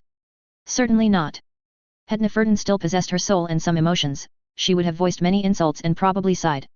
At least the exquisite metal envelope which had replaced her mortal flesh was preventing her from feeling too much irritation, emphasis on the too much. Trazyn. Her former lover, the chief archiovist of Solemnace, had indeed appeared in the command node, somehow managing to bypass all the protections and guards supposed to prevent exactly that. If you circumvent my protocols one more time, I will personally find the deepest, darkest vault the dynasties have ever conceived, and throw you into it with a shard of the deceiver until death or madness finishes you. There's no need to be so violent. Sometimes, the Feyruk Cryptech thought the decision to place the Solemnace Overlord under the deceiver's command had been the greatest error of Saruk. The other times she remembered how problematic Trazyn had been before biotransference. Maybe the deceiver wasn't responsible for her ex-lover's mental problems. The war in heaven had shattered the sanity of too many great commanders, and it had come after the horrible trial of the biotransference. I simply wanted to speak with you. I just received a message from my dear friend Weaver. Neferton wondered how much the human enjoyed being Trazyn's dear friend. Not at all, she suspected was the answer. In many ways, the ruler of the Narush-Latsat dynasty was the closest thing the chief archiovist had to a friend, and she would lie to herself and the galaxy at large if she didn't admit the relationship had many problems, starting with his regular visits to steal trinkets from her vaults. And what does the human commander have to say? Neferton made an orb filled with the power of a Cetan's flames appear in front of her, before looking at the general situation of the entire battlefield. Interestingly, the vanguard of the human fleet, which had been decreasing its acceleration and trying to avoid confrontation with Sliskus moments ago, was now changing course and increasing in speed once more. She presents her respects, and requests you delay the disintegration of the Space Hulk the Empire of Sin for a few hours. Lady Weaver has information leading her to believe Sliskus has acquired several precious artifacts that might be of interest for both our races. Neferton and her 2 senior overlords in the Grand Command Node looked at Trazyn with unhidden suspicion. No wonder the galactic operating thief had used all his skills to infiltrate her bastion. The human had Trazyn, body and mind, on her side the moment she had said the words precious artifacts. Glorious Feyruk, I must object. This course of action is too. To what, Eternity Overlord? She asked Qaak. Risky? The main threat represented by this unsightly monstrosity the drookery chose to call the Empire of Sin, now that we have reduced its main cannon to cinders, is the ramming attempt. As long as we stay safely at gun range and cripple its engines and primary batteries, the risks to my world engine are negligible. The Phaeric Cryptek returned her attention to Trazyn. Does Weaver request my assistance or those of my legions? No, only to refrain from the destruction of the Space Hulk as long as her boarding teams are fighting inside. Sitka, your opinion? Crippling their engines and reducing their 300-strong starship fleet to orbital debris will represent no great difficulty for the annihilation beam weapons. One might say it will be a nice training session after the Great Sleep. I approve. Nefertun clicked her fingers to teleport away the two orbs she had been studying. Contact your dear friend again and inform her the Narushlatset dynasty is willing to wait until her treasure hunt is successful. But I want the privilege to see these treasures with my own eyes, and I want the head of this insolent vermin of Sliskus. I will relay the message. Until next time. Trazyn began to run just as over 200 of her lit guards stormed the command node and began the pursuit anew. The Silent King's killers will destroy him once they realize what he has done. Qaak managed to convey the tiniest shard of hope in his declaration. The Silent King has tried uncountable times to get rid of Trazyn. He is still here. It was one of the thousands of clues available that their supreme tyrant's omniscience and omnipotence was vastly exaggerated. And unlike us, the chief Archeovist never endured the ravages of entropy linked to the Great Sleep. As a result, I think it's fair to assume millions of different species have tried their best to kill him when he came to enlarge his collection, and they failed all the same. I have more important things to do than chasing Trazyn across the galaxy. Of course, Great Phaerok. Sitka, release the Night Scythes. Sliskus has been educated that his greatest weapons have no chance against our defenses. Now it's time to impress upon him the obsolescence of his starfighters. Duke Trevelioth Sliskus. Are you saying we have received no answer from the Inger world engine? This is a disturbing lack of courtesy from our favorite soulless abominations. The leader of the Sky Serpents chuckled, but he had to make several threatening gestures for the audience to laugh with him. Perhaps they are like the dynasts of Kamarak, Kresthekia of the Stilled Heart suggested. They don't bother answering a call until you have drawn blood from their troops. Perhaps. Trevelioth whispered. It is true our assaults have for the moment failed to seriously inconvenience the shields of our second unwanted visitors. It was galling to admit, but the great spatial gun he had named after himself had been completely ineffective against the Inger planetoid before being silenced for a duration which would no doubt exceed 100 cycles. We should cut our losses and flee, a blue-scaled reptile looking like a cousin of the green-scaled SSLYTH proposed. This killer moon can destroy us at its leisure. The battle is lost. The fleet that sallied out of the Empire of Sin is in the process of being massacred. And if by an impossible turn of events the enemy moon exploded without warning, we would still have to deal with the Monday Key. Sliskus bared his teeth, and if the serpents of the galaxy watched, they'd better learn to imitate him. Are you saying my strategy was flawed, Captain? Evidently, the blue-scaled alien answered, before trying to grab his sidearm when he saw the glint in Sliskus' eyes. Unfortunately for this upstart, Sliskus was a master at this game. His trusty sword was already separating the head of the reptile from the rest of its body by the time the weapon was in its scaly hand. My strategies are never flawed, Captain, Sliskus replied in mock indignation before the corpse of his ex-subordinate. Decidedly, this day was a marvelous opportunity to remove some incompetent treacherous subordinates. He should send his unwanted guests a new message of thanks before selling them a cargo of poisons and drugs. They just need some re-evaluation now that all the facts are known to us. In tactical terms, the situation was simple. The remnants of the fleet he had sent against the murderous crescent-shaped abominations and the big surviving guns of the Empire of Sin were pointed at the Inger moon. The Space Hulk's experimental engines were pushed to their maximum in order to reach the enemy planetoid and smash its shields through brute force. The problem alas appeared to be that the soulless husks of the war in heaven had understood his plan from the moment he tried to implement it. And the world engine was slightly faster the Empire of Sin. The Space Hulk had started the battle with a greater acceleration and initial speed, but malfunctions and battle damage ensured this preliminary advantage was not as consequent as it could have been. The situation wasn't completely hopeless. Sliskus still had his 5 battleships to escape in, and a quantities of destroyer-sized meat shields to provide some distractions. But the humans were gaining ground behind him too. Their top commander had for some incomprehensible reason let its vanguard continue the pursuit while the rest waited for the rearguard and the supply ships. It could have afforded him a chance to turn his fleet against them and crush this smaller formation in isolation, except this small formation still had 4 battleships to bleed him, and if he didn't win in a single pass, it would be the turn of the silvery killer automatons to strike him from behind. Prepare the incessant agony for an imminent departure, the Duke of Kamarak commanded Plagued, who had replaced the unlamented Chelgu. Seconds later, a new shock made 1 out of 3 courtiers lose their footing and plenty kissed the ground in particularly ridiculous manners. You know what must be evacuated with priority. What happened to I will defend this fortress until my last breath. One of his informants from Panda Iman hissed in an acceptable imitation of Sliskus. I lied, Trevelioth Sliskus admitted. When its environment is getting too hot, a serpent must shed its old scales and move forward to new horizons. The Empire of Sin shook violently, and despite the distance the pirate commander was able to feel the terror and pain of thousands of workers who were hurting and dying inside the Space Hulk. Remind me to execute the artisans who worked on our rear protections excruciatingly slowly. He told Korisa. The first salvo of the first unwanted newcomers has damaged several energy conduits and 5 out of 6 batteries have been reduced to molten wrecks. The strain on the entire structure is also increasing. As he spoke the words, the crowd he kept around him was trying, without much success, to pretend they weren't running away from his throne command hall. Needless to say, they didn't get far.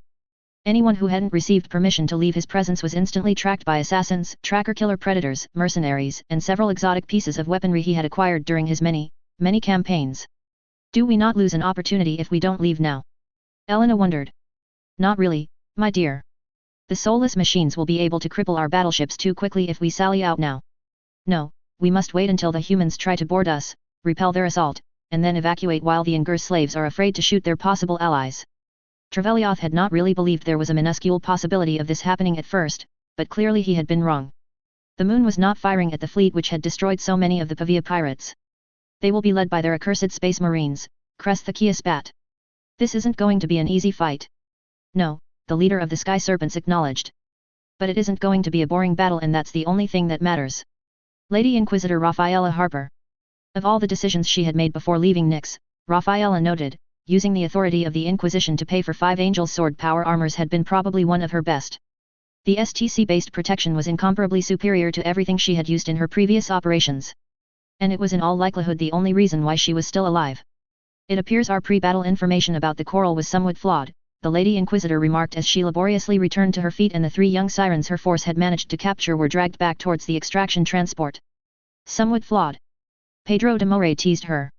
I was not aware being a Lady Inquisitor required such a talent in Low Gothic. Fine, we were completely wrong.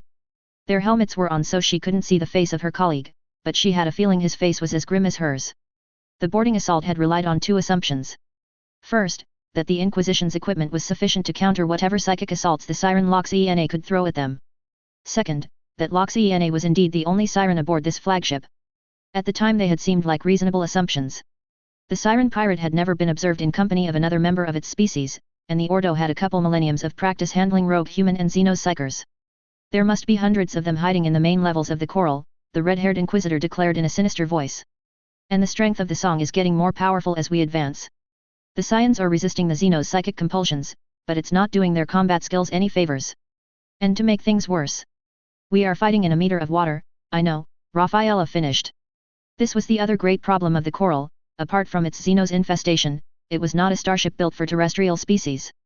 The sirens were 100% aquatic, and clearly had seen no reason to adapt their ship for the convenience of foreign visitors. Their thralls are also a nasty problem. The sirens couldn't use enthralled humans or other terrestrial Xenos in this kind of environment, but the songs of the siren were effective on every creature which didn't have a strong will and appropriate nullifying devices. As a consequence, the sirens had the ability to convince hundreds of undersea species to act as cannon fodder, and they were using it to devastating effect. We must retreat and return with reinforcements, Inquisitor de Moray stated with urgency in his voice. We've already lost over 300 stormtroopers for the capture of 10 Delta-grade sirens and the elimination of something like 8,000 thralls. Inquisitor Zircon has been severely wounded and is being evacuated back to the Judgment as we speak. We have lost contact with Inquisitor Contessa since that rift swallowed her and her team whole. Lady Inquisitor, this operation is a fiasco and we need more troops. The 11th Royan Cobras and the heavy squads of the Heraklion 105th Ironclads are not sufficient to deal with these Xenos. Her colleague was right, of course. The problem, however, was that short of cutting the coral in 2 and venting all the corridors, there were not a lot of inquisitorial forces able to do a better job than the combination of acolytes, battlepsychers, and stormtroopers. In fact there was only one, the Space Marines. But if they brought them here, they could say goodbye to the alive-only part of their orders. You raise a good point. We'll secure this alley and retreat towards our transports with the prisoners and our wounded. Sirens. Sirens on our left. The warning came too late to matter. A massive wave of water struck them and the attack shrieks of the Xenos brought many men to their knees. There were 3 of them, protected by vaguely ovoid shields. The name Sirens fitted them quite well. Thin and undulating 3 meters long tails of a green-blue color, their upper bodies less fish and more akin to Eldar, if Eldar had scales, no ears, and a love of sea-themed decorations. Their eyes however were burning with power like those of every psyker. These creatures were more powerful than their lesser brethren, of that there was no doubt. High gamma-grade psykers at the very least, maybe low beta. This was not something they could handle with kid gloves as they retreated. Switch to lethal ammunition and kill them. Kill them before the second wave struck them and nightmares tried to strike her mind. Rafaela struggled for several seconds before fully resisting the assault. Not all of the forces under her command were so lucky. Several stormtroopers convulsed and vomited before taking their guns and ending their own lives. Rafaela winced as she took cover behind a large pillar and assessed the magnitude of the disaster. There were corpses of men and women everywhere, and behind the 3 sirens who had just orchestrated these shockwaves and psychic onslaughts, there were half a dozen more swimming to reinforce them. Pedro, we need. There was a flash and a thunderous explosion. Rafaela thought she had seen a vague shape in the water, but that was all. When the smoke cleared and the sound of the explosion had stopped ringing in their ears, Rafaela's eyes widened as she saw the entire group of sirens, bleeding and floating unconscious in the water. What has done this? The exclamation had come from one of the surviving iron-clad men. Oceania pattern miniature torpedo, a loud voice answered. We loaded with null manta bones per the instruction of the Holy Ordos. It seems to have done the job. Rafaela watched the newcomers progress in the inundated corridor. At the last minute, the Space Marines had arrived to save them. For a second, the Lady Inquisitor was almost jealous of the way the Astartes were moving in these watery conditions. But it was a fleeting emotion. Happiness to be still alive and in a state to continue her duties prevailed. Chapter Master Isley, she saluted the massive blue-red Space Marine leading the column of Heracles Wardens and Angels Sanguine. Captain Bering. Your unexpected arrival is more than welcome, though I admit I did not know you were willing to participate in the boarding operation against the Coral. We weren't, the son of Sanguinius replied bluntly. Under other circumstances, we would not dare interfere in any way in the affairs of the Inquisition. The 2 Astartes commanders watched the scene of carnage and the red color tainting the waters in the section where the battle had just been fought. Rafaela could almost feel their disapproval, but not a word was uttered. But the situation and priorities have changed, the former Alpha Legionnaire told her.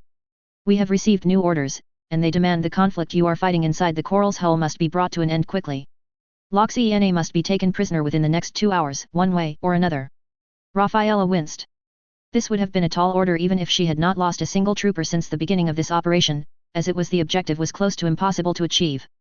They didn't know where the Siren leader was hiding in this starship, and assuming they did, it was far from improbable that it was in a location where humans, augmented or not, would be at a severe disadvantage. On whose authority? Because, right now, she had a mind to countermand it. Enough lives had been lost in this ruinous adventure to order a retreat and devastate the immobilized Siren warship. The Emperor's, Lady Inquisitor. A custodes has arrived to speak as his voice. For the first time since the beginning of the battle, Rafaela Harper was speechless. Ocean Mistress of the Unsound Depths Loxiana. Sometimes, Loxiana wondered if Mariovan Moonblitz had not been right all along. The Corsair Prince had never made a secret of his opinion that humans were a disease which had to be eradicated before the epidemic was out of control. We should kill them, sang one of her granddaughters. It's far too late for that, the Siren matriarch sang back. The first boarding assault of the enemy had been bad enough. Her daughters and granddaughters had for the most part remained unscathed, but 4 out of 10 thralls were dead and many of their skills and abilities had to be unleashed to repel the most dangerous intruders. Some even had to be thrown into the Immaterium Sea to give her daughters victory. The humans had been beaten, and then the giants had arrived. Loxiana had once fought the Space Marines of the corpse-loving humans, and the experience had been too costly to ever think about repeating it. The intervention of these new warriors had been equally devastating. Before they intervened, the Sirens had been winning handily, after, they were forced to abandon one compartment after another. The huge genetically modified humans had new weapons Loxiana had never heard of, and they were utterly ruthless. If they met too much resistance in a section, they would open it to the void. Every time the choice was between dying where they stood and letting the desecrators advance deeper into the coral. Until finally there was nowhere left to retreat to. Loxiana and all her family, close to 2,000 Sirens, were in the ocean core, the heart of the coral and the place where the water crystal protecting their very souls from the abomination was located.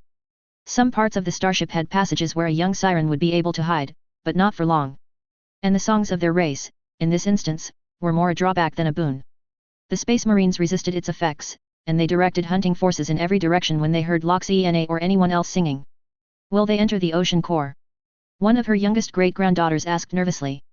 They won't. Loxiana promised. I am going to speak to them outside. Laerdana. You will command your sisters in my absence. The air outside the last sanctum of their species felt darker and incredibly plain now that a lot of the pure water had been removed by the humans. Whereas the ocean core was like swimming in the warm waters of home, the human-conquered areas had some unsatisfying smell, a taint that while impossible to describe was still there. Loxiana quickly surrounded herself in a water bubble before arriving to make contact with the invaders. The space brutes were waiting for her in a neat column, their loud and sound-hurting weapons ready to fire. Behind them were 4 ocean-touched of their brethren, individually weaker than her, but united and dangerous. Humans, she sang with as little power in her voice as she could, you said you wanted to talk. One of the largest armored figures advanced. We have come to discuss the terms of your surrender. Loxiana stood immobile for a couple of heartbeats before laughing. Why should I surrender? The last of my kind who made that mistake was tortured by your masters before being burned alive. Her skill using the limited and ugly language of the humans was far from perfect, but she hoped the content of her words had been understood. Because you have something my lady wants. The second key of the Eversprings Gate. Yes, I have it and. Loxiana stopped herself. In the unlikely and totally ridiculous scenario humans would have heard of the Eversprings Gate, why in the name of the primordial sharks would they be interested in it? The Eversprings Gates, plural, had linked home to Pavia, but home was no more. And humans couldn't breathe underwater without help anyway, so it wasn't like they would have much use for that planet, though she wouldn't bet her life on it. Since the humans had attacked Pavia without using it, the only possible destination they couldn't access was the third webway tunnel. The one leading to. You are completely mad. Loxiana sang. None of the space marines twitched or moved a finger. You don't have the strength, and anyway Sliskus has the first key, and the third was lost a long time ago. You won't be able to open the gate. In that case you won't object to giving us the second key, Siren. Loxiana stayed silent, desperately trying to weigh the ebbs and flows of this demand. If she gave them the second key and the humans indeed attacked said location, the Ocean Mistress and all her sirens would be dead the moment Sliskus and his fellow Eldar realized her betrayal because that was what they would consider it. On the other hand, there were a lot of futures where not giving the second key voluntarily would solve nothing and accelerate the demises of her family. If I give it to you, what would stop you and your cohort of killers from returning to your warship and destroying my coral? Loxiana asked rhetorically before shaking her long mane. I want the same favor you showed Lake Hadiath. I give you the key, you allow me the time to repair my flagship and leave this system. Out of the question, Loxiana idly thought the negotiation abilities of the Space Marines or the complete lack of them were not that exaggerated. You let Autarch Lake Hadiath go, the Siren Matriarch pointed out. My lady did, the leader of the brutes answered with a short nod, but there are several differences between the Eldar pirate and yourself. Lake Hadiath was more a blackmailer and a ransom merchant, and rarely killed humans. His fleet did not fight against our forces. Like all the long ears he is a psyker but his powers are anything but exceptional. And last but not least, Autarch Lake Hadiath paid my lady over 2 million tons of adamantium for his life and his command. So far, none of these things apply to you. Loxiana didn't bother listening much to the rest of his speech. 2 million tons of adamantium. She shrieked. This is extortion. I know the bounty of Lake Hadiath, and it isn't a tenth the value of that ransom. More worrying, she didn't have a single ton of adamantium to sell in this hull. The human metals had never interested her much. I didn't fix the price, my lady did. Loxiana really wanted to blow up the head of the Space Marine, but if she did she was as good as dead, and her daughters and granddaughters would share her fate shortly after. And what is the price your lady wants me to pay? The treasures of the humans are of little interest to my species. Really? This time the Ocean Mistress of the unsound depths was sure the human was mocking her. Our analysts detected a curious pattern of attacks studying your raids. It seems ships transporting the psychically active crystals known as Legia really frequently meet unfortunate ends whenever your flagship is sighted in a sector of the Imperium. What do you want? Loxiana asked angrily. I have not kept all the Legia we raided in a secret base somewhere. No, but you raided a convoy destined to the Adeptus Astra Telepathica 4 years ago. 7 million tons of Legia never arrived at their destination. Yes, it would be really easy to use 1 or 2 of these irritating humans as thrall toys. It was a pity the relief would not last long. And if I comply with your extravagant demands, my life and those of my family will be spared. They will, the huge human warrior confirmed, and the Siren pirate could hear the dissatisfaction in his voice. You will be led to an ocean on an Imperium-controlled world and afforded the status of valuable prisoners of war. No torture will be permitted and you will be under the protection of my lady. This didn't felt like a lie. Loxiana had an urge to sing a litany to assess their true intentions, but with so many gifted marines in the second line, her deed would not be judged as a peaceful move. By the unsound abysses, Loxiana had to make a choice between Sliskus and the humans, between a possible horrible vengeance and the certainty of death. Why was it so difficult? Grandmaster of the 9 Secret Ways Python.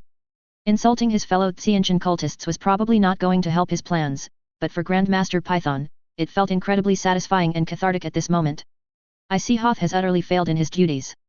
The 3-eyed servant of Tsianch barked. Indeed, Grandmaster, one of his servants confirmed. By not presenting an offensive strategy, he raised the suspicions of the enemy. His stupidity cost us many irreplaceable assets, Python declared without bothering with appearances anymore. All the ships, slaves, and resources he was authorized to borrow for his ninefold plan must be considered wasted and lost. For his sake I hope he's already dead, because if he ever comes in punishment range, I will make sure an eternity of torment is granted to his worthless soul. The Grand Master of the Nine Secret Ways contemplated the constantly mutating screens of the glory of the Great Changer. Thanks to the machines of the Dark Mechanicum and the transformed structure beacons installed near his post of command, he could see what was happening everywhere in the Pavia system. In recent months, he had taken pleasure in it and reminded pointedly to several servants of Tseentch, including Hoth, that he would be able to keep several eyes on them at all times. Today he was watching what could only be described as a disaster. The communications he had kept in the inner and outer belts had completely gone silent, for the sorcerers, cultists, and slaves who were supposed to accomplish their part in the grand plan were all dead. The Hoth fleet had been massacred after inflicting losses so minor it was embarrassing and pathetic. The hollowed asteroids, the thousands of altered chambers, the traps, and the multiple etheric taints they had spent years to prepare and create, all of it gone. All of it wasted. Have the reinforcement fleets responded? No, Grand Master of the Nine Secret Ways, they have not. In that case, I suppose it's safe to assume they won't come. Python wondered briefly what problem had been placed in the way of such a powerful naval force. Was it one of the other gods who had discovered Tseentch's sublime plan and scattered the hulls of the loyal servants of the Architect of Change? Had other pirates decided to engage their reinforcements in battle? Or had Hoth in one of his usual displays of incompetence ruined everything by revealing some crucial detail of the plot to Sliskus and the other Eldar? Python recited 9 cants of the Union of Flesh and Change and 81 words taken from the Victory of the Thousand Eyes to gain hate and renewed assurance from the power he served. Grand Master, we could still. Wait. No, we can't. Do you want to give the Inquisition more time to find our tracks and locate us?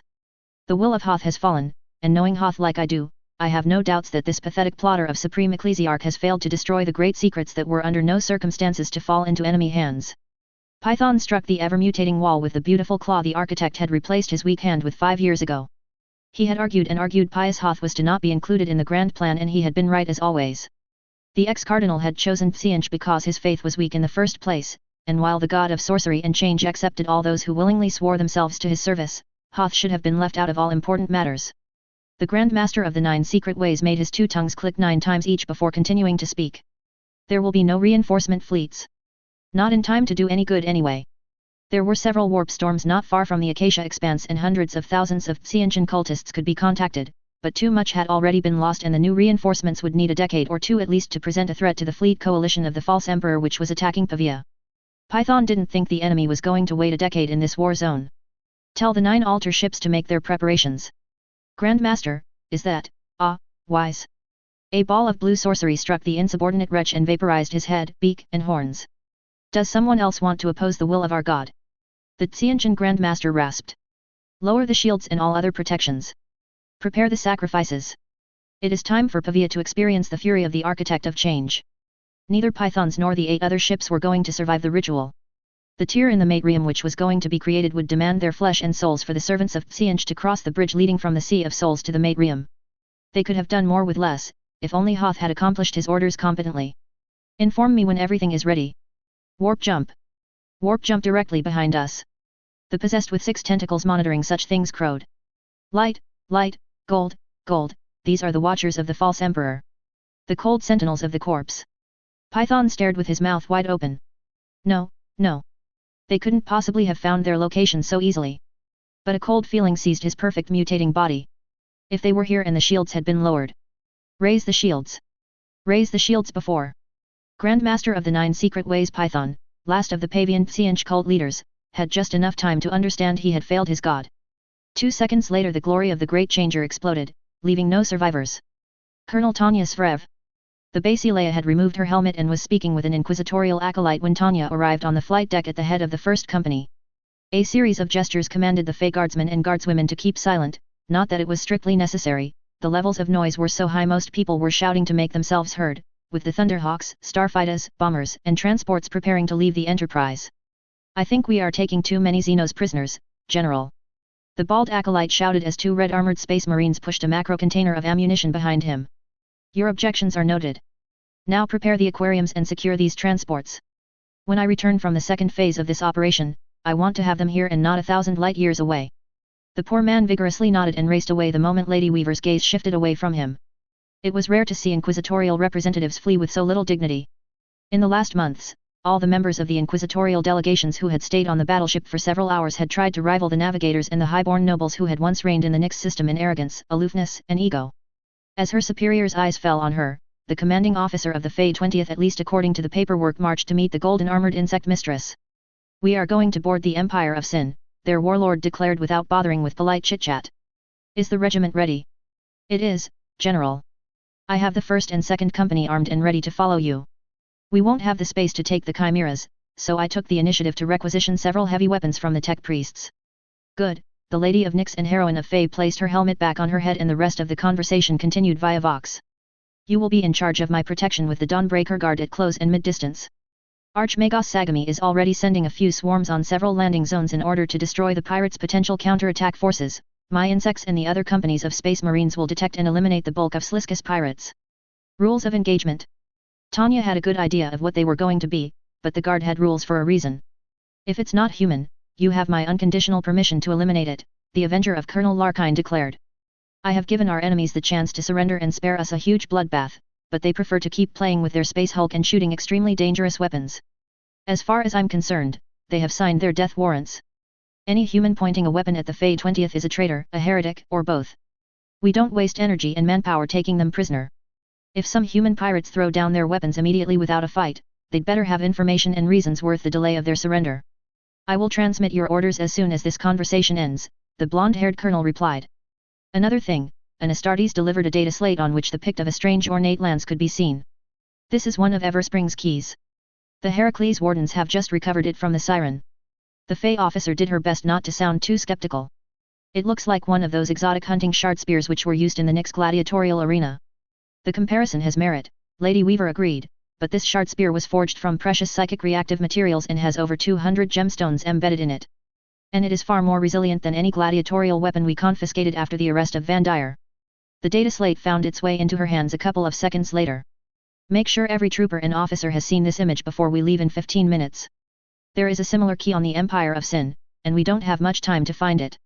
Of course, with my swarms and 5 queen ants I will be able to search better than 1,000 men and women, but I am not infallible, and whatever Sliskus did, it is good enough to deter the psychers of this fleet. We won't disappoint you, General. We will make the Imperial Guard proud of our actions." "I have no doubts about that, Colonel." Of course, when the Golden Giant emerged from the elevator half a minute later, Tanya gaped like a fish out of water with the rest of the regiment before the reflex to bend the knee took hold. Sergeant Gavriel Forkas. The Space Hulk Empire of Sin had already been an ugly thing before Operation Caribbean struck Pavia. Now that it had been used in battle and scarred by it, it achieved without difficulty the feat of becoming uglier with each passing moment. The trail of debris on the periphery may play a part in this complete lack of artistry, in Gavriel's opinion. It was also possible it was due to the explosions and the depressurizations where the central cannon had been hidden. And the precise way the Necrons had crippled the engines and major batteries of the Eldar pirates had likely not helped. Still, the Empire of Sin remained a formidable fortress in its own right. Despite having lost approximately 1/9 of its mass in its brief losing battle against the battle moon of the Necrons, it was far, far bigger than any fortress ever built by human hands, and this included the famous Phalanx. "Your adventures always send us to the most fascinating places, my lady," the Dawnbreaker sergeant remarked. He received a joyous chuckle in answer. "You think? And here I had booked a visit to a nice and boring pleasure world after this campaign. Somehow, I don't think that will work," Kratos stated in a tone that would have been rated as thoughtful by anyone who didn't know the Flesh-Tearer. "We would probably meet a super battleship of the Dark Age before ever setting foot on the ground. Unless there is an ongoing nobility attempted coup in the planetary administration," Gamaliel added. "Come on, my luck isn't that bad." The 3 angels of death chose to express their opinions with 5 seconds of deep silence. "Are we supposed to ignore the insane plan the Custodes has ordered you to execute?" The Blood Angel Herald inquired politely. Taylor Bear grunted on the Vox. "All right, I admit my luck where military operations are concerned is not good."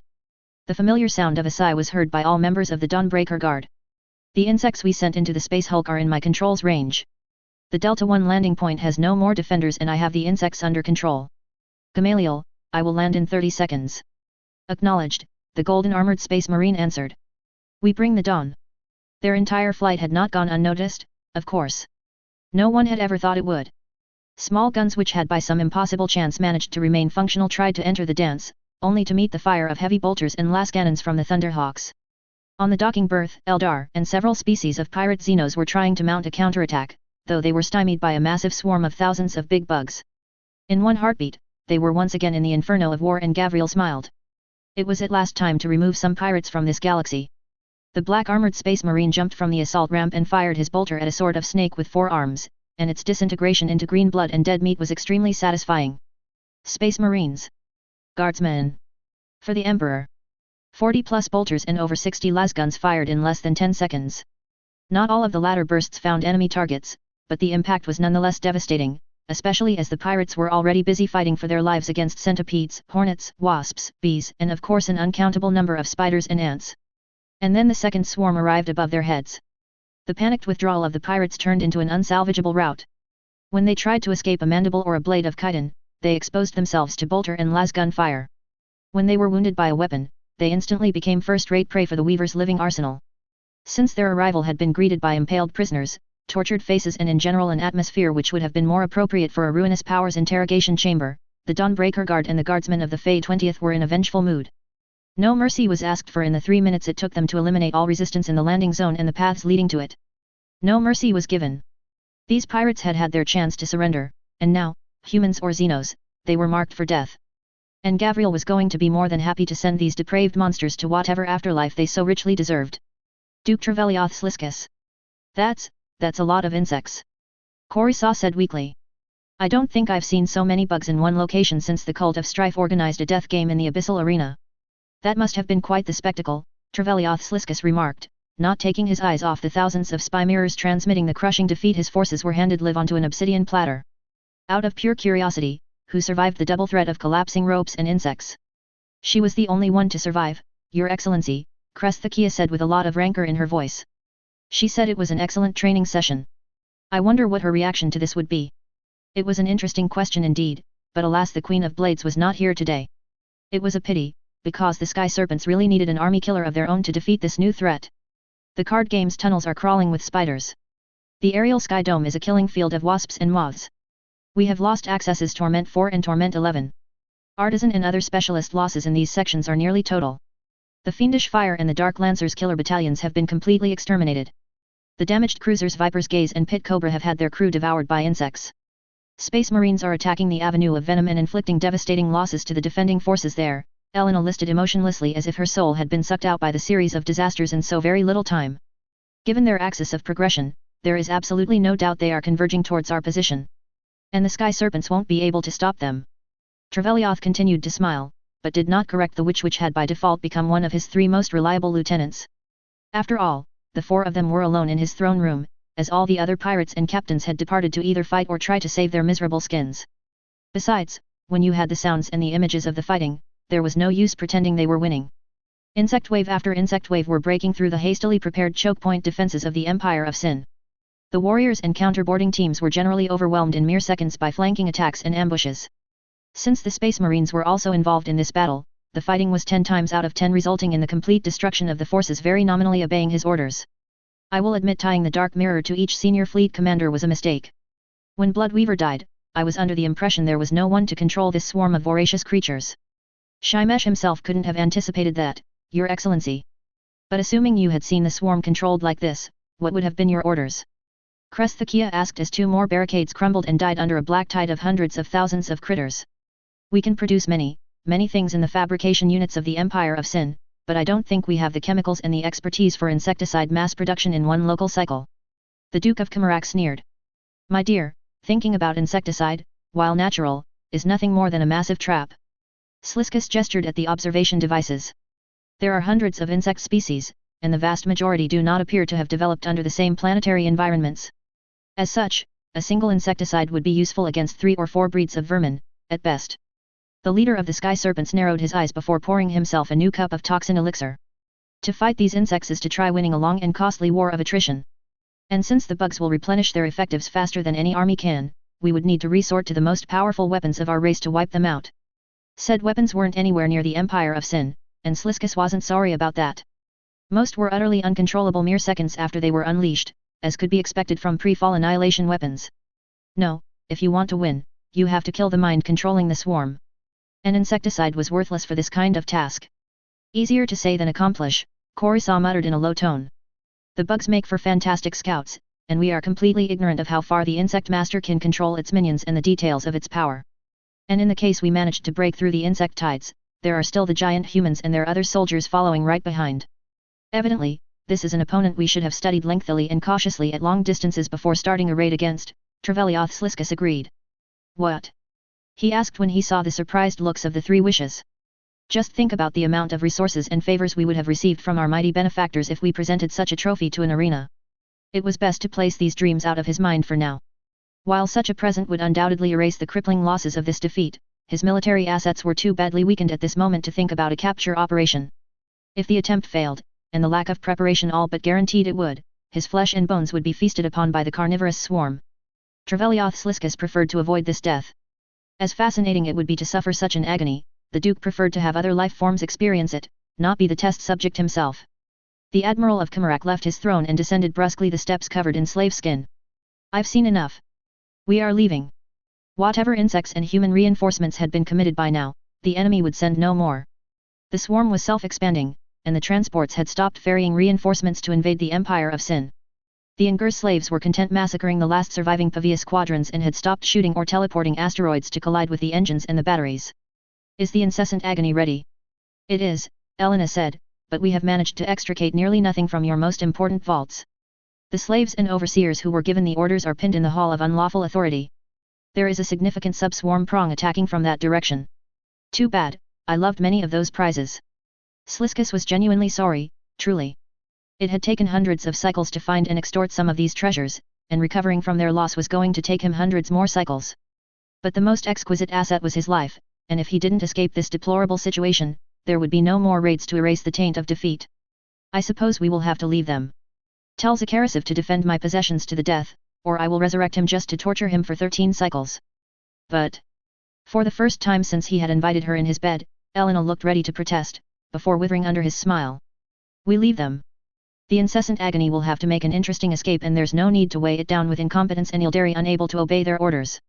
2nd Naval Secretary Dennis Peters. When Clock Blocker had met Skitter for the first time, she and the Undersiders were busy robbing the Brockton Bay Central Bank. He was the hero. The girl who was not yet called Weaver was the villain. The idea of being sent to a new galaxy had never come to their minds. The wards were obviously the good guys, even if Glory Girl had fully earned her title of Collateral Damage Barbie. That had been over 6 years ago. Now he and Taylor Hebert were on the same side. They were in front of a solid vault door, and they wanted to break through. If this wasn't proof the universe had a sense of irony, Dennis didn't know what was. Well boss, I think we have a good idea why Sliskus was so interested in buying tons of adamantium from his fellow pirates, Dennis told the insect mistress next to him. Until now, it had been nothing more than an idle curiosity. Why would the leader of the Sky Serpents be interested in one of the most resistant materials known to humankind? The Eldar ships made no use of it. Their weapons didn't use it.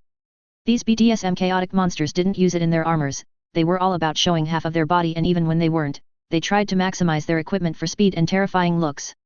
Since adamantium was hardly light as a feather, quite the opposite in fact, no magi had been able to give an answer.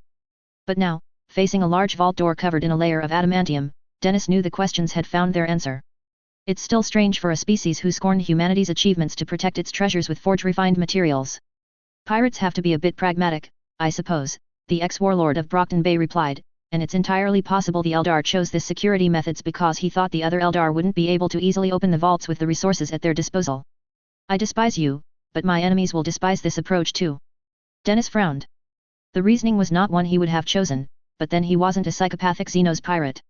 Okay, how do we proceed? My time-stopping powers are not going to be very helpful this time. Thanks to the monofilament microtube something the Mechanikus had loaned him, Clock Blocker was able to neutralize enemies at a distance, the expression many Eldar and reptilian species made when they unfroze and found themselves facing the barrels of several guns was pure gold.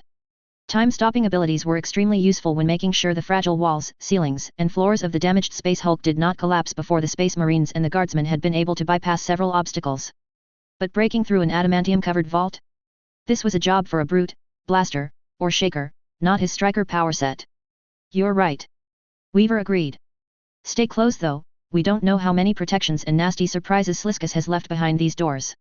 Remember the acid pools and the crocodiles. Dennis grimaced, and he was glad they were all in void armors.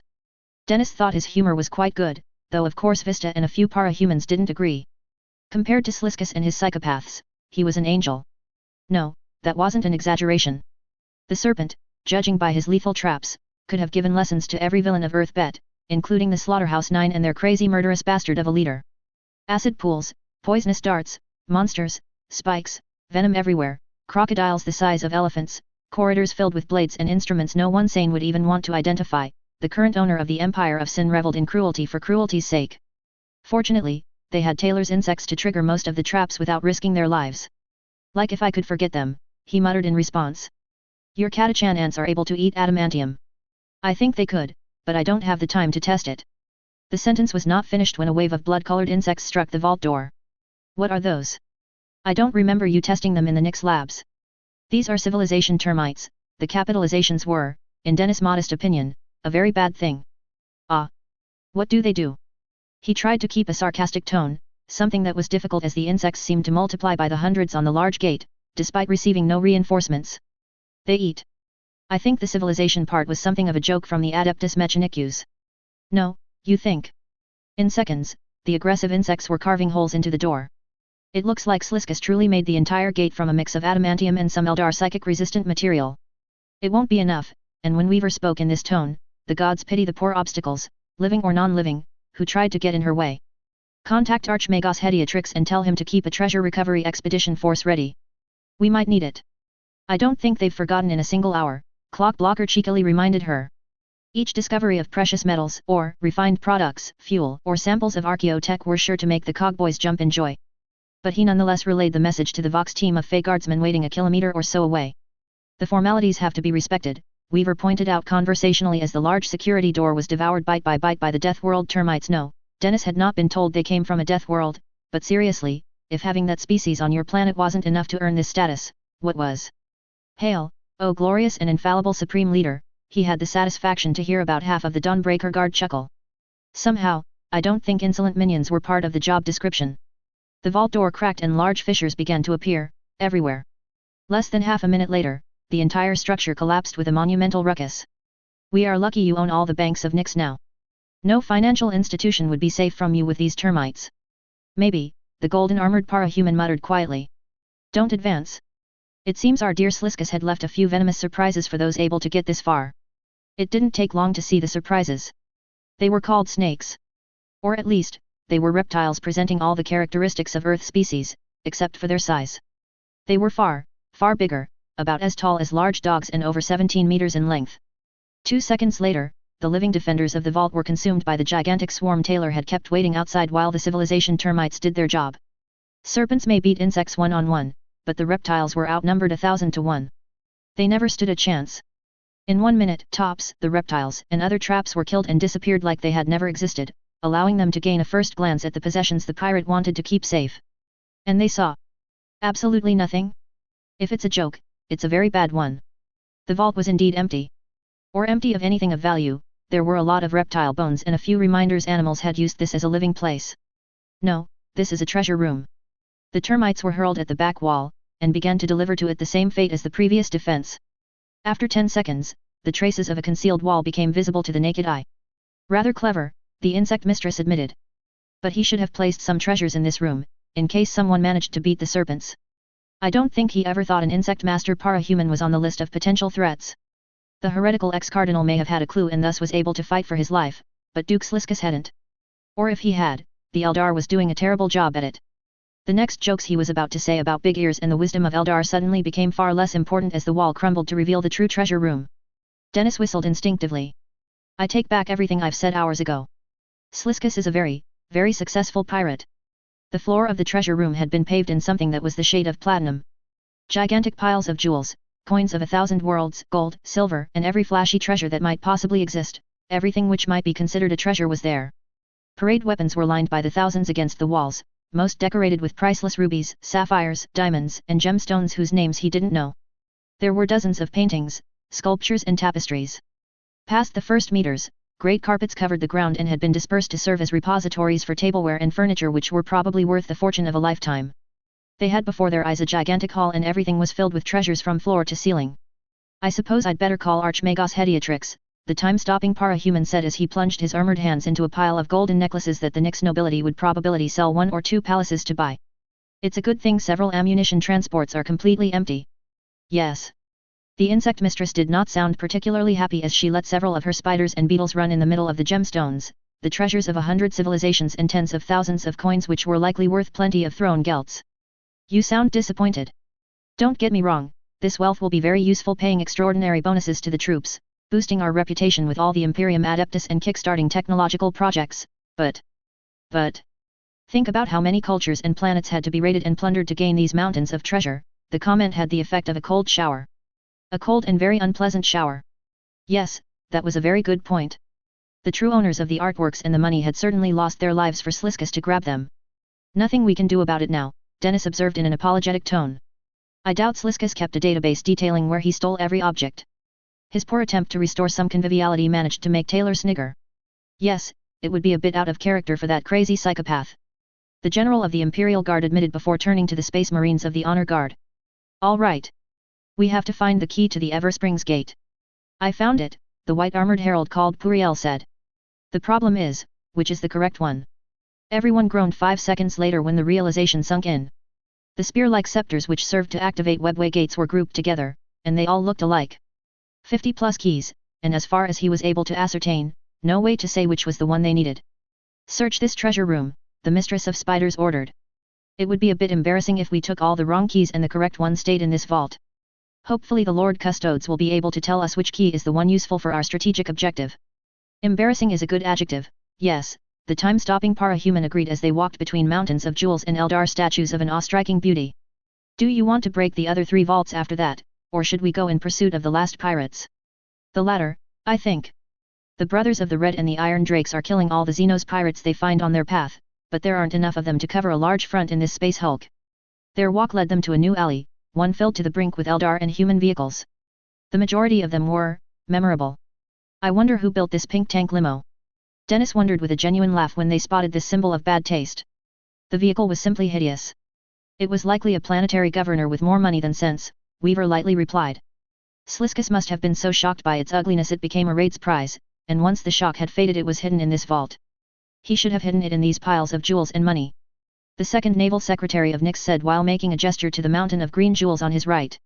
What if he did?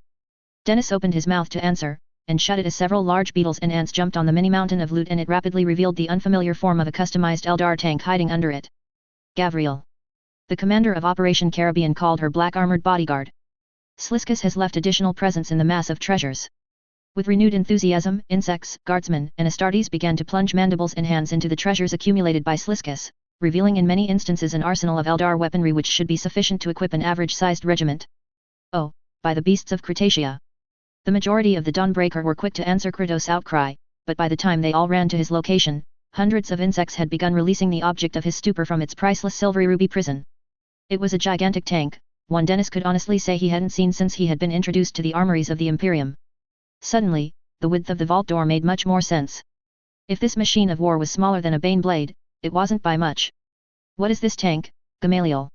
Taylor Hebert voiced as more and more of the dark green paint job and a terrifying gun were revealed. I've never seen anything like it in the archives of the 9th Legion you've allowed me to read. No, I suppose not. The few Fellblade super heavy tanks our chapter has kept after the heresy are in stasis in the vaults of the Arx Angelicum. We do not have the possibility of replacing them, so it's not without pressing reason we release them into the fires of battle. But it's not a Fellblade, interjected one of the 4 tech marines. This main gun is a Fulkite carronade. You have before you the fury of the Omnissiah personified, a mighty Felglaive tank. The tech priests are going to worship you by the end of this operation, my lady, Dennis heard one of the Astartes proclaim, as more and more of the armor and predator shape of the massive machine of war were revealed. Felglaives were never introduced in more than limited numbers in the legions, and I don't think there is one left in the arsenals of the blood. It has a thrice-blessed adamantic plasma hybrid power plant, and needs only 4 Astartes to be operated, spoke another tech marine, touching the hull and speaking like he was experiencing a miracle. Seconds later, one of the largest ants removed another pile of brilliant blue ore and the same emblem Dennis had seen hours ago on a huge gauntlet was revealed again. Our cousins of Nocturne must be notified. We already called them, Taylor reminded her honor guard. At least they won't come here for nothing. And we have a name, by the Golden Throne. Indeed, under the salamander's head flame-colored letters announced proudly the name of the war machine. Obsidian Chariot. Dennis, contact Archmagos Hediatrix again. Tell him to dig a passage into the hulk with every machine he can use without compromising the invasion to come. Kratos, we move on to the next vaults. With great pleasure. Duke Trevelioth Sliskus. Kill all Xenos. For Sanguinius and the Emperor. At least they don't make a secret out of their intentions. Coruscant laughed while firing 10 shots back and forcing the massive red warrior to take cover. Sliskus smiled in agreement. There were no false pretenses, no lies, and no complicated plots. The humans had come to kill them, and his sky serpents were trying to return the favor with eager enthusiasm. Elena, run ahead and tell the incessant agony our arrival is imminent, the Duke of Kamarak commanded. Kresthakia, you will follow in 20 heartbeats. Coruscant and I will take the rear guard.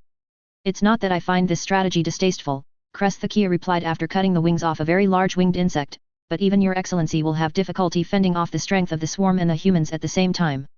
In normal times, you may be right, Sliskus admitted. Fortunately, I have a treasure I am going to use, which will ensure our unwanted visitors will not be eager to rush after us. The young witch looked at him with an inquisitive expression before rushing into the tunnel leading to his flagship, followed by the 24 sky serpents who had decided to follow his orders and not succumb to the suffering enjoyment spreading throughout the space hulk. Sliskus took a deep breath and then grabbed a small circle of metal attached to his belt, and cut his palm over it.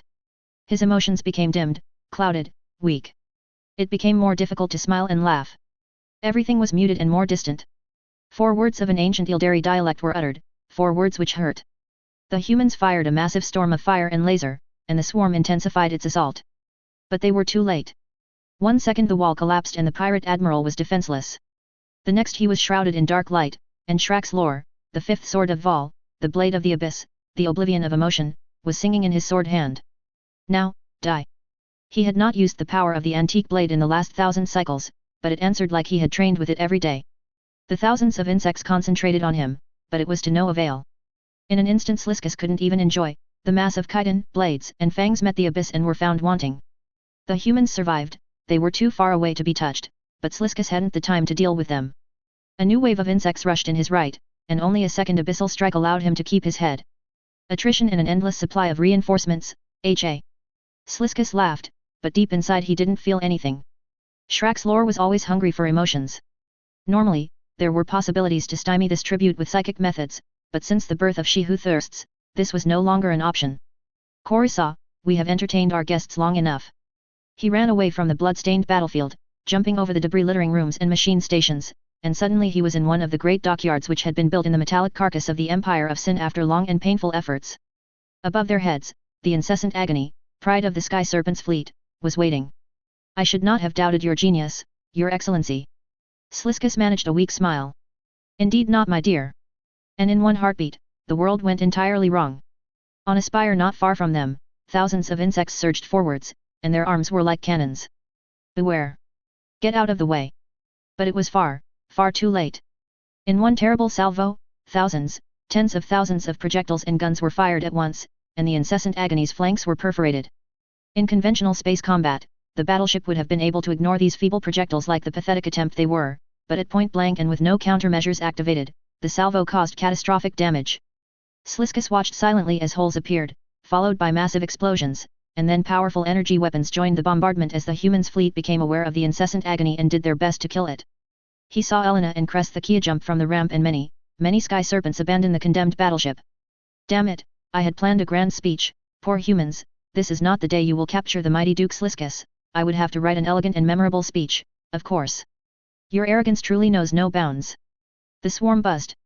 It speaks. Coruscant babbled. It kills Eldar. And as this rather inelegant message was delivered, light descended on the docking bay. Several space marines were flying towards them, surrounding a human in golden armor. Given the light this one that shone around this one, Sliskus was willing to bet that this was the swarm leader. Duke Sliskus, I presume. The icy voice came from all directions at once. The reports didn't mention you had a sword of Vol in your possession. Your slow and ponderous empire remains ignorant of many things about me. Trevelioth Sliskus raised the blade of the abyss in an ironic salute. And one does not advertise ownership of a sword of Vol in Kamarak. In response, his enemy drew a sword as pale as crystal from her scabbard, and with a twist of the wrist, it burst into a column of crystals before recoalescing in a brilliant blade. The Duke of Kamarak had excellent self-control. That was a great quality, for else he would have gaped like an imbecile. So you also have a sword of Vol. He conceded with a nod. That doesn't mean you know how to use a minuscule part of its power. There was no vocal answer, but the sword burst into crystal once more, except this time hundreds of ants rushed at the phenomenon and got disintegrated for their troubles. And heartbeat after heartbeat, the sword which had to be the legendary Elsebrin began to shine like a golden flame. Very well, Sliskus bared his teeth. You are, I think, a bit too dangerous to be left alive. With a considerable amount of mental power, he forced Shrak's lore to release more of the abyss power into the material realm. I am Duke Trevelioth Sliskus, Lord of Kamarak, Admiral of the Sky Serpents, and Sovereign of Pirates. I am the Serpent. And I am Weaver. The golden crystals struck the black abyss, and the world exploded. Chapter Master Agilizaz. Agilizaz had seen plenty of extraordinary duels in his life. Without exception, they all paled compared to this one. Lady Weaver and Sliskus the Serpent were clashing, and the power behind each blow was beyond anything he had ever seen. It was light against darkness. It was the shapeless terrible form of the void opposed by a song of crystal and insects. It was a storm of lighting and splinters, each contact between the two blades making the ground shake like titans were walking on the Empire of Sin. The chapter master of the Brothers of the Red didn't know how he knew it, but he had no doubts they were at a turning point in history.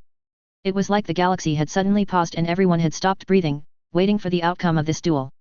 It was, Emperor forgive him the comparison, like watching a lesser version of the great duel 4,000 plus years ago. Once again human defiance and the power of the Emperor were clashing with the dark powers waiting beyond reality. Lunge, parry, and riposte succeeded each other at speeds which should be beyond any mortal. The swords locked again. The Eldar snarled several words to their lady, which went unheard due to the sheer noise of the explosions and the light and the darkness clashing. The Xenos received no response, and suddenly the hand not holding the cursed blade of darkness began to burn in black flames. The darkness began to engulf more and more of the battlefield, but only for an instant.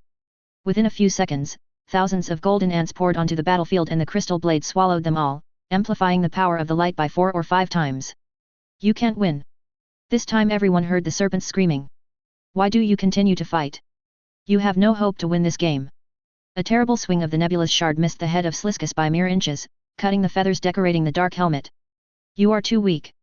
Your emperor failed and you have the same flaws. The shield arm of the pirate was bathed in this darkness now, and while the cold aura's expansion increased, Lady Weaver was doing more than matching him blow for blow. Your victory at Pavia is nothing. Nothing. You hear me? This victory will not be followed by another. There are myriads of powers which are ready to punish you for what you've done. Your invasion will do nothing but mark a target on your head. This tirade was loud, but it cost the Eldar dearly. The golden sword was parried, but not before it touched the protection on the Eldar right leg. Instantly it began to burn in golden flames, and Sliskus emitted a scream of pain. It didn't slow down the pace of attacks. If anything, it seemed to intensify them. Every part of Sliskus' body began to radiate darkness. The sheer power it gave the pirate was simply monstrous, and yet at the time the long ear was on the defensive. The giant ants belonging to the Basileia of Nyx had taken position on the outskirts of the battlefield and each second saw hundreds of ants die in the golden crystals to feed the light. Agilizaz felt a long moment of pity for the members of the Dawnbreaker Guard, standing immobile near the queen insects.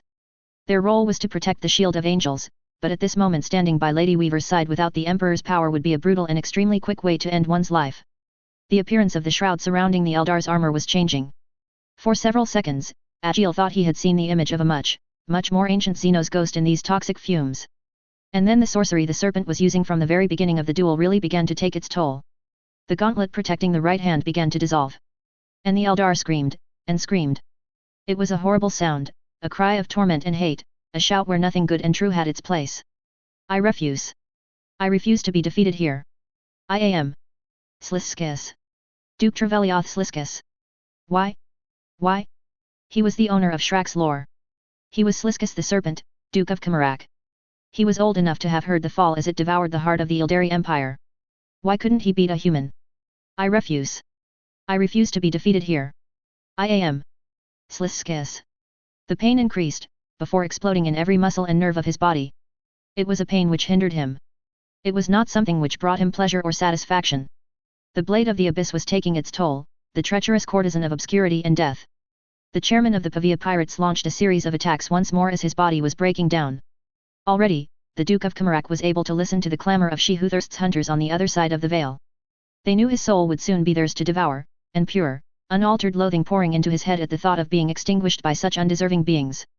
What? His sword was still in his hand, but his hand was no longer at the end of his arm. How had she managed? Spider silk. I trapped several areas of the battlefield as the fight progressed. Deprived of the incredible strength granted to him by the sword of Val, Sliskus barely managed to fall on his knees, and there was no elegance in his collapse. I see. How many things had the human been able to juggle during their duel? Wielding a sword of Vol, feeding her swarm into it to activate the blade's skills, using other insects to give herself the battleground advantage, resisting his taunts, protecting her allies from the abyssal aura, few beings in this galaxy would be able to achieve such feats. Sliskus laughed, his emotions returning as the influence of the blade was removed from his mind and heart. I see. I suppose there's no shame in losing against you, Weaver. The Duke of Kamarak blinked and managed to push back the deathly exhaustion for a few heartbeats. Two dark words were uttered and far, far away an artifact was going to activate. It was over. I would have loved a second duel, but it appears my body will not tolerate this sort of punishment. So let me give you two suggestions. The first. The leader of the Sky Serpents fought hard to not scream as the pain was properly liquid agony. Is to destroy me with your blade, life and soul. Otherwise, the goddess, of unquenchable thirst, will push me against you once more. She who thirsts is not something I wish to serve. And the second. There was a sort of prudent respect. Bah, he could live the last seconds of his life with that. You are strong. Stronger than I believed possible. But there is another queen in the webway. She is not as nice or vulnerable to your swarm as I am. If you see her, flee. His heart began to slow down. I am Trevelioth Sliskus. Long live. The light impaled him and the Duke of the Sky Serpents died. General Taylor Hebert. Exhausted. She was exhausted. Not physically. The tests she made during the last couple of years proved that as long as she continued feeding insects into the light, her speed and physical performance would remain at above peak level. But mentally, she was tired. Using the nebulous shard like she did and controlling several millions insects spread across the Empire of Sin was incredibly taxing. Still, she steeled herself and plunged the blade into the chest of the Eldar pirate. Taylor felt it as clear as day. Light was fighting something unmistakably evil. It was the same nauseating type of presence as the Angel's Bane, slightly different but with many disgusting similarities. Sliskus was marked for consumption by a ruinous power, and Weaver knew the one most likely to have the claim given the serpent's activities. The insect mistress knew beyond question that intervening here was going to attract more attention from the demons. And in a way, this was not a choice at all. The path had been decided on the Magos Laurentiis. Humanity will not help the ruinous powers. Mankind won't be these abominations' slaves. His soul is mine anathema's servant. I deny you. And using a similar tactic like the one used for the Catachan Queen Ant, she obliterated everything with more light and mental will. The links were broken. Sliskus' soul, or whatever spiritual dregs of it were left, broke apart, oblivion claiming the last tiny shreds of it. There was a loud shriek of hate, and Taylor removed the nebulous shard from the corpse of the Pavia pirate. Deep inside, the insect mistress knew this was the correct decision all along. Incredible duel, my lady, Gavriel spoke up, marching next to her. But maybe, just maybe, a few words of warning next time? I think the entire Dawnbreaker Guard had a collective heart attack. Taylor had a powerful urge to snicker at the peeved tone of the Astartes, but decided after 2 seconds of reflection it wasn't that funny, and definitely not worth antagonizing her bodyguards over. Don't worry, I plan to fight the next enemy who will draw a sword of Vol from its scabbard very differently. And she shouldn't have left Dennis near the vaults, for that matter. Weaver didn't know if his time-stopping skills would have worked, but so far away it was impossible to put them to the test. Her eyes returned to the extremely dangerous weapon wielded by her deceased enemy. The hand she had severed had been disintegrated by its power, and with the darkness dissipated, the general was free to observe Sliskus' weapon at her leisure. Aesthetically, it was a beautiful weapon on par with the one she had returned to its scabbard against her armored leg. Like the nebulous shard, beauty and simplicity had been combined to create an artwork which would have a privileged place in a parade ceremony. But the blade was also an unnatural color of black, a shade which looked like it was devouring light and the very essence of everything. It was maybe crystal like the weapon she was using, but it was a dark crystal, and judging by Sliskus' performance in the duel, it was an instrument of war with critical problems. If she had not killed the Admiral of the Sky Serpents herself, Taylor was sure Sliskus would have had only a few minutes left to live, at best. This blade is too dangerous to be used, Chaplain Sidonius echoed her thoughts. We will bring it back to Nyx under stasis field, and both the Inquisition and the specialists will study it, she told him. The representative of the Custodes had not mentioned the blade at all, which was why it had been such a nasty surprise, but unless he countermanded her, the commander of Army Group Caribbean saw absolutely zero reason to test this weapon on the battlefield, given all the risks and sacrifices it would unavoidably entail. This is a terrible weapon, even for this violent galaxy. Yes, Captain Quintus spoke up. I for one wonder where the pirate found such a weapon. For all their delusions of nobility, these Xenos were really cruel creatures, and their heretical technology was in line with the aims of creating untold suffering and pain. And the lieutenants of the Serpent seemed really surprised about him owning the sword. Impossible to say, sanguinary priest Claudius stated. The records we had access to had enough evidence to confirm Sliskus' presence in 60-plus sectors of the Imperium during the last millennium. The real number of planets this dangerous beast visited was likely far higher than that.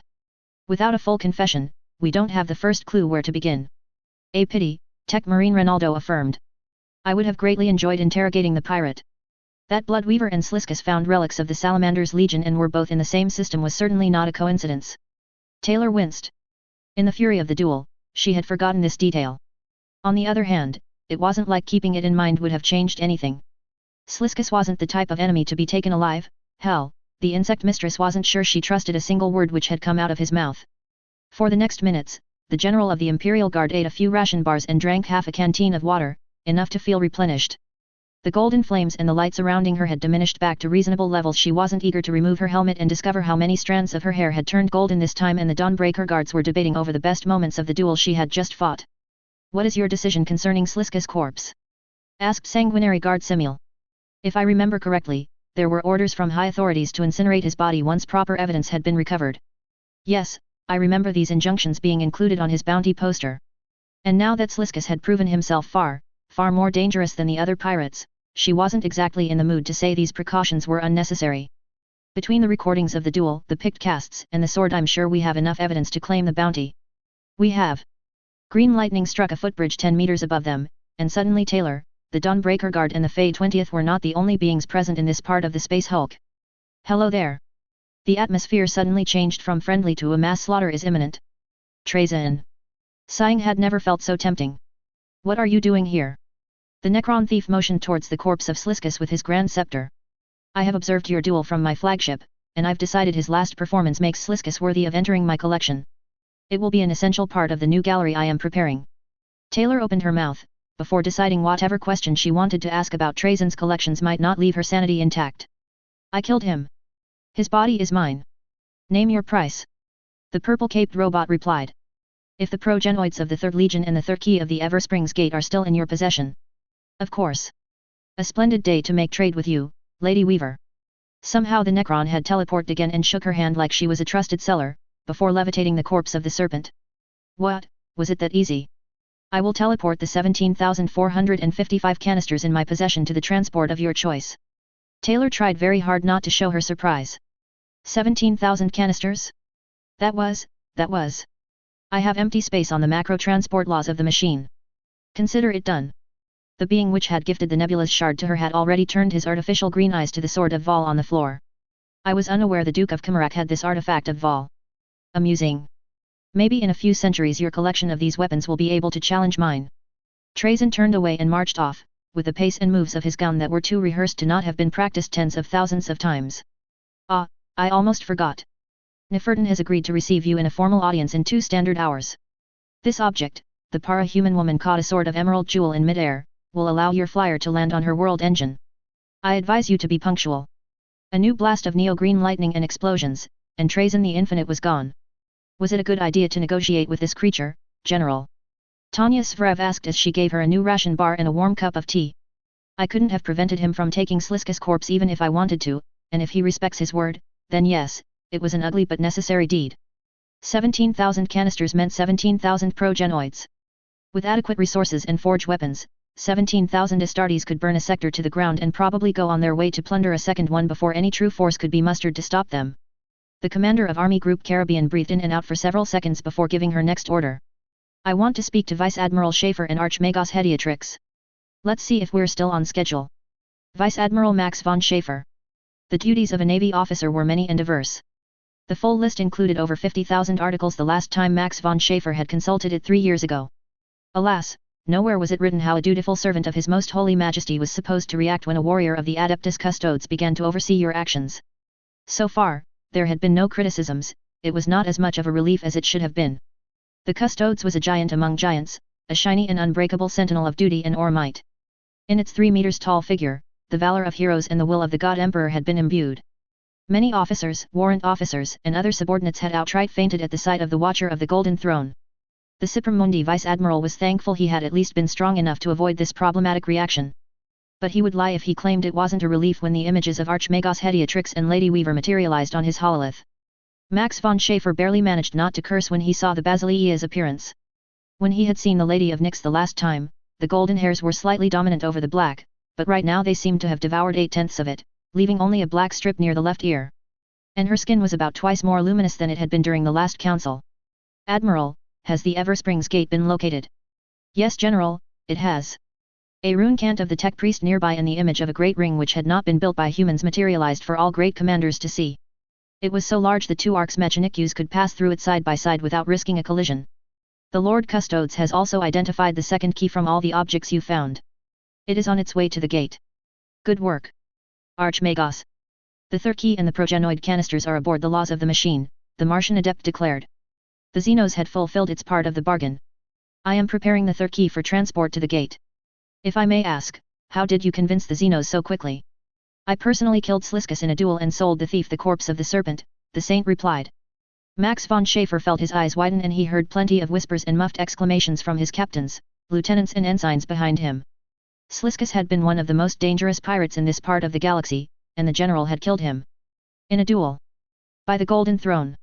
Lord Custodes, how many hours does this leave us to reach the gate and launch the attack? You have 11 hours left, General. The golden armored woman nodded like it was the most natural thing in the world. There was no protest, no demand to have a report, and Max von Schaefer suddenly felt ashamed to have voiced so many objections in the last hours. Unlike him, Lady Weaver had been in the thick of the fighting until now. I have an audience with the Feeric ruling the Necron Moon, which is apparently called a world engine. Any problems I should be informed of before I depart. Inquisitor Contessa and her escort have disappeared while aboard the Coral. The Siren and her perfidious psyker cohorts insist they are not responsible. For once even the Inquisition appeared to support the aquatic creature's version.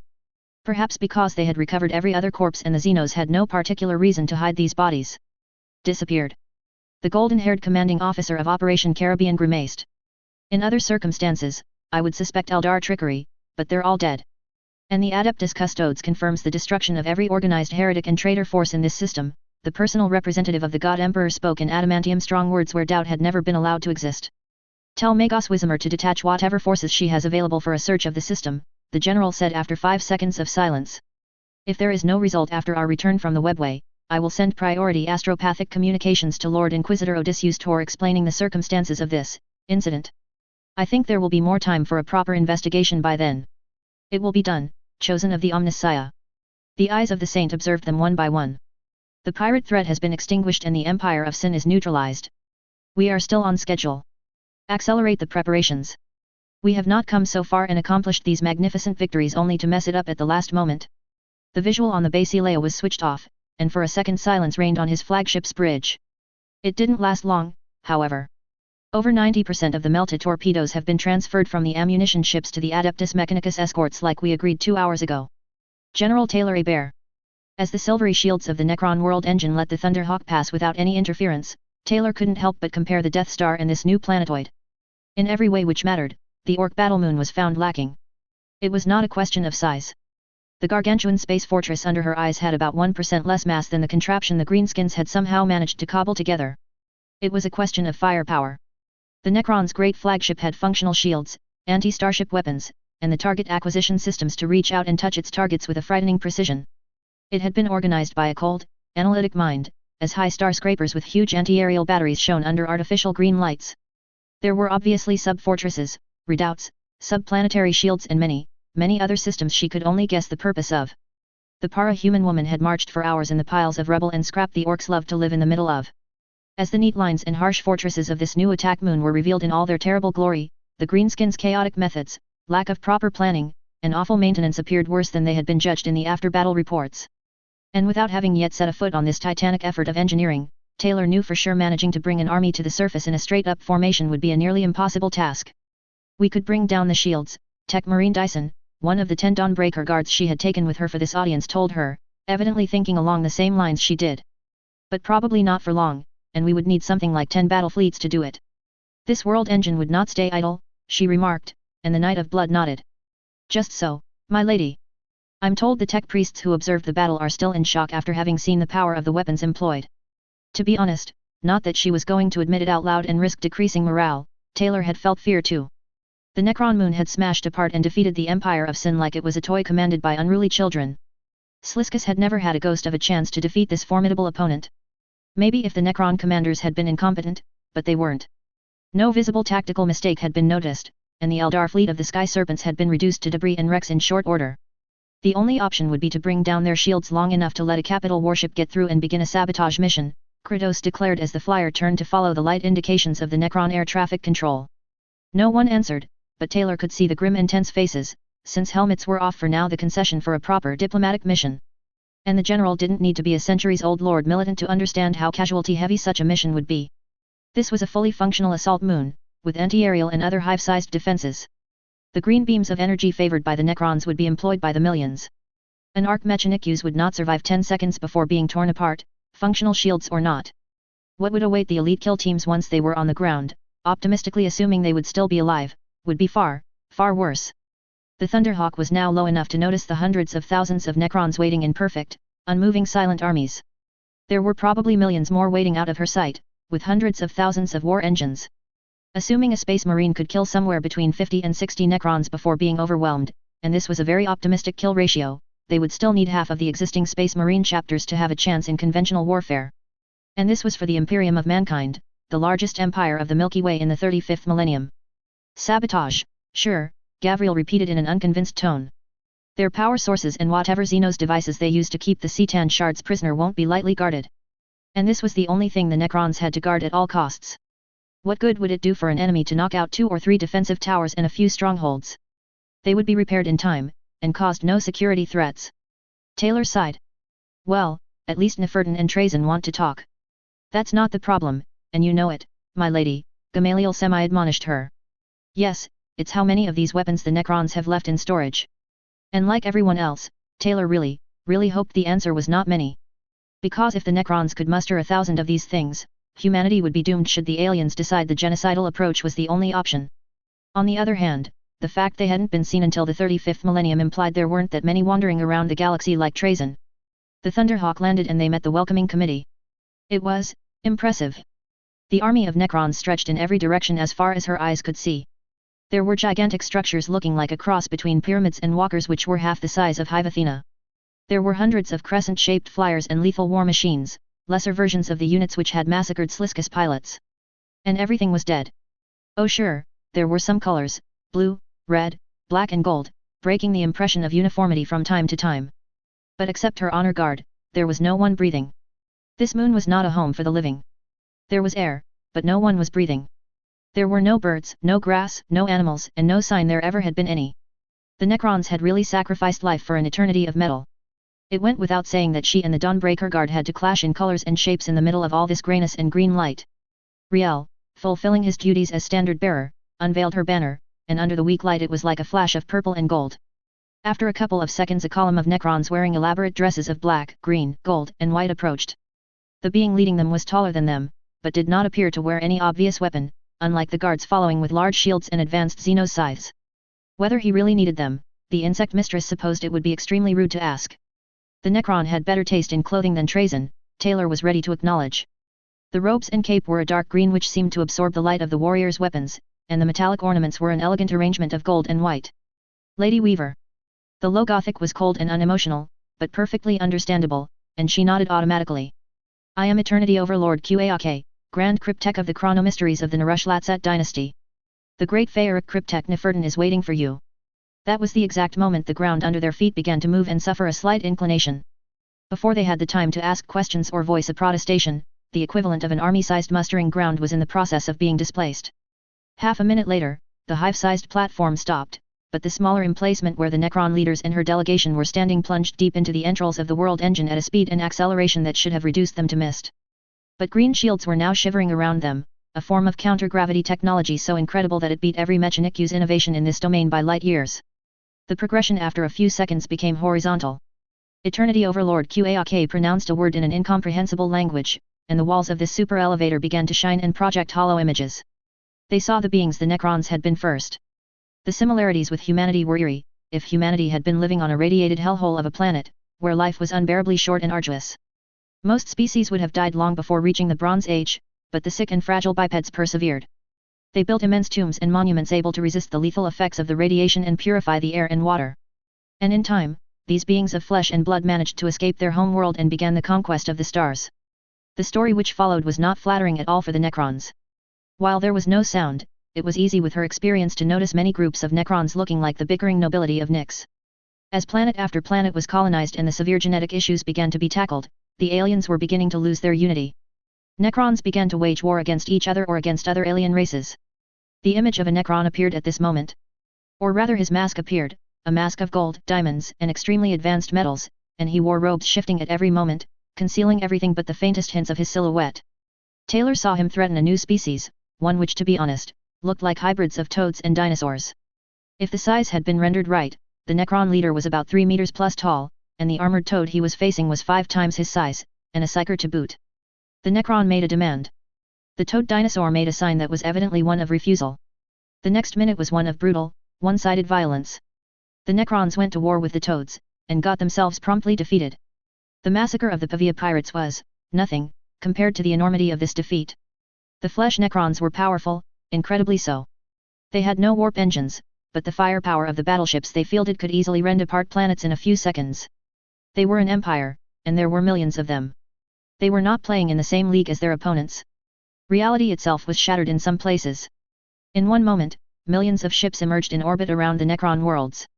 Gigantic armadas led by beings that would be categorized as Alpha++ psychers went to war.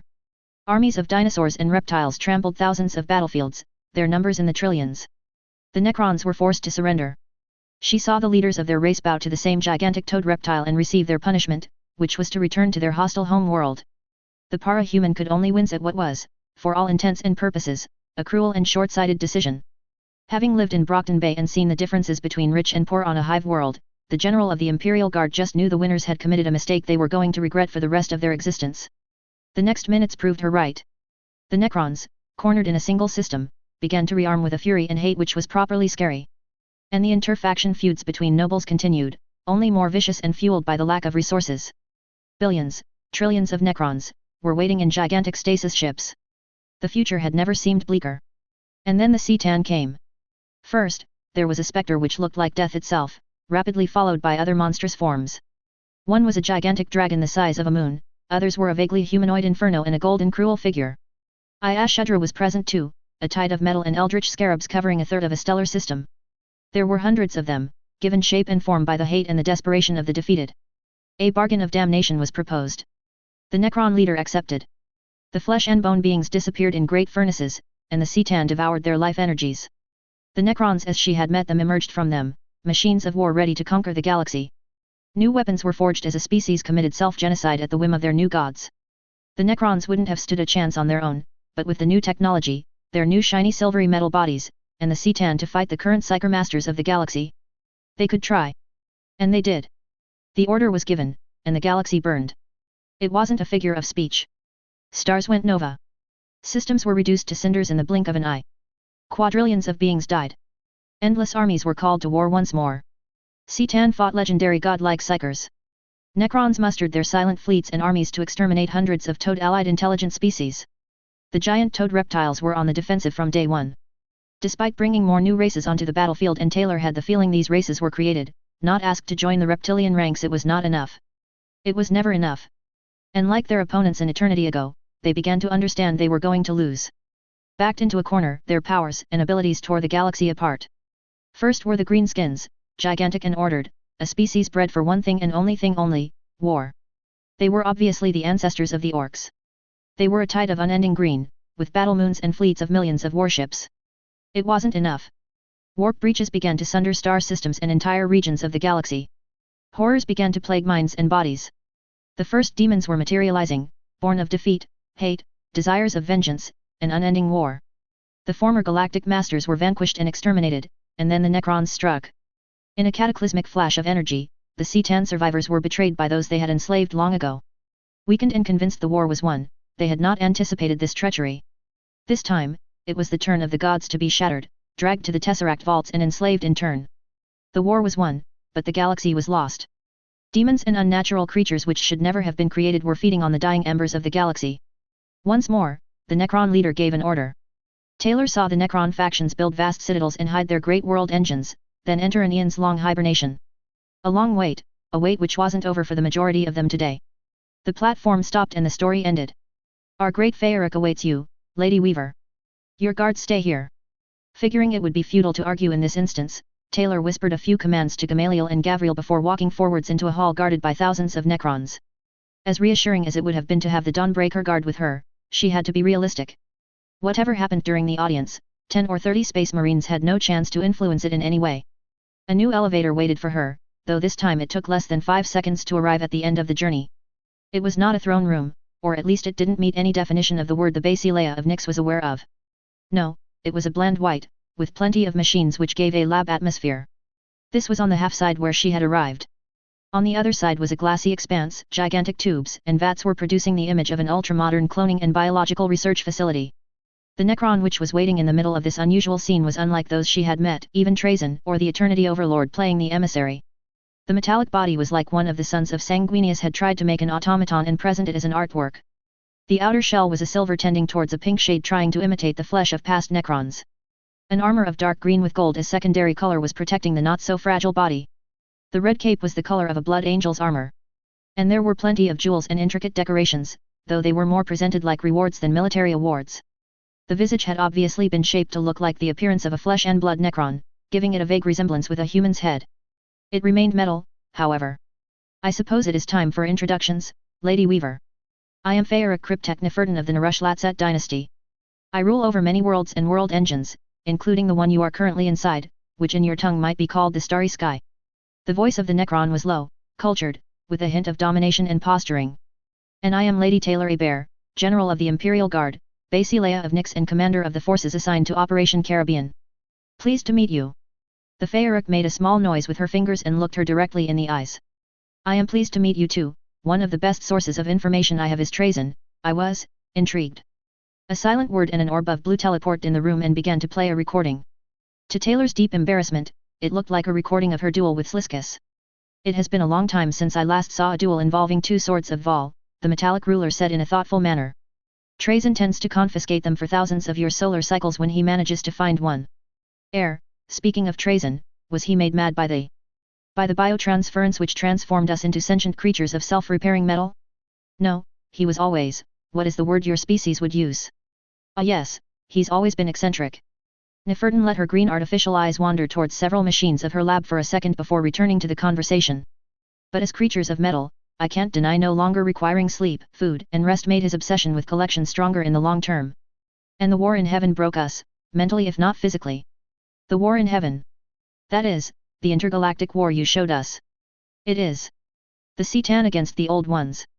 A war we should never have fought, for there were no winners, and the very cost of launching it was our souls and what made us a species. An emotion began to appear in the Feerica's voice, and it was anger. I was one of the nobles who protested, millions of your years ago. I was against declaring war on the Old Ones. Obviously, what did a noble working with technology truly know? What importance did it have that my descendants in a few centuries would have treatments to multiply our life expectancy by 10 and considerably improve our power and ability to travel from star to star? They went against your wishes. I was totally ignored. The Necron ruler corrected with a bitter voice. Everyone who didn't agree with the Triarch, the three supreme rulers of our race, was Trazyn, Orokin, every member of the court and the upper dynasties who opposed this short-sighted move was ignored. 3 times.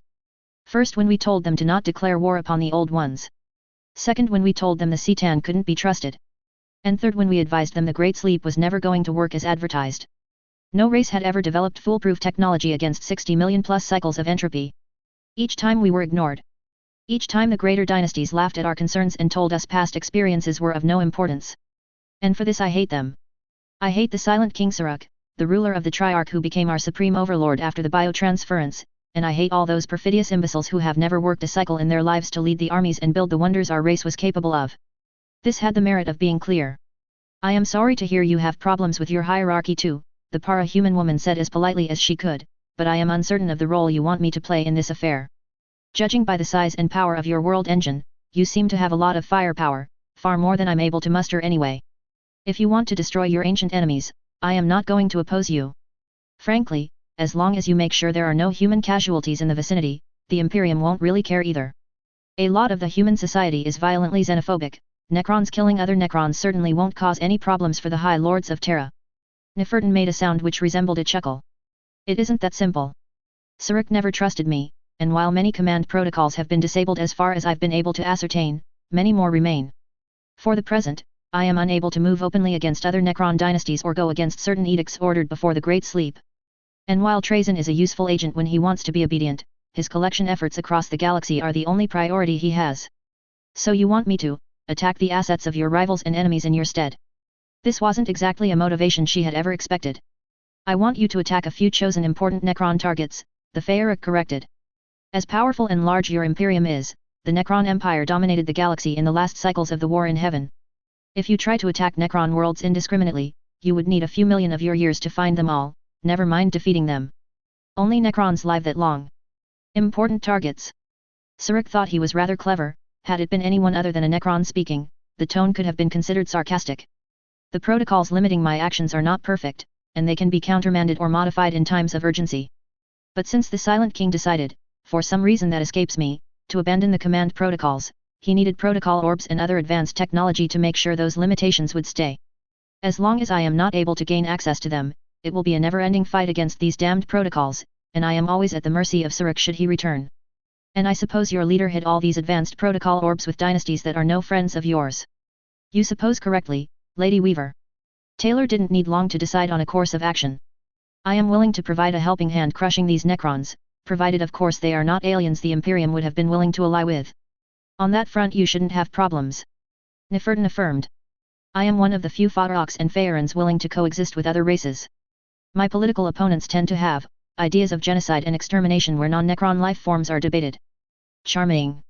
Of course, since the Necron leaders had been willing to sell their souls to the C'tan in the first place. And I will need payment, at the risk of sounding ungrateful. While our mutual interests may coincide in several operations, mustering armies and fleets cost large amounts of resources and manpower. A scroll was teleported slightly above her hands. These are several star maps I have been able to convince Trazyn to hand over. They are fairly reliable, I believe. You may be able to find your way to Tur Athens with them. Thank you. The Mechanikus was going to do a lot of deranged things only cogboys could imagine to get their hands on there. The insect mistress was certain it was going to involve a lot of prayers and exploration. There are many possibilities for boons and payments. I am not without influence on Trazyn, and as much as I dislike admitting it, that thief has the most extensive collection of the galaxy. If you bring some important artifacts of non-Necron origin, I may able to suggest several prizes to him. I am also what your tech priests call a biologist specialist. And as long as it involves short wars, I can detach small forces from my dynasty, provided the opponent is not a Necron. So the Necrons had indeed been listening to their every word when they were aboard the Empire of Sin, and maybe before. You know very well what I intend to do once I leave your world engine, Feeric. I will need the military help, and badly. To her great surprise, the Feeric shook her head in a clear negative gesture. For this assault, I am willing to provide considerable military help for free. Your target has for millions of cycles raided and sabotaged Necron tomb worlds, including many of my allies and subjects. The Ildari have been thorns and parasites for as long as I can remember, and an invasion of the Webway is long overdue. I will also confess Pavia had a tomb world they have reduced to an asteroid field, and there is still a flimsy hope I will be able to find treasures of my own race in the vaults of the Long Ears. Taylor was conscious of the fact that there may be other motives behind this too generous decision, but given how few hours were left before the deadline imposed by the custodes.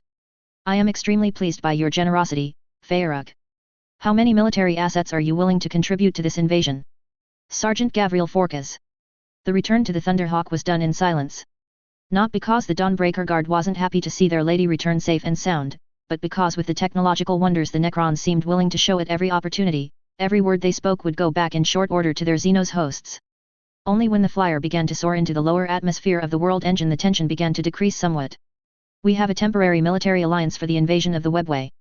It appears we aren't the only species in this galaxy who wants some payback against the Eldar. How much military assistance are we talking about? 15 Cairn battleships and 30 Kapesh light cruisers. Gavriel hissed between his teeth. Assuming the Necrons' warships were ton per ton more powerful than their Mechanikus counterparts, this was a devastating armada. The world engine won't participate. The insect mistress raised an eyebrow and smirked. Kratos, I'm sure you are fond of fighting on battle planetoids, but surely you have noticed that the Necron world engine is a bit too large to pass through the Eversprings gate, and Feeric Neferton has confirmed this type of webway door can't be enlarged. Too bad, the Flesh Tira was unrepentant. I don't think the Necrons would be willing to risk one of their most powerful assets in such a risky operation. Destruction Overlord Sitka will command this force, we may or may not be accompanied by Trazyn the Infinite Collector. Every Necron artifact we recover is to be handed over as soon as properly feasible. They have promised to return the favor for human-made archaeotech. The rest of the spoils go to the ones who finds them. Further pact signatures, tech exchanges, and other diplomatic talks can wait until we end Operation Caribbean. And the Tour Athens information. An odd-looking scroll was produced by the Lady of Nyx. These are maps of the southern eastern fringe, my lady. Dyson declared after a brief glance at the document. Those are dangerous and barely explored stars. The para-human woman simply shrugged. If it was somewhere close to Imperium-inhabited worlds, the Mechanics or rogue traders would have found it long ago. General Taylor Hebert. 4 hours of rest and she was back on duty. Judging by the yawns and the tired eyes of some people in the corridors, Taylor knew she wasn't the only person who wanted more sleep. Unfortunately, the hour has come. The orders of the Emperor had to be obeyed. At least the view was worth it. As the general arrived on the bridge of the Enterprise, the activation of the webway gate was complete, and it was as spectacular as the rumors had claimed. The gigantic ring huge enough to let 2 battleships pass through side by side was operational, and where only void had been before, now a veil of blue energy was generated. It wasn't a Xenos structure forgotten by its builders millennia ago, it was a door to a labyrinthine dimension, and it was open. Despite the dangers of the mission, the para-human commander felt some measure of triumph. Respecting the schedule imposed by the custodes had been hell for the entire fleet. When her eyes turned to the custodes who she knew nothing about save that his codes overrode those of everyone in the fleet and received a short nod in return. This was it then. Every warship assigned to the invasion is in position. Yes, my lady, Wolfgang formally replied. The transport chrome of molybdenum finished refueling 3 minutes ago. Everyone is in position. The orders for War Plan Pearl Harbor and War Plan Olympic have been written and distributed to the officers. The Necrons. Their fleet is in position right behind ours. To preserve some element of surprise, they will intervene after the core of our battle line has engaged. In that case, I suppose it is time. They had gotten here 10 minutes before the deadline. Put me in communication with the whole fleet. Technically, it wasn't an absolute necessity. One might argue this mission was just pushing their orders to their logical conclusion. But that wasn't the truth. The truth was that they were going to attack a completely different target, in a completely different environment, and most guardsmen, Skitarii and other men and women in this fleet had not signed for what promised to be a massive slaughter. They deserved an explanation.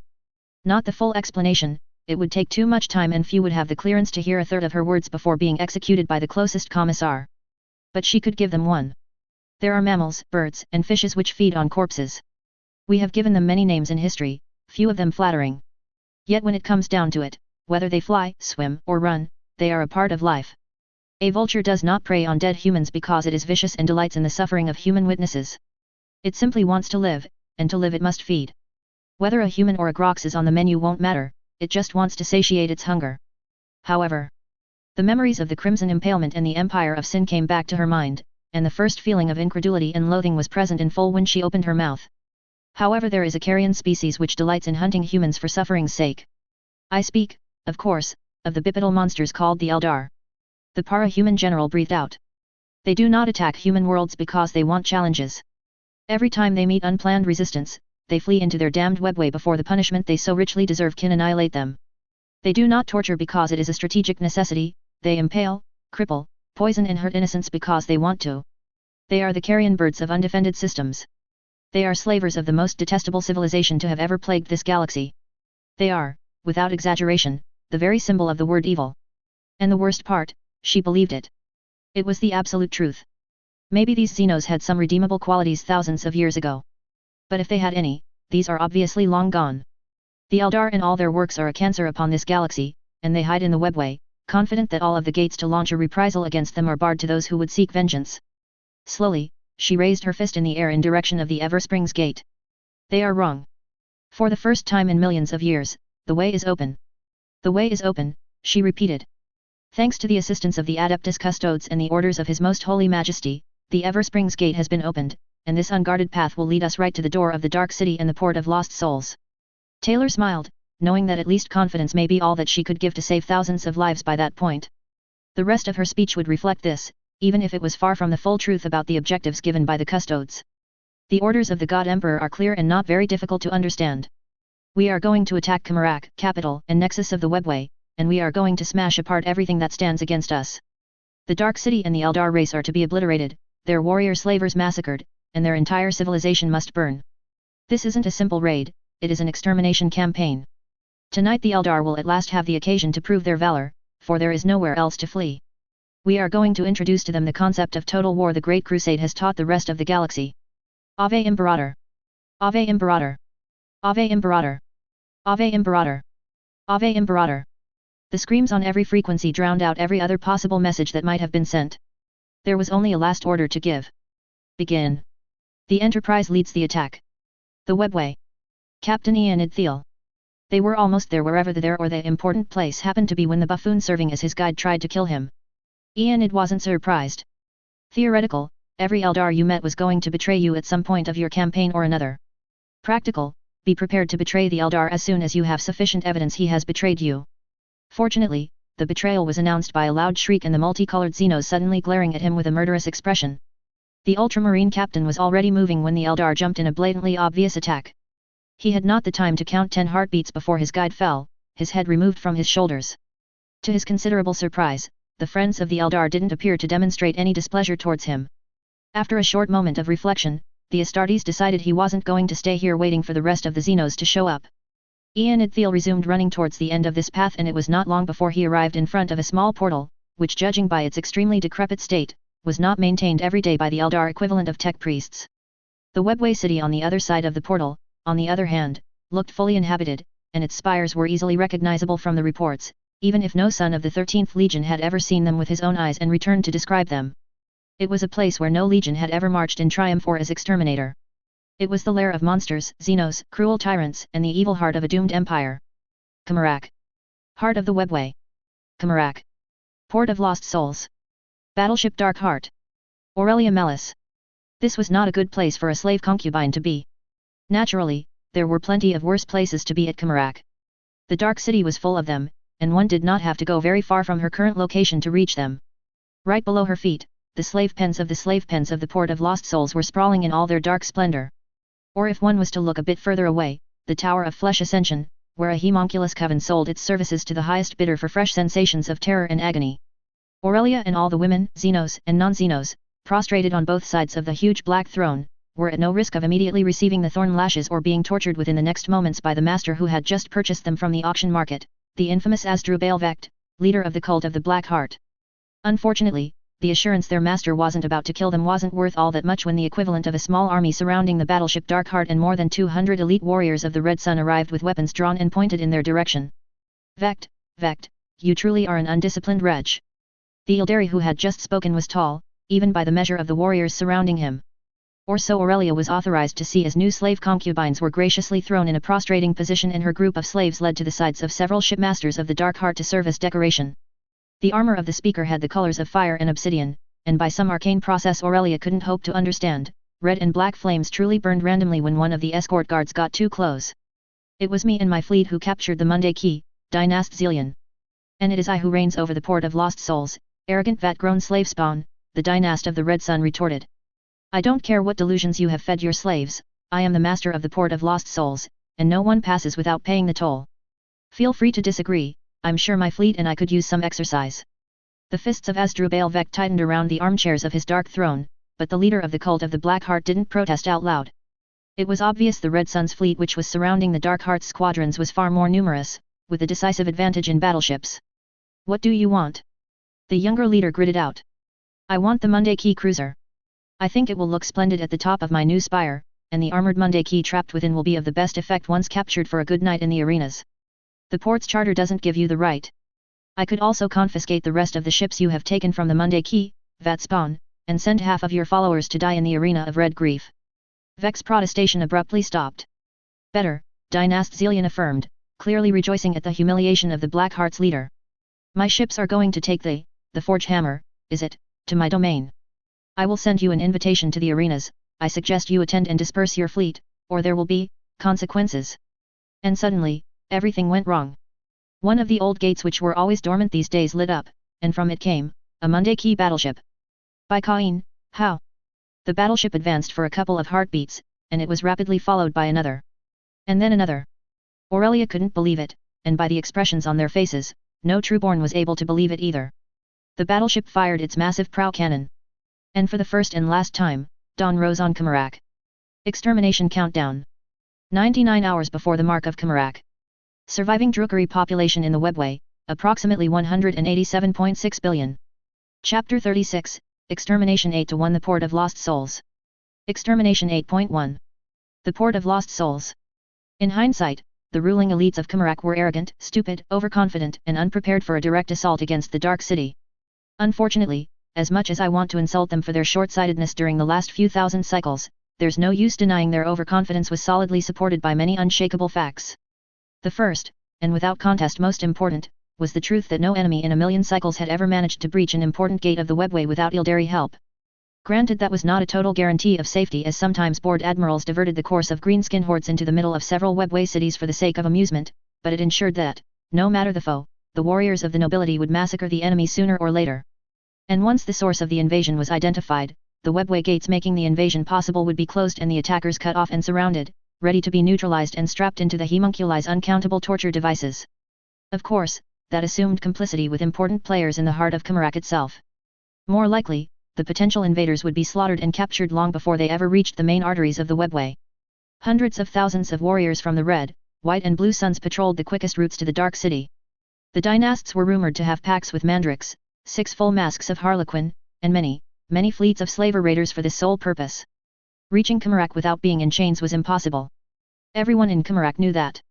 There were always whispers heard in the cages of the slave markets, of course. Most of them came from the Monday Key, but each race captured sometimes dreamt a liberation force would come to end their torment and bring just revenge upon all Ildari. But cycle after cycle, they stopped praying for revenge and screamed in the penumbra. No retribution force or large raiding fleet ever manifested. And even if it did, what good would it have done? To attack Kymarak directly, one had to break through the defenses of the 3 great harbors of the Dark City. The invaders would have to bring enough firepower to defeat 3 gigantic subrealms larger than many planets, and crowded with mercenaries and torture cruisers. Their names were infamous both inside and outside the webway. They were Port Shard, Port Carmine, and of course the greatest and largest Ildari shipyard of the galaxy, the Port of Lost Souls. No one, including the Elithian and Krail-Lach dynasts, had ever been able to devise a plan able to take the port without suffering casualties in the billions. For the Port of Lost Souls was ruled with an iron fist by Dynast Maestros Zelion, ultimate High Archon of the Red Sunday. The dynasty of the Red Sun was the most powerful force inside and outside the webway. In the shipyards of the port waited over 260 battleships and more than 1,200 cruisers, supported by approximately 10,000 lighter craft. And that was just the fast reaction force. There were more warships waiting at Port Shard and Port Carmine one gate away. But should they prove insufficient, the dynasty of the Red Sun had thousands, if not tens of thousands of ships ready to be recalled across the webway and uncountable packs and dark commands to force every ambitious captain to come to the defense of the port. These were just the ships. The Red Sun relied heavily on 2 of the most powerful witch cults of the era, the witch cults of the Impaled and the Jade Dagger. Maestros Zelion had bought the allegiance of the homunculi of the Everspiral and many other flesh crafters with trillions of slaves. The princedom of the Broken Sigil and its cruel master, Admiral of Terror Nothrax Zeratis, were theirs thanks to an ancient alliance of darkness and suffering. Hundreds of spires were garrisoned by more than 40 million warriors of the Red Sunday.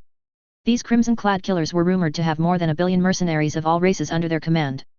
And they could always transfer in more to reinforce the Port of Lost Souls. Discounting the 2 other dynasts, the citadel of Udarak was only 1 gate away, and the Corspur Red Guard and other army reinforcements would only need to pass through 2 to join the battle. It was little wonder no one took the possibility of an invasion of Kymarak seriously. The expert murderers among the Red Sun were used for raids outside of the webway, not to guard against an assault that would never come. The armies stationed at the port were young and untested. Their primary function was to crush the slave rebellions regularly erupting across the markets, pens, and cages of the Dark City's greatest harbor. This was Ildari arrogance at its finest and its worst. In reports based on thousands of cycles old information, the dynasty of the Red Sun agreed unanimously that should such an unlikely attack occur, they would get a warning equivalent to 10 Monday Key hours to prepare their fleets and raiding capture forces. It was deemed to be largely sufficient for every captain and admiral of Kymarak to ready his or her ship and join the bloodbath. Of course, this plan had never been tested in real conditions.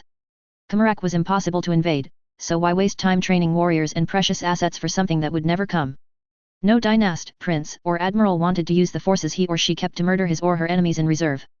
And so we were completely unprepared, for when the impossible invasion happened, there was no warning from a Harlequin mask, no retreating raider force bearing the news of a defeat, no skirmish on one of the main webway arteries. We did not have thousands of heartbeats. We did not have long cycles to prepare. We were out of time. The battle our leaders and our entire culture had convinced themselves would never happen was real and started before the call to arms was sounded in the heart of the webway. The humans, I'm told, have given plenty of names to the battle. But for the survivors of our race, we have only one. I am Aurelia Melis, and I fought during the second fall. I was there when Maelsha Eildanen, the Angel of Death, tried to kill us all. The massive battle which raged on the surface of the Orc planetoid saw us fight many abominations in a landscape of wrecks, but the veterans of the Fey 20th weren't troubled by the environment. The air wasn't worse than on a polluted hive world, and while we were surrounded by enemies, the Xenos were brutish and loud as usual. There was light. There was a sun, no matter how distant. There was an up and a down, a right and a left. And there were definitely no human civilians to care about. The Greenskins had made sure of that. As such, the battle fought in the stellar system which was going to be called Brockton had no problems of morality to think about. Compared to Kamarak, the Death Star was a paradise. Even before the Enterprise stormed into the port of Lost Souls, we began to hear the screams of agony. It should have been impossible. Yes, the Eldar webway had air, but the number of voices required to be noticeable across meters of durasteel, adamantium and metallic alloys was absolutely horrifying. Then we had our first glance at the Dark City. And we knew we had arrived in a realm where nothing good could possibly endure. The monsters called it the Port of Lost Souls. It was a perfectly appropriate name. It was like a gigantic space cavern, large enough to contain 4 planets the size of Nyx. It was a nightmare. As the guns of the battleships began to fire, we were bathed in crimson and other gloomy lights. The captive suns of this dimension could not properly illuminate the construction below them in anything but twilight and a realm of shadows. The screams increased, and I watched as the gigantic shipyards were revealed. They were gigantic bridges and dockyards disposed scattered without any sort of logic or reason. There were dark spires and eldritch shapes growing in every direction. This was a spectacle of damnation and the sins of an empire which should have perished an eternity ago, were the galaxy a fair and just place. There were torture ships and slavers everywhere, the spikes, skulls and screaming visages everywhere mockingly revealing the allegiance of these twisted beings. We had arrived in the heart of darkness. And from the lowliest private to the highest-ranked archmagos, everyone understood in his bones, brain and stomach that this battle was going to be unlike any other. There would be no mercy and no offers of surrender. How could there be when the very air seemed twisted and poisoned by the strange shadows? How could anyone consider turning his weapon away from the Eldar when the proof of their uncountable crimes was revealed in all its unholy glory? The details of these twisting and gigantic spires dangling impossibly in a maze of black tendrils and chaotic architecture was difficult to concentrate upon. What was to be done about it, on the other hand, was simplicity itself. The forces of Operation Caribbean had arrived at Kamarak. And when we watched this Xenos harbor and the abominable things ruling it, we knew what we had to do. The Port of Lost Souls, per His Most Holy Majesty's will, was to be totally and completely annihilated. Extract from Memories of the Fey 20th and the 35th Millennium, by Wei Cao. The worst sin an Eldar can commit is to not torture enough, words attributed to Esdrubal Vecht. No, Monday Key, the best revenge isn't to live saintly, it's living to crucify all your enemies and bathe in their entrails, words attributed to the succubus known as the Bloody Baroness. There is a natural hierarchy to this galaxy, Vecht. But you're so close to the bottom I won't bother explaining it to you, words attributed to Dynast Maestros Zillion. The warp. Thought for the day, success is measured in blood, yours or the enemy's. The Empyrean was never silent or calm. At its best moments, and the definition of best in the Sea of Souls did not conform to any species definition, there were an infinity of wars waged between each of the 4. Slaaneshi hordes fought bloodthirsters over lakes of blood and purple fire. Blue-winged reptiles flung continent-shattering spells at the armies of plague and rot. The Immaterium was eternally at war with itself, and had been since the last battles of the war in heaven. Disorder and atrocities were permanent features of it. The only question was how much of their forces each self-proclaimed Chaos God had committed against the other 3 at any moment. In the past, present and future, there was only war and a ruckus that would have raised the dead if the concept of it managed to find some foundation in this tormented dimension. Between the roars of pure rage from the bloodthirsters and the shrieks of the keepers of secrets, the average infantry creature in this never-ending conflict stood about as much chance to notice something significant as a greenskin did of understanding the concept of peace. Consequently, when 999 Lords of Change suddenly stopped cackling and supporting their infernal plots, it was some of the titanic entities dominating the darkness of the Empyrean which could not help but take notice. If this wasn't enough, suddenly the forces of the Architect were fighting less ferociously, their strength waning. The Blood God, seated on his skull throne, was the first to discover the mistake of Tsianch. For a single heartbeat, Kern, Lord of Rage, Taker of Skulls, first and last Master of Battles, stayed silent. It may have taken a second or an eternity. Such was the nature of the warp. But as bloodthirsters and 888,888 hosts of blood and carnage mustered in front of the brass citadel, Kern's inaction came to an end. The god began to roar in laughter. So powerful was the sound that it collapsed 5 volcanoes of its realm. Magma erupted on half of the plains, and the fighting tripled in intensity for survival's sake in the next moments.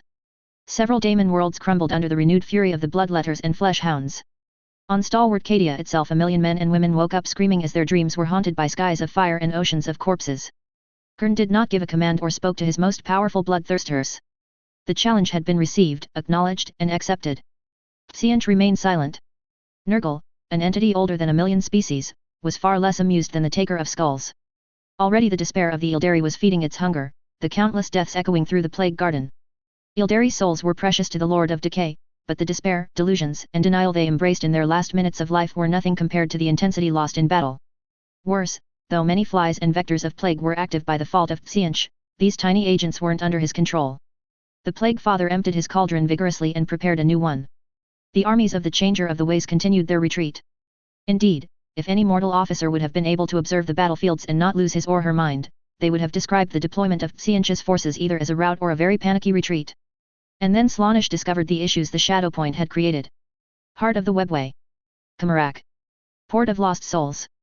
99 hours before the mark of Kamarak. Sergeant Gavriel Forkas. Like every space marine, Gavriel had heard rumors about Kamarak during the Great Crusade.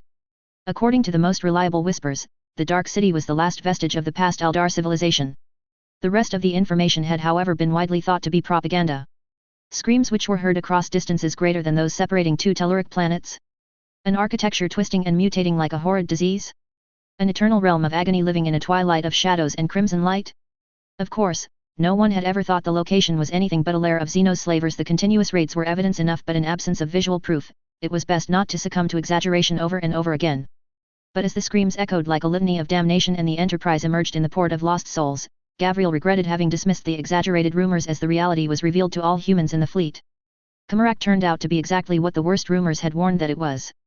It was a pit of depravity and cruelty which howled have never been allowed to stand were it located outside the webway.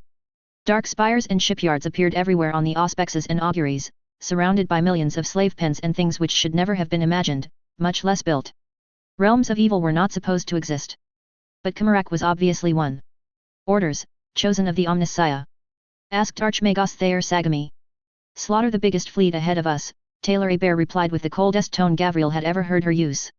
Be careful not to damage the captured Astartes strike cruiser. Nemesis hunter cannon loaded with thrice blessed ammunition and ready, announced another tech priest. Open fire. Mere seconds later, the Port of Lost Souls began to burn. Aurelia Melis. Hours later, Aurelia would realize how lucky she had been. The battleship Darkheart had, quite clearly, been spared by virtue of being too close to the Monday Key starship to bombard without risking friendly fire. But under the shock of surprise, the only thing she felt was pure unbridled terror as a gigantic firestorm engulfed the Xelian fleet. Battleships and cruisers, assault boats and fighters, bombers and slaver frigates, they all died together. None of the Shadowfields or Mimic engines had been activated. The hundreds of warships of the dynasty of the Red Sun had their guns pointed at the cult of the Black Heart, and they died as more and more Monday Key warships opened fire and joined the slaughter. It was not a battle, Aurelia realized after the first moments of horror.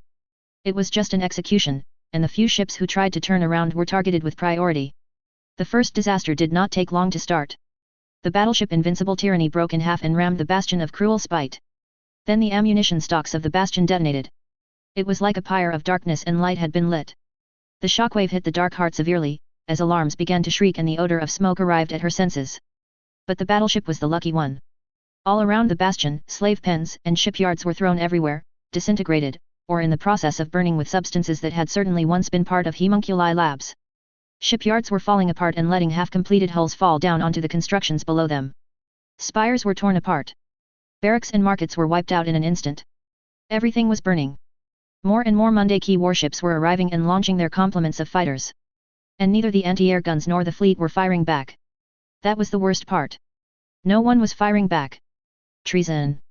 The word screamed by Dynast Xelian turned every head in his direction, away from the disaster. You have betrayed your race, Vect. Malice wasn't so sure. For a couple of heartbeats, there had been a shadow of genuine surprise on Vec's features, and even now his expression hardly radiated confidence. Treason? You have the gall to accuse me of treason. Hatred flowed in the words like venom in the blood of a slave. You are the master of the Port of Lost Souls, aren't you? You control the webway gates entering and exiting it. In fact, I find the coincidence particularly troubling. Treason. Death to the Red Sun. Apologize or... I am done apologizing to you and your band of useless parasites. Vec drew his sword and charged Xelian. The Dynast and his rival clashed, and Aurelia rushed away as the Red Sun captains and the Black Heart Reavers began to kill each other. In less time than it took to say it, the two forces aboard the battleship were slaughtering each other, and to her dismay Aurelia heard many commanders bark orders into their personal links to the Corsair and the city itself. The Mundaki warships were destroying the port, but Vect and Zelian had just decided to begin a civil war here and now. And in an instant, Aurelia knew what she had to do. Seizing the dead hand of a recently fallen Black Heart captain, the young slave unlocked her collar and the agony devices on her body. Aurelia Malice was free, and she began to run towards the evacuation pods. Let them slaughter each other, she was going to flee while there was still time. Ensign Freya Brasidas. As the catapult launched them from the carrier, Freya knew she had made the right decision joining the Aeronautica Imperialis. There were monsters in the stars, and by the will of the God Emperor, they were going to kill billions of them and free the galaxy from their taint. This is White Leader. Follow me in. The thunderbolts plunged into the shipyards in a perfect attack formation and the two nose-mounted lascannons delivered their shots into the flanks of immobile battleships, cruisers, and other capital ships. Hellfire missiles of the Black Squadron on their right illuminated a dark platform covered with thousands of starfighters. It was nothing but a gigantic slaughter. And Freya was perfectly fine with that. 2 large frigates died under her fire, and then they had finished their first round of attack. They sprayed the running Xenos with shells from the nose-mounted autocannons. White Lance, you see the big ovoid things? I think they are fuel depots. I'm taking care of them, White Leader. 2 seconds later, the structure was pulverized, but when it began to break it was torrents of acid, not promethium, which began to fall on the Xenos' heads and bodies. It was extremely weird being able to hear their screams though. White Squadron fired everything they had, supported by 2 capital ships of the Cogboys and 3 destroyers of the Navy. After a few minutes, Freya stopped thinking about the damage they inflicted upon the monsters. There was too much destruction and fire. The gigantic Xenos shipyards were burning or falling apart in catastrophic explosions, sending more docks and bridges into the dark pits of the abyss. Finally, they ran out of ammunition and withdrew back to the carrier to rearm.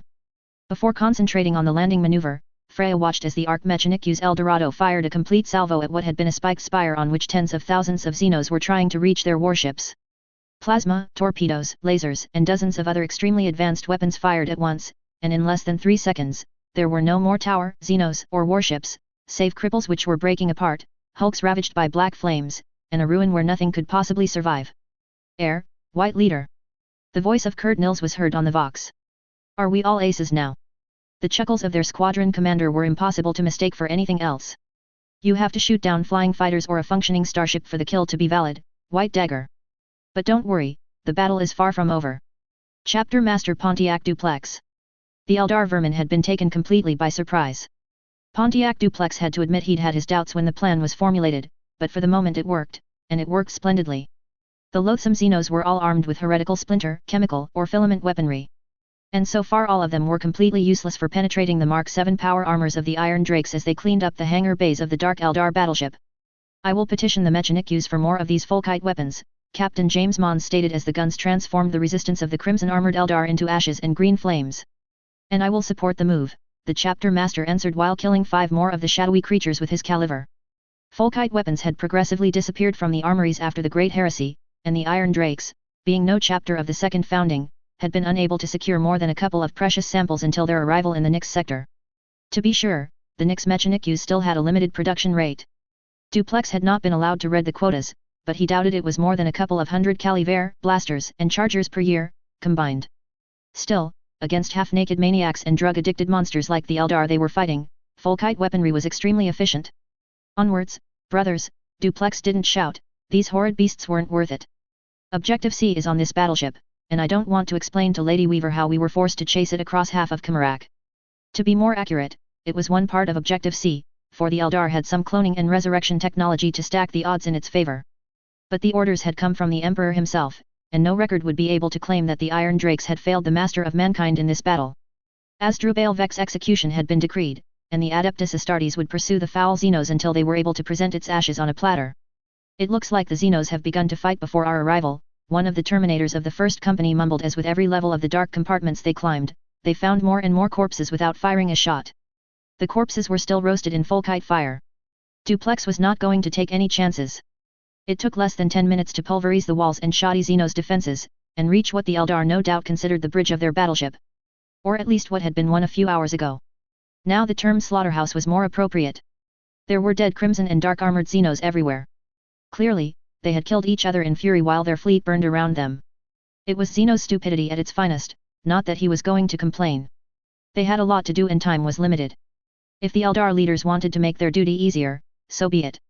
Unfortunately, as the corpses began to burn in a very satisfying inferno, a slow, deliberate clap was heard. On the dark throne of the bridge, a Xenos shape became visible. You arrived too late, Monday Key, the creature said. Dynast Maestros Zelian has already used his mandrical eyes to return to Uterak. The dark lips twisted into the most arrogant sneer Duplex had ever seen on any living being, human or not. I suppose it was too much to count on lesser species to rid me of him. 90+ bolters and Folkite weapons had the black-armored Eldar dead to rights. But if you want me to reveal one of his secret fortresses, I suppose. Your supposition is wrong, Duplex interrupted him. We do not care about Zelian, Asdru Baelvecht. We have come to kill you. The foul Xenos laughed and the sound was truly deranged, full of malice and hate. A bloody sword was raised. If you strike me down, I shall become more powerful than you could possibly imagine. I will return, and I will exterminate you. Nobody will be able to say your name, for the mere mention of it will be grounds for an eternity of torture, Monday Key. Arrogant, like all your fellow abominations. Fire. At least 5 shots missed, as the Eldar seemingly teleported halfway across the room, but there was no conceivable way to avoid all Folkite blasts and bolter shells. 2 seconds later, their target was beginning to die in green flames. I will return. And we will be ready to kill you once more, Xenos. Captain Corr Foekis. Fire was the greatest and noblest purifier in existence. The Eldar lair of horrors was going to need a lot of it before it could be considered pure by reasonable standards. Corr couldn't say he liked how many slaves were perishing under this heavy bombardment, but they couldn't save the poor souls below them. Even if the Forge Hammer had not been disabled by the Xenos' haywire ordnance, there would have been zero chance he could have ordered a drop assault in the middle of this war zone. 80+ Space Marines, the entire complement of the Forge Hammer, would not register as a small distraction, that much couldn't be denied. But even if they succeeded, how would he ferry thousands of liberated slaves in the middle of this cataclysmic war? The shipyards, even those not under the fire of Imperial warships, were incredibly unstable, and every second that passed saw many bridges and tendril-like dark catwalks explode and send the Xenos and the slaves on them directly into the abysses of Kymarak. Salamanders were supposed to be the protectors of humanity, but they weren't supposed to be reckless. And at this very moment, taking a Thunderhawk to go rescue slaves from the fires burning the Eldar shipyards would definitely be reckless and suicidal. If he tried and happened to survive it, Corr was sure Chapter Master Ta4 Hezon would remove his captainship of the Second Company the moment they met again. The scarred veteran of the Nocturnan chapter smiled thinly. Until he checked his chronometer 35 minutes ago, he and the rest of the Second Company had been convinced their only chance of rescue lied with the Salvation Fleet their brothers were busy gathering on their way to the Desadarian Gulf. A fleet, that, despite his friend Hestion's best efforts to present things in a positive light, was not yet assembled, and completely unprepared to break through the vigilant defenses of the webway. And since it was unlikely the loathsome Xenos were going to open a gate when the chapter master arrived to claim vengeance, there had been a very real possibility every salamander in the Forge Hammer was going to die. Instead, it seemed they were saved, and by a fleet which looked like a loose coalition of everything that sailed the stars in the Emperor's name. Adeptus Mechanicus, Space Marines, Imperial Navy, and even Frateris Templar, one did not often see this kind of fleet coalition outside a fully sanctioned crusade. They were going to live, and for all that Space Marines didn't know fear, Foekis was honest enough to admit internally he felt relief at the realization he wasn't going to enter the annals of the chapter as the captain who had lost the Forge Hammer, the best elements of Second Company, and the genetic legacy of Fukin to the perfidious Xenos of Kymarak. Energy and metal pulsed again. The myriad of tech priests working on the flanks had removed some of the devices keeping the strike cruiser disabled. 50 of the haywire bombs have been removed, his tech marine brother announced. Vox communications are once again available. I estimate all power will be restored in roughly 15 minutes. I unfortunately will need to recalibrate the weapons and properly verify the reawakening of many of the mighty machine spirits of the Forge Hammer before this venerable strike cruiser is ready to join battle again. Do your best, brother, Corr replied. As much as my heart burns to avenge the humiliation of our capture, our allies seem to have the situation well in hand. Plenty of his brothers of the Second Company smiled after he finished his sentence. There had been plenty of dark opinions muttered about why the Eldar forces had captured the Forge Hammer. But by Fukin's hammer, whatever the Xenos had thought would happen, it was certainly not that they would be incinerated by an Imperial fleet. At least Corr Foekis hoped so. If these Xenos had deliberately let the Adeptus Mechanicus and other Space Marines enter the webway unopposed, they had reached a degree of insanity that no arch-traitor could compare to. By our best estimates, they have destroyed or crippled more than 10% of the shipyards already, Sergeant Sufsar Kagosi commented as the hololith was slowly reconfigured and began to give them the data on the judgment delivered on the Eldar. Prudent or not, our figures are of more than 190 battleships destroyed and thrice that number in cruisers. The burning eyes of the old veteran turned to the pyrotechnic devastation as one cruiser was propelled by a gravitic weapon right into what looked to be a dockyard assembling ship parts. The damages caused to infrastructure, supplies, and experienced workers are already going to be absolutely awful for the Xenos, continued the sergeant. The long ears are arrogant, but I don't think they will be able to repair that in a mere few years. Let's stay prudent, CORR warned, and the salamanders on the bridge nodded. The Xenos have been caught completely off guard, but we can't dismiss the thousands of gates we are seeing from here. Eldar, as Sufsar said, are incredibly arrogant. But by now they must be aware they can't possibly repel our allies with what they have. And we know there are other ports in the webway. I think we can safely assume our enemies are screaming for reinforcements right now. Hestian was communicating psychically with the other librarians by the chapter master's side to inform him of the last strategic changes, but whatever happened, the Astartes rescue fleet would likely not arrive in time to crush this second wave. Then again, the Imperial fleet was not small. The hololith flickered at that moment, but Phoecus was somewhat surprised when the image of a woman in golden armor appeared, not that of an Astartes captain or chapter master. The sparkles and the interferences on the screen were uncommon and strange.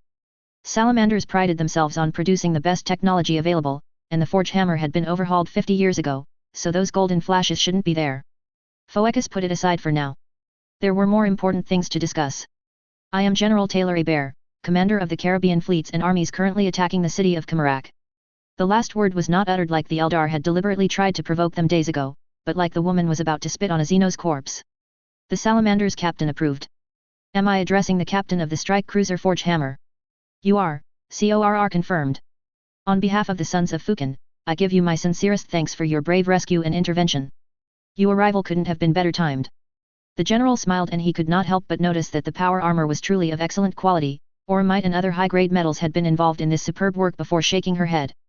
I won't refuse the thanks, though I will admit the reason we accepted such an infernal rhythm of attack to reach Kamarak the moment we did was due to the orders conveyed by the Adeptus Custodes. The Adeptus Custodes? That was, not usual. As far as the Sons of Nocturne had been able to ascertain, the Watchers of the Throne had not campaigned outside of Segmentum Solar in the last millennium. I see. CORR Phoecus took a deep breath.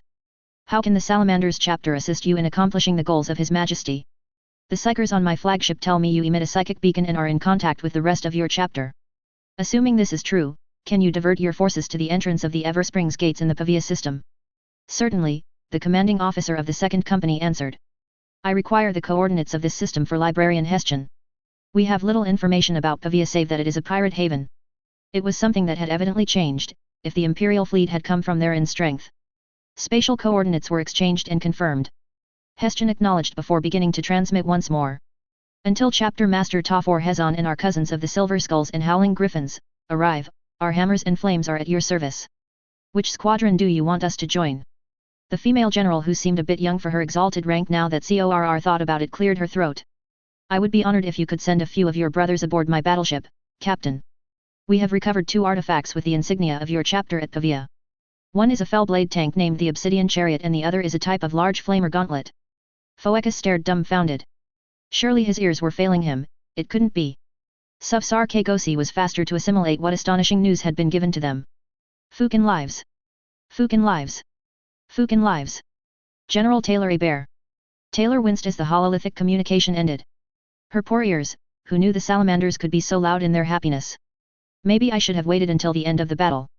The insect mistress whispered. Maybe, Gamaliel agreed.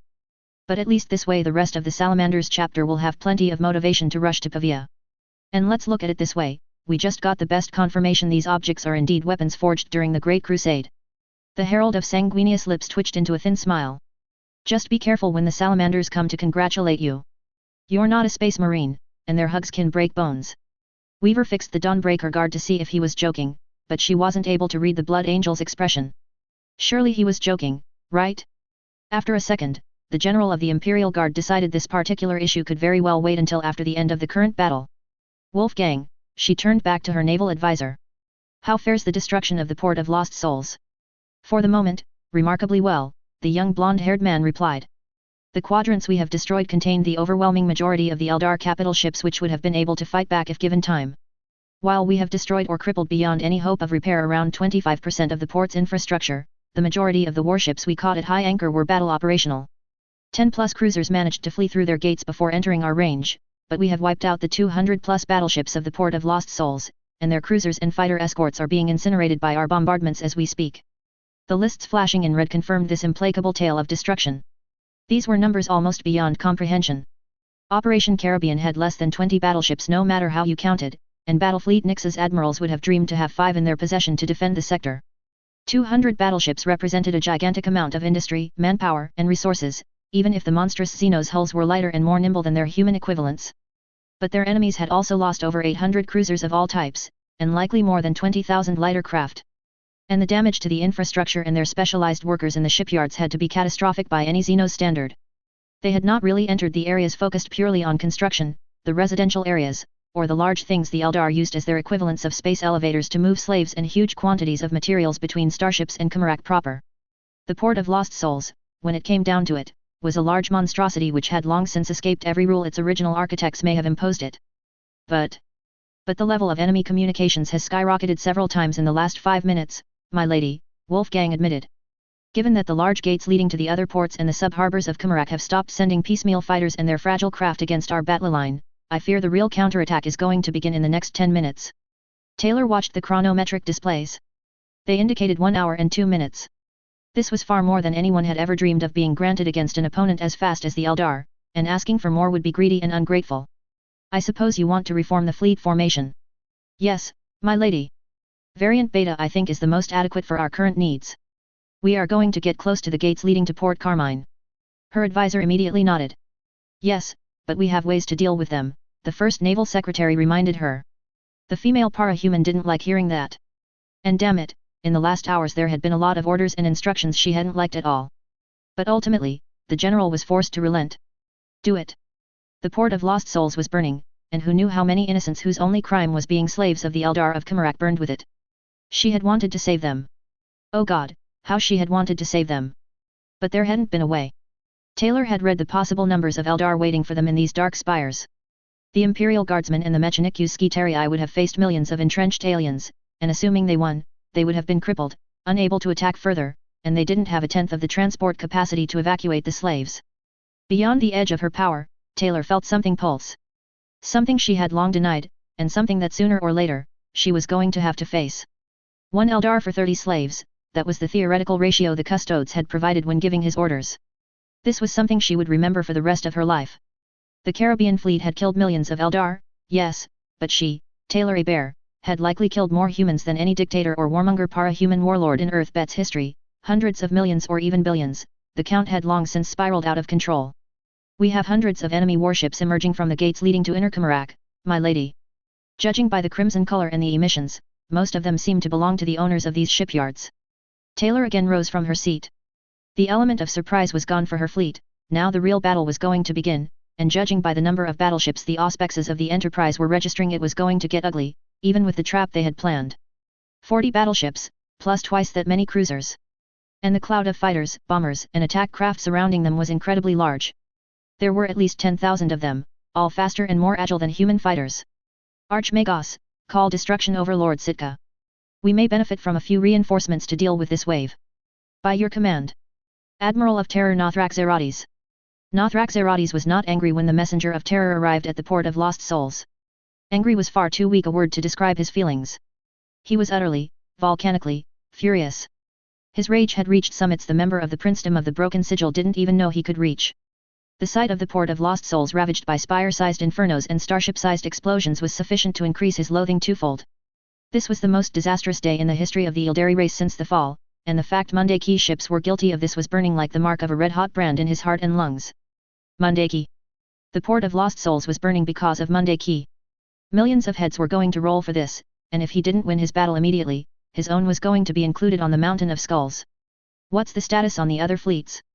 He barked to the useless replacements he had been forced to accept aboard after Dynast Zelian had massacred most of his staff and 4 other admirals.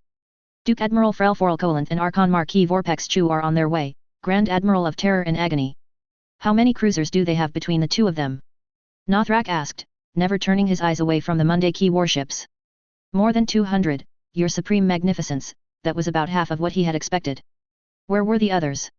They are arriving from Port Shard. Where are the fleets of Port Carmine? The Zeratis fleet commander shouted, seizing the nearest slave and strangling him with his bare hands. The Monday Key ships are offering their throats to their gates. Do they need a written invitation? Reports are a bit sparse, mighty sovereign of the void and the webway. But it seems there are many cults rising for the usurper in the shipyards. The admiral sworn to the Zelian dynast decapitated the messenger in a fit of rage, and 3 more slaves in the next seconds for good measure. Vect. This disaster had Vec's fingerprints all over it. It was that mongrel and his cult raiding in the Desadarian region which had attracted the attention of the Monday Key brutes. It was because of Vec's betrayal there was heavy fighting between many cults, noble houses, and millions of mercenaries in High and Low Kamarak. And now the Vat spawn was blocking their fleets while the port of Lost Souls burned. Wherever the ex-slave was going to appear again, Nothrak was going to find him, crucify him on the prow of his flagship, and make sure he stayed alive for millions of cycles. Tell the Duke Admiral and the Archon Marquis to form on my left and right, respectively, he ordered as hundreds of ships from Port Shard and more distant sub-realms like Pandaiman, Diner, and Mandaklar were joining his fleet. We are going to massacre these Monday Key ships and make sure they regret their defiance until the end of times. They want to attack Kamarak? They are going to remain our guests for all eternity. By the bowels of the abyss, this was going to be bloody. His favorite tactics were all but useless here. He could not let the Monday Key bombardment continue and stall until his hit-and-run attacks crippled their battleships. He had to go straight for their throat. With so many Zelian and other important nobles' warships under his command, he had the numerical superiority. But the Monday Key ships were brutish and heavily armored. Breaking their formation was going to be death for the first ships to enter their range. Attack the heart of the primates in Innis's torment. I want the maximum acceleration of our engines. Shadowfields to maximum distortion effect.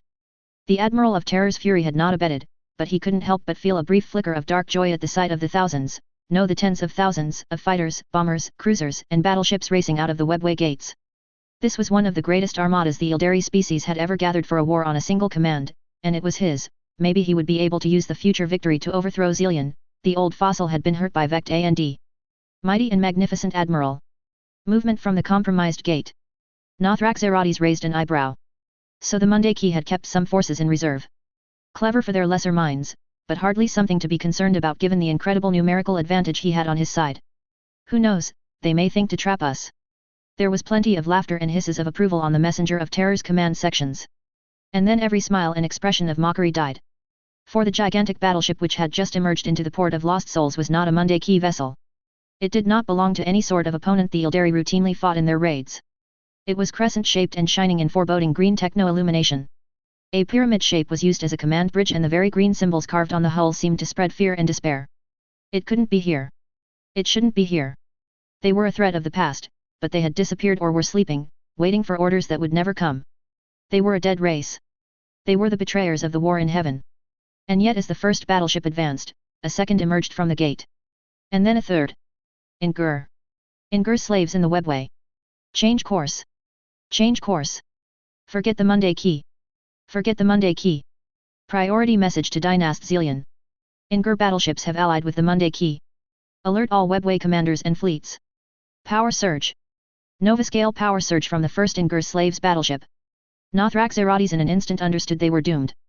They had raced to attack the Monday Key ships in front of them and that fleet still stood intact, free to kill them. But today, they were the grave diggers. It was the Ingur slaves which were going to play the part of the executioner's blade. Fire everything we have, the Admiral of Terror commanded, knowing it was likely the last order he would ever give. We will not go to She Who Thirsts alone. And then for a beautiful short moment, every warship of the 3 different fleets fired. The port of Lost Souls' very space suddenly seemed crowded and small as millions of torpedoes and every type of macro-armament ever imagined by 3 different races was unleashed in a deluge of hatred and war. Nothrak Zeratis' participation in the battle ended after 31 seconds. His Dark Rose-class battleship detonated 2 seconds later. Aurelia Melis. Shamish's putrid breath. Aurelia almost regretted having fled the battleship Dark Heart. Almost. The warship had vanished a long time ago in a formidable explosion when the Monday Key warriors had rammed it into the Black Hekatai shipyards. Along with, probably, all proof one Aurelia Melis had been a slave. The prospect should have filled her with joy and happiness. At the moment, Cain be her witness, it was a bit difficult to enjoy her newfound liberty. Her evacuation ticket had crashed into the long-paying slave market, and not only was there a general slave insurrection, there were ships of the dynasts falling from the red skies. What by the horned one's bowels is happening? Shouted one of the Red Sun's guards before being seized by an enraged crowd and torn apart. Aurelia stayed in the shadows and didn't intervene, only crossing the Grand Market's alley when the yellow-skinned aliens had departed to search for vengeance elsewhere. Surely there must be a way to escape this damned sub-realm. Above her head, the skies continued to burn in red and green lights, Eldari ships died, and the screams of torture and despair were silenced in their thousands. Second Naval Secretary Dennis Peters. Taylor had never been cheerfulness incarnated, but the merciless expression she now showed to the world would have terrified an Eldar if they had been in range to see it. How bad are our losses? The Basileia general asked as the results of the 5 minutes of Holocaust were suddenly a bit easier to analyze. They are definitely not good, he was forced to report. Our 2 Hecate-class heavy cruisers, the Tethys Wrath and the Gears of Creation, are gone. Technically, I suppose we could try to salvage whatever metal is left, but since the flaming debris is currently raining on the Eldar shipyards, I don't think we are going to get a lot of volunteers for that. The Oberon-class battleship Venerable has over half of its crew dead and most of its armament is gone. We are going to have to tow it back to Pavia immediately or it won't survive the next round of fighting.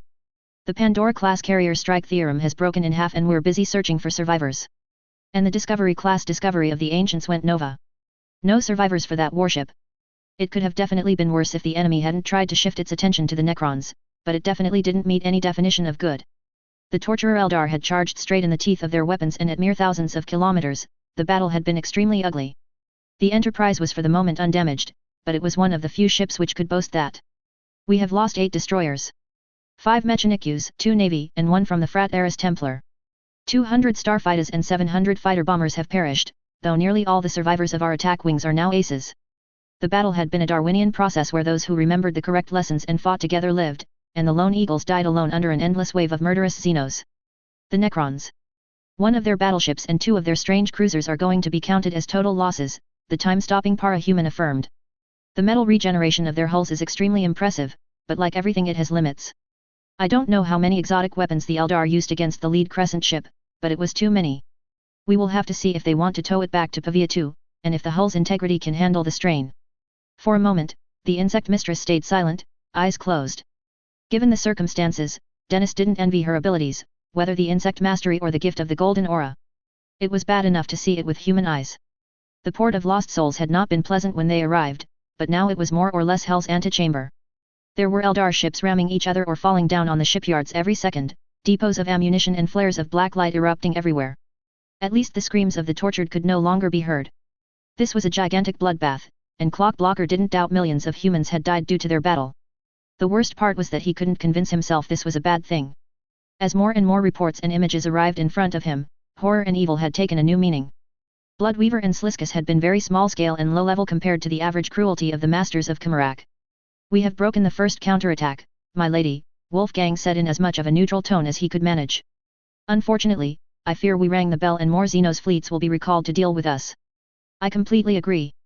Weaver opened her eyes, and while they didn't burn with power he wasn't sure the merciless determination was any better. She shrugged. It was a given that we would never be able to hold the port of Lost Souls or any Webway harbor for that matter with the forces we have on hand. War Plan Pearl Harbor called for strategic and tactical surprise, it didn't call for a miracle. The Necrons alliance will increase the fleet threshold the Eldar will have to send against us to defeat our warships massively, but it doesn't change the paradigm. Personally, Dennis thought that after the wave of annihilation humanity had unleashed here, the ghosts of the Japanese admirals were going to wish they had been allowed to call their Operation War Plan Kamarak. He couldn't disagree with the rest of what had been said, though. In this case, my lady, I think it's time to break the warships assembling in Port Carmine before they're in a position to strike us in the rear. Wolfgang spoke, rather courageously in his opinion.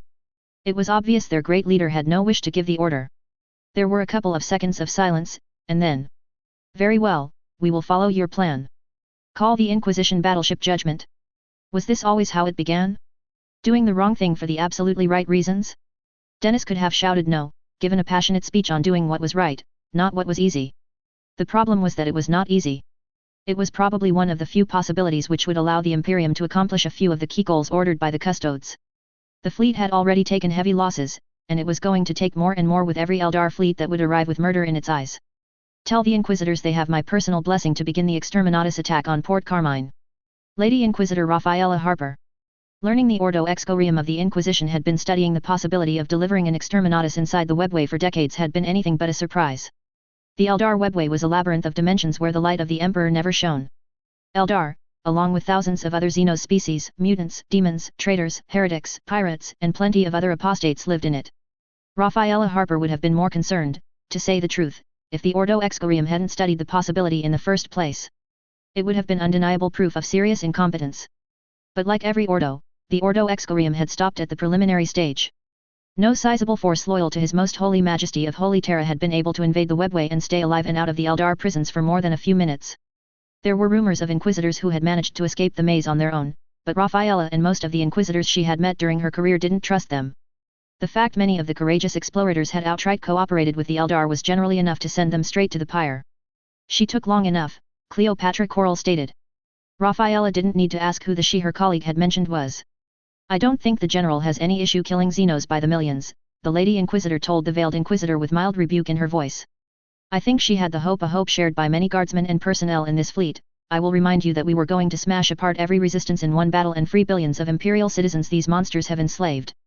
This hope had lasted exactly for the amount of time the Eldar needed to launch their first terrible counterattack. To be honest, and she preferred not to be, even Rafaela and many of her retinue had been shocked by the ferocity and the magnitude of the fleet mustered to crush them. An entire fleet had been caught at anchor and destroyed in the port of Lost Souls. To be reminded, the Eldar had an even larger one, albeit likely one less trained and coordinated, in position merely 1 hour away to intercept them had been a very sobering realization. The fact that the cost of victory may have been an agonizing one if they had not had the Necrons on their side made it even harder to swallow. We have to face reality, no matter how unpleasant it may be, Cleopatra declared as the red skull announcing an imminent exterminatus flashed on hundreds of three-dimensional displays. We will not be able to hold Kamarak. And whatever goals the Custodes and Lady Weaver have kept to themselves, I can only pray they will not overestimate the strength of the forces available. The two female Inquisitors and Pedro de Moray made a pause in their conversation as the servoskulls relayed the recording of the servitors and the inquisitorial personnel preparing the planet-killer devices. Cyclonic torpedoes had been proposed, but ultimately rejected, as the shockwave's effects on the gates and the integrity of the webway were deemed too risky. Virus bombs had been ruled out from the very beginning. There was no way to tell how far the virus would spread. And, since they had no Phosphex-type weapons in the Judgment's stores, this left the atmospheric incinerator torpedoes. 5 of them were readied in the torpedo tubes of the inquisitorial battleship. In fealty to the God Emperor, our undying Lord, and by the grace of the Golden Throne, Cleopatra spoke loudly for the inquisitorial archives, I declare exterminatus upon the Xenos shipyards of Port Carmine. I hereby sign the death sentence of 1 billion Xenos and the poor souls they have enslaved. May the God Emperor protect the true faithful and punish the heretics. The torpedoes were fired and passed through the gates. One immediately exploded against the hull of a battleship which about to rush into the port of Lost Souls. The 4 others did not. 10 seconds later, all oxygen had been ignited in the sub-realm of Port Carmine. Heart of the webway. Kamarak. Hidden Blade. 93 hours before the mark of Kamarak. Supreme Lord Asdrubal Vecht. There were some dynasts and undisputed leaders of Kamarak who believed dying was the greatest sensation of pain they'd ever be blessed to partake in. Asdrubal Vecht disagreed with them. Dying was numbing and cold, and the reason he had so many contingency plans was to ensure he stayed in that state for as little time as was strictly necessary. And really, dying was for amateurs. If you were killed, it was because someone, somewhere, had managed to outman over you. The Supreme Lord of the Cult of the Black Heart, the very organization he had hoped to proclaim the Great Cabal of Kamarak in a few cycles, gritted his teeth, for the humiliation of being incinerated was still very fresh and very painful in his mind. On normal occasions, he would have ranted, and promised unending agony to these lesser parasites to everyone around him. But given the circumstances of his death and the minor issue that he had not been resurrected in one of his secret bases in the port of Lost Souls, Port Carmine, or Low Kamarak, the Black Heart's leader merely murmured some appreciative phrases to the homunculus who had overseen the procedure before letting his servants don him in one of his best black armors. Kamarak is under a code Kain Dandra, one of his captains kneeled in front of him. Zillion and their ilk have declared you a traitor, Lord. Of course they did, Asdrubal hissed in pain as several drugs were injected into his system. Have they at least managed to repel the Monday Key invasion? They have not, the messenger licked his lips in obvious fear. Lord, the Monday Key warships received Ingur reinforcements in the middle of the battle. The fleets of Frelforel Kolinth, Nothraxerates, and Vorpex Chu have been completely wiped out. This was a surprise. Rectification, it was another very unpleasant surprise. Most of the plans he had crafted had not included the possibility of the old horrors of the war in heaven ever waking up. He was going to have to prepare a lot of new contingencies for the immediate and long-term future. At least he had his answer on how the Monday Key scouts had found the Eversprings Gate. They'd been told to, by something far more powerful and dangerous than their pitiful empire. The shipyards. One of the reasons he had planned for the invasion to take place in Corspur was that little industry of importance or any of the great slave factories or homunculi labs were there. Port Carmine has been incinerated and at least 4 fleets have been lost with it, Lord, Vecht internally screamed. That was a mind-boggling amount of assets, material, supporters, and infrastructure he had just lost. The subrealm was not that large, but it had a high population density. The death count had to be over 1 billion, and that was likely to be a fairly generous estimation. The Monday Key and Ngur's attack on the Port of Lost Souls continues, with the occasional long-range bombardments against Port Shard from the metal creatures. How much of the Port of Lost Souls remains intact? He asked in exasperation, preparing himself for the worst. The Supreme Lord of the Blackheart was not disappointed. The Vilith shipyards and its defences stand strong, the Helito flesh markets have been spared for the time being, and the 3 Zillion fortresses defending the access to the Uterak tunnel gates are undamaged. And Vect pressed as the last pieces of his armor were donned and he stood without ceremony. The Vilith shipyards were large certainly though focused nearly entirely on assembling hulls and processing the materials coming from every part of the webway but they didn't provide more than 1% of the total shipbuilding capacity of the port. The Helito flesh markets had a roughly similar importance in the purchase and selling of slaves. They couldn't be disregarded, but they hardly represented the largest and most defended areas of the Port of Lost Souls. My lord! By the powerless bones of their dead gods, how far had Zillion and the others allowed the disaster to spread while he was dead? Asdrubal Vect stormed out of the homunculi chambers, and each device showing the events happening outside surpassed his most pessimistic assumptions. He saw shipyards deprived of power colliding or straight up imploding in luminescent explosions. He saw green rays of death shatter bridges and docks, killing millions of dynast soldiers. He saw battleships going down in flames and millions of slaves go on a rampage and kill their masters. He saw wishes of renown standing slaughter their way to their Corsair-type escorts, and fail as the Monday Key bombardment wiped out their bodies and sent their souls to she who thirsts. It was a total, monumental, unrecoverable, unmitigated disaster. It was going to take thousands of cycles to return to a fraction of the productivity the Port of Lost Souls had taken for granted before the invasion. This was obviously very, very bad. With fewer warships, the raids to acquire more and more slaves would decrease in number. With fewer slaves, there would be more tensions as the lords of Kamarak had to turn to other sources to sustain their usual hobbies of pain and suffering. Consequently, inter-house and inter-cult conflicts would rise, allowing the Monday Key Empire and other races to grow stronger and defend better against potential raiders. And unavoidably it would result in another cycle with fewer warships. Even the worst scenarios he had envisaged for a failure of his coup were falling short of reality. Because it was not merely the future of the still unborn cabal of the Blackheart at stake. It was the destiny of the Eladrith and Eth, which were to be known to the prey species as the Dark Eldar. This was a moment of terrible and glorious change, and his race was utterly failing. How do we react, my lord? Asked one of his admirals as he stormed into the headquarters he had buried in the depths of the Hidden Blade sub-realm. Prepare our armies for an invasion of Low Kamarak immediately, Asdrubal Vect tersely answered. And close the gates between Secretary Maegra and Middle Darkness as soon as this conversation is over. It was not over. Oh no, the battle was not over. The Blackheart was going to let Monday Key, Ngur, and Dynast slaughter each other before finishing off whoever emerged as the winner. The 3 ports of the Dark City were doomed, that much was unavoidable. I swore a vow, the former slave murmured. I will rule over Kamarak.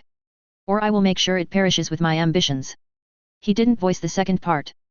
There were things even his followers didn't need to know. Begin to recall all the forces we have left in the southeastern region, close the portals in the Desadarian Gulf, and establish a priority communication with our favorite incubi temples. Heart of the Webway. Kamarak. Port of Lost Souls. 90 hours before the mark of Kamarak. General Taylor Hebert. That was the last wave of fighters, my lady. Taylor acknowledged the message before grimacing as one of the Hoplite-class destroyers guarding the Enterprise fell out of formation, its compartments opened and several sections of its hull burning in black flames. Less than 1 minute later, after about a third of escape pods were launched, the warship of the Imperial Navy finished its extremely short career in a burning black spire. The resulting explosion removed both from existence. This is the 6th Hoplite class we have lost, and all the others were damaged to varying degrees. It can't be helped, Wolfgang told her. The reason they are a target of choice for the pirates is because they are able to massacre every counterattack attempt of their bombers in a few seconds. Every time the hoplites were moved to the rear to rearm, our other escorts fared considerably worse. The massive list of red names indicating destroyed warships fully supported this view. Every name represented tens of thousands of casualties. The Mechanikus had lost one of their Calculus-class light cruisers, 2 out of 3 of their heavy frigates, and 11 frigates that would no longer serve their Archmagi and their Forge Worlds. Titan Fleet Defensor had lost 2 Cobra-class destroyers and the Lunar-class cruiser Counter Retribution had been so battered it had been towed to Pavia. The Imperial Navy had taken the brunt of some insane weapons of twisting gravity and dark light, and 3 auxiliaries, 1 corvette and the cruiser Adamantium Prow had been shredded by more nightmarish weapons that should not be physically possible. 1,200 starfighters of all types had been mission killed. 2,500 Aeronautica and Mechanikus atmospheric fighters, but especially those belonging to the latter, had fallen for the Imperium. The Space Marines of the Angel Sanguine chapter were alive, but had to transfer to the Iron Drake's battle barge after their strike cruiser Grail of Angels was towed back to Pavia. The Shrine-class new shrine of the Frat Eris Templar had died valiantly defending the rear from a suicidal charge of a mercenary alien fleet. The Inquisition was going to need 3 replacement frigates after their extermination of the survivors of Port Carmine. So many deaths. So many people lost. So many men and women who had sworn to obey her orders and who had died. God, it was hard. This was their last great gesture of defiance, Gamaliel said confidently. The Xenos have lost their fighters launching platforms here, and certainly have to retain the survivors for the defense of the rest of their critical realms. Yes, Jeremiah Isley agreed with the tone of someone about to deliver bad news. But given the intensity and the lack of proper tactics the Eldar used to try to stop us from destroying the infrastructure of the port, the importance of Comorak for these monsters has been more than confirmed. The Eldar leaders hidden in the darkness of Comorak must have summoned all their fleets back to Comorak the moment they realized their forces weren't going to be sufficient to force us to retreat. And they aren't going to congratulate us for the makeover we gave their shipyards and torture towers, Dennis remarked with a thin smile. Taylor snorted. Personally, she felt the fiery atmosphere was far preferable to the screams of agony and twilight which had welcomed them upon their entrance, but somehow the insect mistress doubted the Eldar were going to share this opinion. The port of Lost Souls, as far as naked eye and electronics could tell, was a war-torn ruin. Thousands of black spires had been broken, or would break once whatever advanced technology keeping them in one piece failed and dragged the rotted structure into oblivion. The gigantic shipyards, so massive they would have been considered serious threats by Terra and Mars, were burning or destroyed. Blue, black, and red flames were fed by a never-ending supply of bodies, strange fuel, and thousands of types of industrial waste. Thousands of hull carcasses were providing an artificial asteroid bombardment, generating more disasters and extensive, massive damage. Lord Custodes, is the destruction unleashed on the port of Lost Souls sufficient to meet the goals of Objective A? Objective A called for the destruction of the maximum amount of Eldar space infrastructure. The Emperor had ordered that the galactic-wide raids of these psychopathic aliens had to be stopped, and the easiest way to achieve it was to burn the port of Lost Souls, Port Carmine, and Port Shard. Since the Necron fleet had thrown the equivalent of several of the Imperium's heavy Nova cannons bombardments at Port Shard, nothing bigger than a shuttle was going to be built in those shipyards anytime soon. It is, the golden armored giant replied from the corner where he'd waited, a silent but eternally vigilant menace with his shield and spear. Note to self, if she ever met the Emperor in person, ask for his permission to station Ancient Pierre and a few other dreadnoughts in the Custodes headquarters. It would certainly be an interesting experience for all involved. Deploy the lightning dragonflies and the barred cicadas on the intact shipyard in front of us. My insects will keep the Xenos busy until we have captured the slave market. These were 2 breeds she had only a limited number of and their reproduction methods were complicated, but Taylor needed them now. Marshal Groner. Yes, General. The Kadayan Marshal advanced and saluted. It is time for the Imperial Guard to teach these Xenos their behavior is worth a death sentence. The 5th Division is to land and take the huge slave market next to the intact shipyards. And the Alamo 4th Penal Legion will form the core of the first wave. As much as she didn't want to kill more of her troops, it was for casualty-heavy missions like this one the Penal Legions were created. Tell Major General Wellington the attack must break through, whatever the cost. The rest of the 1st Field Army will be deployed behind him. If it turns into a battle of attrition, the Xenos will win. The female para-human touched another rune button and the hololithic representation of the commander of the 3rd Skitarii Legion, Archmagos Dominus Mu Sever 400101, appeared in all his glory of metal and mechadendrites. The Legion stands ready to fulfill the grand design of the Omnissiah, chosen of the Omnissiah, the adept of Ryza spoke in a voice of pistons, alloys, and hissing team. All coherent military resistance in the rest of the port of Lost Souls is gone, Archmagos, Taylor began, already regretting the order she was going to give before the words had passed her lips. Pillage and find every piece of archaeotech the treacherous monsters have stolen from humanity. If your Skitarii maniples can save human slaves without significant casualties, they have my blessing to do so. The commander of Army Group Caribbean saw more black spires fall into the abyss below Comorak. Kill every Eldar and Xenos standing in your way. Your will be done, chosen of the Omnissiah. Captain Gabriella Jordan. If she survived this battle, Zedis promised herself she would check what the saintly definition for a little anti-piracy operation was. Hers had not included a general assault against one of the Alpha-class Eldar strongholds in the Webway dimension. Maybe the shocks of her capture had provoked a temporary amnesia for a few hours? Well, now Zedis had her wits back and the temporary assessment was that her ex-target was ridiculously and gloriously insane. Comorak was one of the rare locations, along with the Eye of Terror, where the Grand Master of the Officio never sent his agents without a supermajority of the High 12 voting in favor of the move. That much had never been hidden to them during their apprenticeship. And yet, the forces of Operation Caribbean had attacked this realm of darkness and twilight. More surprising, they were still alive after 9 hours of carnage and destruction that had probably never been seen since the last Black Crusade plunged Cadia and the sectors around the Cadian Gate into anarchy and despair. But now the real challenge was about to begin. Dispassionately, the woman now answering to the name of Gabriella Jordan noted the light anti-air purple and black energy blasts trying and failing to kill them. A moment later, their lander crash landed on something hard and the hatch instantly opened. The captain of the Alamo 4th Penal Legion jumped through the opening and killed a half-naked monster with her chainsword before shooting 2 ogre-sized abominations covered in scars and syringes in the head. For a brief moment, Zedai saw the crowd of Xenos warriors flinch at her sight.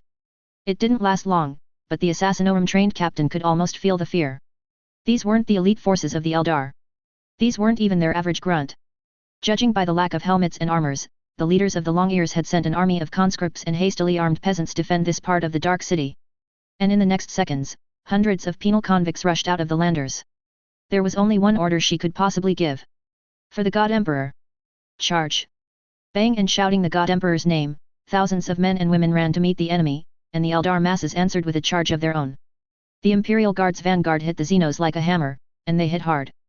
The Alamo 4th Penal Legion included more than 20,000 warriors who had been judged so violent they couldn't be forgiven or rehabilitated anywhere other on the battlefield.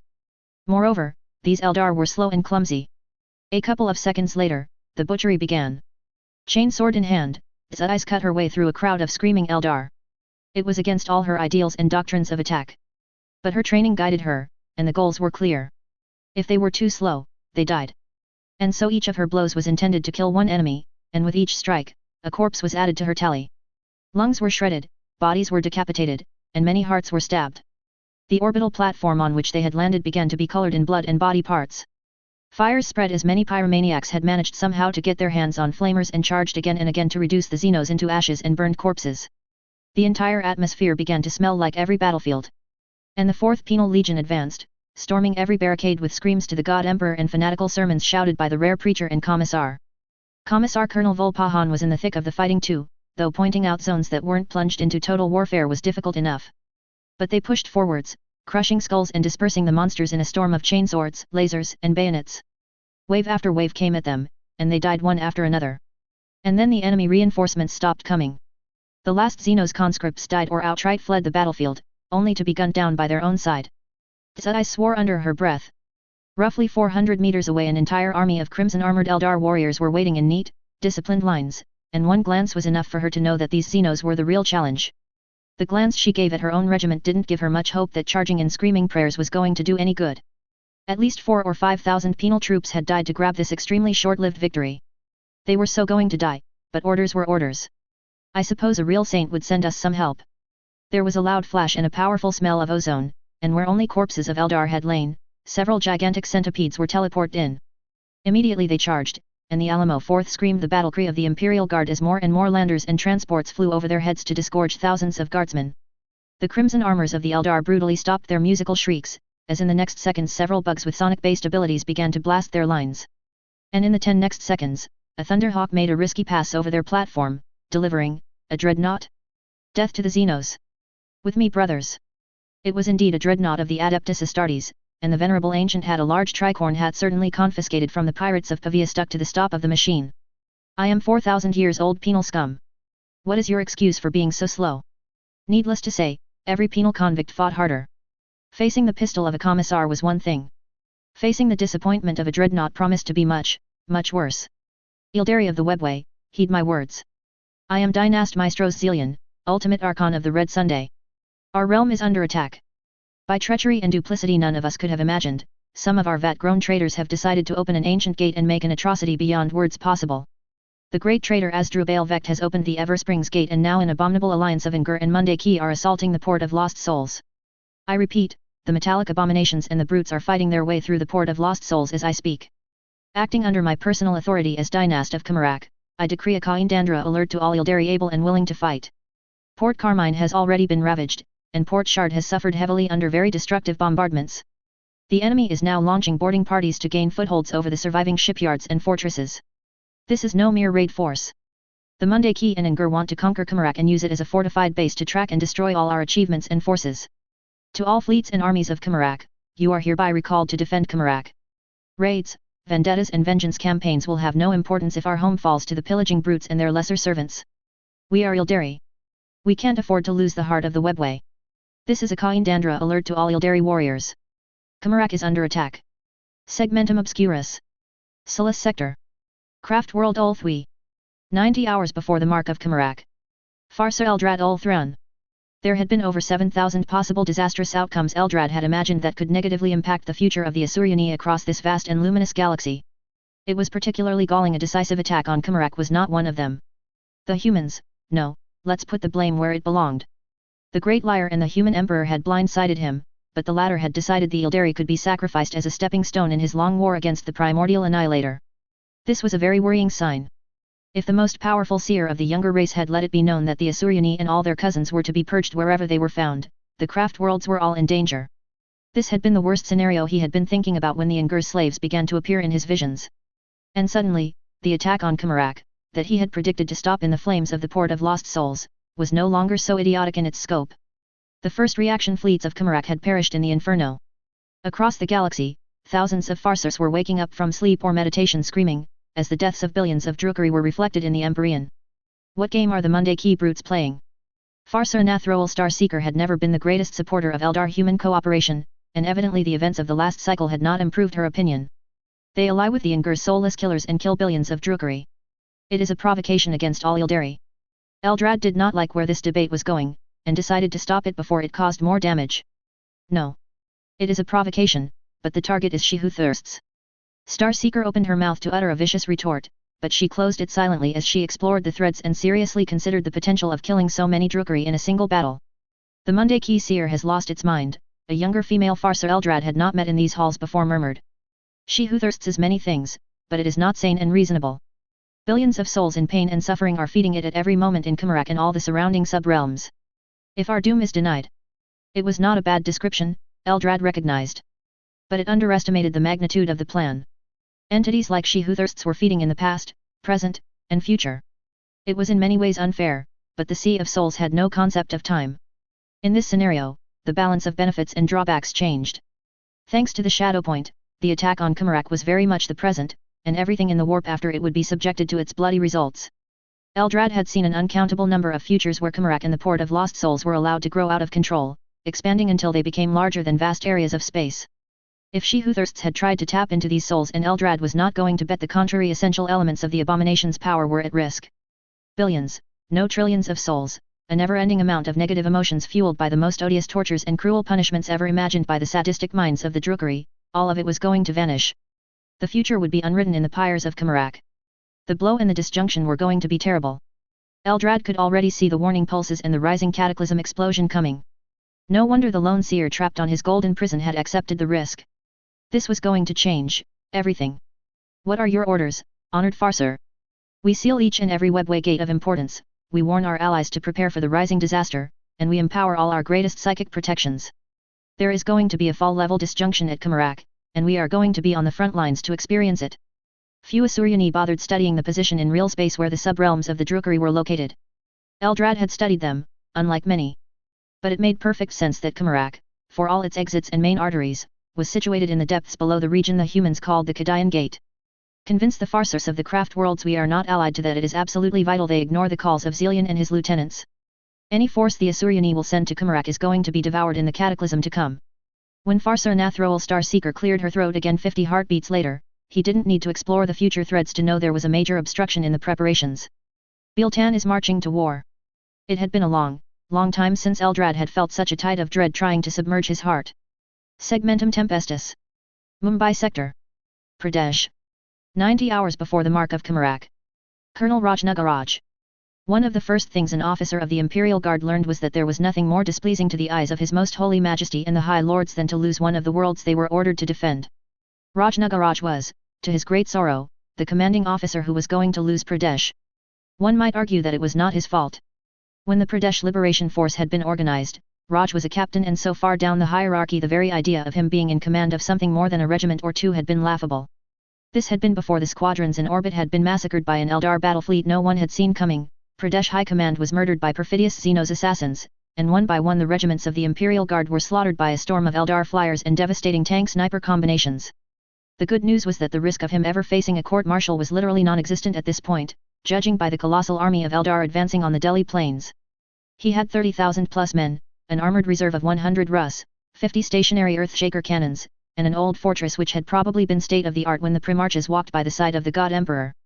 The enemy had, according to the last figures provided by the command center's cogitators, mobilized some 23,000 soldiers, but these were Eldar, and they had a lot of witches and other horrible sorcery to kill the men of the Mumbai sector.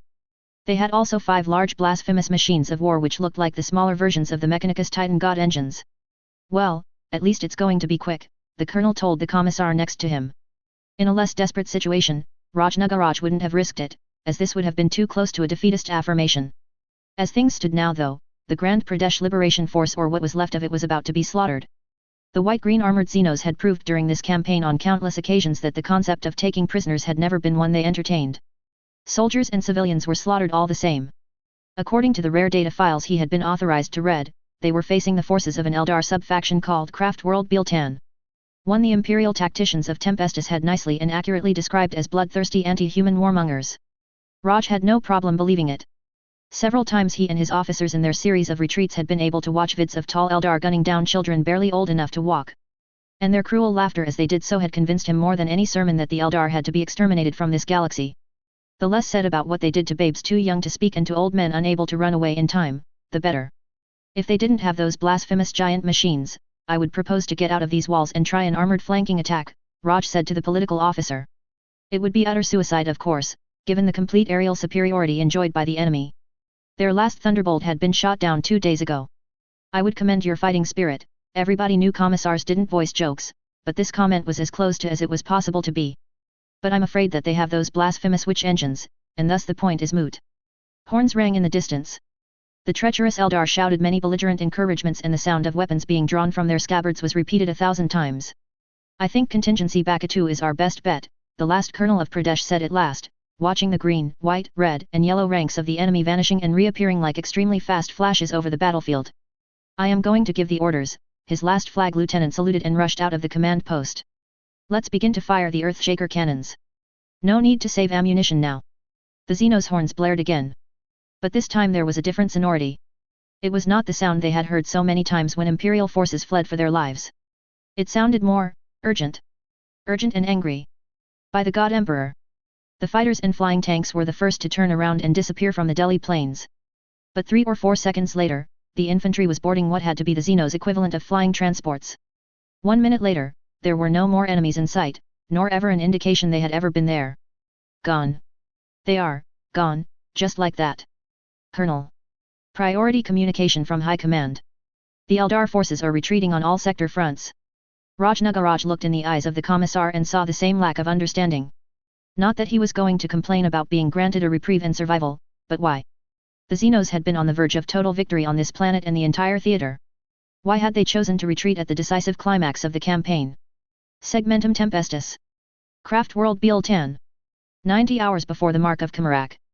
Farser Filganilth Sirt Moran. You are going to do what?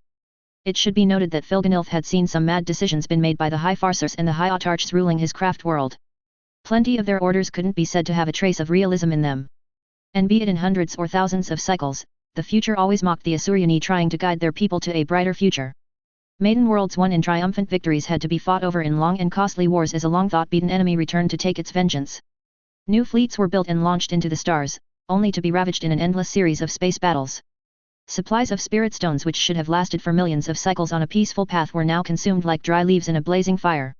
The High Farsers and High Autarchs were killing Biltan, one Asuryani soul at a time. And without the goddess Isha to smile on them, the fertility of an Asuryani couple was low at best. Too many halls of the craft world had not welcomed the presence of a single new life for hundreds of cycles, and this vicious cycle was getting worse. Until this cycle, Filganilth Sirt Moran had mourned but decided the course taken was slow and would allow him to try to spread his message to the young generations. Biltan was still powerful and intact, it was not going to fall to their traditional enemies because of a few defeats. These plans were now in ashes, and as the future unraveled and the visions of disaster multiplied by the millions, the old Farser could very well see the end coming for his home and their entire culture. An end they completely deserved, it had to be said. The Mundaki abomination calling itself Weaver has gone too far.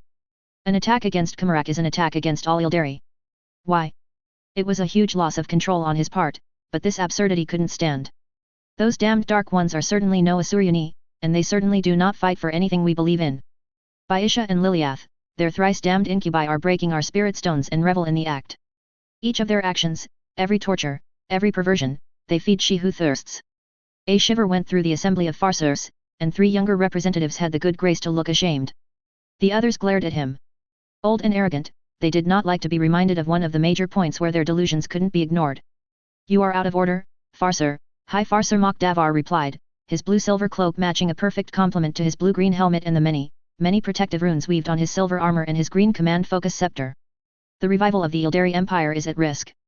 Yes. Filganilf hotly retorted. In a second, half of the assembly was in shock at his surprising answer. The Ildari Empire is Kamarak. The Drukari are the survivors of the Ildari Empire. Are you so blind and ignorant you fail to recognize this fact, High Farceur? It was an empire so depraved and so hideous it was swallowed whole by its own stupidity. And you want a revival? You want to make common cause with those monsters?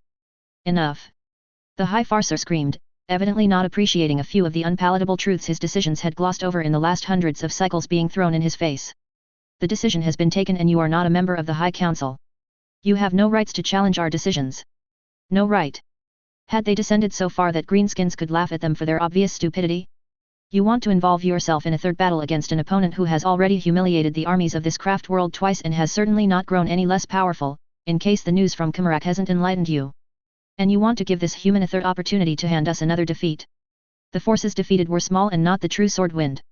This time we are recalling all our principal forces from fronts Diamond, Opal, Amethyst, Sapphire. The list went on, and the old farcer paled.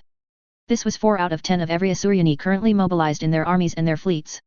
And we will have the full support of Kur-Ys, Arakshin, and Nakartime. So you see, our victory is not only unavoidable, but we are going to inflict a punishment to these insolent primates so terrifying that they will remember it until their pathetic empire crumbles to dust. Filganilf had no more words for this insanity. 4 craft worlds. They had convinced 4 craft worlds to go to their final doom, and given the instability reigning at Kamarak and the psychic pressure mounting around this pit of violence and savagery, every spirit stone would be impossible to recover and the Asuryani souls would be devoured by she who thirsts, or worse. Oh, and for your uncountable breaches of protocol, you are banished from Biltan, Filganilf. The elderly male turned away without a further word. He had to begin the evacuation of his supporters to Malantai while there was still time. And Mokdavar was going to lead the Swordwind to Kamarak. Many of the High Council went with him. Maybe once they suffered the very disaster he had predicted, some of the survivors would wake up and realize where their arrogance had led them. Maybe. Acacia Expanse. Approximately 61 light-years from the Pavia system. 89 hours before the mark of Kamarak. Forge Father Fukin Envar. 9 times out of 10, Forge Father Envar was the member of the Pantheon Council whose enthusiasm had to be restrained by the captains and their chapter master. The salamander had never let it go to his head. By its very nature, the sacred quest he had sworn to continue until triumph was achieved or death took him was extremely difficult, and great risks awaited the forces of the salamanders which would go with him on every mission. It was quite an ironic turn of events that 2 artifacts of their great Gene-sire were at stake and Chapter Master Tafor Hezon was the most unreasonable space marine aboard the rescue fleet. How long until our translation into the Pavia system? The Regent of Nocturne asked for the 5th time in the last hour. Envar's lips twitched and he gave his superior a semi-disapproving stare. The answer had not changed in the last 10 minutes. It would take at least 5 hours to reach the Mandeville point they had been given the coordinates of, and likely 5 more hours to reach the Webway Gate. And 20 minutes would be spent in transit from Pavia to Kamarak. All in all, the salamanders were still some 11 standard hours away from what might possibly be the most important battle of their chapter's existence. I apologize, brother, Tafor spoke with a softer voice after a couple of seconds. My patience is failing me today. I fear you're not the only one, brother, the Forge Father lightly commented, and after exchanging stern expressions, the 2 sons of Fukin chuckled. The capture of the Forge Hammer and Captain Foeka's second company had inflamed the hearts of every salamander, and every brother of Nocturne who could possibly answer in time had expedited their duties and urged crew and navigators to sail towards the Desadarian Gulf at maximum speed. At best, they would have reached the place where the strike cruiser had been captured in 5 days, and there was no guarantee they would even be able to do more than hold a morning vigil for the fallen. The Eldar scum were not in a habit of leaving their gates open for Imperial invasion forces. The announcement that the Forge Hammer was free and fighting, and that Allied forces were fighting in the Port of Lost Souls, the chapter master had to order the captain of the 7th Company to stay and assume the duties of Nocturne's defense until their return. Otherwise all the Salamander's chapter companies and maybe a significant percentage of the Nocturne PDF would have been committed, and damn the reserves. The revelation that the Gauntlet of the Forge and the Obsidian Chariot had been found, well, let's just say that none of his brothers were lacking in motivation and ardor. Good, Tafor Hezon replied. According to the latest astropathic response, my orders have managed to light a smith's fire under the fat backsides of certain Lord Admirals. 2 flotillas of destroyers are on their way to reinforce us at Pavia.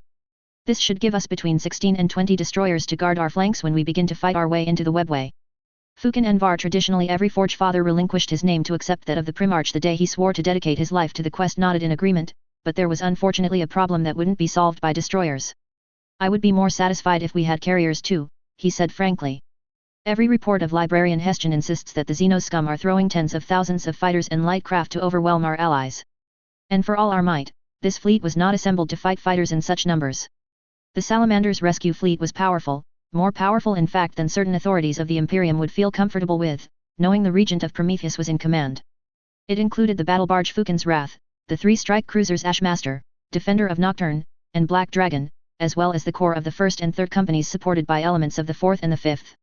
These 300-plus Space Marines were reinforced by their cousins of the Howling Griffins, as the 2 forces had been purging heretics in the same campaign when the Forge Hammer sent its distress call. 110 Battle Brothers had been generously volunteered with 2 strike cruisers, the Oath of Mancora and the Griffin Founding. The Ultramarines descended Silver Skulls had joined them for this honorable rescue, adding 80-plus Space Marines and 2 of their strike cruisers, the Dread Argent and the Silver Banner. But the greatest source of reinforcement had come from a very unexpected source. It seemed the fact so many Mechanicu's ships were fighting for their lives at Kamarak had convinced a Lord of Mars to answer the reinforcement pleas of Nocturne.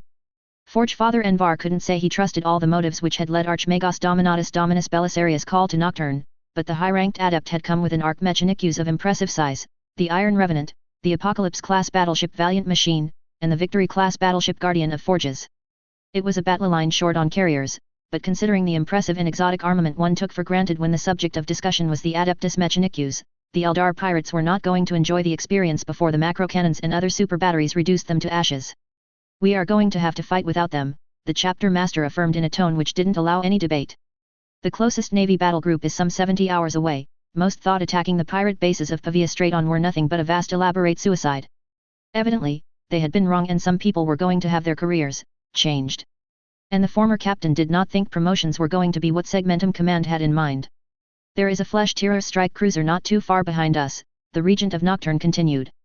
And we have sent a priority call with every astropath we have, so it's entirely possible there are forces coming we aren't aware of. The Master Navigator informed me the storms are getting stronger in the warp. With this fleet, we will prevail. They had to. For Fukin. Into the fires of battle. Unto the anvil of war. Cousins. The foul scheme of the eternally cursed Eldar pirates has backfired on them. A great expeditionary force of loyal Imperial forces is fighting its way through the defenses of Kamarak as we speak. Yes, cousins. For the first time in the history of the Imperium, the opportunity to invade the lair of the perfidious Long-Ears has been given to us. We can't let an opportunity like this one pass. In accordance with the directives of our Primarch Fukin and the former directives written during the Great Crusade, I, Chapter Master Ta4 Hezon, Regent of Nocturne, declare that a case Spartacus exists.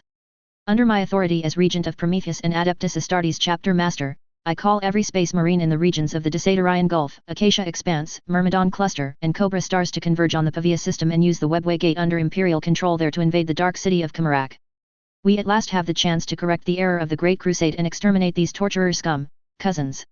We can't let it slip through our fingers. Billions of Xenos heads are awaiting bolter rounds between their eyes, and in Fukin's name, we will start a fire they will be unable to extinguish for the rest of their tainted lives. I will await you on top of the burning spires of Kamarak, or by the Emperor's side. Chapter Master Ta4 Hezon, Regent of Nocturne. Heart of the Webway. Kamarak. Citadel of Zelharst. 88 hours before the mark of Kamarak. Captain Eonid Thiel. Eonid had fought his way across hundreds of Xenos worlds, and he had long since arrived at the conclusion that the non-human life forms were like humanity in one aspect, there were beautiful settlements and ugly cities for every species. But now that he had entered Kamarak, the temptation to amend his opinion was high.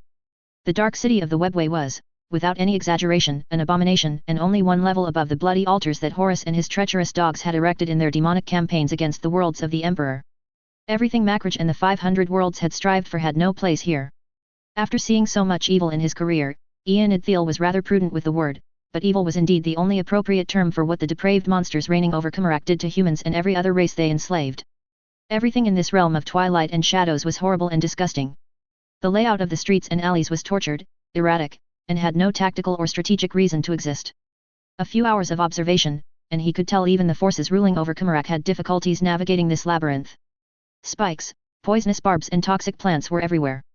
The cruelest instruments of torture were sold at every street corner, and slave overseers used them against the unending columns of prisoners they led from the factories to the torture chambers. It was an atmosphere of chaotic violence and bloody vengeance. It was the lair of a race which considered light aerial bombardment over residential slave zones to be something perfectly acceptable. Under the feeble light of shrouded suns, there were hundreds of thousands of people screaming in terrible symphonies. This part of the subrealm may technically be a fortress with its immense black walls, skyscraper-high defense towers, and massive formations of Night Lords' shade-armored warriors, but it was a gigantic kingdom of torture, poison, and depravity. And yet, there was a visible sign something out of the ordinary was happening. Alley after alley, Enid had watched as the equivalent of Eldar sergeants press-ganged low-level Eldar and Xenos outlaws, donned them in midnight blue armors, pushed common splinter weapons into their hands, and forced them to march in a parody of military formations. The massive macro batteries on top of the walls were activated one by one. Many Eldar wearing black armors and a symbol akin to a fractured heart were openly murdered by elite kill teams. The signs were unmistakable. War had come to Kamarak, and it was a threat sufficiently dangerous for the torturers-in-chief to mobilize a large tide of tens of thousands of warriors, who like a torrent were pushed towards tunnels the size of the Lion Gate. The Ultramarines captain had to steel himself several times to not begin a campaign of sabotage there and then. It would no doubt facilitate the task of potential allies assuming the Imperium was responsible for this agitation, but he was only one Space Marine, and he could not fight against the hosts of Kamarak alone. So he observed and stayed in the shadows, bypassing many defenses where recently conscripted Eldar listened to veteran guards and were told basic war tactics. The deeper he descended into the entrails of this pit of pain and cruelty, the less he had to hide, but the encounters were far more dangerous too. There were some of the creatures called mandrakes living in the shadows, psychopathic drug-addicted monsters whose race of birth was impossible to guess, half-naked Eldar in search of skulls and murder, beast demons and fiends he didn't want to put a name upon or think about for too long. Several times he had to stop and interrogate the prison wardens of this underground city. Most were extremely uncooperative and were eliminated in less than 5 seconds, thrown into some boiling substances, acid baths, or predator-filled pools. Others were more useful, and received a relatively clean death. Enid estimated it took him 3 hours to locate and reach the location hinted at by the murder clown. It was an antiquated prison cell with energy fields and the thousands of torture devices the sick freaks considered normal. The 10 Xenos guarding it were not exactly vigilant, and 8 out of 10 died before drawing a weapon. The last 2 were pushed onto sorcerous things burning in dark flames and quickly regretted not having suffered the same fate as the first fallen. Deactivating shields and torture traps by the dozens, the Calth survivor hoped whatever afterlife awaited the clown was painful and terrible. The prisoner had been tortured for a long time, and it had included mutilations, poisons, and several awful devices inserted into his flesh. And yet the chained Space Marine slightly opened his eyes when the prison door opened. His power armor had been cut apart piece after piece until practically nothing remained, but the pauldrons had been stuck to the wall, perhaps in another ugly joke only these dark creatures understood. The white had almost disappeared under the blood and excrements, but the red lightning was still visible. The prisoner was indeed a son of the Khan, a battle brother of the White Scars. Brother. The voice was weak and horribly abused. Brother, you came. Enid crushed 2 of the devices pumping poison into the Space Marine's veins, internally wincing as the damage was assessed by his transhuman eyes. Don't worry, brother, the veteran captain said quietly. I am going to get you out of here. A weak cough slipped from the lips of the prisoner. It is too late, Sunday. I feel light is coming. Enid held the other Space Marine, fervently wishing there was anything he could do to restore the health of the other Astartes, but he found nothing. He was not an apothecary, but in the unlikely case he managed to find one in the next 5 seconds. The enormity of the task was enough to make him cringe. The skin of the Space Marine was an enormous patchwork of scars, and not of the Kogurus ritual kind. Enormous lacerations and injuries could be seen everywhere, and there were hints the torturers had removed some organs to increase the suffering of their victim. In hindsight, he had really killed the Xenos far too quickly. The Primarch, the Eldanesh, Black Gate, save the Primarch. The breaths went erratic, and at long last, an old warrior died with a smile on his lips. Enid Thiel closed the eyes of the son of the Khan gently. You will be avenged, brother. The Eldar torturers had accumulated a large debt, and it was going to be paid in full today. For the Khan and for the Emperor. Heart of the Webway. Kamarak. Port Shard. 88 hours before the mark of Kamarak. Destruction over Lord Sitka. If the Eldari had fought like this during the War in Heaven, the dynasties would have crushed them in the time it took them to go from the core of the galaxy to the rim. It was impressive, in the aspect of ridiculousness anyway. Some of the Drukhari went to war half-naked or with armors which were obviously not fit to protect anything save the arrogance of their hereditary enemies. There were casts which unleashed beasts and flesh constructs in front of their ranks. Sitka was not sure about their purpose. Did they think the Necron phalanxes had something to fear from a venomous bite? These weren't the only troubling points the representative of the glorious Feeric Nefertun was going to study once this battle was over, far from it. There were species of winged Eldar, another of their awful mutations, no doubt trying to execute surprise attacks from above, when her ranks of mighty obelisks and the doom scythes provided an anti-air barrage going through their armors as if they didn't exist. More than 7 out of 10 Drukhari were armed with splinter weaponry. Splinter weaponry. The noble metal the phalanxes had been biotransferred into had never been vulnerable to this type of primitive ammunition. Against a heavily armored opponent, and the humans fighting in the Port of Lost Souls had proved they had heavy armor equipping the Space Marines, practically the entire utilized arsenal of the Long Ears was worse than useless. Yes, it was undoubtedly very effective against naked people you had enslaved in the multitude of prisons the dark vermin built all over Kamarak, but against real opponents, it was disastrously weak and ineffective. Sitka didn't need to run her engrams for a long period to know that one of the hypotheses she had formulated was confirmed. The Drukhari had not fought the Necrons in the last million years, or if they had no one who remembered it. Deploy the Doomsday Arcs, the Overlord ordered to her first Nemzur. The Drukhari are unable to contest our superiority in the air or on the ground. Their counterattacks are so weak I am ashamed they share some physical similarities with the Ildari. And there isn't a single seer or warlock in their ranks, added the third Nemzur. The thief's information was right, the way they destroyed their empire prevents them from using their warp-fueled abilities. Their greatest advantage against the phalanxes is no more, the chronocryptek chosen by the Feeric to accompany her agreed. I have detected no sign of the nanoshredders, anti-necrodermis shells, ultra-pulsars, or psychic curses which were common during the last days of the war. Is it really necessary to send the second wave of immortals? Yes, it is, Sitka replied curtly. There have been little reinforcements since the humans began their ground assault at the Port of Lost Souls. But the communications of the Drukhari have been multiplied by 20 times. What scenario does it suggest? They are waiting for their reinforcements, the first Nemzur proposed. They are stalling for time. And they must be waiting for the equivalent of many fleets, otherwise we would already be in the process of slaughtering them. And they will likely arrive through the Port of Lost Souls, the Necron commander of the Kamarak expedition added. We can't let our troops be delayed here when our allies may be under attack soon. The Destruction Overlord contemplated the battlefield. She watched as lines of warriors and immortals decimated the silver-black armors of the dynasty of the White Sunday. She internally smiled as the obelisks blasted thousands of light aircraft with their spheres. There were so many kills the skies of Port Shard were burning green. Send in the second wave. Destroy the shipyards and their elite troops. 2.5 seconds after the last word of her command was uttered, a phalanx of 1,500,000 Necron warriors, supported by 1,500 immortals, was teleported on the front lines of Port Shard. At their sides were 300 war machines, each of them a match for 1,000 of the torture devices the Drukhari opposed them with. The Necron lines of the Narush-Latsat dynasty opened fire, and the Krail Lach banners fell everywhere. Half-clad females and beast tamers ran to meet the ancient phalanxes, realizing their last chance of survival lay in combat at close quarters now. Prepare the weapons of our battleships for a concentrated bombardment of the fuel and ammunition depots. Heart of the webway. Kamarak. Port of Lost Souls. 87 hours before the mark of Kamarak. Marshal Werner Groner.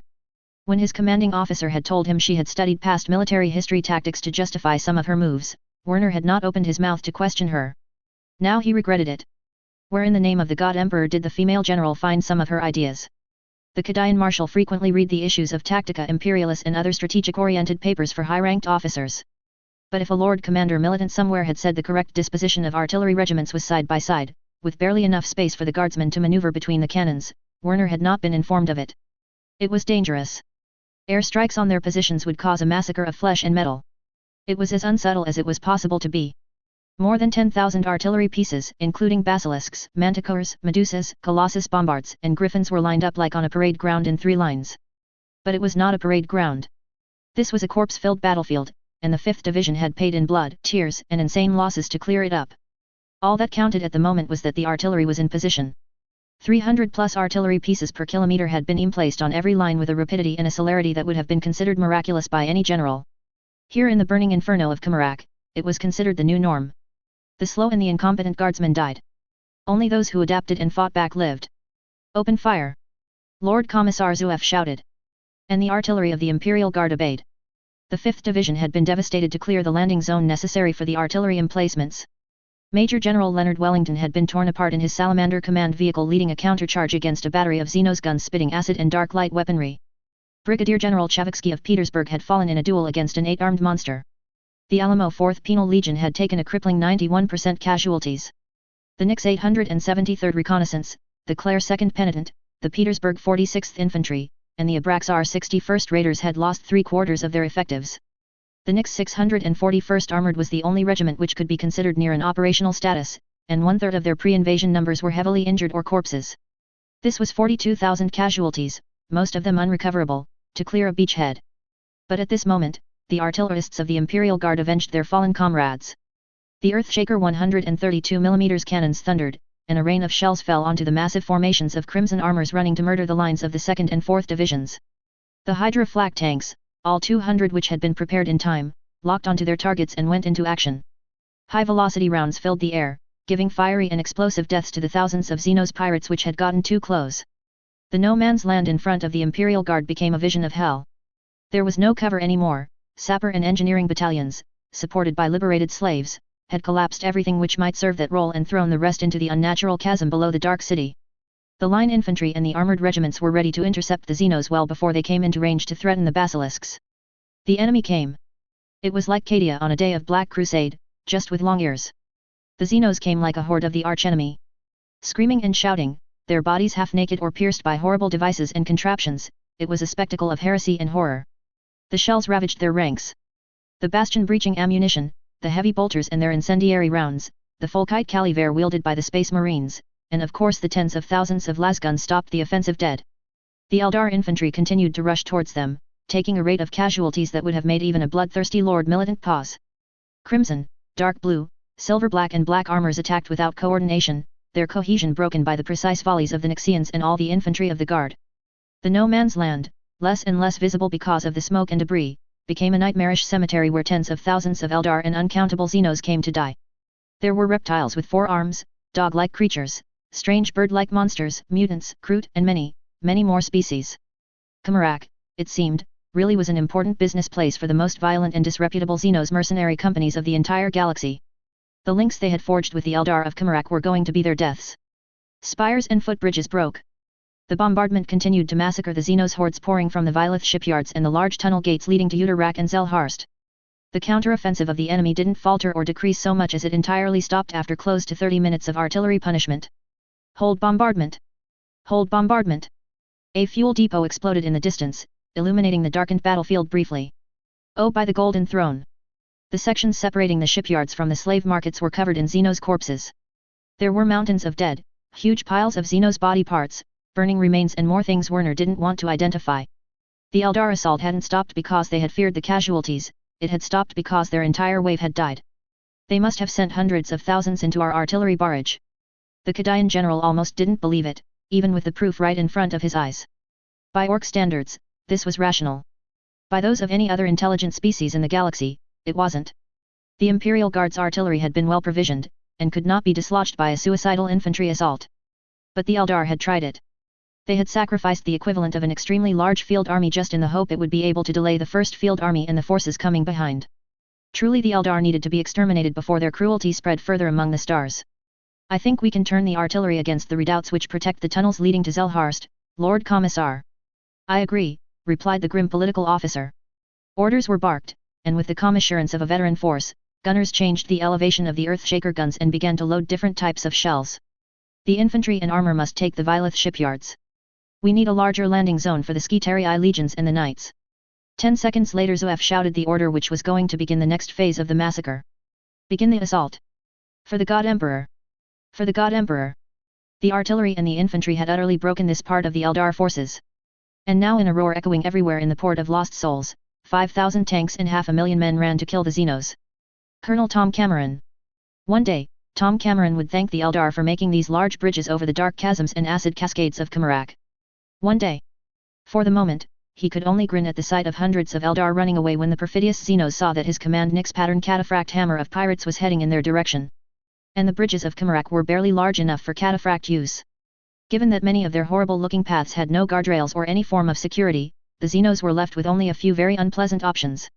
Running away was the first and it generally ended with the retreating soldiers shot in the head by the crimson-clad Eldar equivalents of commissars. Otherwise the mob seemed to have figured after a few unpleasant attempts that their rifles were not really useful against the reinforced armor of a super-heavy tank, and that when running towards they were not going to be a major obstacle, Eldar mutants may be strong, but a cataphract weighed roughly 350 tons once loaded and given its full crew complement. The third option was to jump into the abyss waiting below the burning city of Kymarak. But for some reason, even the Eldar weren't enthusiastic about that one. A lot of armored regiments are far behind us now, his Vox operator informed him. The Rus tanks aren't able to follow our cataphracts, and it's worse for the cons. We are going to find something to keep us busy waiting for them, the colonel of the part4 declared, showing the image of the bombastic tank commander every guardsman had in mind. Gunners, do you see the ugly crimson hover vehicles at 8 hours coming in our direction? Yes, Colonel. I don't want to. 3 seconds later, the battle-las cannon of his cataphract fired a spectacular blue beam of energy, followed by 4 other cataphracts and 10 cons. Plenty of shells and lasers missed the hollow fields of the enemy were of a new breed apparently, but there were only 4 targets and 15 tanks eager to destroy the long ears. 2 seconds later, the burning carcasses of the flying Xenos transports were on their way to join the hundreds of thousands of their friends in the pyres of the Dark City. Good work. Continue to advance. The shipyards are close, and there are several anti-air cannons we need to destroy. The breakthrough had not been cheap in machines or in men. Many Jagatai Khan battle tanks and one of his precious cataphracts were immobilized for reparations, as the dark light bombs released by the Eldar bombers could do extremely nasty damage if they exploded too close. But it was a breakthrough. The Eldar machines had been reduced to incinerated wrecks thanks to the Space Marines and the full armored thrust of the First Army, and now they were rushing into the shipyard's entrances, eliminating the last armored units, gunning down the rooting infantry, and buying more and more space for the rest of the army group and the rest of the non-guard armies to deploy. These shipyards are an offense to the blessings of the Omnissiah, the tech priest assigned to the Hammer of Pirates voiced as the vanguard of the part4 entered the shipyard proper. For security's sake, they had taken the paths leading to the top of the structure. That way the Xenos wouldn't be able to collapse the incomplete hulls hanging immobile onto their heads in an effort to delay their offensive. They must be cleansed in fire. No argument there, his senior gunner muttered. All in good time, all in good time, Tom promised the cogboy. Unlike the rest of the Port of Lost Souls, these shipyards hadn't been reduced to molten debris because they were close to the tunnels of Zelharst. And these Xenos tunnel gates had to be captured intact to continue the invasion, for some reason Lady Weaver and the higher UPS had not bothered inform him of. We need the space for the landing zones it will give us. Once we no longer need it, I have no doubt we will give it the same fate as the rest of the Xenos docks. And the Patton veteran would cheer with his men when it happened. The battle had lasted less than a day, but already Tom Cameron had seen things that would likely haunt him for years. As the artillery bombardment had unleashed its fury, the tank regulars had tried to help some former slaves. It had been horrible. For every man or woman whose slave collar they were able to unlock without triggering an explosive or acidic reaction, there were 10 or 12 who died in their arms. It was not the sort of crude incompetence brought by the Munitorum or the Administratum when there weren't enough resources on a starving continent. It was cruelty for cruelty's sake, and it was done on a scale of billions. Merciful Emperor, how had a race so vile and monstrous managed to build and rule over the webway? So many crimes and monstrous deeds that made an exterminatus look like a fate to be envied. He had seen alleys filled with impaled men and women, and those poor souls somehow were kept alive by some horrible tech sorcery procedure. The guardsmen of the Nyx sector had heard sobbing released prisoners tell how sometimes they were forced to go to the torture chambers voluntarily, in order to give their loved ones one more day of clean water and food. There had been prisons filled with dead, for the prisoners had belonged to the guard and preferred the sweet escape of suicide to the sick games of the wardens. Children were dissected in front of their parents and vice versa. There were gardens of plants deliberately seeded to slowly eat the slaves of the Kymarak Eldar. There were pits where humans were flayed by the thousands, and the result of these procedures went to the Xenos clothing industry. Bless the God Emperor, Master of mankind, for bringing them here. The reign of suffering and torture of these monsters had lasted for far too long as it was. Killing the Dark Masters by the millions was the just and good course of action. Destroy the battery at 10 o'clock. It was very, very satisfying to see the Dark Spire and all its defenses crumble when the big glass cannons had finished rupturing the shadowy pillars supporting it. 1 minute later the big transports and landers of the Mechanikus were sallying forth from the bays of the capital warships. The Eldar were going to taste more of the suffering they enjoyed giving to others so much. Ranger Quartus Truck 6-4. Skitarii Rangers were relentless killers who would kill their target even if it fled into the eye of terror. Everyone knew that. As a result, Truck 6-4 was really curious to learn the logic behind his current orders. Which, for the new Sphere data records, were to watch over a group of subpar tech priests trying to find some precious archaeotech in the damaged structures of the Port of Lost Souls. The Ranger Quartus had gone through 100 different simulations in the time spent with the waste of mechadendrites he was overseeing, and he had concluded the chance of these tech priests of minor ranks finding something more important than a M33 cog had probabilities so low they might as well not exist. And his new galvanic Mark III rifle stayed in his arms, untested and with a machine spirit undoubtedly unsatisfied. He, Ranger Quartus Truck 6-4, 3rd Caribbean Mechanic-Use Legion, 2nd Macroclade, 3rd War Cohort, was bored and mechanically irritable. Many Skitarii maniples were fighting and winning great renown for their forge worlds. The Fabricator General himself, greatest servant of the Omnissiah, had his representatives in the legions and the 24th Fleet. But he, lowly Skitarius Ranger of productive Ryza, was escorting a loud quester who certainly had wasted his last processing cycles researching a new recipe of sacred lubricant. We have finished with this room. Follow us, Ranger Quartus. The quester canted far louder than was necessary. Truck 6-4 wondered if the tech priests found him as ridiculous and illogical as he did. He obeyed, for the motive force and the love of the Omnissiah. But he couldn't help but wish something interesting happened. The ground under the cybernetic augmentations of the tech priests disappeared. 1 second later the only evidence of tech priests was their binaric screams, and if Truck 6-4 did not have the cybernetic enhancements granted to each ranger, he would have shared the fate of the quester and his group, a fate which did not seem to be particularly pleasant, if the rising screams were any indication. The Ryza Ranger Quartus castigated himself for his restrained optimism. They were in Kamarak. All the traps they met were going to be lethal in nature, and the few which weren't would somehow manage to inflict even greater suffering and pain. The validation of his thoughts did not take long. Just the 2 seconds necessary to observe impalement spikes rise from the ground and watch a series of Astartes-sized beasts unleashed in the corridor the Mechanic-Use detachment had arrived from. At last, Truck 6-4 fired his galvanic rifle and began to run towards the enemy. 2 of the beasts exploded as each of his shots found their mark, but the third suddenly absorbed the bullet, somehow feeding upon the blast of electric force which should have killed it. There was an explosion, and then he was elsewhere. Obeying to the Omnissiah-approved maxim "Don't be afraid to resort to violence," the Skitarius fired at the shadows surrounding him and increased his rate of fire when he saw reptilian and Eldar-shaped things assault him. 10 seconds later, he was satisfied to see nothing save himself remained alive in the room where he had arrived via those infernal traps. Unfortunately, the shredded red robes and disabled augmatics told Truck 6-4 the dead included the very tech priests he had been ordered to protect. This was a mission failure, and not one that could be forgotten or overlooked. Omnissiah have mercy, he was going to be demoted to Ranger Quintus. Desperately, he searched something, anything, which could make the Alpha Skitarii of the war cohort forget his failure. Unfortunately, it seemed he had arrived in a sort of heretical painting room. The Eldar living here had used the location to create things with blood, corpses, and metal, many things heretical, and the details of a copulation scene between 2 Xenos were of no interest to him. There were 2 statues too. Heretical. There was a cube-shaped object surrounded by purple flames. Completely heretical, and he wasn't going to touch it. It was only when he turned back to examine the metallic remains of the quester that he noticed the dead tech priest had been crawling towards something. A curious action, since his legs had been removed by one of the dangerous shadow blades. Kneeling, Truck 6-4 saw it was a strange box made from a deep black metal. On it was an inscription in Low Gothic. Han Combine number 68 STMHSDTK. It was human archaeotech, maybe. Given the surroundings, the Ryza Skitarius could not possibly dismiss the scenario of an elaborate trap engineered by the deceitful Xenos. But if the Omnissiah smiles on my path, it may be enough to not be relegated to Ranger Quintus. Heart of the Webway. Kamarak. Citadel of Uter-Rak. 84 hours before the mark of Kamarak. Dynast Maestros Zelian. Trench, am I not a reasonable and fair dynast? You are, O magnificent and benevolent ultimate Archon, grand eternal dynast. Your actions are a crimson example of the pinnacle of Yildari superiority and courtesy. Yes, Maestros Zelian narrowed his eyes. So let me ask you a question. And after a couple of heartbeats the dynast of Kamarak exploded in anger. Where is the head of Asdrubal Vect I was promised? Where are the heads of the Mundaki vermin I asked for? It had taken an eternity of time for the homunculi of the Everspiral to find the antidote to the poison Vect had used, and when he had left his personal healing quarters again, it was to be greeted by the greatest spectacle of devastation ever wrought upon his domain. By Cain and Vilith, even the fall had not caused such a large amount of carnage and lost assets. And so the ultimate Archon of the Red Sun, Light of the Dark Stars, and noble Admiral of the Night Crimson Fleets, regarded the recently resurrected fleet commanders with hate. Magnanimous dynast, we are aware our actions. Don't waste my time, Maestros Zelian interrupted him. The very air was defiled by the presence of these defeated insects.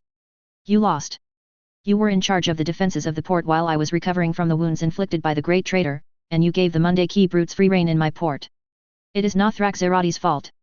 It is his fault we lost so many fleets before they could repel the talking primates. And Zeratis is already punished for his defeat, if not in the manner Maestros Zelian wished. The resurrection contingency plans of Nothrak Zeratis had been to return in a well-defended homunculi facility in the port of Lost Souls, extremely safe from rival sabotage, but not so much from a battleship ramming it at high velocity. The Admiral of Terror was in She-Who-Thirst's claws now. One might easily argue there was no greater punishment for one's failures. Fortunately for you, I have more pressing matters to attend to, the dynast declared before commanding his executioners to seize the incompetent admirals and disgraced lords. Impale them, and make sure they remain alive for several hundred cycles. Silence fell inside the Red Room. Other commanders arrived and prostrated themselves. Admirals, succubi and incubi, the ones not involved in the recent disaster anyway, waited nervously. In appearance, it was as it should be. He was in one of his great spires. The decoration of the room proved the splendor, the power, and the influence of the Red Sunday. The evident holes where his servants should have prostrated before his greatness proved the Crimson Knight was many things, but normal was not one of them. Bloody Baroness! How fares the battle? We are getting slaughtered, dynast, replied the voluptuous red-haired and red-clad succubus bitterly. Every witch of the Jade Dagger was killed at the very beginning of the battle, and all the succubi, dracites, and hecatrixes of the Red Grief have been disintegrated. The cult of the Stilled Heart was incinerated with Port Carmine. The cult of the Pain Eternal is locked in a death struggle with the Ingur at Port Shard. They can't disengage. That sounds suspiciously like you are about to admit you were beaten by lowly primates. Chuckled Archon Admiral Craxes of the Broken Sigil, who had instantly vied for the post of the defunct Zeratis. Many began to laugh too, until in a fluid swipe the Bloody Baroness decapitated Craxes with her personal agonizer. It is the human artillery which is breaking us. Zelian had to restrain himself to not order the death of the succubus for uttering that word in his presence.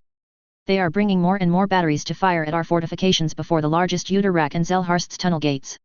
I am sending more and more of the flesh fodder mercenaries into the melee, but for the moment all they've done is provide the enemy with more targets. Then get rid of their artillery. Snarled one of the captains, who suddenly took 2 step backs as the leader of the impaled sent him a glare promising 10,000 agonies. Do you think we have not tried? The young-looking witch retorted. Hellions, scourges and reavers have died by the thousands in vain attempts to do exactly that. But their fleet is dominating the space above the Vilith shipyards and the Lhilito flesh markets. Complete aerial superiority is theirs, and as long as it stays that way, we can only delay them. Their thrice-cursed space marines are eliminating our best warriors too easily, and their average soldier does not panic when it faces our less experienced recruits. Many armies of your great dynasty are engaged in large-scale battles with Asdrubal Vecht and Low Kamarak, the Sprawls, and River Cadiz, Baron Admiral Sithonix pointed out with a sinister expression. With your permission, I would like to recall them back and throw them against the Monday Key. No.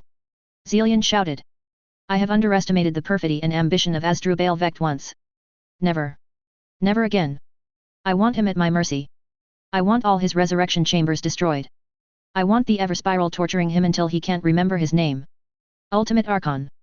The Bloody Baroness licked her lips before tensing her muscles and continuing her sentence. Millions of raiders and mercenaries are converging towards Kamarak, but we can't afford to fight on 3 fronts. The Ingur will soon finish destroying Port Shard, and I don't think the Falling Moon fleet of Zindral Wypolian will arrive in time to prevent them from assaulting Zelharst or another sub-realm. The Monday Key will focus on us or on the Krail Latch holdings. And we have Vecht raising the scum of the Dark City and stabbing us in the back. I see the cult of the Impaled will have to choose its succubi better in the future. Zelian shook his head in disapproval. The dynasty of the Red Sun has reigned over the Port of Lost Souls for millions of cycles, and I will not cede it because of your cowardice. Remove yourself from my presence, Bloody Baroness, and run to mobilize the garrisons of Middle Darkness and the Abyssal Gate. Maybe these orders are not above your capacities. To his surprise, the wishes behind the succubus didn't desert her side. Maestros Zelian smiled. It seemed a large purge of the cult of the Impaled was in order. The arena mistresses were in dire need of being reminded of the identity of the person keeping them at the top of the food chain. Baron Admiral Sithonix. Yes, High Dynast. You are now in command of the forces which will crush the Monday Key. Storm whatever pathetic defenses the vermin have landed in my port. The incubi will support your assault. Succeed and I will name you my Admiral of Terror. Fail and you will wish the fate I have in mind for Vecht will be yours. I will not fail, High Dynast. The Port of Lost Souls will be reconquered. Heart of the Webway. Kamarak. Port of Lost Souls. 83 hours before the mark of Kamarak. Chapter Master Agilizaz.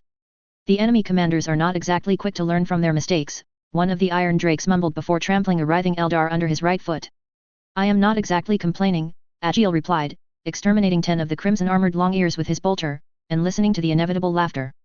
If they want to charge under an artillery barrage before meeting our bolters and blades, who are we to discourage them? The rulers of Kamarak had many flaws, but no one could accuse them of not understanding the stakes of this battle. They understood from the very beginning that any possible Eldar victory required keeping a foothold in the Port of Lost Souls. The Eldar space cavern was not just large, it was also a nexus of tens of thousands of webway gates. Give it a few hours, and the tech priests would eventually find a way to close the tunnels, portals and whatever possible exits made entry into the port of lost souls possible. And if that happened, the Eldar would have no choice but to activate new gates and see what happened when their starships arrived under the fire of an Archmechanikus or two. As long as the Eldar had an army in the port of lost souls, pushing deeper into the dark realms of Kymarak would be extremely foolhardy. And so the Brothers of the Red and the other Astartes reinforcements helped their valiant guardsmen allies kill every long-ear trying to break cover and charge them. One would hope they would have learned that their splinter weaponry isn't exactly useful against our power armors, one of the Iron Drake's sergeants remarked. It isn't exactly useful against the standard carapace armor Lady Weaver issued to her infantry formations, brother, one of his companions quipped. I've been helping the Nyx 514th a couple hours ago, and most of the Eldar guns were unable to pierce the ceramite. These abominable devices are designed to torture and inflict suffering, Agile commented as a Hydra gun shot down 3 more hovering devices some of the Xenos used to travel across the Dark City at incredible speeds. Unfortunately for them, it had no decoys, and the anti-grav technology made sure that when it was hit, it was a guaranteed explosion. They aren't worth anything in a real war. Speaking of real war, does Lady Weaver intend to join us? We have not seen her Death World arsenal in action and The air shivered and suddenly a gigantic fortress was teleported into the middle of the port of lost souls. Despite knowing the attack from the tunnels was likely a feint for something the Eldar would judge impressive in their monumental arrogance, Agile stood flabbergasted for a second before his bolter unleashed the Emperor's wrath on the Xenos again. No one in the Imperium had ever thought about teleporting something so big. It was too risky and most of the precious teleporteriums which remained available to mankind were limited to masses in the Land Raider ranges. There were some rumors a few Titan Legios maintained devices to move their god engines from orbit to ground without a transport, but even an Imperator would be small in size compared to the mass of dark spires and horrible Xenos statues which had somehow arrived on the front lines.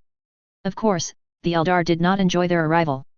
They were perfectly positioned to take a full starboard volley of the El Dorado, and the flagship of Archmagos Hediatrix was less than 100 kilometers away by its best estimate. It simply couldn't miss. Agile Azaz had seen the Ark kill plenty of pirate warships hundreds of thousands of kilometers away. At 100 kilometers, the dark floating fortress received an apocalyptic barrage and began to burn anew. Immediately after, shadows and flashes of dark light appeared over the shipyards they were busy fighting over.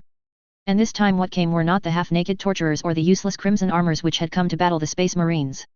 They have brought thousands of incubi and mandrakes, the chapter master of the Brothers of the Red warned the other Space Marines, recognizing the obsidian power armors and the monsters for what they were.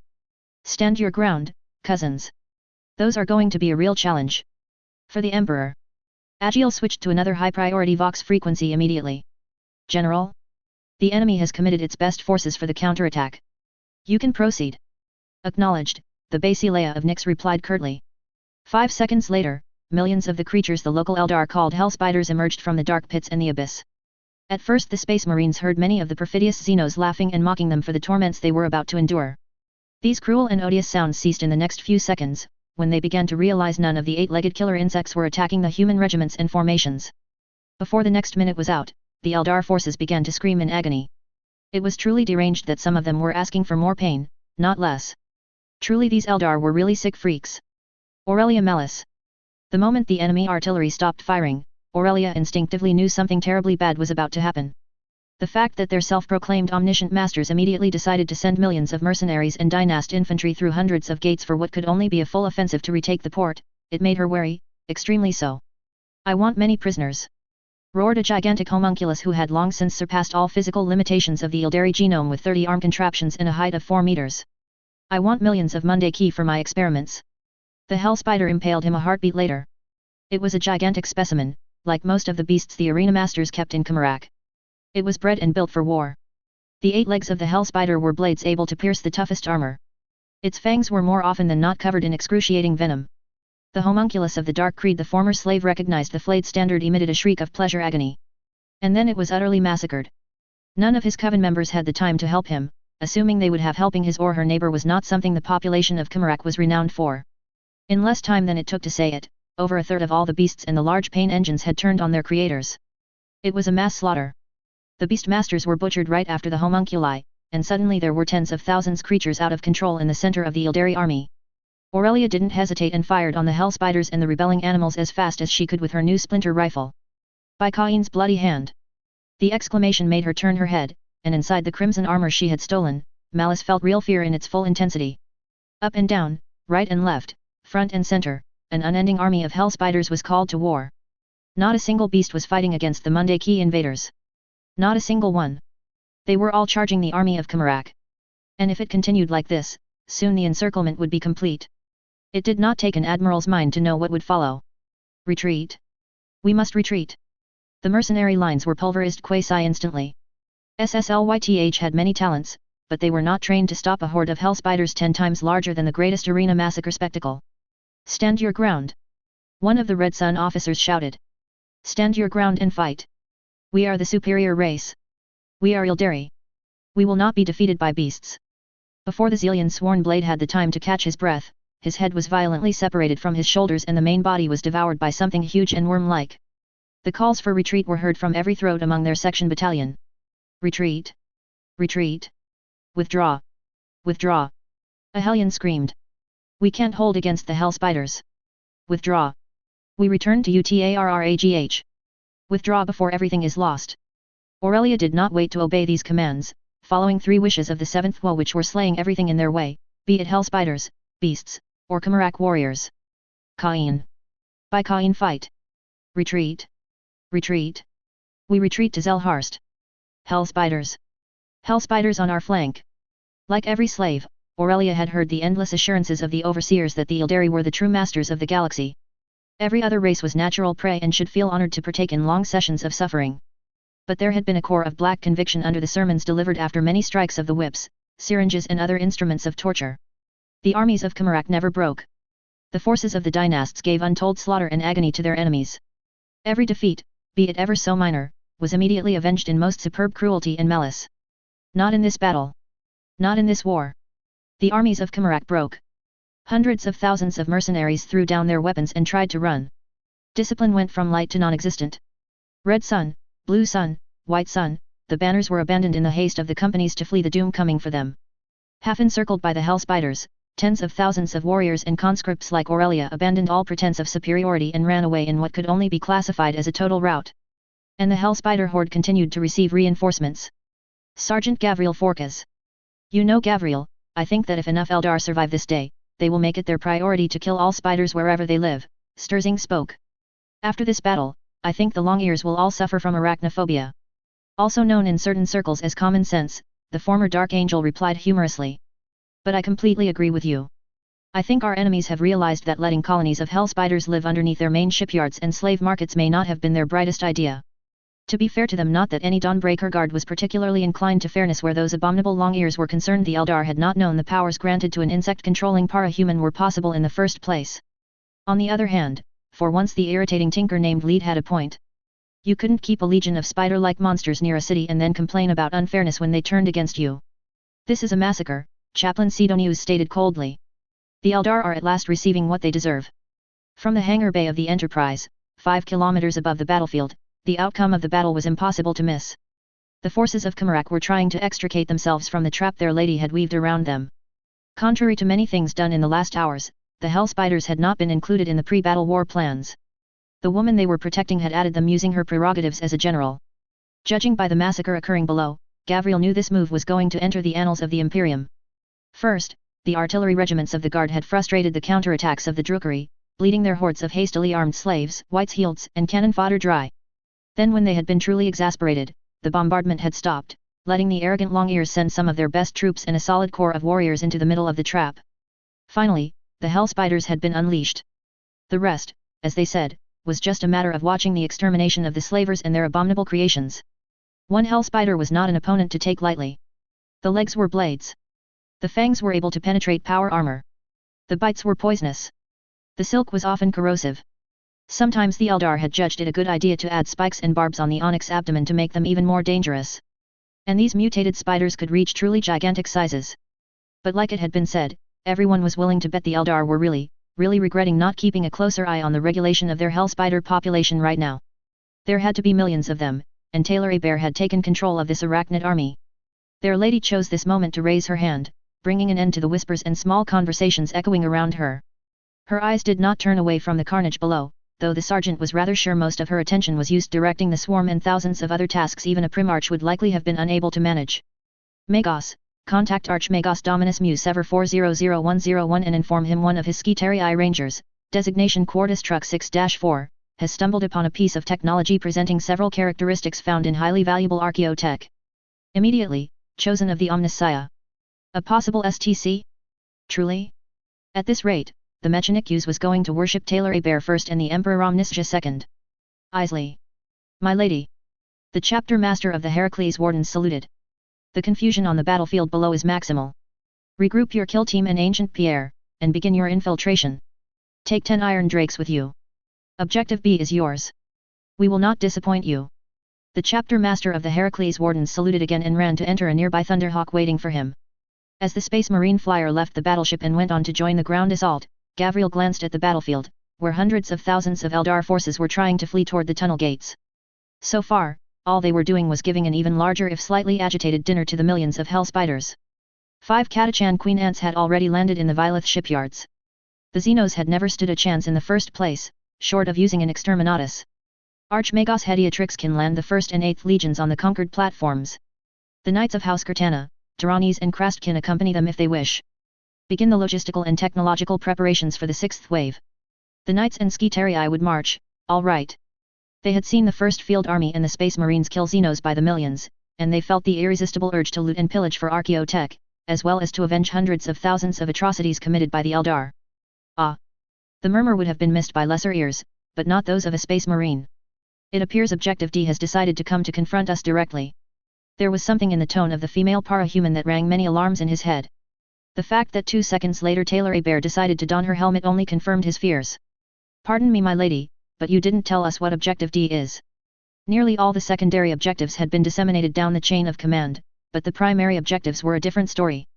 The Dawnbreaker Guard had known Objective A was the destruction of the 3 Eldar realm shipyards and the infrastructure supporting them, but for the others, they were only unveiled one by one and their lady remained extremely tight-lipped about them.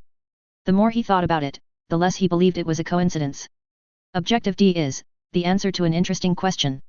Order Archmagos Lankovar to launch the last Bard Cicadas and 1/3 of the extremist level reserves. I want Queen Tortoises, Bayou Moths, Ripper Spiders, Sonora Bees, Dreadnought Beetles, White Razor Beetles, and 3 more Queen Ants on the ground. An interesting question. Inquired Gamaliel, trying to ignore the fact that 1/3 of the reserves which had been constituted for the assault on Kumarak were probably largely sufficient to begin a planetary genocide by insect invasion. Is an Imperial Saint truly complete if she does not believe she is one? The void shields were lowered as the last word was uttered, and Gavriel and the other Dawnbreaker guards activated their jump packs, running after the woman they had sworn to protect. Captain Corr Phoecus. The obsidian chariot was a marvel, praise the Primarch's forge. The Folkite carronade was firing again and again with incredible precision, exterminating hundreds of Xenos in superb pyres. It was truly the ideal tank for a Nocturnan warrior. By some arcane tech process the tech marines of his company were unable to explain, the Xenos' weaponry targeting the artifact of Fukin was deflected or sent back to the attacker, often in a more than lethal manner. At first, he like every salamander had thought the Primarch had found a way to integrate a miniature ion shield in the cuirass of the modified Felglaive tank, but however this formidable protection worked, it was not one the eye of an Astartes or the instruments of the Mechanics could measure. We remember the raids, Xenos. The captain of the second company shouted as hundreds of Eldar warriors vanished forever in the pyres of the obsidian chariot and most survivors broke ranks to run away faster. His Drake Blade first guardian in hand, Corr Phoecus slew every Xenos that tried to turn back and rally its command. It was too bad he had not trained to be a member of the tank companies of the chapter. At this moment, Corr would have loved being the commander of this magnificent engine of war, but he would have to settle for seeing it in action. Besides, there was a shiver in the air, and by reflex the son of Fukin struck with first guardian. It saved his life. Where there had been nothing behind him a second ago, now there stood a tall dark figure, and it was not a space marine. Corr shouted a warning over the Vox, and it was all he had the time to do before the Xenos attacked. Right from the first clash, the Salamander's captain was on the defensive. The Eldar warrior was impossibly fast. It had to be one of the elites of Kumarak, one of the abominations which had survived the onslaught of the Great Crusade and the wars before that. It wore dark power armor and the part of the helmet covering its face was pale ivory. It was also perfectly ambidextrous and had the equivalent of a Xenos power sword in each hand. And Corr realized, gritting his teeth and pouring all his talent into the duel, that it was far superior to him in the domain of swordsmanship. The few guardsmen in position to intervene lost their lives when they tried to close the distance. He saw the moment when his blade was not going to parry in time, but the Xenos did not have the time to finish its move. Over a dozen gigantic spiders assaulted the dark-armored Eldar. Phoecus withdrew to his brothers, taking his bolter and trying to kill the Xenos before it had the chance to demand a second round. But he didn't find an opportunity. The Xenos was too fast, and every bolter shell either was parried or missed by several meters. Watching it was like seeing a storm of blades. There was no mistake. It was swordsmanship in its purest form, strikes and parries with no superfluous movements, an extreme rapidity, and the kind of skill one had to spend hundreds, no, thousands of years to achieve. The gigantic spiders of Kamarak, the hell spiders, all died within a minute. And then the space marines arrived. From the burning skies they flew, and shells and light announced their arrival. On the ground hundreds of drop pods disgorged hundreds of death world insects. And in the middle of the devastation, a golden armored woman stood, against one of the most dangerous Eldar to have ever existed. You are a difficult Eldar to find, Drazar, General Taylor Hebert stated, and while the angel-shaped helmet hid her face, Corr could almost see the shadow of a smile. The blade by her side was drawn and instantly erupted into a formidable cascade of crystals. Thousands of insects were surrounding the battlefield, with tens of thousands more coming. The Eldar didn't move. It didn't utter a word. It was simply there, a lone and silent killer. In the name of the Emperor, you die today. The murderous Eldar raised his blades and the duel began. Slave 5537K. He is 5537K, and one cycle of work ago he knew this would all he would ever be. 5537K doesn't remember having another name. He was too young when the Dark Ones killed his family and stole him like they did thousands of others. 5537K had seen boys and girls like him flayed and impaled cycle after cycle. Not because they angered the monsters. No one would dare. But the Dark Masters often get bored. And when they are bored, they want torture pets. But this time there's something different in the air. The Dark Masters begin to run everywhere. The skies begin to turn red. Some collars explode, killing many. But these are quick kills, easy ways to die. This is not the way of the Dark Masters. 5537K does not see the first Dark One starship crash. But he sees the second. He watches as uncountable warships die. 5537K feels something different for the first time in the prisons of Kamarak. The scaly overseers are not opening the prison to whip them in front of the Dark Masters. The shrieking doesn't start. They are not dragged in chains to begin a new cycle of work. The Hell Spider lands in front of their cell and kills the overseers. 5537K cheers like the entire block of slaves. The Hell Spider destroys the doors. A swarm of beetles arrive and unlocks their chains and their collars. Poison injectors are removed. Torture devices break. 5537K is the fourth to run outside, and the second to trample a wounded overseer. They run outside and they don't recognize the Dark City. The spires are burning. A black fortress is burning and falling. The Dark Masters' corpses are everywhere. Kamarak, the dark nightmare of slaves, is burning. But 5537K is still afraid. Not far away a duel rages, and 5537K recognizes the dark figure fighting the Golden Warrior. It's the Executioner. It's the killer of Kamarak. It's the Incubus Executioner. The one the Dark Masters call Drazar. The one they insist no master can touch. But there's an angel fighting the killer. There's a lot of light. There's a lot of power. But the angel attacks and the Hell Spiders are helping the angel. The Executioner is the Executioner. But he's surrounded by 1,000 blades. The Executioner is the master of blades, but he has 2 legs and 2 arms. And the swarm engulfs the Executioner. The angel's blade pierces the dark armor. 5537K hears a terrifying shriek scream, but when it's over he feels happy. Something awful has died. 5537K doesn't know how, but he's sure of it. And the angel raises his crystal blade in victory. The angel removes his helmet and a woman's face is revealed. And 5537K whispers a prayer worth a death sentence if the Dark Masters hear you. Praise the God Emperor and his saints, for they protect humanity. The golden hair turns black. And gigantic golden wings appear on the back of the saint. They are saved. Whatever happens, their souls are saved. We will not be slaves anymore. This I can promise. The pain doesn't stop. The scars are still there. But 5537K sees the light and knows they will be saved. There's someone to stand against the Dark Ones. Freedom. Freedom. For the God Emperor. The Angel. The Angel. For the light and for the saint. General Taylor Hebert. If Missy didn't tell her I told you so at her return to Nyx, Taylor was going to increase Dragon's budget by 1 billion immediately. The thought made her chuckle before returning to seriousness again. Impaled on the nebulous shard, the corpse of Drazar the Master of Blades disintegrates into a cloud of black dust and ashes. Taylor can't help but feel a lot of satisfaction seeing the black armor be reduced to nothing. When she struck to destroy the alien's soul, the insect mistress saw flashes of the killer's life. She learned a name. Arera. The custodes and thus the Emperor had been right. Drazar had been a symbol of defiance and hope against chaos and the ruinous powers. Drazar had been one of the strongest Eldar in existence, one of the so-called Phoenix Lords. So much potential, so much power, all of it squandered. Viewed like this, Taylor can't help but think the Kamarak Eldar are a monumental waste of genetics and energy. Sliskus, Drazar, Vect, they could have done a lot of good. They could have helped make this galaxy a better place. Instead they did the exact opposite.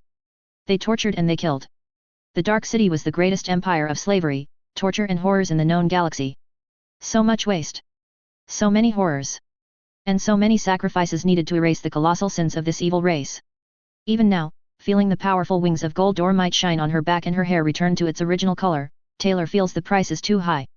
The price is far too high, and yet how can she refuse paying it? As the general donned her helmet again and the hell spiders were unleashed by her will against the last pockets of enemy resistance, the slaves freed from the pits and the torture chambers came. Their very sight made her break out into tears. Their appearance was not unlike those of the victims of the Nazi regime in the concentration and extermination camps.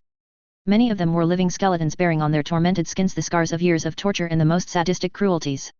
It was evident a lot were not treated like the butchers of Hitler treated the Jews. The Eldar wanted to keep their prisoner slaves alive as long as possible. It seemed the reports of the Inquisition interrogation teams were correct in the end.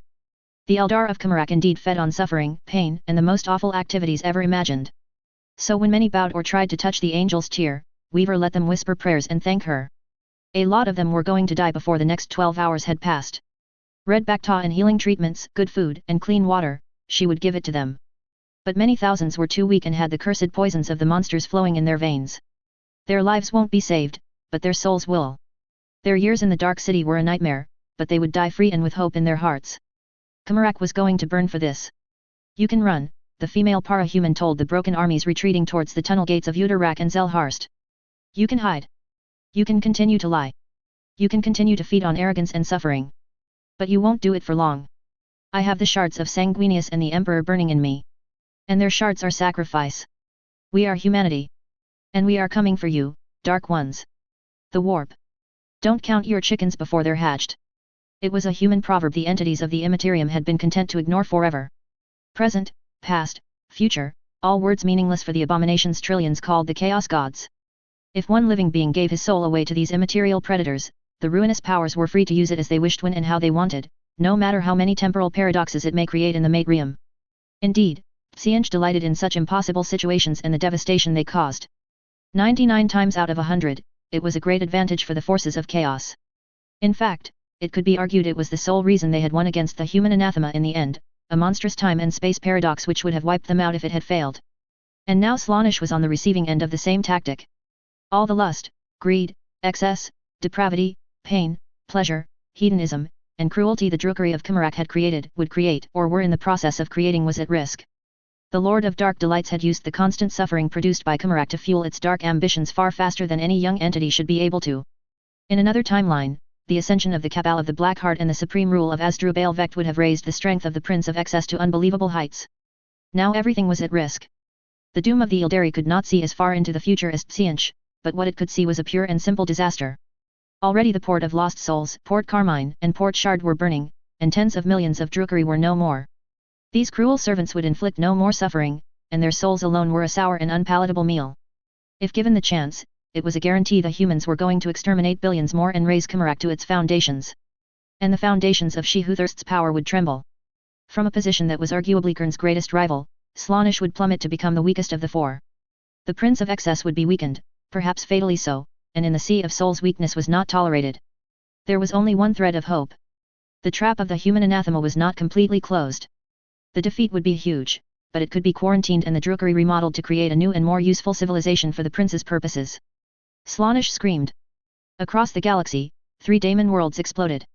A million astropaths clawed out their own eyes and took their own lives. In the eye of terror, uncountable war zonies were drowned in cataclysms few entities had witnessed since the fall. Entire war zonies from the abysses of the eastern fringe to the fringes of Novaterra were abandoned. Before the Palace of Pleasure, 66,666 legions of excess answered the call of war. Every type of legion was represented. The Flayer legions stood side by side with the Hunter legions. The legions of eternal punishment sang as the standards of the Glamiatrix legions were raised. The Courant legions began massive rituals to boost the speed and the ferocity of the Terror legions. Never since the Siege of Terra had so many demonic legions been mustered together in a single location. It was a host capable of conquering hundreds of star empires and drag trillions into damnation. Kamarak. Break Cain's Gate and kill Weaver. 66,666 legions were unleashed. Heart of the Webway. Kamarak. Cain's Gate. 81 hours before the mark of Kamarak. Succubus Jezebel, the Bloody Baroness. Jezebel had been utterly enraged by the humiliating tirades of Maestros Zillion. It was strange, but in thousands of cycles the hypocrisy of the dynast had managed to evade her attention. If it had been anyone else, dynast or no, they would have paid for those insults with their own life. But the ultimate Archon had thousands of his personal guard to protect him in his inner fortress, and tens of thousands more were ready to storm in and kill any potential enemy if given the command. Zillion was a monstrous hypocrite. Jezebel realized it now. As the port of Lost Souls burned, she and the other commanders had been forced to organize the counterattacks with vat-grown battalions who a cycle ago had never fired a splinter rifle or used a dagger to kill someone. The elite troops of House Zillion could have done a lot of good, except they were all staying by the dynast's side, doing nothing while the outer defenses and the shipyards of Kamarak burned. Most of her anger vanished as she saw the fissures running everywhere across the surface of Cain's Gate. The anger was replaced by pure fear. Jezebel knew it couldn't be a coincidence. The Dark City was burning in the fires of civil war. The Ingur were exterminating them by the millions, and the Mundaki had mounted the greatest invasion ever organized in the webway. She heard them. Something or a lot of somethings was striking Cain's Gate. Jezebel watched Cain's Gate in consternation. It was an ancient webway gate, not unlike the Eversprings passage the Mundaki and the Ingur were using at the moment. It had once been constructed from crystal and jewels and the noblest psychically reactive stones. But the immense gate, it was the size of a cruiser's prow, would never again be used by any Ildari. For if the majority of the webway gates leading in and out of Kamarak were risky to use to varying degrees, Cain's Gate had once led to the capital of the Ildari Empire. In the past, this had been the most direct path for reinforcements to reach the Nexus Heart. Now it led directly to the palace of She Who Thirsts in the deepest and darkest regions of the Empyrean. After the fall, the dynasts and every noble of Kamarak had funded the efforts to make sure Cain's Gate stayed closed forever. The gate could not be destroyed or moved away. It had been tied into the foundations of the first subrealms when Kamarak had been created, and the destruction of one would have fatal consequences for the others. But it could be fortified and neutralized. 13 walls of psychically resistant materials had been built between the outer and the inner antechamber. Millions of Ildari protective scripts had been carved into the walls. Thousands of the most powerful null fields in existence were functioning every cycle. And the dynasts permanently stationed a powerful army of incubi and other elite warriors here, supported by many aberrations and an arsenal which for some parts had survived the fall. Jezebel wished at this moment the garrison had been tripled like certain Harlequin emissaries had suggested 1,000 cycles ago. The fissures were spreading, and they were spreading fast. What are the soul alerts telling us? The succubus of the cult of the impaled asked the lead incubus allied with House Zillion. They are malfunctioning. The readings. Humor me. The incubus turned his head away, but not so fast the renowned witch couldn't see the fear in his eyes. If there are no malfunctions, that would mean 20,000 legions of excess. That would be enough to conquer Kamarak twice over, even if they hadn't suffered horrifying losses in the last cycle. Empty all the artisans' battalions from the abyssal wall and middle darkness. Requisition all the null anomalies and the blanks you can lay your hands upon. Order all the incubi temples and witch cults not engaged in the Battle of Kamarak to abandon their current obligations and charge here to support us. This was very much against all the orders she had received from the Zillion dynast. Jezebel at this moment didn't care. What do I tell them? The truth. She Who Thirsts is coming to end us all. Heart of the Webway. Kamarak. Port of Lost Souls. 81 hours before the mark of Kamarak. Captain General Anubis Excelsior. The losses, as painful as they had been for the Imperial Guard, were far less than Anubis had calculated in his military predictions. So were the starship losses, although the necessary repair work and the number of destroyed ships was not to be taken lightly. However, compared to the gigantic amount destruction delivered to the Port of Lost Souls infrastructure and that of the other facilities, the starship's losses were more than acceptable. The Captain General of the Adeptus Custodes looked at the Vilith shipyards, crowded by Skitarii cohorts, tanks, artillery guns, Imperial Guard regiments, and tall knights with bright banners, and felt the shadow of a regret. He had not been lying when he had told his interlocutor they were all expendable in this battle. Kamarak was an opportunity that may never come again in 5,000 millennia. The cults venerating the abomination of change were too fond of their schemes and arrogant in the extreme, but even they were going to notice the entire affair with the Shadow Point had given an advantage to the Imperium. One of the great parasites was extremely vulnerable now. As dangerous as it was to think this way, every man and woman in this expedition was expendable. Even he, the Captain General of the Adeptus Custodes, was expendable. It was the price to pay if they wanted to achieve a lasting victory. The battle was not won, of course. In fact, every instinct told him the largest challenges were still ahead. The Kamarak fleets, whether close or distant, had been warned of what was happening by their dark brethren. There was no doubt they were on their way now. Millions of Xenos, not just the cannon fodder massacred everywhere in the Port of Lost Souls, but the elite the Long Ears used in their murderous raids across the galaxy, would come too. At the same time, the element of surprise was totally gone. The woman who flew over the mustering's landing zones with her honor guard had played her cards well, but most of the surprises had been used at least once. And the lords of Kamarak were going to get desperate. So would the ruinous power known as Slaanesh, Doom and Master of the Eldar Deprivation. Anubis Excelsa rarely felt optimistic, like most of the Custodes commanders, but this time they were forcing the enemy to react to their moves, and he rather liked it. The cans of the Mechanikus in the deployment zones grew louder and more powerful. It became a roar as the mighty Ilium Scutum, warlord-class titan of the Collegia Titanica, marched onto the bloodied yards of Kamarak. Veteran of Beta Garman, the Ilium Scutum was the oldest engine of Legio Defensor, the Nova Guard. Like its legion, it had endured harsh times, but never faltered. Anubis had raised no objection when their choice had turned towards the M30 built Titan to lead the Titanica forces against the Eldar citadels. So it begins again. There was no one near him to hear the words, but the message would be heard. For the second time in the history of mankind, Titans will march to war in the webway. The Mars Alpha pattern howled and raised its volcano cannon arm high. For the Omniscia Emperor. Ultima Segmentum. Char-Adon Sector. Char-Adon. 80 hours before the mark of Kamarak. The Queen of Blades. And I think fighting an opponent with so many insects could be beneficial to you, Lilith. You never smile anymore these last cycles. The ancient Ildari closed her eyes, reminding herself that the owner of this voice was dead and alas out of reach of her dagger. I am Trevelioth Sliscus. Long live myself. She raised an eyebrow at that last snarky comment. For his sake and no one else's, the arena mistress hoped the serpent didn't end his long and surprising career spouting a tirade like this. Who is she trying to convince? Of course Sliscus did it. He was always arrogant that way. For 4 calm heartbeats, she played with the little black jewel in her right hand, pondering what to do.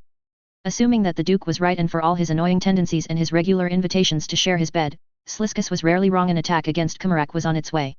It may have already started given the time the miniature relay stone had taken to be fully empowered. It was annoying. All emotions which could be interpreted as affection or fond remembrance for the Dark City had long since waned. Kamarak had been beautiful, in the first cycles of its founding. But like everywhere else, the central transport nexus had long ago been tainted by the myriad problems of excess and decadence. By all rights, it should have been destroyed with the rest of the Empire's core. The current state of the webway was proof enough that if your soul belonged to she who thirsts, the avenues of the webway were not going to be an effective defense against its implacable hunger. The fact it had not fallen yet reeked of a plot from the primordial annihilator or one of the dreadful jokes of Seguruk. Now an interesting dilemma presented itself. Mighty and peerless beauty of the blade. One of the lackeys of the Panda Iman imbecile who had organized this greenskin hunt arrived and kneeled. There are troubling alerts. Kamarak is under attack. She didn't phrase it as a question. Yes, your glorious excellency. At least it was good to know the serpent's strategic instincts had not failed him, even if his arrogance and lack of caution had led him to his doom. What was she going to do? She who thirsts was going to intervene in this battle. The goddess Damon's palace was literally next door, and it did not take a farser to feel the ripples of destiny. All the fleets of Zelion, Krail-Lach, and Elethion were going to be recalled. The presence of Ingur in the assault force Sliscus had faced strongly implied the soulless servants were going to play an important role too. Oh yes, it was going to be a disaster like no one in the webway had seen since the War in Heaven. And there were going to be plenty of worthy opponents. Ingur. Space Marines. A swarm controller. Maybe 1 or 2 custodes of the human anathema. Millions of soldiers, and likely the legions of excesses. The kind of battle where legends were made and gods marched by the side of mortals. Prepare my transport. Emperor Belcor Handes had ordered her to watch over Kamarak during his reign. She owed her former lover enough to return at its moment of destructive destiny. Your Supreme Excellency. I want a fast transport. The succubus queen did not like to waste her words, and the lackey died of a dagger in the eye. By a strange coincidence, the other lackeys were instantly more cooperative. I am going back to Kamarak. Slaying the greenskin warlords of this planet had stopped being funny after the 50th anyway. The Ildari champion gave a last disgusted glance at the 5 meters high specimen she had executed and the 10,000 plus corpses which had been necessary to pile up before fighting this duel. The crooks would be horrified if they saw their idiotic descendants, truly. Summon my wishes. I have orders to give them. 3 other lackeys died before understanding she had no use for their excuses, their ridiculous words, or their miserable manners. She was Lilith Hesprax. Since the fall, she was the Queen of Knives, succubus of the witch cult of strife. In the age of decadence, they had called her Qalet, the mistress of blades. In the age of light, she had gone by Alariel Starblade. In the age of twilight, Vila Aradaliner had fought for the supremacy of the Ildari. And during the first age, she was the first sword-bearer, the herald of Val, and the first and last Yildari to have survived a duel with one of the dreaded Ingur. These were just a few titles and names among the millions which had been given to her over the eons. She was Inaria Eldinesh. She was the last true Yildari of the war in heaven. After a long sleep, the time has come. Extermination countdown. 80 hours before the mark of Kamarak. Surviving Drukari population in the webway, approximately 183.1 billion.